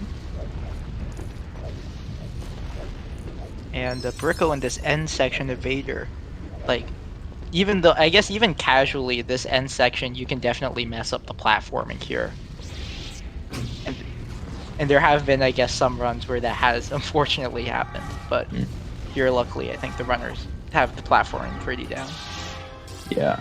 The one thing that can happen is if you're on the very top of the pillar, you can like kind of lose your jump, or it's like a moving angled collision, so it can do weird things with your jump, and you just don't get the distance. Yeah, that but end it is pillar, pretty rare. Yeah, I think the end pillar, like when you do the jump, it's like you can't actually see the ground underneath you for a little bit, so you can definitely misspace that jump. Mm-hmm.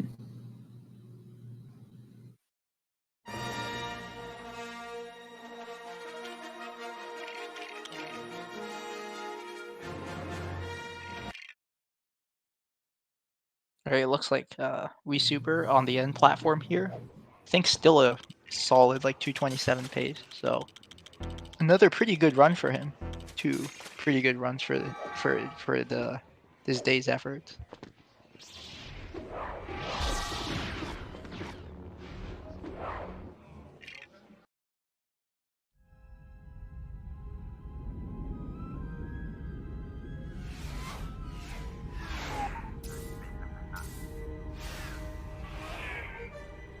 That was going to be close.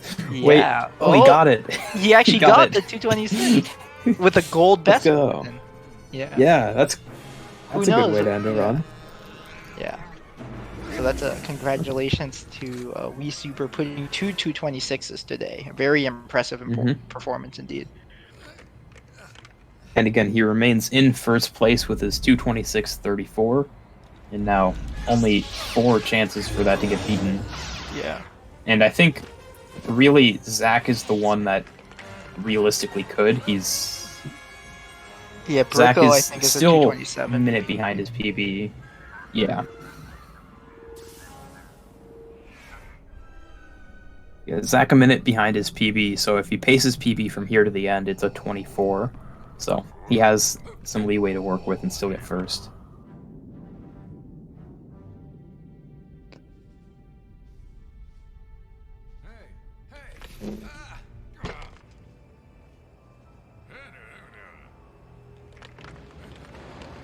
Looks like we have both Bricko and Zach and Hoth opening, with Viola and Bunker. It looks like Viola doesn't have Ghost Hearts on, so that will definitely make the Bunker a little bit harder. In general, for this section, you do want to have Ghost Hearts because you can easily kill yourself with the exploding blaster bolts in the Bunker.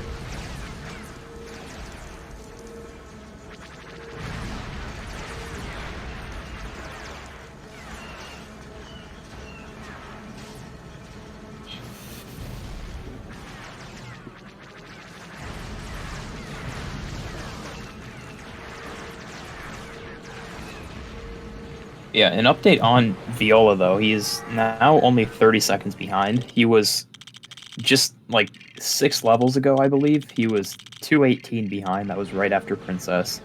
And he's brought it back most of the way, so certainly a chance to get a PB there. Yeah. And I guess since we have the 2 runners there and Hoth, I guess, now might be a good time to actually bring up, like, well, how, as like a runner, you might get into this game and on.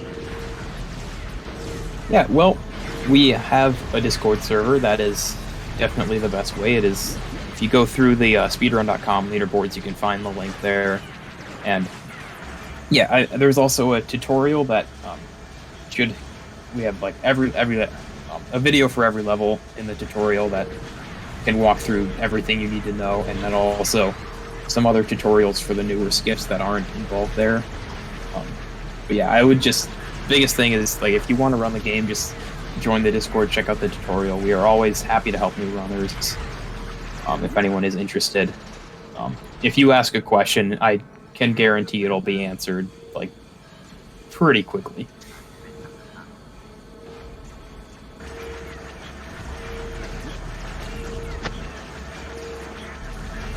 Bricko, I think, actually getting the same AT-AT spawns that Wii Super got.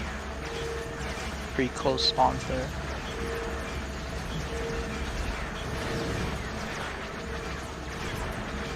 Yeah, and he accidentally blows up the bomb with Vehicle Smart Bomb. That can happen because the button to use a Vehicle Smart Bomb, it's the same one that to use the tow cable. So sometimes if you hold it down for too long, you accidentally trigger that.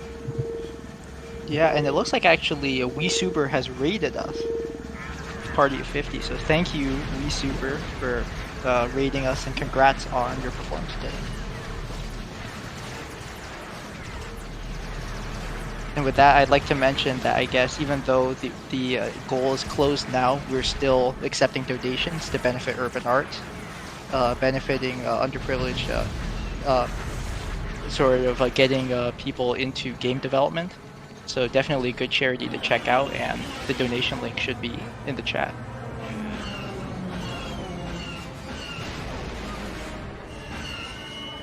Zach, I think, getting a single AT-AT spawn here. Oh, did he bomb it too early? I am not sure. I was looking at someone else's screen. I think he might have.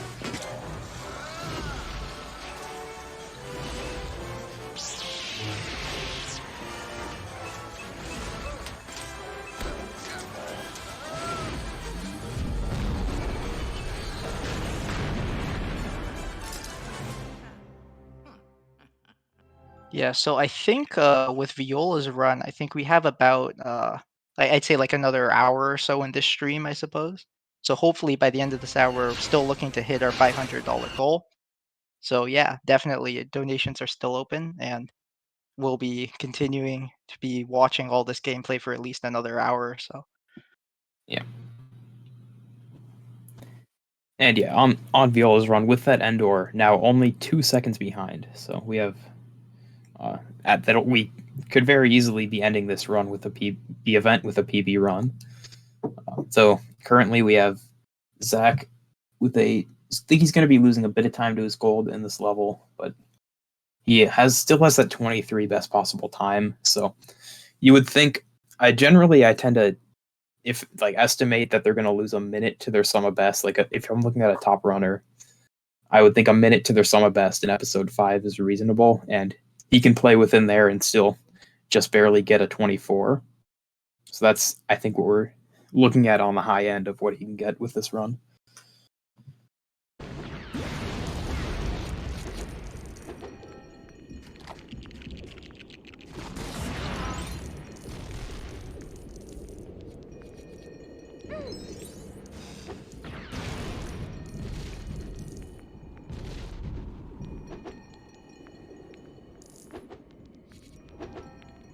Looks like Jared's up on Chancellor here. We'll see if he gets the super jump.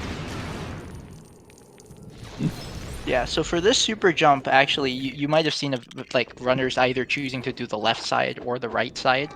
I don't think it actually matters too much. It's possible on both sides there, but I think more people do it on the left side. I'm not sure if that's actually the case or not. Yeah, that's a trick I haven't done myself. I can't say what the difference is, but I've heard people talk about them as different things that are like have different benefits and downsides. Like I believe the right side, it's like easier to get out of bounds, but maybe climbing the collision on the other side is easier. Yeah, you get a slightly different camera when you do the left side and the right side, and that definitely affects like you doing the super jump. The out of bounds movement also is sort of strange because you're trying to hit this slope out of bounds, and your camera view just doesn't line up with where you think the character is in regards to that slope. So it definitely takes quite a bit of practice to actually figure out how to do that movement initially. Zach doing a cool roll on the panel there. It looks like we have a walk of shame from Rico. And he's gonna have to do another. He missed the buttons on that roll, and so now he has to go all the way back to the top. Oh, it would have been fun if C-3PO actually hit the buttons there. Yeah, there is. I know somebody. I think it might have been Brico found some kind of backup you can do that like warps the other player to the top, but he didn't pull it off there. Yeah, I think it's if you know you're gonna miss it, you can sort of try to, instead of going all the way down, you can try to like slide off the edge so your respawn point doesn't get set down there. I think, was it Sea Gymnastic? I forgot. That found that.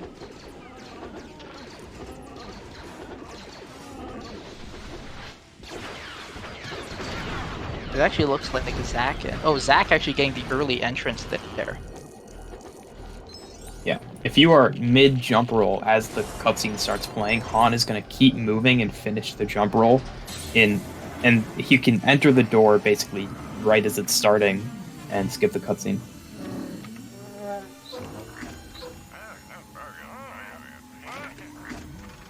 So, this looks like a pretty solid echo base from Zach. Carrying on pretty well on this 5.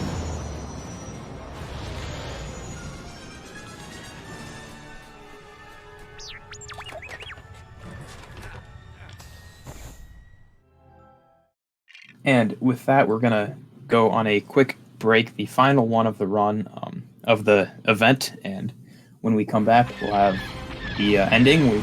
We have Zach on pace to get the best time. We'll see if he can finish.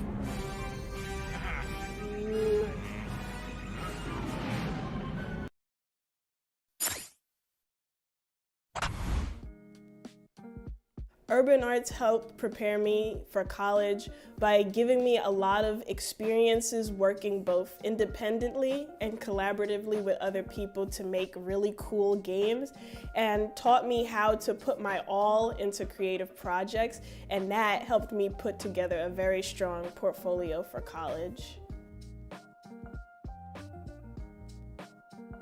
The best part about being in the urban arts community is the people that you meet. A lot of the people here have the same interests as me, so in the future, making friends here will benefit me and them and everyone around, because we all benefit from each other by gaining skills that other people had that I may need.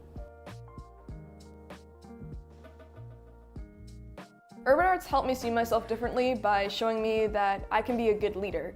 In the studio program, I was assigned the role as project manager, and fulfilling that role for the first time actually helped me realize that I have good leadership skills, and it really helped me to develop them.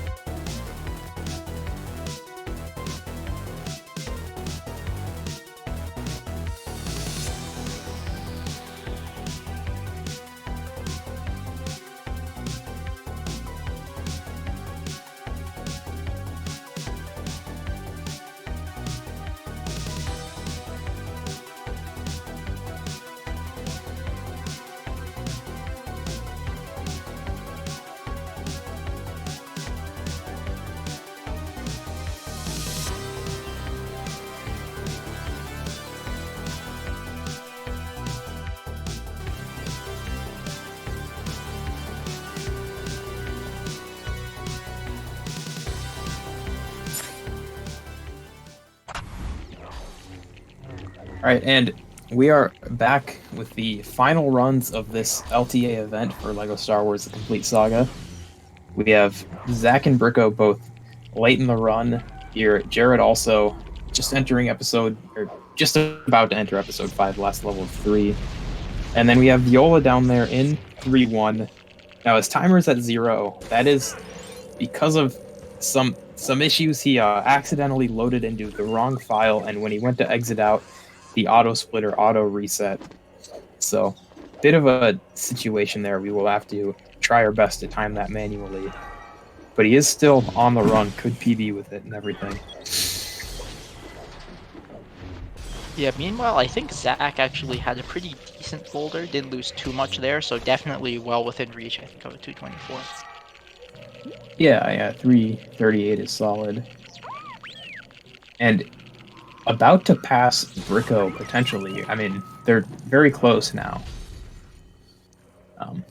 They started like 4 minutes apart, 4.5, so sort of interesting. Obviously, Bricko just not having a good run. Sometimes when your run is dead, you just kind of keep making mistakes, so... Definitely interesting for Viola. If we finish, we'll probably have to do a little bit of math there to try to give the chat a bit of an estimate. I can tell you that Viola started pretty much right at the deadline, so I mean, he would be just over 2 hours into the run, so we can get that estimate.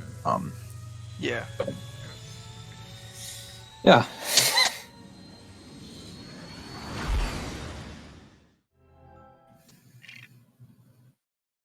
For now, I suppose Zach is the focus, as he is still well on pace to get best time of the event, though he's going to need to not lose that all here in Cloud City Trap.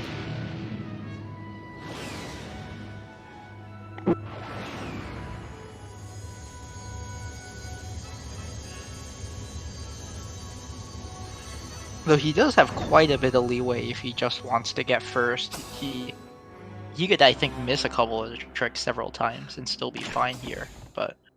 Yeah. Yeah, but sometimes, with like DB2 skip, there are massive disasters, things, you miss it once and that spirals out of control, so he just has to keep that in, avoid that, and he's fine.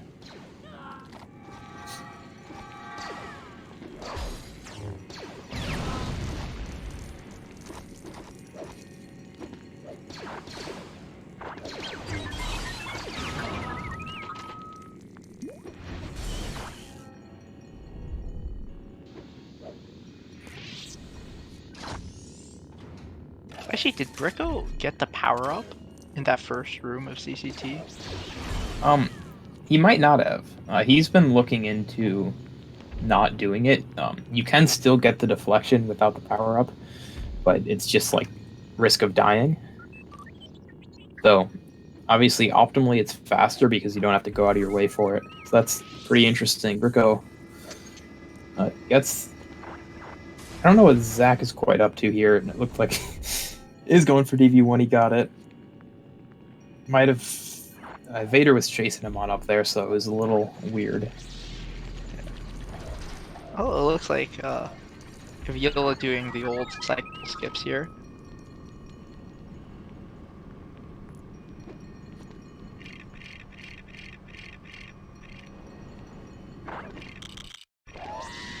Good DB2 from Bricko.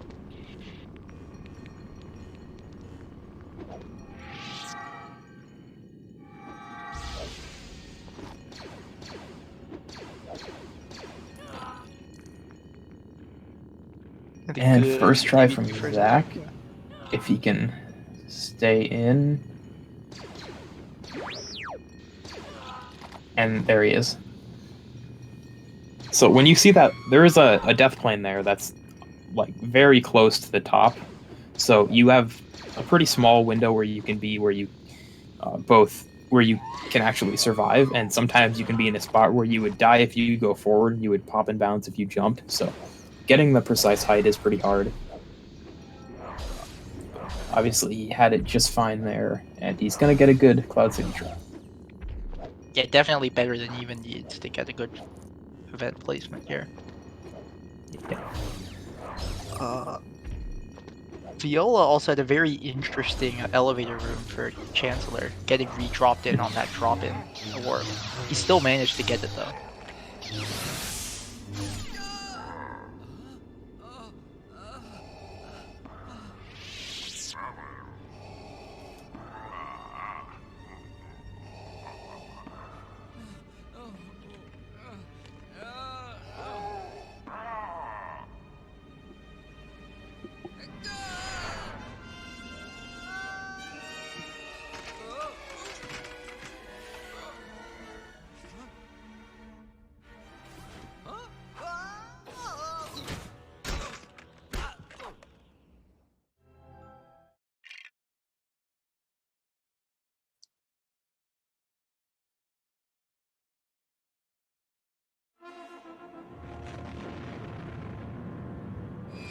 Looks like Zach is pretty excited on the stream there. Definitely going to be pretty happy about this pace.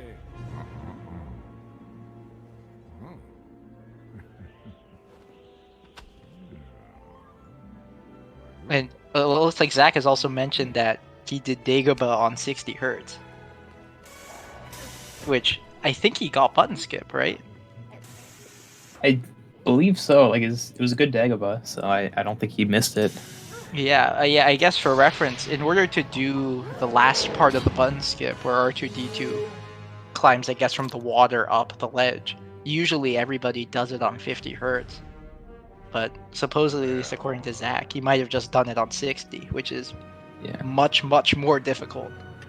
Yeah, I believe it was known to be possible on 60. It's just people would normally switch, because especially when you're doing it, you have both players in, so you're doing it like on player 2 while like not really paying attention. So yeah, it's definitely also one of those things where you don't want to miss it, so you want to give yourself every opportunity you can to not miss that jump with R2. Yeah, and if you die, you respawn all the way back, and it's a lot of time.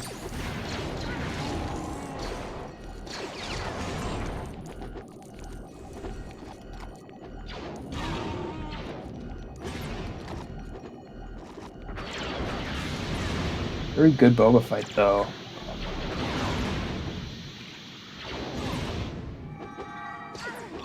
He is definitely confused about something. I think Boba took longer than normal or something.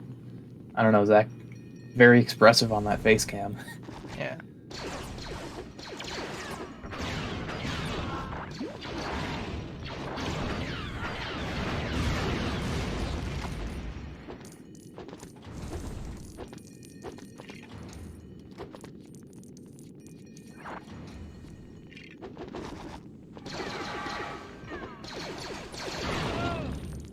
Really angry at that civilian here.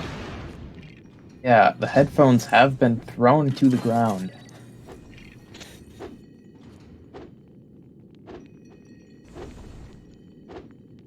And he loses like at least a second trying to put them back on during the camera wipe. Yeah, who knows? Very important to have the headphones on. Gotta hear the music. But I mean, you know, there's a lot to be excited about. Like, yeah. We might be coming in with a first place by almost like 2 minutes. We'll see if Zach decides to troll us on box skip. Yeah. If there is any runner known for missing box clip, it certainly would be Zach. But I will say, there's been No, you go ahead. No, I will say there have been some new developments, I guess. Previously, if you missed R2, like getting into the room and you fell under the floor, you had to pretty much retry. But it turns out that you can there's actually a couple ways to recover that. So we'll see if Zach will do any of these. Oh my god. What?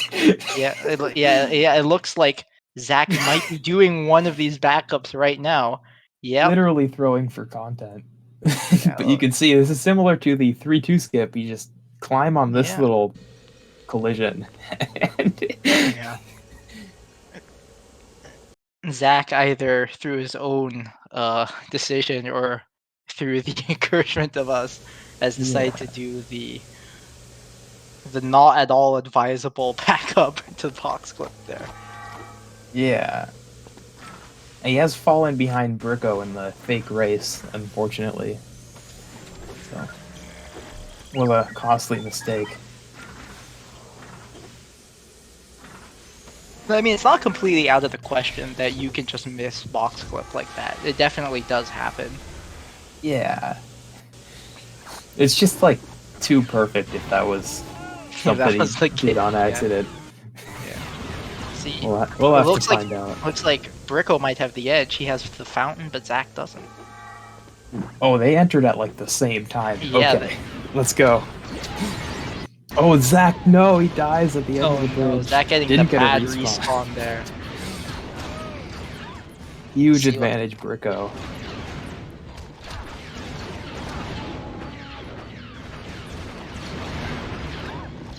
Now I just think Zach wanted to make it look like a race at the very end. Let Bricko Yeah. catch up a little bit. Alright, and it looks like Bricko is going to be finishing with a 2:29.34, and Zach finishing off with a 2:25.06. Really popping off there. And there it is. There is a first place time at the event, and I mean, I don't want to really count out Jared's episode 5, but I believe he is not on a pace that could possibly beat this. So that is going to be your winning time, Zach, with a 2:25.06. Congratulations. Yeah, quite the eventful finish. Didn't quite get the 24. Oh no, Jared just missed the C3PO box push. Yes, he did. Looks like he's trying to back it up here. Yeah, he needs to push it out of the way. Yeah. So the way he was pushing it originally, there was some newer runner that just like pushed it that way, and everyone was really confused when we saw that because we all think it doesn't work, and like it didn't for him. So I don't know what that was about, but I think Jared was thinking back to that when he tried to push it that way initially. I mean, but going back to Zach, Zach in previous events has also finished very good runs at the last minute, so definitely quite selective with his runs today, but it definitely paid off in the end.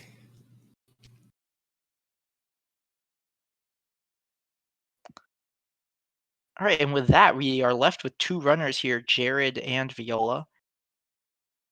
Jared, I think, is pacing around a 2:29 best possible time. Viola, Yeah, and it's unfortunately, we can't really assess his pace, but probably, I think, somewhere in the 250s, I guess. Yeah. And with Jared, yeah, he is losing a bit of time. He at least had a mistake in the hill roll room. He's not going to be getting... Actually, this is losing a bit of time on this Echo base, but 230 is still at the high end of what he can get on this run.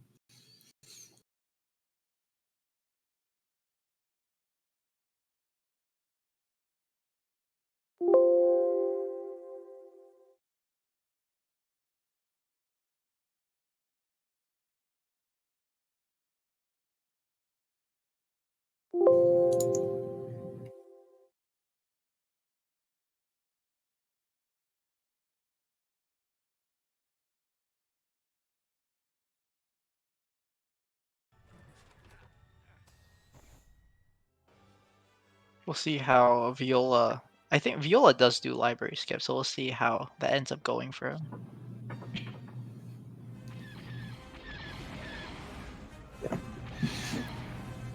To put some context to Jared's time, right now, Ginger is in 5th place with a 230.26.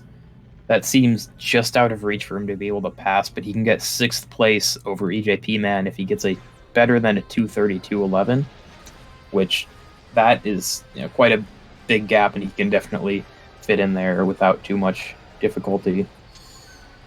Jared, again, also starting runs up at literally the last minute, having done no runs previously the entire day, so for no reset, pretty good.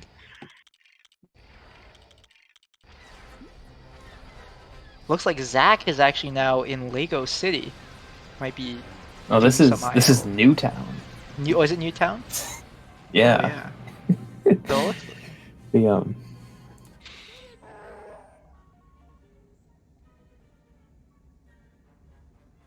It's a good scenic picture he's alt tabbed onto. I don't know if that was why he entered the level or something. But yeah, as Viola misses first try library skip and second, but is able to try to back that up with the camera. Not quite. Yeah, it's just... Yeah, there's a couple of backups runners usually use when they don't end up getting it. I think one really common one is they sort of jump off to the right side and jump back. Yeah, but I think that trick definitely, like, at least in its early days, had quite a lot of different backups. But, like, none of them really worked quite consistently. So yeah, out of Ruin, Viola, again, we don't know his actual pace. I can say, though, I think he is about, like, 20 to 30 seconds behind based on when we know he started his run. That's I know... sort of a rough estimate. Yeah, do you know... Well, how long does Coruscant take? That is 5 minutes. Like 5 minutes? Because I think he right now is having like about like a 20 minutes so far into episode 3. So we'll see. Or no, it's under 5. It's under 5, so yeah, so it would be roughly 20. Though Viola lost a lot on the Coruscant split going into the wrong file. Yeah, that's right. That was an entire situation that happened.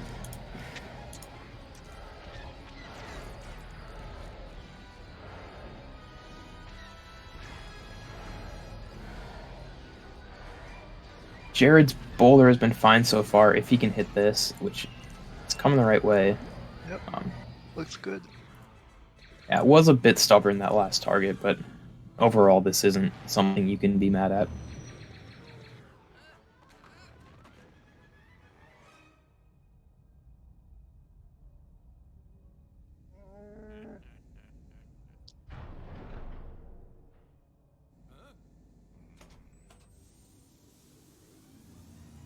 I guess since you're in this part of the round, I was also wondering, Anonymous, if you want to talk a little bit about some of the other categories that this game has to offer.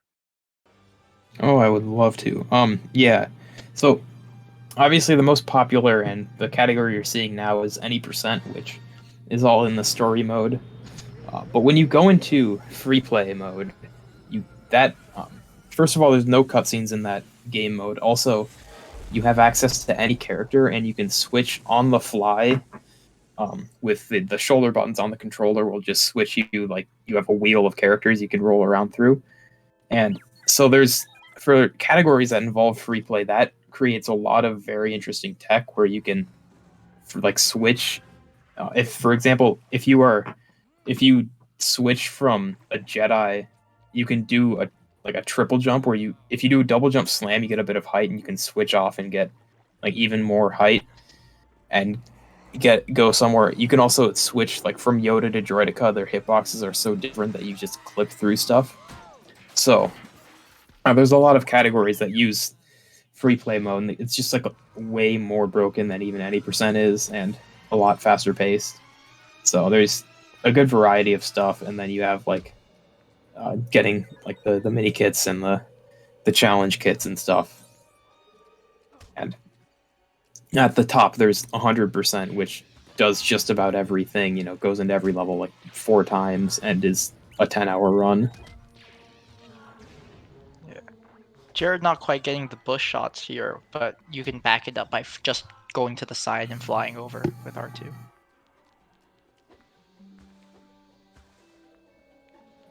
And we welcome everyone that was watching Zach's stream. I want to take this time to remind everyone this is an event for charity. We are supporting urban arts. So if you are feeling so kind, definitely consider a donation. It's a great charity that helps to give underprivileged youth a chance to learn game design, and it's definitely something you should look into. We have a $500 goal that we are still not quite at, so if you want to help us get a little closer, that would be great. Yeah, with Viola still running, I think we still have at least like 30 minutes, I think, or more left in this stream. So definitely still quite a bit of time. Yeah, at a top level, it's a bit under a half hour. So this is the hardest level in the game. So we could expect maybe, yeah, 30 to 40 minutes. I'm not sure the exact time.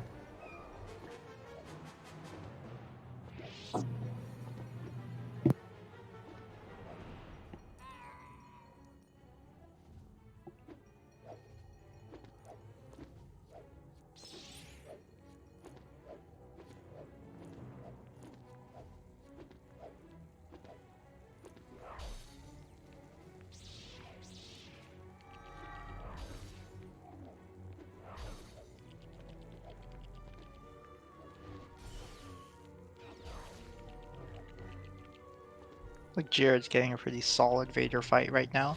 There actually are strats to skip the Vader fight, but currently they're either too consistent or a little bit too slow to actually do. But it is possible to skip this fight. Yeah, but the fight is pretty fast. We can move through all the cutscenes, and that keeps it pretty quick. And I know a lot of runners hold it as one of their favorite rooms in the game. It also, I think, has the only use of the force and object to let yourself move during a cutscene trick, like in the entire run. Yeah.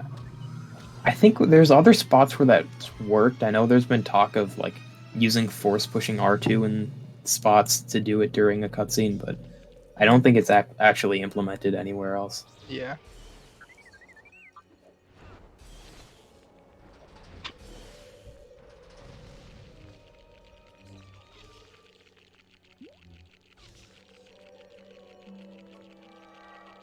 I think we might have received a donation, actually. Yeah, we actually have a $20 donation here from the man himself, Zach Muffin, saying, "Thank you so much for putting the event on. It was a blast, and I'm glad to have closed the event out with the new best time. Make sure to support Urban Arts, and I am going to do unspeakable things to the residents of Carcoon." Quite the threat there by Mr. Zach Muffin. And yeah, Yeah. definitely go on this last segment of the wrong. Let's end strong and support Urban Arts. Yes. Thank you once again for the $20 donation, Zach. And congratulations on your time. Yeah, and those residents of Carcoon do have it coming for them with the way they set up that disco room. As Viola makes it over the first barrier, we're going to see likely a one-player arena, which is a bit different than what we've been seeing most of the day.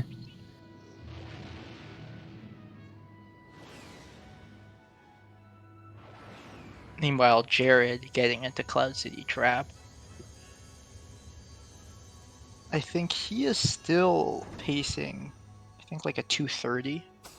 So it still definitely might be able to bop EJP, man, with the 7th place time there.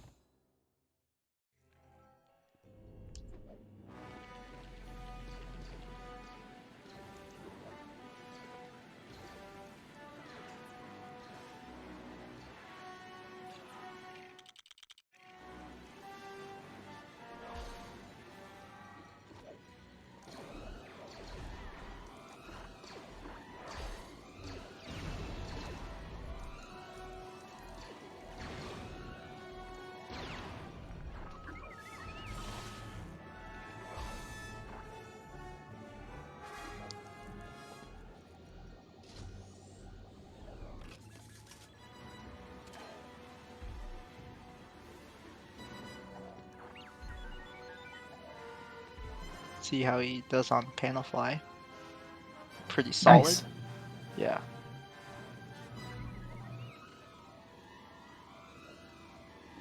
When Viola is going for this Wave 3 1v2C, not a strat I expected from him, but that is pretty cool. Looks like he did get that first one down nicely. Yeah, definitely. It can actually be quite more difficult than it seems because there's just so much stuff on screen that that you have to deal with. For example, he just got shot to death. It's so hard to wrap well not dying. Yeah. Jared on DV2. Looks like he got it first try Nice. there. Good job to him. With a good height too.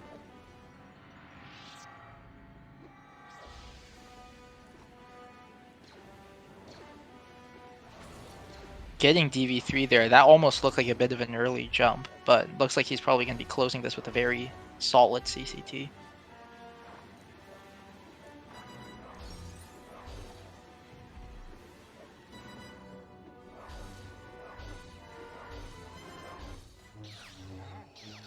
Yeah, popping off there. Good CCT for him. I don't know, is that a gold for him? Because did he fail anything in that? Yeah. Yeah, that's gonna gold by a lot. Yeah, that's... Apparently 1 second off CG. Oh, really? And the fastest alt CCT without DV1. Fast Oh, DV1. wait, no, okay, never mind. Yeah, 1 second off the fastest without fast DV1. Yeah, I mean, that was just a really clean CCT all around. Yeah. Very nice.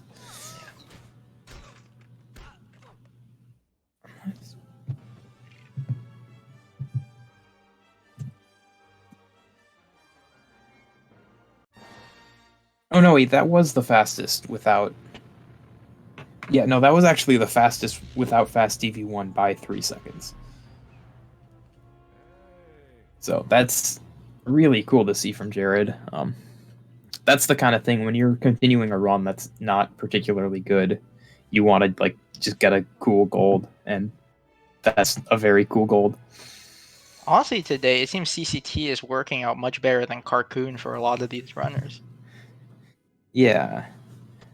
I mean, CCT, I guess it's easier to practice because the tricks are your fault and not disco skip. So, runners clearly take that level very seriously, as they should.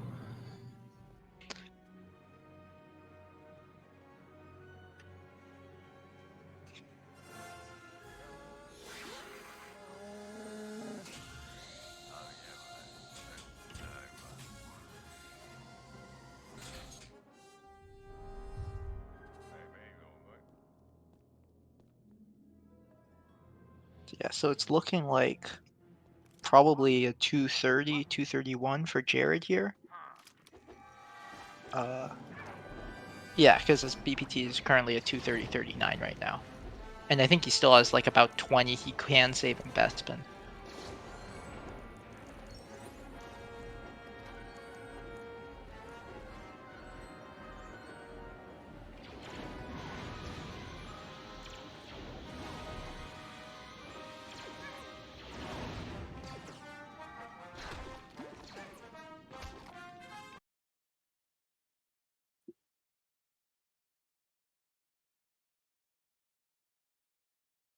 I guess one interesting thing with the room Viola is in right now is that I believe you have to act like normally you actually can't like walk over to this side while the cart is like going down there. Normally it warps you back.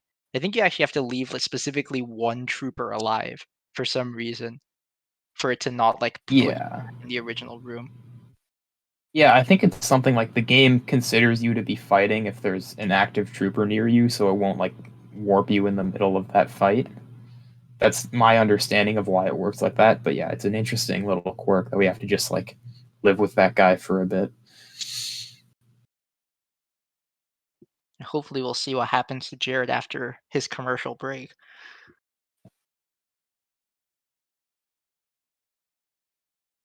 You know, Viola up on the buttons here.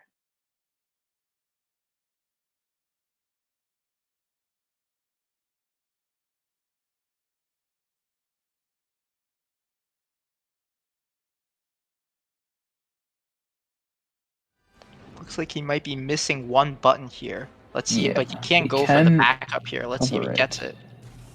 It is a pretty well-spaced jump with Han. Oh, he got Nice. it there. Okay. Not very bad at all. Barely.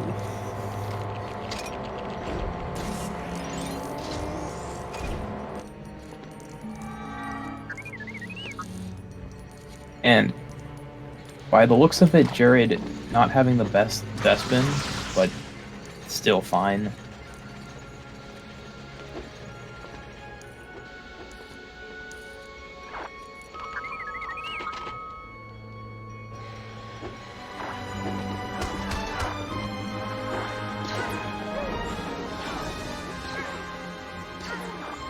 As third try Falcon Falcon Jump for Viola is just fine. Yeah, Jared still has a bit of leeway to get a 230. Which, if you remember at the start of the episode 5, I kind of said that was like the best he could do was, like that would be a good finish if he got a 230. And looks like he's on the way there. And he got the fountain. And you got another fountain. And he appears thrilled about the fountain, so that's cool. What's the actual chance? Like, have we ever actually tried to see what the chance of it happening was? I don't know. Like, I can tell you that I've never seen it in free play. So, it's just like a very specific weird thing. I think it's also not always in the same spot. Like it moves a little bit. I don't know.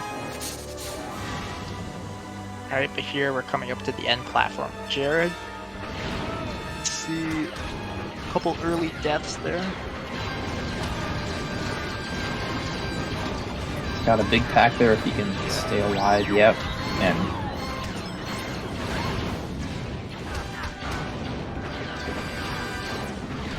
getting a little bit of trouble with these other characters getting in his way. Still, he gets the line to shoot him there. Not the best end platform, but it does still get him the 230. Yep, and it looks like you're ending with a 230.49 from Jared. Congratulations to him. That's going to put him in 7th place. Bopping EJP, man. Good enough for the on-screen leaderboard. Congratulations. Alright, and with that, we are down to our last runner, Viola. Of course, with Viola, we can't actually see his pace right now, but we'll see how his run goes into Falcon Flight. But yeah, again, congrats to Jared. Oh, and we have a $10 donation from WeSuper, simply leaving a smiley face in the comment box. Thank you very much for that donation to Urban Arts.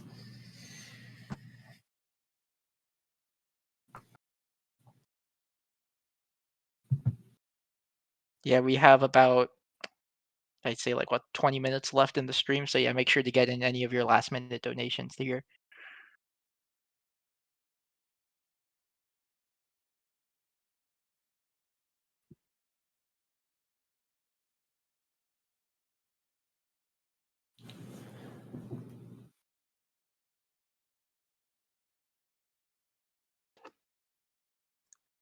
Good. Unfortunately, I don't know if Viola is actually streaming with sound, so we might not get sound for the rest of this run. So we'll see. I would like to welcome some of our runners from today. Bricko, WeSuper, and Zach, our top 3 finishers, and Jared. Everyone's coming in for an interview. Welcome, everybody. Congratulations on the runs. Thank you.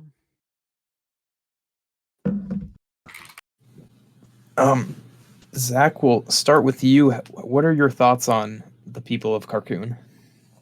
Listen, I've been getting a lot of negative criticism for my opinion on the people of Carcoon, but the thing is that they structured the disco room in such a way that caused me to lose over 30 seconds, on the every.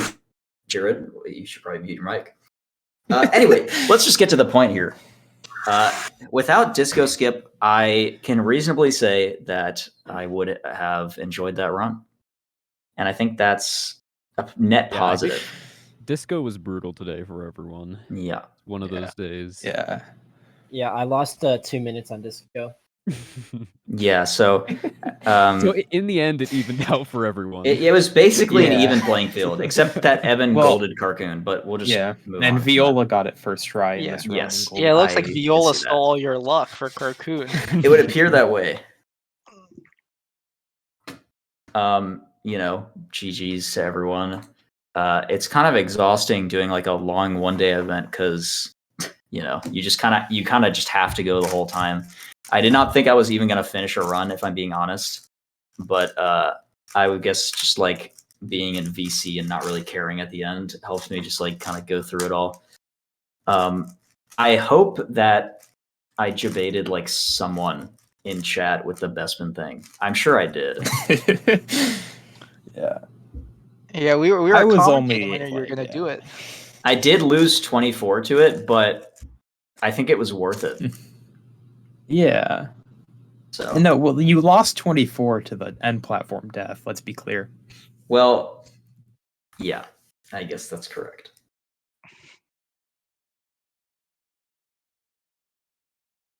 Well- Anyway, yeah, GG's, guys. I know a lot of people here are really rusty, so this doesn't really demonstrate like how good anyone is. But you know, I think some solid times were put up, like just in PvE. Yeah, that was crazy. I can't believe it. I have barely been running at all, and that comes out of nowhere.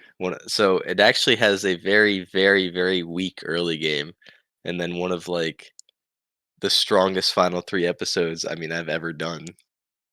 So really, really came out of nowhere, and now I can be like a minute and a half ahead of my PB out of the first 3 episodes, which is pretty cool. Yeah, same. Gonna be really fun. Yep.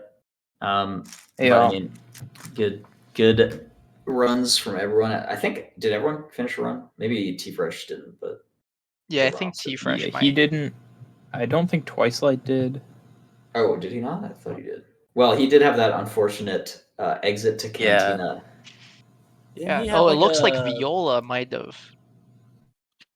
I don't know if the stream is frozen or if he like all tabbed out here.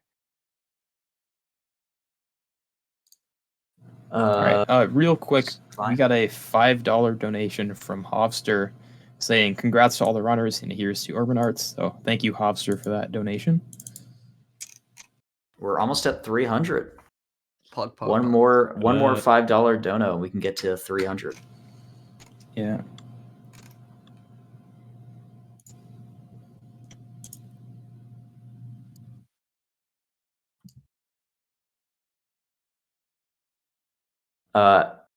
Anyway, these events are usually like very stressful, but I think the 1-day format does make it a little bit. Sorry, did anyone see what Viola just did? What? Oh, that is incredible. That's the best try I've ever seen. I can't actually. I just like can't believe that he just did that. That was a beautiful line. Yeah, so thank you to the production. Thank you to all the commentators who volunteered to, commentate today. I listened to a lot of the commentary. It was really good. I'm glad we could get Wes on in the booth, despite the fact that he has only started watching the game recently. I think he did have a lot of good things to say and a good Darth Vader voice, I guess, as well. Yeah, everyone killed it on commentary. It was really fun to listen to. Yeah, of course, production was great. We know how hard these things can be to put on sometimes, so we appreciate it as always. Yep. And next event that we have, could potentially be even longer. We typically I think our community is just more favored towards like the 3 or 4 day events, just because we really like to dedicate a lot of time and a lot of effort to like the big events that we put on and just participate in. So definitely expect some more from us in the near future, and hopefully next time when people are a little less rusty. So Mm-hmm. Awesome. All right, So- I'm gonna head out. Thank you guys. Yeah, congratulations.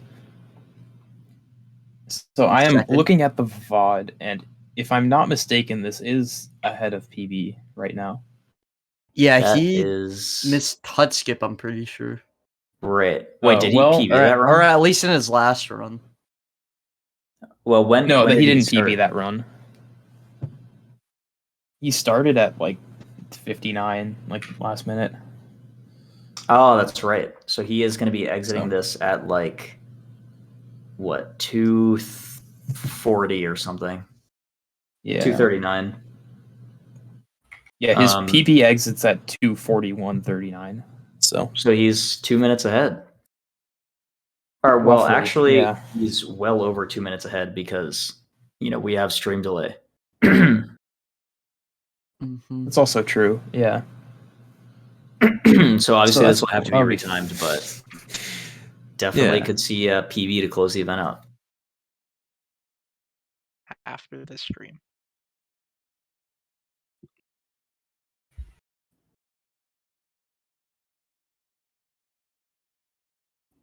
Yeah, and I don't know if Viola is intending on continuing to run or if this is just sort of one time for the event, but sub 250 would not take him very long. Yeah, that sob is pretty crazy. Yeah, definitely. Yeah.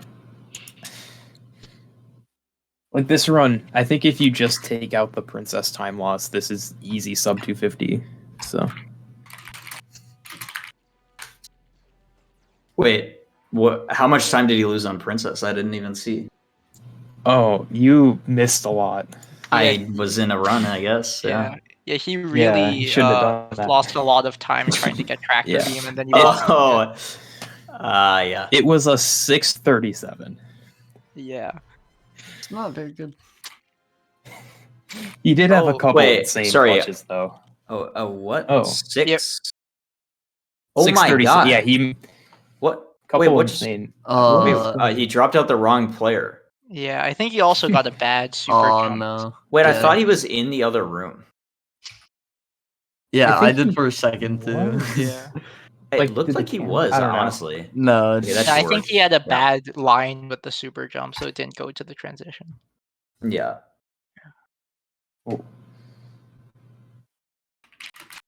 Oh my gosh. Clean? Yeah, Viola does fast DV2 skip, right? He does. Which could be a what? good thing or a very okay. It will be a thing for sure. This is also a thing. Honestly, Yeah. that's fine. He was Not gonna probably get surprised. hit anyway. Yeah. Okay. This is a little bit chaotic, but that's what we'd like to see. A chaotic ending to the event. Well, what we know from Princess is that Viola actually can deal with Oh some of these my really God. chaotic situations. Oh, just a little bit too wide on that line. He might actually go for it again here. That should work. That should work. He cut in too much. I think it's best to retry. Yeah. Luckily, at least no panel soft lock here. Yeah, I can't believe that happened. Was that who got that? Flaming or was laser, that? I think. Oh, I thought that was the Bestman soft lock. No, not this one. Yeah, it was the other panel soft lock. Yeah, I got bunker crash, and he got panel soft lock, and someone else soft locked as well. I forget who it was. So, kind of like a BTR 2021 day one, or wait, what was it? Day 2, maybe? That kind of vibe. All of the days. Well, there was that one race where. Yeah, there's like 5 bunker that crashes. was day 2. Yeah, day 2. Someone like hard locked. That was me. Yeah, I hard locked in Chancellor. That was the Evan Falcon Flight thing where he went under the floor. Oh yeah. Justin bunker crashed and still won the race. I also bunker crashed. Yeah. Fun times. I think that's too high. Yeah. Yeah, just a little bit. That was not a bad setup though. Yeah, he'll get this within a few tries, hopefully. Does anyone know what his CCT was in his PB? I believe it was a 542. Like 545 or something. Once again, too high. And then 705 best spin. Yeah, a minute and a half to save there. Okay, he's probably too far right. Too high again, yeah. Yeah, okay. This is the finicky nature of this skip. Of course, if you saw the summoning salt video, you just know that this is a killer trick, but I think there is an illusion that some people think that this has been fixed almost, and it's not. It's just that we're a lot better at it now. So that should work. Mm-hmm. And I think he's good. Now, we have a history with this guy. I know. And that's what I was expecting. Yeah, pop This and is bounds guy. an example of the stuff that can happen. Yes. Yeah, because unless you really see, I guess, the lightsaber there for your height, like it's just kind of hard to Yes. judge exactly how much you need. Which is why I I never attempt to go for the rest of the movement unless I see my lightsaber. I just kind of have like as like a rule. Obviously, it doesn't prevent popping and bounds though. All right, that should work. Yep, Okay. there you go. And okay, yeah, so he comes really close to hidden cage. He's too low, and there you go. Yeah. You almost got the mini kit there. Yeah, he did almost get the mini. You might as well get the mini kit if you're gonna pop and bounce. That's the way I see it. Yeah. It's also, I believe it's faster to. Okay, well, I was just gonna say, I believe it's faster that if you if you pop and bounce, I think it's actually faster to call in R2, and then drop out player 1, and then I guess you can't really kill him. Well, you can, but if he dies, he respawns back here. I don't think he can PB anymore. I think if he gets it now, it's like not clear. Yeah, I'm not sure what his best one was. Well, it doesn't really 705. matter, right? He got a 254, so he needs to finish this run in 9 minutes. So, okay, never mind. I'm completely wrong. That should be pretty doable if he just gets it. Mm-hmm. And his event best is a 56, so he could also try to beat that. So this is all relying on him getting the trick. So the duration from getting DV2 skip to the end of the level can be as low as like 120. Okay, so he gets it again for the third time. I really don't think we're seeing any improvement here. He's just gonna do it again, most likely. Yeah, he's probably too low. Ooh, okay. I probably thought he didn't have his lightsaber out. Yeah. Here, he's good. Oh, He's he good. got- but he fell. No, he's still adjusting. Okay, he's fine. He's- No, that he was was- fine. Wait, why did he jump? Okay. Yeah. So this is an example of why a lot of people don't opt to go for this trick until they have like a much higher level time. Just because you can see, even if you get it quickly, it's still hard to save time with it.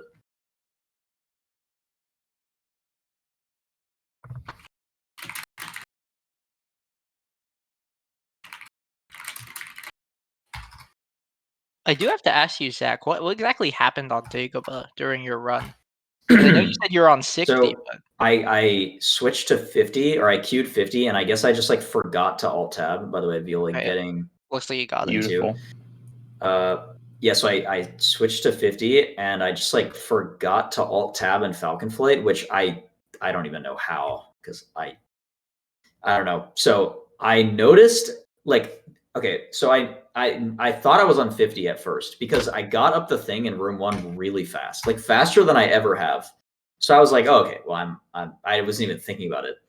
And then something felt really weird. I was doing the last jump for the trick, where Luke jumps up onto the hill and then R2 flies over onto the ledge. That's kind of the hard part, right? And as I was doing it, I noticed, because I jumped with Luke first, and Luke did not slide up the hill. So I literally said out loud, I'm not on 50. And then Justin was like, no, you're totally fine. And only because Justin said that, I was like, oh, okay. So I just committed to it, and I just got it with R2, which is really difficult because there's like, you have to slide up this tiny piece of collision if you're on 60. And like, I've never even gotten into practice. So I did that. And then I went to do the way I do pickle jump. And I do it a little bit differently on 50 because there's actually a faster strat that you can do on 50, which is like just a better line. And I got it. And I was like, oh, okay, I guess I am on 50. And then I went to Q60 and it just switched my refresh rate, or it just like unqueued 50. And I was like, oh, I guess I was on 60 that entire time. And I have had a record pace run die to that before, being on 60 there. So it's kind of a miracle that it did not die.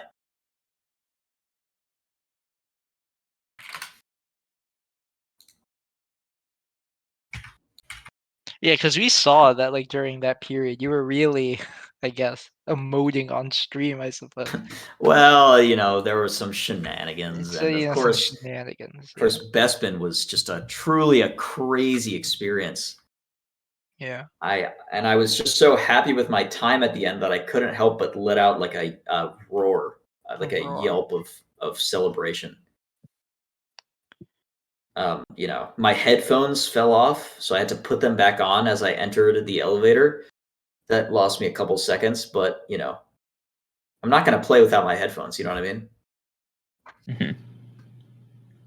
Okay, so if I am not mistaken, that was a 2:48:45 exit from CCT. Oh, which well, I mean, it's not going to happen, but he can get an event. He will get an event PB most likely. Yeah, event PB. I mean, if he Unless he folded gets like by an 8. 20 seconds, yeah. Yeah. Well, to be fair though, we don't know specifically when he started. What is Yeah, well, I looked Viola's at the event PB? VOD, and Is it I'm like a not the- 250 like 8 or something? It's Like, a what is- 56. It's a 56. Okay. Wait, but what are you using as the metric? Because we have stream delay.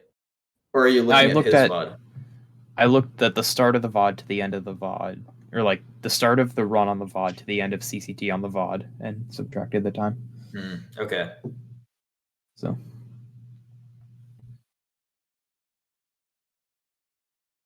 Now, it's not out of the question for Viola to get a gold here. Like, there isn't actually too much in this level. If you get everything first try, it's obviously a good amount of movement, which is why this level is as like diverse as it is in terms of times. But they're almost had it, but just a little bit too low. That's Yeah. probably not going to work. Well, the civilian may have saved him. It did. Oh and, no! He jumps and bounce. Okay, I mean, just stop. Like what? That is just not even fair. Okay, you know what? You know what? From Viola, and he's gonna get to do it again. Feel like I'm not gonna say deserved, but I will say, I mean that's not gonna work. Maybe this one will work. Yeah. Just as the civilian shows up now. That timing is actually pretty precise. Okay. Oh my god! It's like what is happening? That's not what you do. No way. Wait. No, I think he just forgot. Yeah, he just forgot. Oh, no. Hopefully he didn't get the whole room aggroed there. Can you imagine if he actually did that? I think he did. No. No. I mean, No. like They would for be helmet running list. to him at this point. Like if he just like went for helmet. Oh list. yeah. Yeah. Should have done that. That's what I thought he was gonna go do. I haven't even will watched that video. I don't even know what it is. Yeah, I will say there is actually now a way to skip getting the helmet there, but it is not viable. Yeah, for not real-time RTA run. viable. Well, maybe for Yeah. everyone but Viola, but he opts Yeah. not to go for it. Just wants to play it safe. Viola is one of the most built different TCS runners. I can agree with that. I mean, we saw the Dagobah line. Yeah. We saw the disco skip. Like, what can you really say? Yeah. The thing with Viola is like he doesn't run the game a ton, but he is like active in modding, active in like A button, like minimum jumps routing and stuff. Like he has a lot of obscure game knowledge and Finds abilities R2 a bit of hide and seek there with Yeah. the crane. Yeah. Able to locate the droid. Yeah, I think most notably, Viola actually makes a randomizer mod for TCS. I haven't quite taken a look at it, but I know It's he very has posted cool. a lot of And randomizer strat. The randomizer strat Yeah. video is so sick. It's actually sick, like genuinely. Yeah, Like, there's a lot so of much really crazy obscure stuff in there. you Yeah. can do. Yeah. Most of them involving how to cancel super jumps with really Yeah. out of the way characters. Like Stranger 2 super jump off the MTT in negotiations or something. going very far to make sure not to get stuck there. Yeah, which actually doesn't prevent that from happening. Oh. It's because what actually is happening is you're hitting one of the pillars in the wall. So the further you go, you could just hit a different pillar, which is like not solving the problem. That would have been pretty funny. But there is a backup. that we saw today. You know, not even too long ago. Left side first buttons. I just realized. Yeah, this is a I very don't think that is done. This is one of the most interesting bestmans I've seen ever, probably. Yeah. I mean, there's a lot of stuff like that like we've just like progressively timed over the years. Stuff like is the left button faster Right. than the right button? You know, which button on which side is fastest. Right. Yeah. Yeah, but now we're Will we heading see a to the- one-player end platform? No, we will not. We're It seeing. does not take a death on the bridge. Okay, so this will be an event PB. Wait. Okay. He probably could. Honestly, he missed door clips so many times, but I think he still could have PB Yeah. if he like just hit it like a little bit earlier. Honestly, not too bad of an end platform right there. That was actually pretty solid. Yeah, definitely a Thank you, tumultuous Jared, run. for the white noise. If you guys were wondering, that is what it sounds like when, when you know the game crashes. That's actually what is playing in your ear. Yeah. So definitely a tumultuous run from Viola there, but congratulations on sticking it out to the end. Yes. With an event PB of something, but it definitely Yeah, it's kind of hard to tell. Not a real PB, but an event PB. Ending it off with an event PB. Yeah, quite impressive considering he probably hasn't run the game in quite a bit. So pretty strong performance. 2 equally, you know, crazy event PBs in a row to end off the event. Yeah. So, GG's everyone. He says that is a bad run in the chat, and do you know what that means? He will be participating. I'm gonna have to disagree. He will be participating in some grinding in the near future, I'm sure. Yeah. Yes, sub 220, 210 maybe in the We'll have horizon to for see. Viola. Yeah, I guess if we don't have anything else, I guess does anyone want to make any closing remarks? Zach or Anonymous? Yeah, I will just say thank you to GSA. Thank you to Joey. I really appreciate all the work Joey is doing for the speedrunning community. The run.gg is a site that you guys should absolutely all check out. It is like the most influential, you know, piece of, you know, I don't know, just like media in general that has been created as a resource for speedrunning in the last few years. It is going to 100% become even more popular, but already lots and lots of top runners are using it all over every top game. And I would highly recommend you guys check it out because it is, you know, going to probably change the way that analytical speedrunning is just generally treated. And obviously his pairing with GSA for this event just shows you that it has a lot of capabilities outside of that. And obviously, you know, this is benefiting Urban Arts. So please go donate if you have any money in the pocket to give. It's always a good cause, especially with Urban Arts. And yeah, once again, thank you to GSA for putting this on, and Milo for being such, you know, an approachable guy, and you know, helping us, you know, figure this whole thing out. And we really do appreciate everyone watching as well. So thank you guys.